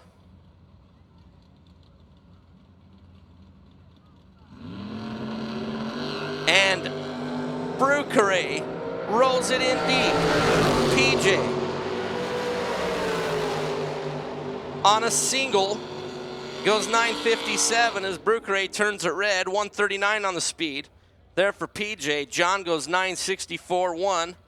Bowing out in the semifinals at 141 miles an hour. So PJ Giacalone will take on David Stage. Once again, D-Gas, we need you now. Like 5 minutes ago, we need you. Stage 55 thousandths of a second. Once again, David Gas, D-Gas. Semifinals, you should absolutely be in the lanes. 955 there for David Stage. 141 on the speed. 955.0. So PJ Giacalone, David Stage be our final.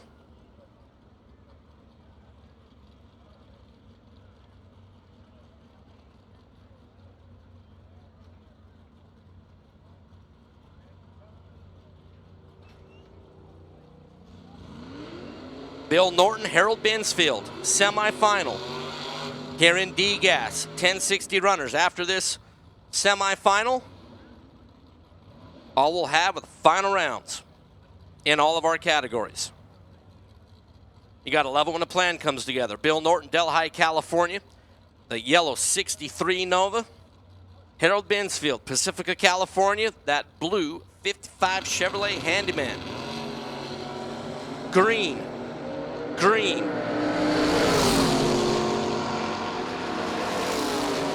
Binsfield in the Handyman, Norton in the Nova, and Bill Norton, 14 green, dead on one. 1060 with the one will run for the championship. Bill Norton, dead on one to take out Harold Binsfield. Binsfield was 1058, 15 green, and out in the semis. Bob Gonzalez will join Mr. Norton in that money round. Gonzalez got to get that reaction time out of his system here. This is 102 reacting to green, and then goes 1065. So Gonzalez and Norton will be our final in D-Gas, and all final rounds are set in every one of our eliminators.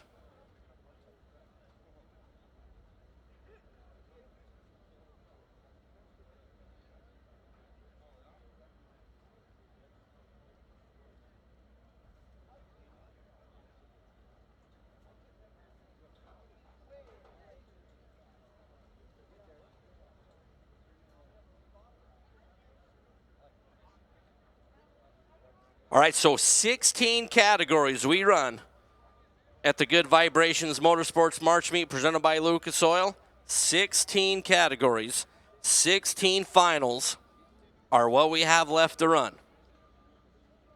There's a lot of races across the country that you can win. There's a lot of races that you can be a part of. But man, there is absolutely something special about winning one of those awesome Kern County Raceway Association March Meet Championship trophies.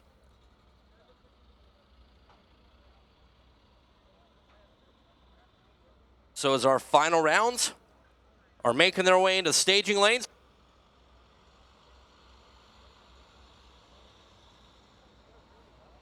we're going to send it on down to the studio to our good friends Mike Dunn, Larry Dixon Jr. Gentlemen. All right, thank you. We're back here again, just waiting to get to some final round action, and it's winding down to the end of the day. I don't know about you, Larry. I'm sure you were probably the same. When you're in the final rounds and it gets to that time of the day, there's just no better feeling, is there? None at all. And the thing about it is you've made it to the final round. It's not like going out early and you're so far away from the final that you got no chance of winning it at all. Now it's like one person's going home winner, the other one's the runner-up, and it's like as long as you're here, you want it to come to you. So it's, throw everything on the table and hope it works.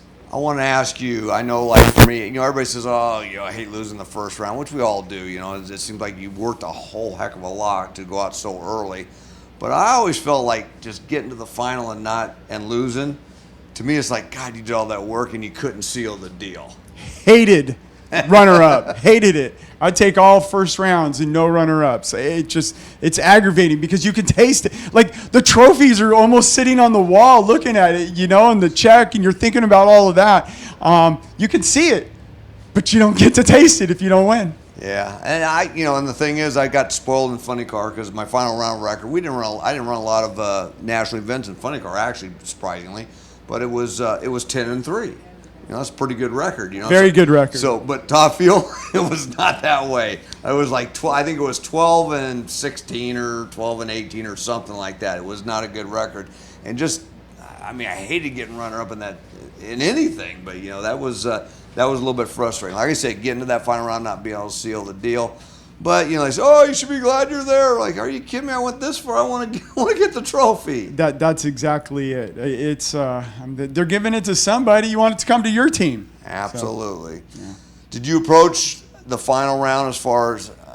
I know you're. We all say, "Oh, you do the same thing every time," but we're talking about deep staging off camera, and I can remember. I never. I should say, not intentionally deep stage up until the final round, because the final round, it doesn't matter. Lane choice doesn't matter, right? So you roll it in just a little bit, because the worst thing to do in the final round is get beat on a hole shot, right? Yeah, and I've got a few. Yeah, yeah, it's brutal. I think of one against you. It's okay. You can say it. I can take it.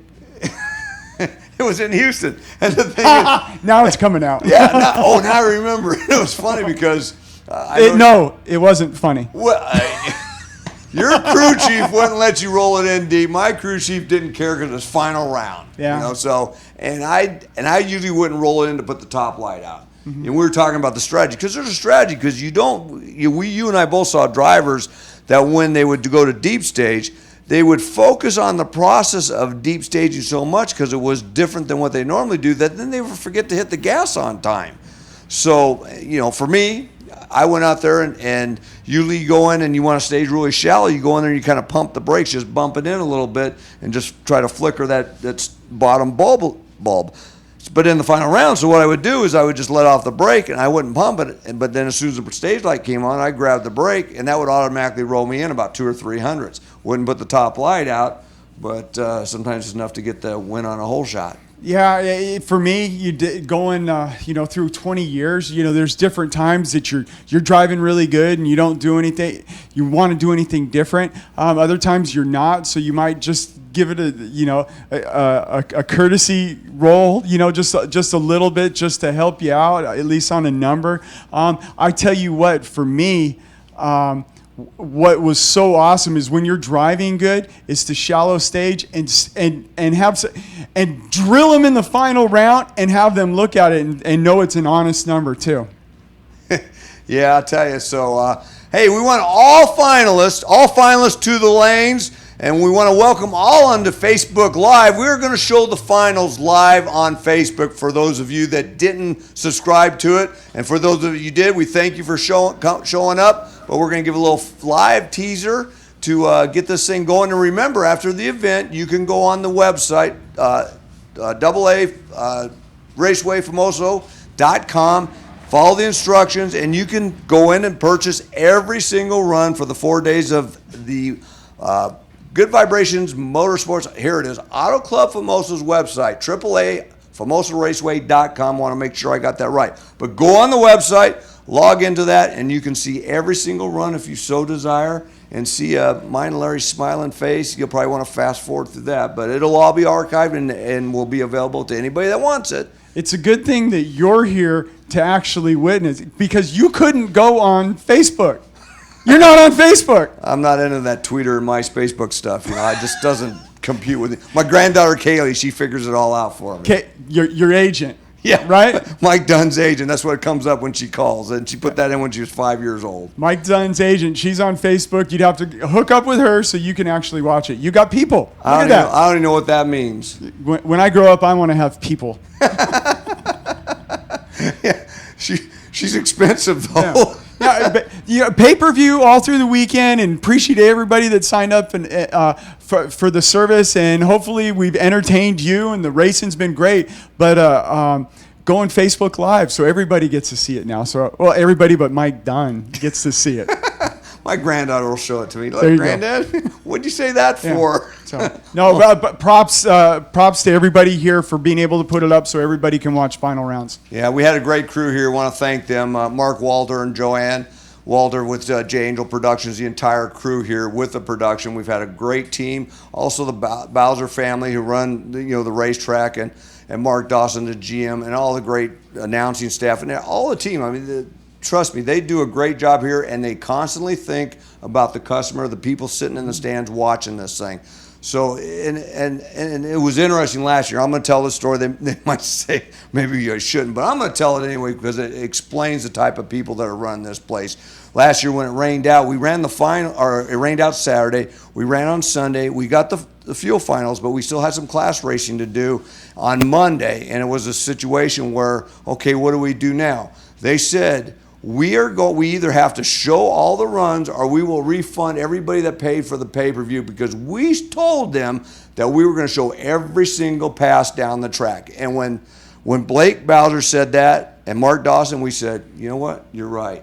That's our kind of people, and their words are good, and those are the kind of people I like to work with. Yeah, no, good people, and it's great. Again, being able to show the final rounds. The ones that didn't sign up for the pay-per-view, you guys missed a lot because there was a lot of records this weekend. It was a great show. Yeah, but you can sign up and watch it. Go back and look at it. So we saw some great runs. We had great coverage. Like I said, we brought in and made this a really big production for a live streaming event. We had all the different camera angles. For those of you that logged on and saw it, and with the pay-per-view, you saw some great racing action and some great coverage of the racing action. And that's the key to doing drag racing television right. I mean, you have to have a good event on the racetrack. Number one, you can't do nothing if you don't have a good event on the racetrack, no matter how many camera angles you got. Or who you got in the booth. Yeah, exactly.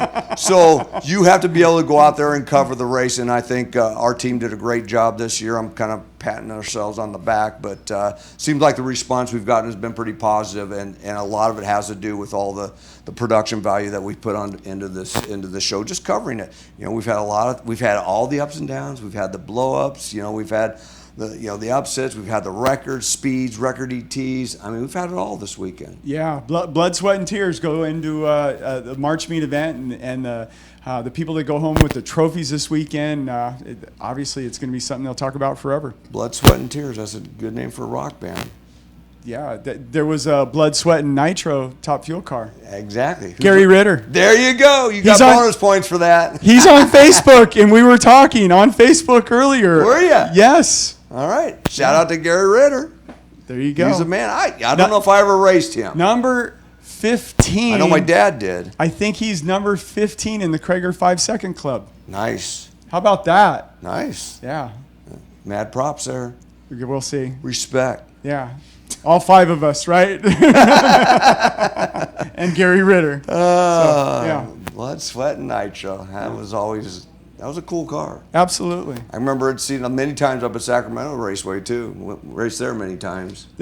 One thing with the big money and all of that, and the big sponsorship is the names of the cars getting smaller and less important, and the names of the and I'm not complaining about it. It's just that's kind of what happens, in life. Things change. But all the cool names of the cars back in the day, the Jungle Gyms, and, which you get to see a lot of that stuff here. So that's what makes this weekend's event exciting. Speaking of different tracks, there was one that Santa Maria, one track that I never went to.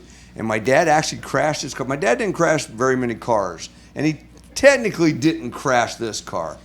He went off the end. This was in his front motor top fuel drag. Probably, I'd say 1967, somewhere, give or take, right in there. He went off the end. He went through the finish line, pulled the chutes. The chutes didn't open. My mom packed the parachutes. Yikes. So he's going off the end, and at the end, it was all eucalyptus trees, and then there was a road on the other side of the eucalyptus trees. And my dad could see, obviously, he's just trying to get the thing stopped, but he realized it ain't going to get stopped. So there was one opening through these eucalyptus trees. He went through it. It went up. It cleared the road and ended up in a field and finally stopped. And he got it stopped. And Al Yates, who we talked about, was a partner before. He's got a picture, and I have it at home. It's a picture of just that one opening, and you see the car in the field on the other side of the road. So, needless to say, my mom wasn't allowed to pack the parachute after that. Yeah, that's scary. You've had parachutes. I've had that happen a few times. I actually at Columbus, which Columbus is kind of known for being a shorter racetrack on the shutoff. I know personally how short it is. Yeah, you got to actually go through. So first round, hit the parachutes, and I got no chutes. Well, what happened was the chutes deployed, but the shroud lines where it connected, it actually got cut. And so all the chutes they blossomed, and then they went down on the track. I remember that. And I went smoking through that. I was not ready for that, and it was bounced across the street and all that stuff. It's the only time in my life I ever threw my helmet. Only time in my life. I was so mad because it was just like, I don't know. It hurt our car, and I've ruined a few cars, but every single time I'm mad about it, disappointed, all the work that all the guys put into it. But we won the round, and we fixed the car and won the next round. Ended up losing, lost in the semis. It's funny how I think I remember more losses than I do wins. As Really? crazy as that is. Yeah, I lost in the semis to Darrell Russell. Clocks didn't work. You might have been doing the race. The clocks didn't work, so nobody knew. I knew he had won, right? and you know what happened? We got down at the other end of the track, and I told Darrell, I said, man, it's too bad that you lost.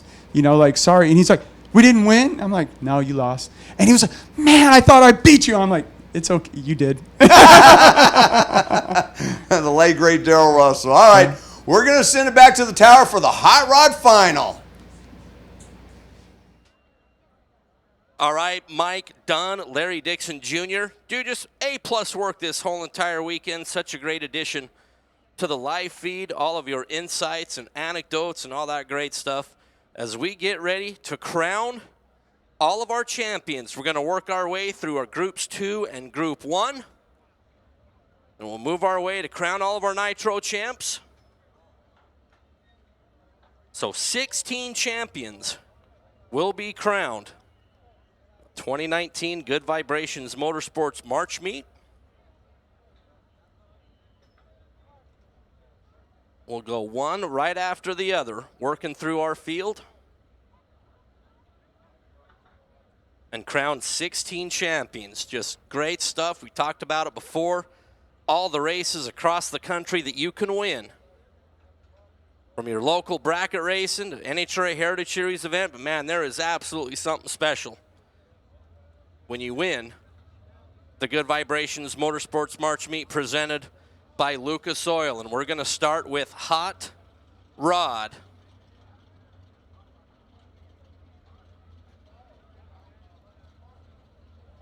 With all the Chevelles, Stacy Roberts, Dan Rowley.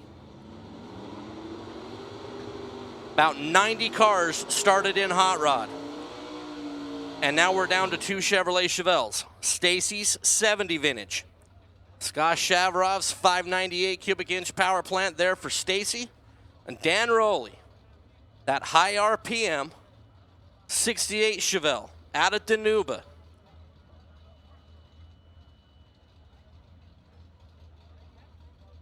$10.02 the dial in there for Stacy Roberts. $10.03 the dial in for Dan Rowley. We're almost heads up here in the final round. ET bracket style racing. First the finish line, not running quicker than your dial in. Here comes a tree and a red light start for Dan Rowley. Stacy Roberts is going to be your Hot Rod champion. 10-14, 127 for Stacy. And the Delano, California 70 Chevelle works through that massive Hot Rod field and is the last one standing. So a great job there for Stacy Roberts. Stacy's good. We got Jason Galvin down there, will be interviewing all of our champions as we work our way through our 16 finals. And congratulations to Stacy, our first champion. Yep. at the 61st Good Vibrations Motorsports March Meet presented by Lucas Oil. Dan Rowley had a really good weekend. Tough field of hot rod cars. Rowley ends up turning it red by 17 thou. They're coming to us. And that 68 Chevelle. Go ahead and send it. Stacy Roberts gets the first trophy here at the 2019 March Meet, and you knew it the second you left. Congratulations. Thank you. Thank you so much. Thank you to the Auto Club Formosa Raceway, all the crew. I mean, I can't thank my husband and our friends enough, Bill and Nonda Ford, my husband, Scott Roberts. This has been an awesome week. Man, I can't believe my first one, my first March Meet win. Oh, woo!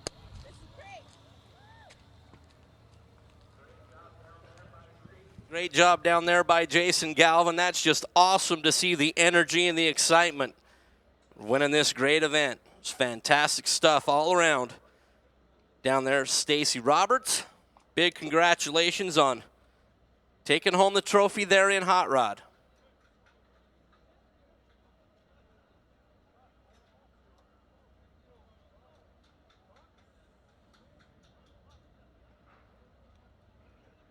Okay, Nostalgia Eliminator 3.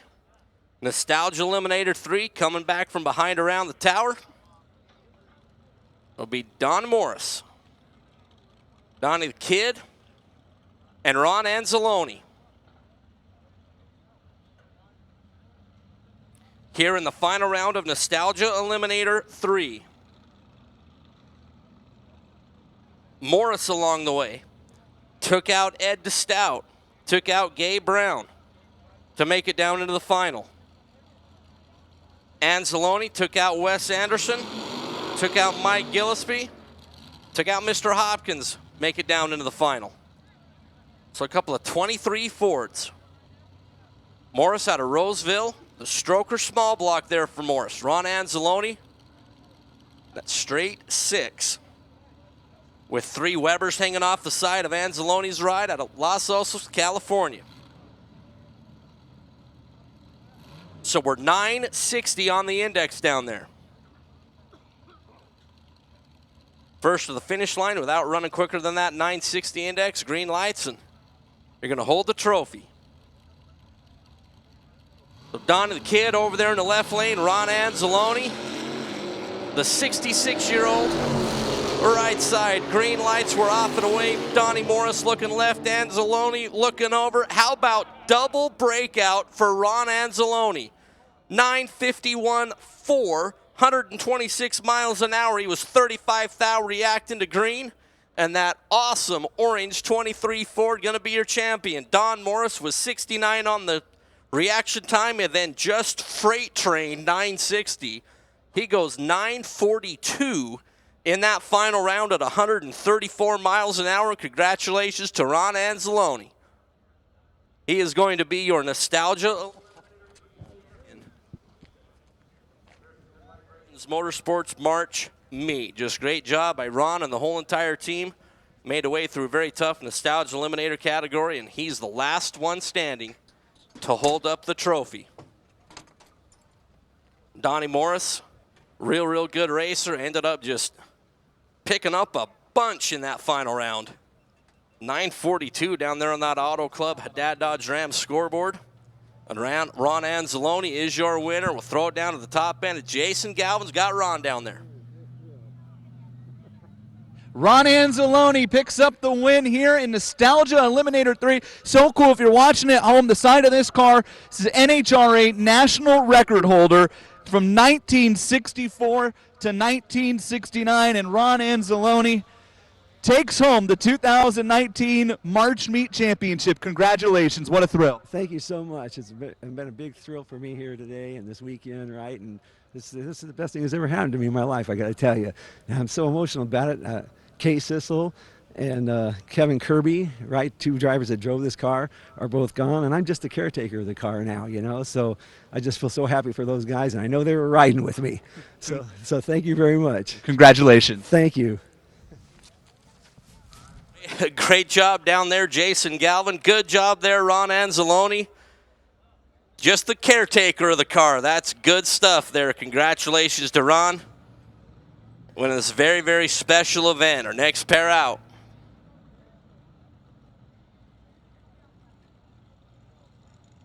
Will be Nostalgia Eliminator 1 with Jason Barta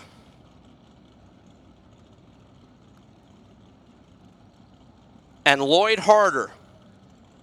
Barta, the Barta and Colburn injected 572 Chevrolet. The SNS Fabrication team. Jason, former March Meet champion. He's done this thing a time or two. Former NHRA Heritage Series champion in Nostalgia Eliminator 1. Alongside just a great story, Lloyd Harder making the long tow from Saskatoon, Saskatchewan, Canada. That front engine dragster. Lloyd Shelley in the group. Big block Chevrolet there for Lloyd. The Budweiser CP Crinoline.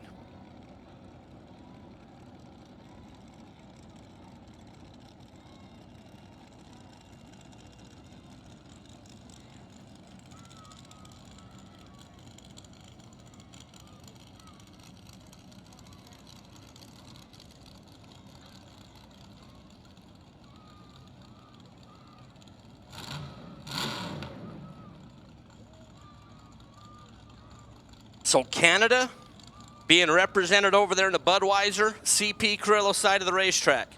Right down the road in Bakersfield is Jason Barta. Barta was your number 4 qualifier. 762.0 was where he qualified in the field. Lloyd Harder was your number 3 qualifier, dead on 6. Barta defeated your number 1 qualifier, Ken Fullerton. Harder took out the red lighting Dustin Lee in the semis. And here we are, and Harder turns a red by 17 thou, and Jason Barta, once again, is your March Meet champion in Nostalgia Eliminator 1. And Barta, off the gas down there, 18:10, but the numbers are absolutely inconsequential. 48 miles an hour there for Jason Barta. And the Dallas Cowboy fan, which we don't hold that against Jason, is your March Meet champion. Great job, Steve and the whole team. And Jason Barta, one of the premier runners in the category. Ton of very talented competitors in Nostalgia Eliminator 1. Guys like Danny Skrokosh, guys like Dustin Lee, Ed Silberman, all that group, man, there's just a tough field of competitors. And at the end of the day, at the end of the weekend, Jason Barta is your champion. Just a great job by that group. 39th thou on the green light start, but who cares? That win light comes on. Harder turned to red by 17 thou and then goes down there at 761. But a great showing from the Saskatoon, Saskatchewan team. We hope that they enjoyed our time with us this weekend. As Jason Barta, once again, to be our March Meet champion. So we'll get Jason out of the car down there at the big end of the racetrack. So another March Meet championship there for Jason Barta. That Barta and Colburn team. As Jason is out of the car, we got Jay Galvin down there, big around the racetrack.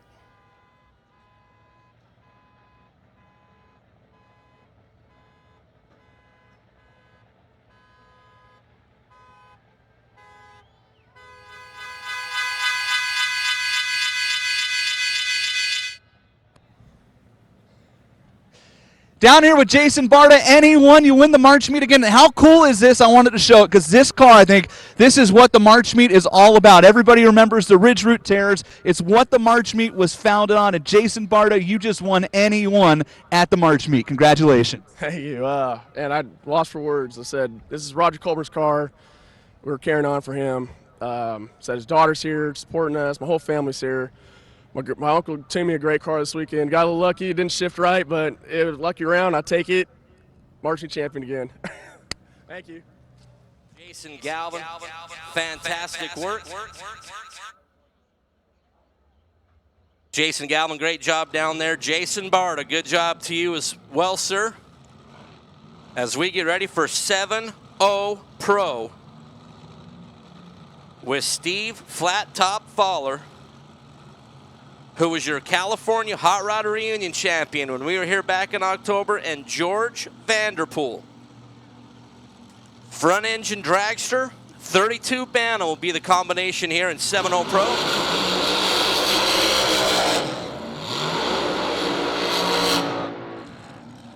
George, Steve, George. George out of Redding, California.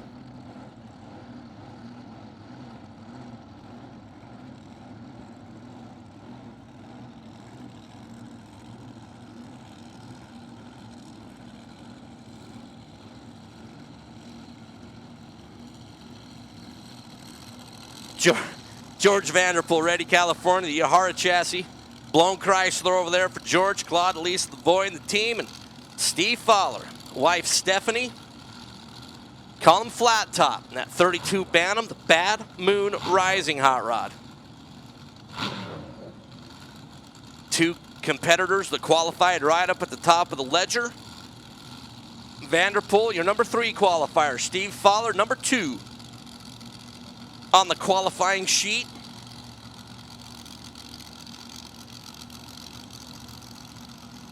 Vanderpool advancing to the final along the way.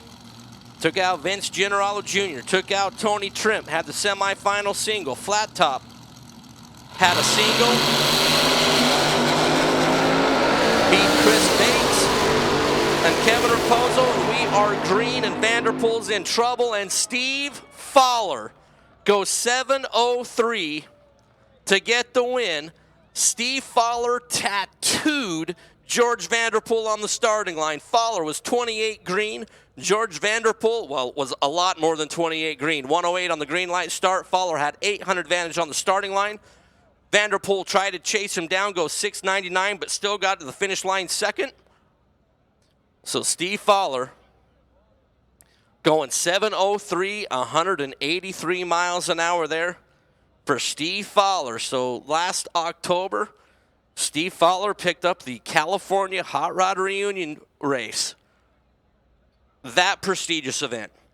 Comes back a few months later and takes home the 2019 Good Vibrations Motorsports March Meet presented by Lucas Oil Championship.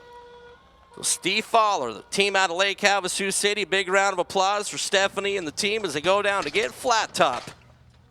That Budweiser Carrillo CP lane, 7:03, 189 on the numbers for Steve Fowler. So good job there for Steve and the team. George Vanderpool made it all the way down there to the final, come one round short.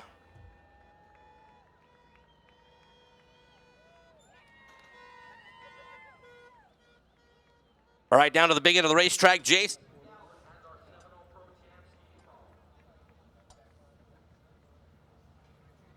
And we're down here with Steve Fowler, the winner of 7-0 Pro. You won the California Hot Rod Reunion as well. Steve, what is it about this track that works so well? I don't know. We just got it dialed this last couple of months. I'm out of work. This is great. I've been trying to win this thing for so long. It's great. Absolutely. I have no words for you guys whatsoever, but I think we've been trying to win the March meet since 2009. You know, been doing it in a 7-0 Pro car. This is our 4th year in the 7-0 car. It's absolutely fantastic, man. So the March meet makes grown men cry down here in the winner's circle. Down there, Jason Galvin. Good job, Stevie Flat Top Fowler. And hey, winner circle pictures, winner circles for all of our champions will be right here by the staging lanes. All the cars that have won will be down there. Everybody, before you leave the racing facility here at Auto Club Famoso Raceway, man, swing by where the winner circles are. You get a good up-close personal look at all the vehicles. In addition to that, you can see all the drivers, tell them congratulations, and make that good stuff happen. Also, last call for our friends at Ben & Jerry. Hey, tell you what, ice cream. Ice cream is your friend. Donnie Couch is up here partaking in a little bit of ice cream. I mean, really, who can say no to ice cream? Probably those people that are lactose intolerant say no to ice cream, but I mean, other than that, I mean, really, who says no to ice cream? Donnie Couch can't even comment because he's enjoying the ice cream. Oh, Blake Bowser saying no to ice cream? No. Fun hater. PJ Giacalone, Wilmington, California, 55 Chevrolet. And David Stage here in C Gas. 960 runners, PJ. David throwing down here in the final round. PJ is green. David Stage is green. PJ looking right. David Stage looking left. Big end of the racetrack. And how about David Stage is your champion? 48 green for Dave. Double breakout, 959.3 for David Stage, under by 7th out. PJ Giacalone goes 957.3, breaking out by 0.03 of a second. So David Stage out of Exeter in that red 67 Camaro throws 959 on the board and is your champion. So PJ and that 55 went through 6 rounds of racing. Could not light that final win light. Congratulations to David Stage. That whole entire team there in that Budweiser CP Corilla Lane, 959.3 on that 960 index, and he will take the trophy right over there to Exeter, California. Small block Chevrolet power plant there for David Stage. Guy was your number 5 qualifier. Pretty good all weekend to hold the trophy when all is said and done. There for David Stage. All right, we're good. Send him on down. So David Stage working on getting himself out of the race car, and Jason Galvin got him down there, our champion David Stage. David Stage wins C-Gas. You came down here, you didn't even know that you won the March Meet. Congratulations. No, it felt good. Feels good. First time ever. Been trying it for quite a few years, and it's pretty cool. Got all my family down here, and it's a great time. I'm telling you, the emotions down here when these guys get out of these cars and win the March Meet is something to behold, guys.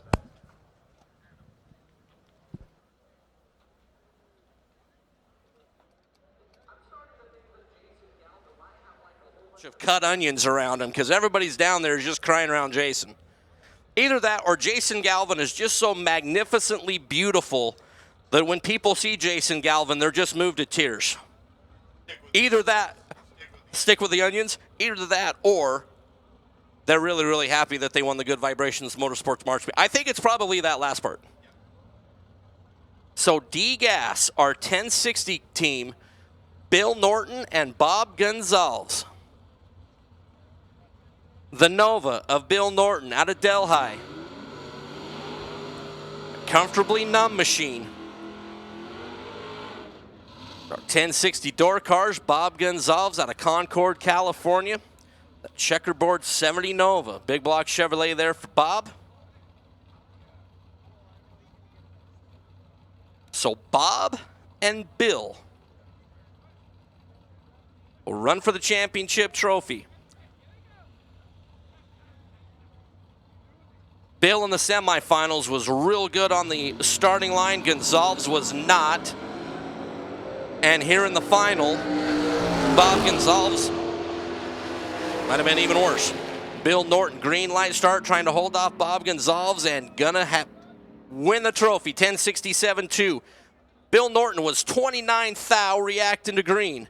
Bob Gonzalez was 350 on the reaction time, and Bob picked the worst possible moment to have the worst reaction time of the weekend for that young man. And Gonzalez tried to get down there to stick the nose out in front, goes 1051-3, but was still, well, a bunch behind to the finish line stripe. Congratulations to Bill Norton and that Comfortably Numb Nova out of Delhi, CA, your D-Gas champion here at the Good Vibrations Motorsports March Meet.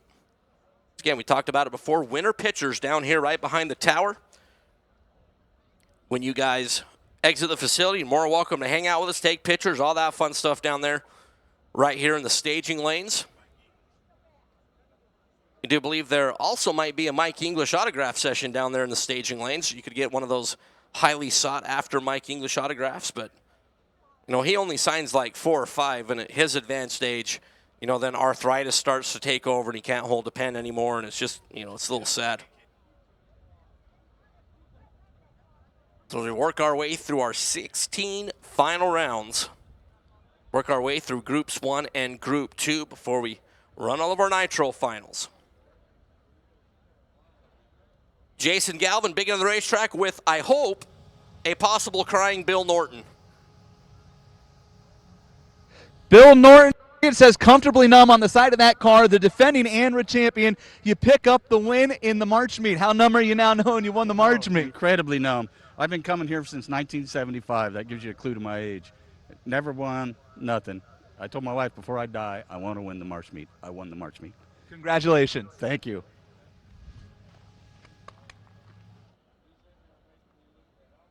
So that's good stuff there. Bill Norton has been racing at this facility for a long, long time.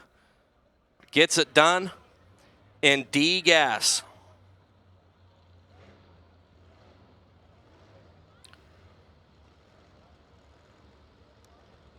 So we move into A gas.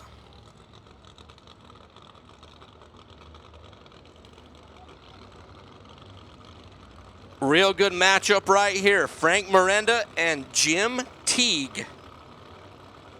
Frankie in that home wrecker 4. We've talked about it all day. Dude had one heck of a 2018 season. Defending March Meet champion. NHRA Heritage Series championship. Guy was a 2018 ANRA championship. Just a banner season last year for Frank Miranda, and he's picking up 2019, how he left off 2018. The Paso Robles 59 Nash Rambler wagon. Alongside the real tough customer, Jim Teague. Jim in that awesome 67 Nova. Another one of the vehicles that I wouldn't kick out of my garage if it put a drop or two of oil down on the asphalt. And Jimmy T paint, you know, you gotta love when the injector hat is about right even with the roof line of the car. So Frank Miranda and Jim Teague. Frank was your number 2 qualifier. Jim Teague, through qualifying, was never on the right side of that 760 Ledger. But they worked their way through the tough A-gas field. Jim Teague took out Brendan Fry, Ken Phillips, Rich Harrison to make his way into the final. Frankie Miranda took out Mike Mossy, had a single, took out Tom Fowler, and he's looking to go back-to-back Jack at the March meet. How about 007 on the reaction time, and you're late. And Jim Teague gonna get it done on a double breakout. Jim Teague 005 green, 7:59.8, leaving first. Frankie Miranda right there, 007 on the reaction time. Got down there, chose to take the stripe, got there first, 7:58 with a 4, breaking out by 16 thousandths of a second. Jim Teague breaking out by 2 thousandths of a second, and on a double breakout, going 005, that Jimmy T Paint 67 Nova is gonna be your A-gas champion.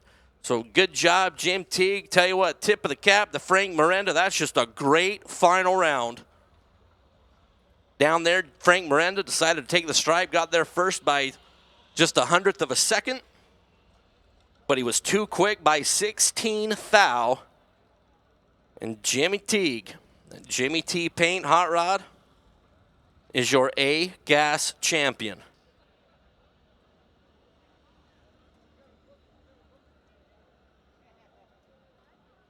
So Frankie Miranda looking to go back-to-back here at the Good Vibrations Motorsports March Meet. Worked his way through a very tough field of A-gas competitors.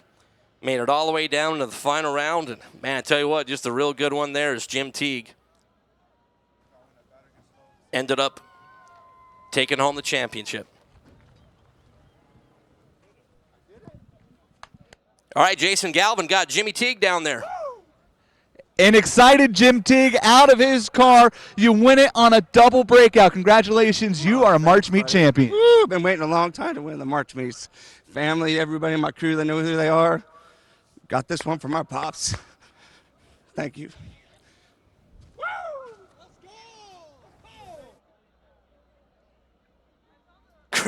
Great job down there, Jason Gavin. I tell you what, the pure emotion that is going on down there at the big end of the racetrack, I mean, that's just great stuff. Seeing everything that's going on down there, man, you just see how much this event means to so many people.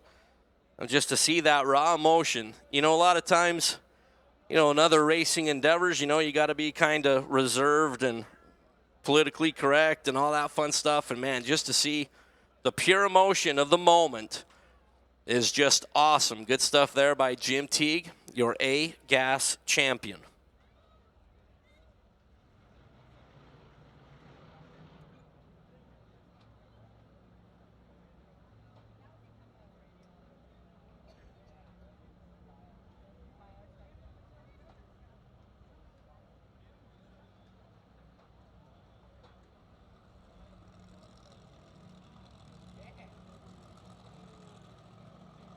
All right, so Nostalgia Eliminator 2 coming around the corner. Terry Lindblad, George Chatterton here in that final round.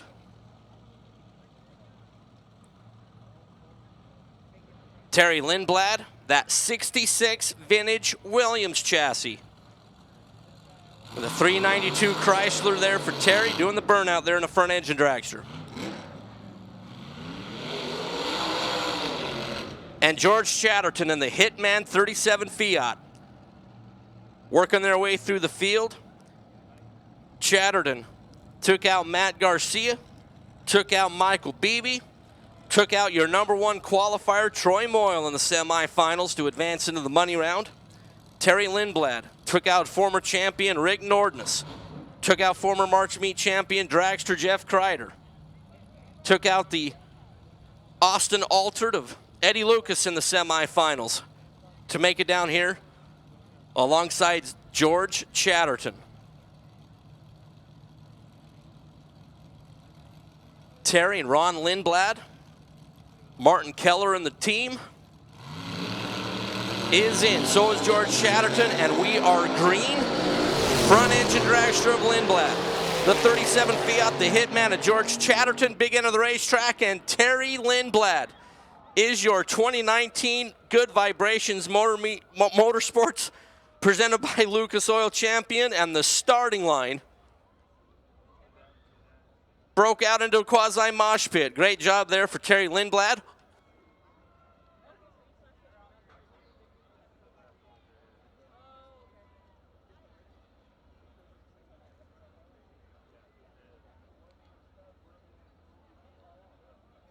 Terry Lindblad, 861 with 17 green. George Chatterton, 5 thou behind, 22 green, and then 12 above as Terry Lindblad, your March Meet champion. So a great job by Terry and the team. That Williams chassis, your Nostalgia Eliminator 2 champion of the Good Vibrations Motorsports March Meet presented by Lucas Oil. Man, I got excited looking at the team down there celebrating. I wanted to be part of it. I want to come up, have them come up here, high five, slap hands. It was a great job. I mean, we're seeing all the emotion down there at the racetrack, you know, the big end of the racetrack and everything. Man, I want to be a part of it. We continue to work our way through all of our final rounds. In Groups 1 and Group 2, all of our Nitro cars are back there as well, getting ready to go. As Jason Galvin has our Nostalgia Eliminator 2 champion down there, Terry Lindblad. Jason. Terry Lindblad gets the win there in NE2. Where does this rank in your drag racing career? This is huge. This is huge. My crew, I can't thank them enough. I was sick all last weekend. I had the rear end out of the car. They did it. They loaded the car. It's them. They did it for me. This is great. Woo! There, Jason. I'm telling you what, just something really, really special about all the emotion here. This B gas that will be a little anticlimactic with Steve Pullen. We'll get a parade lap. Pullen was supposed to take on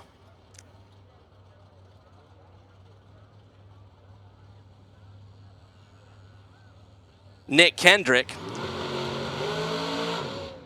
We saw that amazing semifinal where Nick Kendrick's El Camino broke right at the hit, and Randy Armstrong went down there to the big end of the racetrack and went 8:57 to break out Steve Pullen.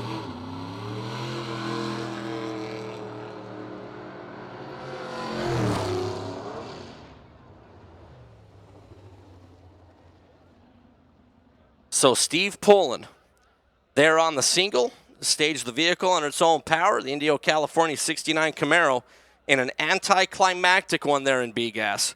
Unfortunately, Nick Kendrick in that El Camino unfortunately could not make the call after the carnage there on the starting line. And Steve Pullen will be your B-Gas champion. Steve, longtime competitor in the category.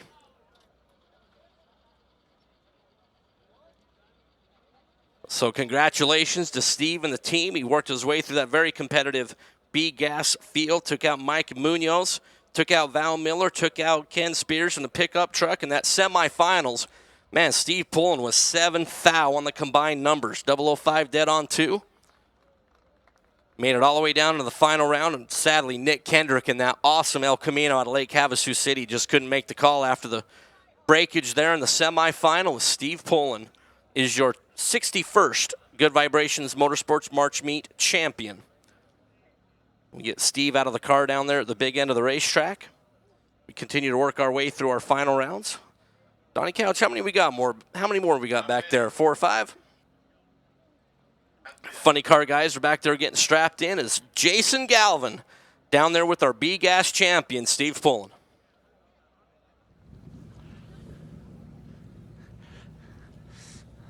All right, Hot, just turn around. Just turn around. We're ready. We're ready. Steve Pullen walking over. I know it was a little anticlimactic for you, but now you've had a little while to think about it. You are the March Meet champion. What's it like going down the drag strip knowing you're on a parade lap? We are very happy, and we've worked really hard for this. And I'd love to thank my crew, Mike Falk, his wife Carol, and all the guys that helped me, Jack Braithwaite and what have you. And we are ecstatic. Sounds good.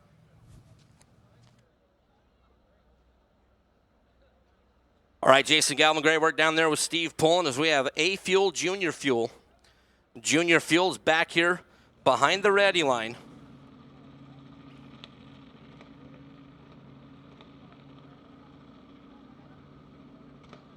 With Don Enriquez and Alan Hull will make up our final round.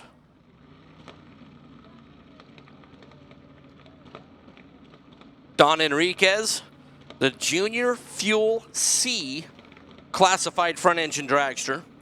Alan Hull, Junior Fuel B. So this class here in Junior Fuel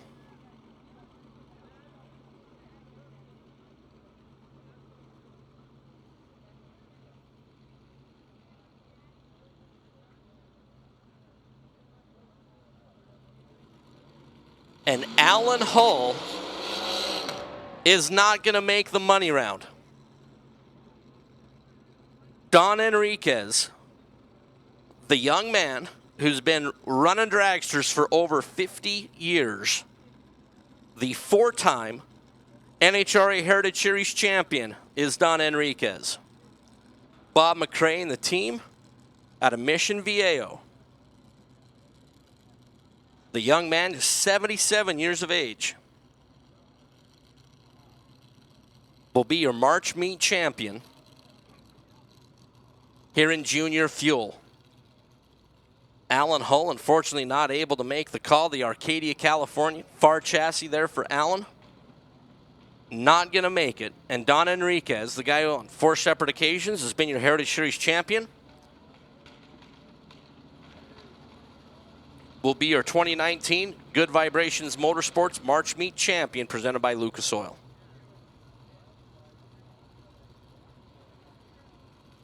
So now the only thing left to see is Don Enriquez going to go 1,320 feet, or if we're going to get a leisurely stroll down that Auto Club Haddad Dodge Ram side of the racetrack.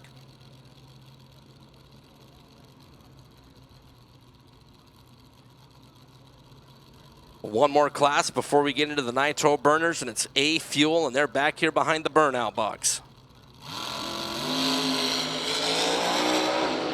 Enriquez. Off the gas out there at about 1,000 feet. Goes 780 for those of you keeping track at home. 119 on the mile an hour for your Junior Fuel 2019 Good Vibrations Motorsports March Meet presented by Lucas Oil Champion. There's Don Enriquez. One more class before we go to all of our nitro category finals. It's going to be in A Fuel with Wayne Ramey and Dr. Ken Bates. Injected nitro, blown on alcohol.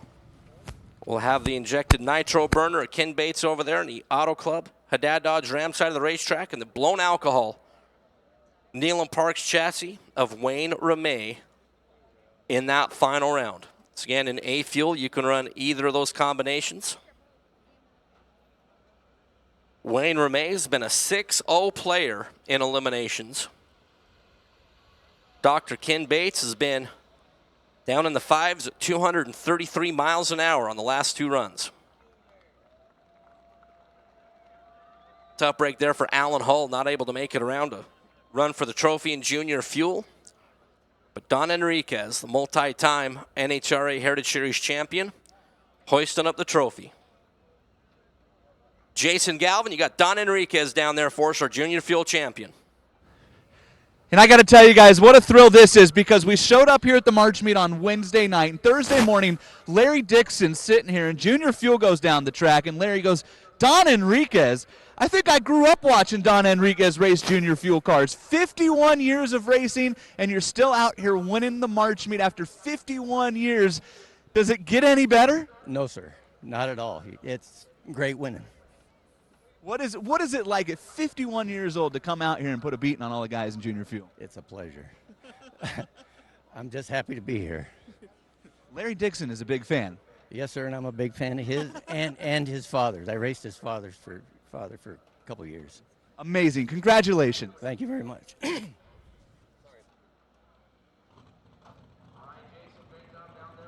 Enriquez, as the call to fire has been made for our last final before the nitro categories. Dr. Ken Bates, the young man who's won 10 NHRA Heritage Series championships in A Fuel. After a while, you run out of superlatives to talk about the young man. The U.S. Air Force machine. See the different starting procedures between the nitro calcular there of Ken Bates and the alcohol runner there of Wayne Ramey. Crew chiefs both have their programs. They know how long they want to take. That Adams and Bates injected nitro machine. Alongside the blown alcohol Batman there, Wayne Ramey. Ken Bates over there in the Auto Club Haddad Dodge Ram side of the racetrack. Wayne Ramey is over there in the Budweiser CP Carrillo lane. Based on the last couple of rounds, Ken Bates got about a 1/10 of a second performance advantage over Wayne Ramey.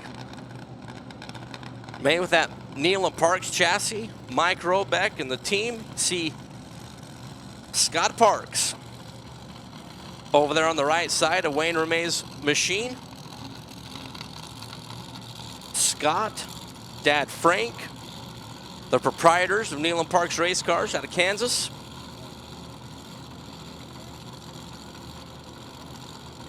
And Dr. Ken Bates, the Tuttle chassis out of Anderson, California.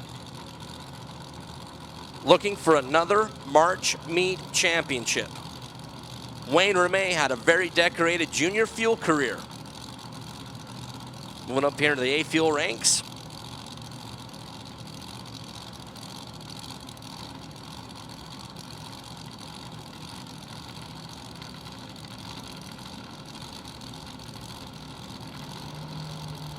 Bates is pre-staged. Ramey is in.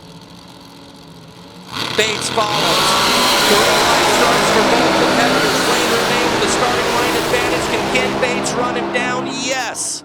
592, big speed for Ken Bates, 235.19 on the mile an hour. Congratulations to the Bates and Adams team, your March Meet champion. Wayne Ramey, tell you what, he made it a good one. 17th foul reacting to green. He had 0.07 of a second advantage on the starting line at the hit. And goes 6:04 at 225 miles an hour and falls just a little bit short as your 10-time A-Fuel NHRA Heritage Series champion, Ken Bates, the good doctor, is your March Meet champion. So I'm going to slide out of the way. Mike English, Donnie Couch will work your way through the Nitro Finals. We get ready for Jason Galvin down there at the big end of the racetrack. Mike English. Oh, you're going to let me do that? You're so kind. You're such a good man. So congratulations to Ken Bates. Great job there this weekend for Wayne Ramey.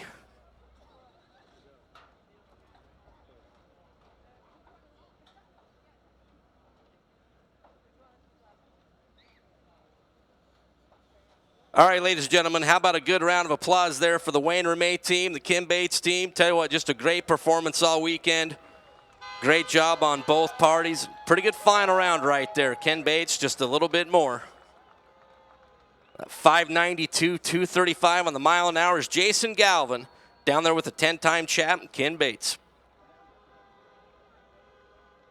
You're ready. And we're down here with Ken Bates, the good doctor, a 10-time national champion, still out here winning the March Meet. What is it about this program that makes you guys so hard to beat? Well, I've got to I've got to give the credit to the Adams family and Jim Archer, Gene Adams, Dean Adams. I've got a new oil sponsor, On Guard. It makes an outstanding racing oil product. And this race was special because I was racing against one of my best friends in life. We call each other brothers. And I wouldn't have been sad either way. But I'm a little happier that I got here first. I was watching him a good part of the way down the track. And I plucked her into high gear, and she made a move on him. And here we are.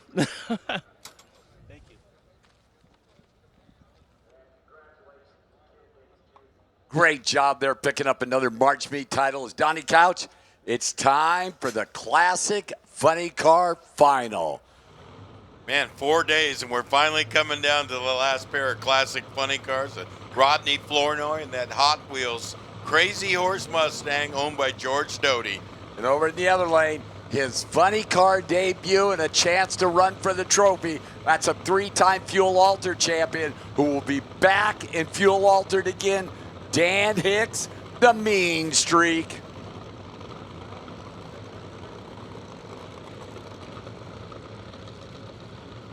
Bodies down on both cars as they pull up to the burnout box.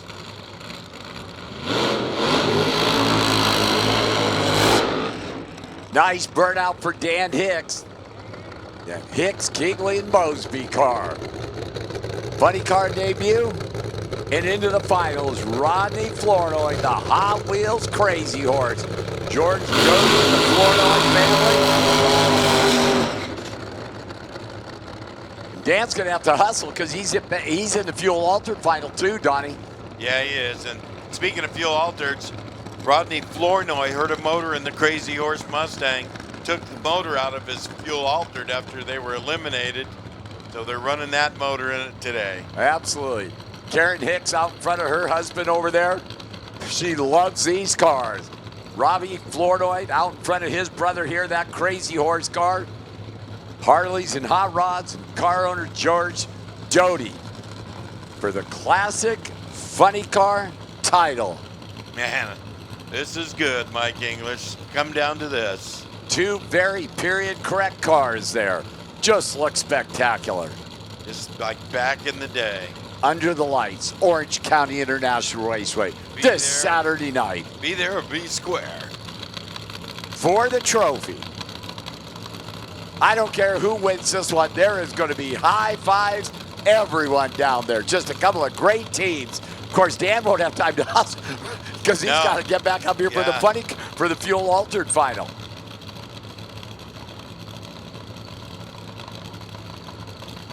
Well, there's going to be either way serious celebration because both these guys are first time in the final for a funny car. They're both free-staged. Rodney right, Dan left for the trophy classic funny car. Wow, Rodney made a good move in that Main Street car. Oh, here comes Florida, going to try and get there. Wow.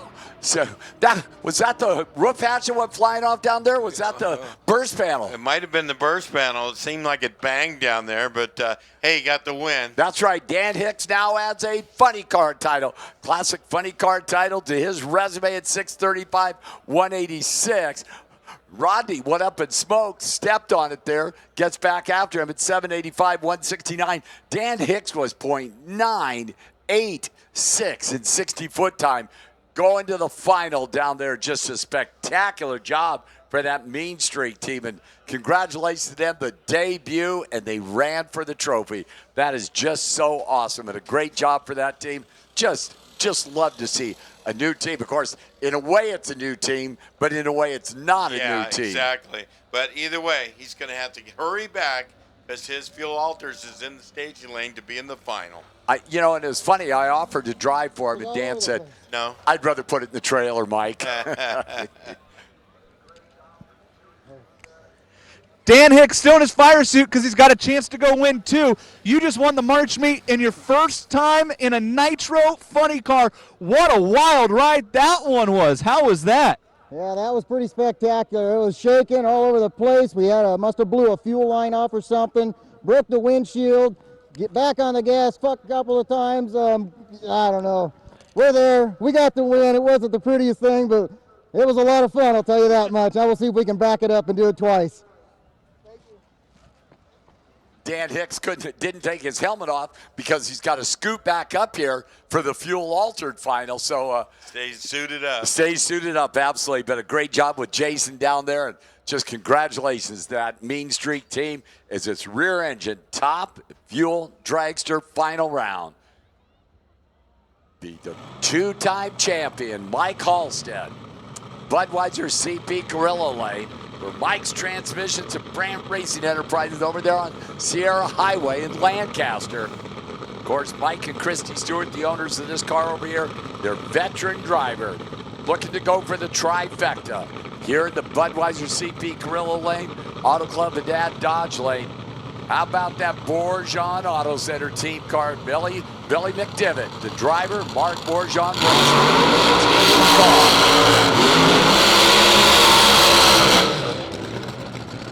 Wow, Mike Halstead winding that motor up. So the two-time champ trying to go for 3 straight, Donnie Couch. You remember the last guy who did that? It was an orange car. Yeah, Dan Hicks. I'm talking Top Fuel. Oh, Top Fuel, yeah. Warren Colburn and Miller.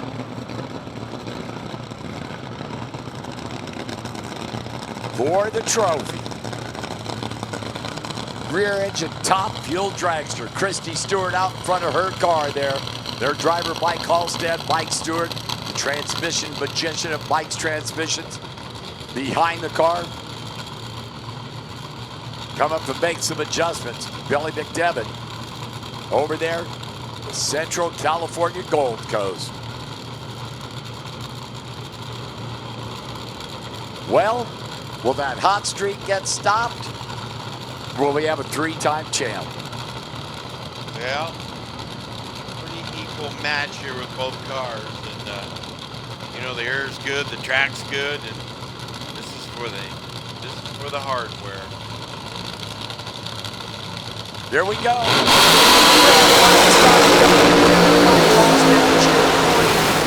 Top fuel champion. 590, 234 miles an hour, and another Good Vibrations Motorsports March meet presented by Lucas Oil. Trophy goes back to that Mike's Transmissions shop over there in Lancaster. 590, 234.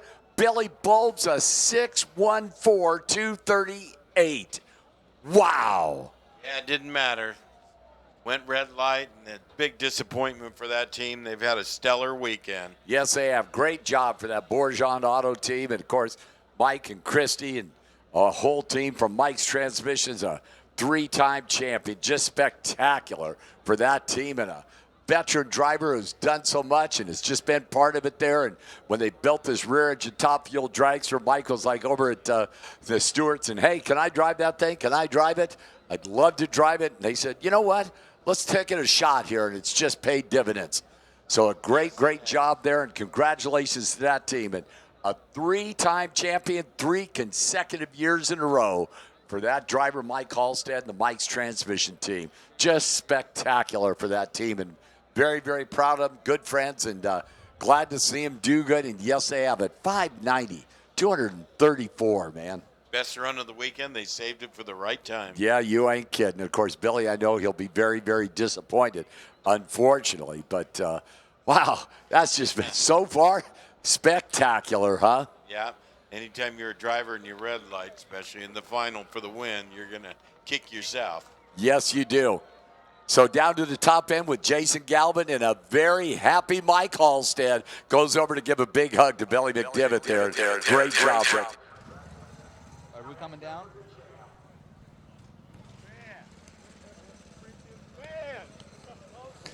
Mike Halstead goes back to back in rear engine dragster at the March meet. Mike, congratulations. You didn't know that Billy Redlit, you've won the March meet 2 years in a row. Oh man, I thought Billy had me. I went through the lights and I said, finally he gets one on me. And then you come over and I'm going, are you kidding me? No way. You know, this has been a really tough weekend. Air conditions have been real tricky. The car hasn't really gone down the track that great. I don't know what I ran. I felt a little soft, but we got it done.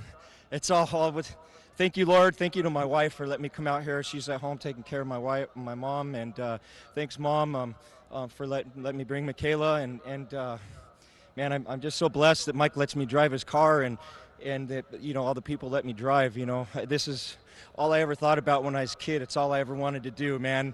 Thank you guys very much for being here for me. Great job there as it's time for Nitro Funny Car Final. The champ, Bobby Cottrell, for Bucky Austin, Mike O'Brien, Jeanette O'Brien, Bart All, and Bucky's Automotive. That entire team, their driver from SoCal, the car based up there in the great Northwest, taking on that new kid, Jerry Espeth, the Littlefield and Rupert Rolling Thunder in his debut in the final. Yep, coming out of that lucky 13 qualifying spot and proving himself as a driver today. And what a story here. Doesn't make any difference where you start, it's where you finished. Right. And they'd like to put it in the winner's circle. So the champ over there, the new kid on the block. By the way, attention to pits, attention to pits. Ron McBragg, need you to the tower, please. Ron McBragg, need you to the tower, please. So the Lucas Oil, Man Push Rods, BJ Transmissions, Camaro, and the guy they call Little Jerry, Jerry Espeth. Former Nostalgia Eliminator champ, Jason Rupert. Hey, you made a good choice there, man. Guys filling in very well. Here we go. Bobby Cottrell. Bucky Austin, the Bardall special. That green Camaro with Mike O'Brien. Race cars aren't supposed to be green, right? Well, money's green. Yeah. That's lucky for most people. If you have it. Yeah.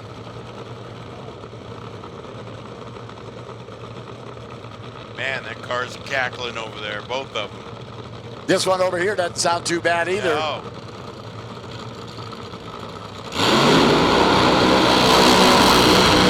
So the champ.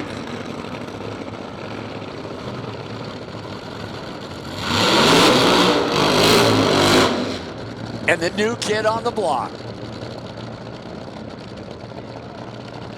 For the March Meet Trophy, the Good Vibrations Motorsports March Meet presented by Lucas Oil. That is your defending champ coming back with Heidi Austin. Bringing that car back, and Jerry Espeth. Donnie, butterflies for Jerry? He's been pretty cool, calm, and collected today. I don't know. Well, will the fairy tale continue? He's going up against one of the best out there. Yeah, he has been. Man, I'll tell you, struggled a little bit qualified with that car, but man, when it came time for eliminations, Look out, that baby was one bad daddy. Wire to wire. Brad Littlefield bringing Jerry Espin up in that Littlefield and Rupert Rolling Thunder. Bucky Austin stand in front of his driver over there in that Bardall Camaro for Northwest Chevrolet.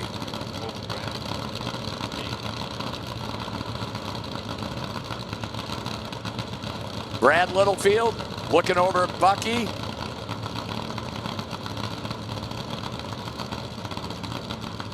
For the trophy. Oh, Brad gave him a big time pump there. Free stage. The RPMs will start to come up on that Littlefield and Rupert car.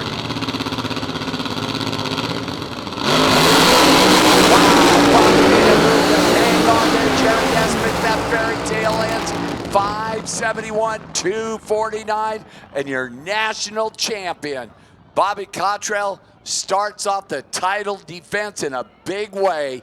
571.8, 249. Reaction time advantage went to Jerry by 200, but Bobby was 977 and 60 foot time, 256 to 330, 378, 203 to the half track there, and the truck down through there, 571, 249. Jerry made a good move, then started spinning the tires. He'll coast through at 895.9 at 96 miles an hour. But man, just a spectacular job there. That Bardall team wasn't going to be stopped.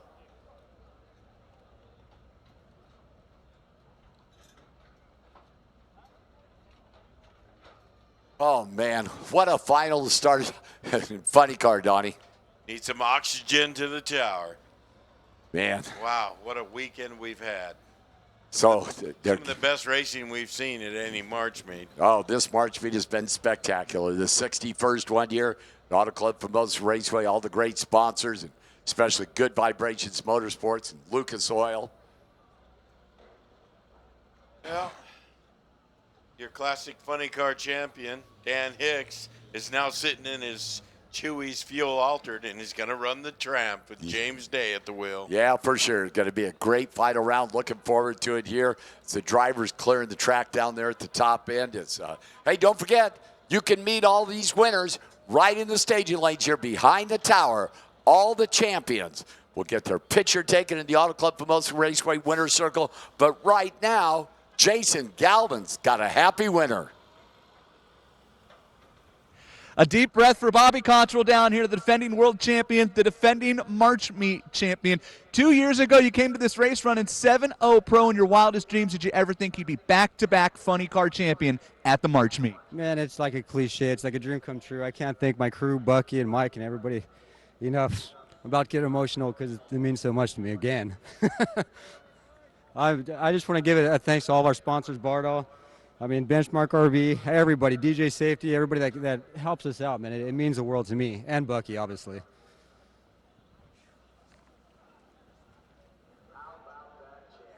Wow, that's just great.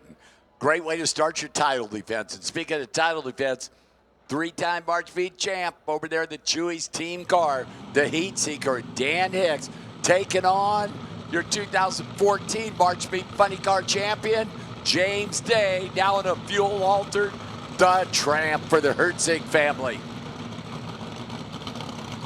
Exciting, fuel-altered. James Day, Dan Hicks.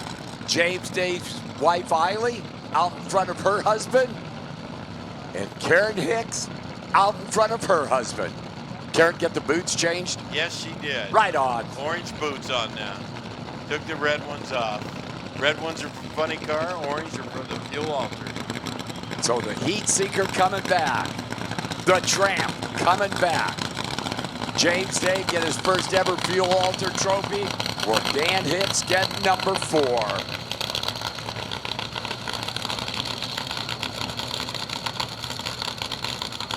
Whichever wind light lights up, I got a feeling somebody's wife is just going to go nuts.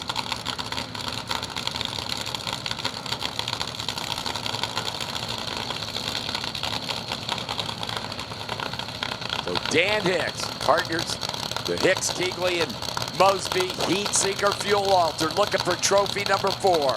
Of course, James Day with that Mark Hall tune-up in the Tramp for the Hertzig family and their fuel-altered debut.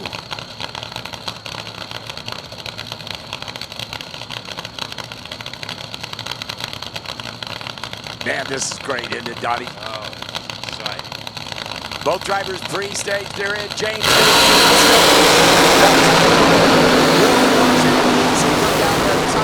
Dan Hicks. Wow! On a hole shot. How about that? 6:22, 2:28 takes out Dan Hicks. 6:16, 5:206. James Day had 7 hun off that starting line. And look at his wife, Eiley. She's down there high-fiving and hugging everybody. How about that Tramp back to the winner's circle? Unbelievable race there, folks. We didn't think it'd turn out that way. It looked like Dan was charging away, but that whole shot by James Day saved the day for that team. So the last 5 March Meet fuel-altered titles have gone to either that Heat Seeker or the Tramp. Brian Hall put the Tramp in the winner's circle a couple years back, and now James Day is a March Meet champion again in fuel-altered. Speaking of champions, how about that Mike Alstead? Right there, the Mike's Transmissions car. Top end, we have a happy champion with Jason Galvin.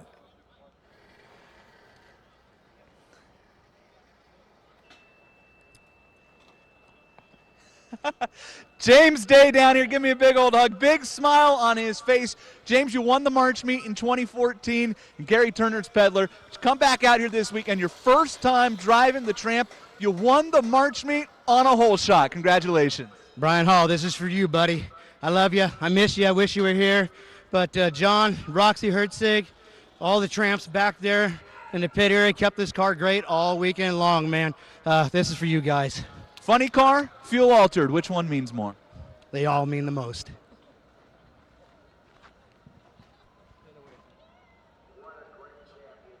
Job. Well, I don't know why Eiley's going to do now his wife, but round of applause for those teams. Great job. And the Heat Singers coming down here. Man, that's just, you guys had a spectacular weekend.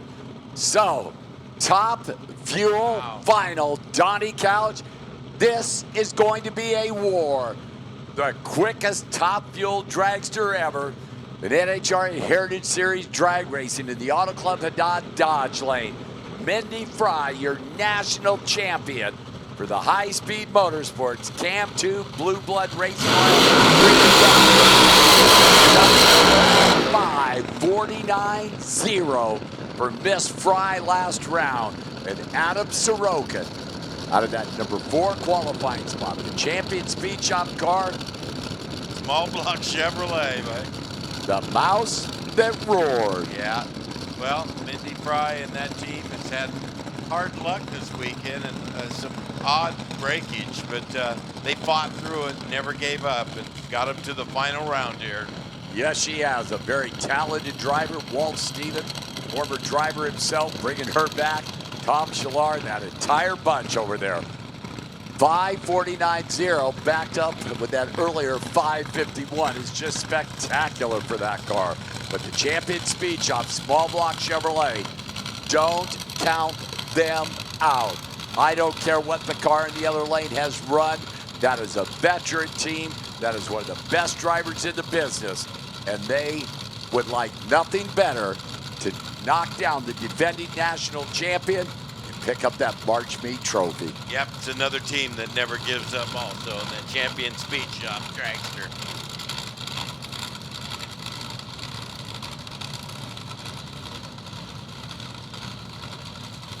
All right, Bob McLennan on the champion speed shop car making final adjustments. For the 61st time. Wow. Restage, Mike English. Here we go, Donnie Couch. Will the quickest car in the country get Holy cow! Wow! How about that? I told you, don't count them out. 584, 212 miles an hour. Mindy Fry's car went nowhere, Donnie Couch. Wow! Adam Sorokin is your March Meet champion. Wow. That is spectacular. The quickest car in the world in the Heritage Series went nowhere. unbelievable as those gremlins have come back at the wrong time, and the mouse that roared is 584, 212 miles an hour, 264 to 330, 383, 208 to half track for Adam and the champion team. And holy cow, those stars and stripes down there, they're high-fiving, they're hugging, and that Cam 2 Blue Blood Racing Oil team car is getting pushed off. And Donnie, I don't mind saying, that is a stunner. Well, it's like she hit the throttle and nothing happened. Maybe a throttle cable broke. We don't know yet, but we'll find out. But very disappointing for that team. They've had some hard luck. They fought through it and came back and puts the quickest run in the country down. Yeah. And, to go down in the final like that's disappointing. But Adam Sorokin, that team never gives up, like we said. And look where they're at, in the winner's circle. So just an unbelievable turn of events in the final round there. But, of course, the champion team was like, yeah, we'll take those turn of events. But just a very, very disappointing. And I can tell you right now, there's a happy champion down at the top end with Jason Galvin.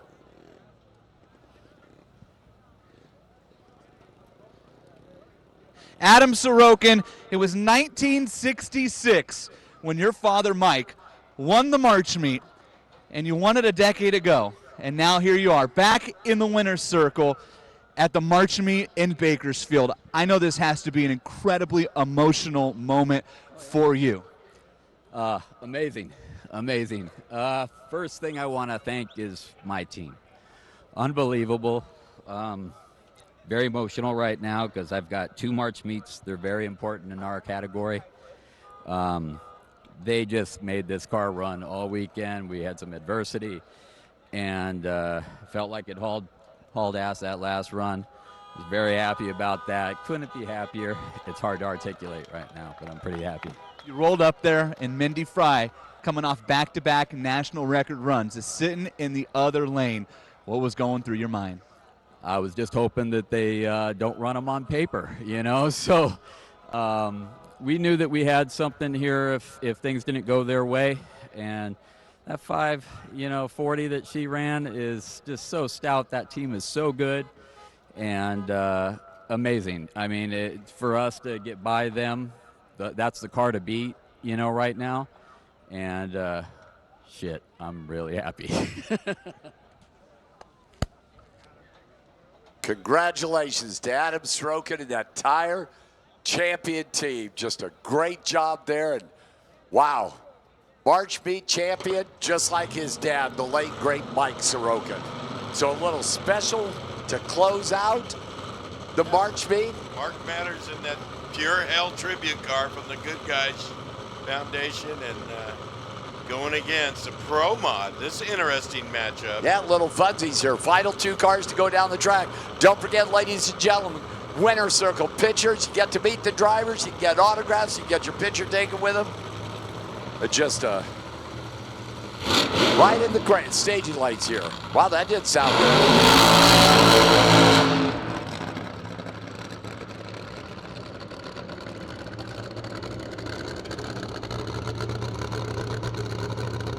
Hey, folks in the grandstands, be sure to give a nice round of applause to your national champion in that high-speed motorsports team, Mindy Fry, going in front of the grandstands there.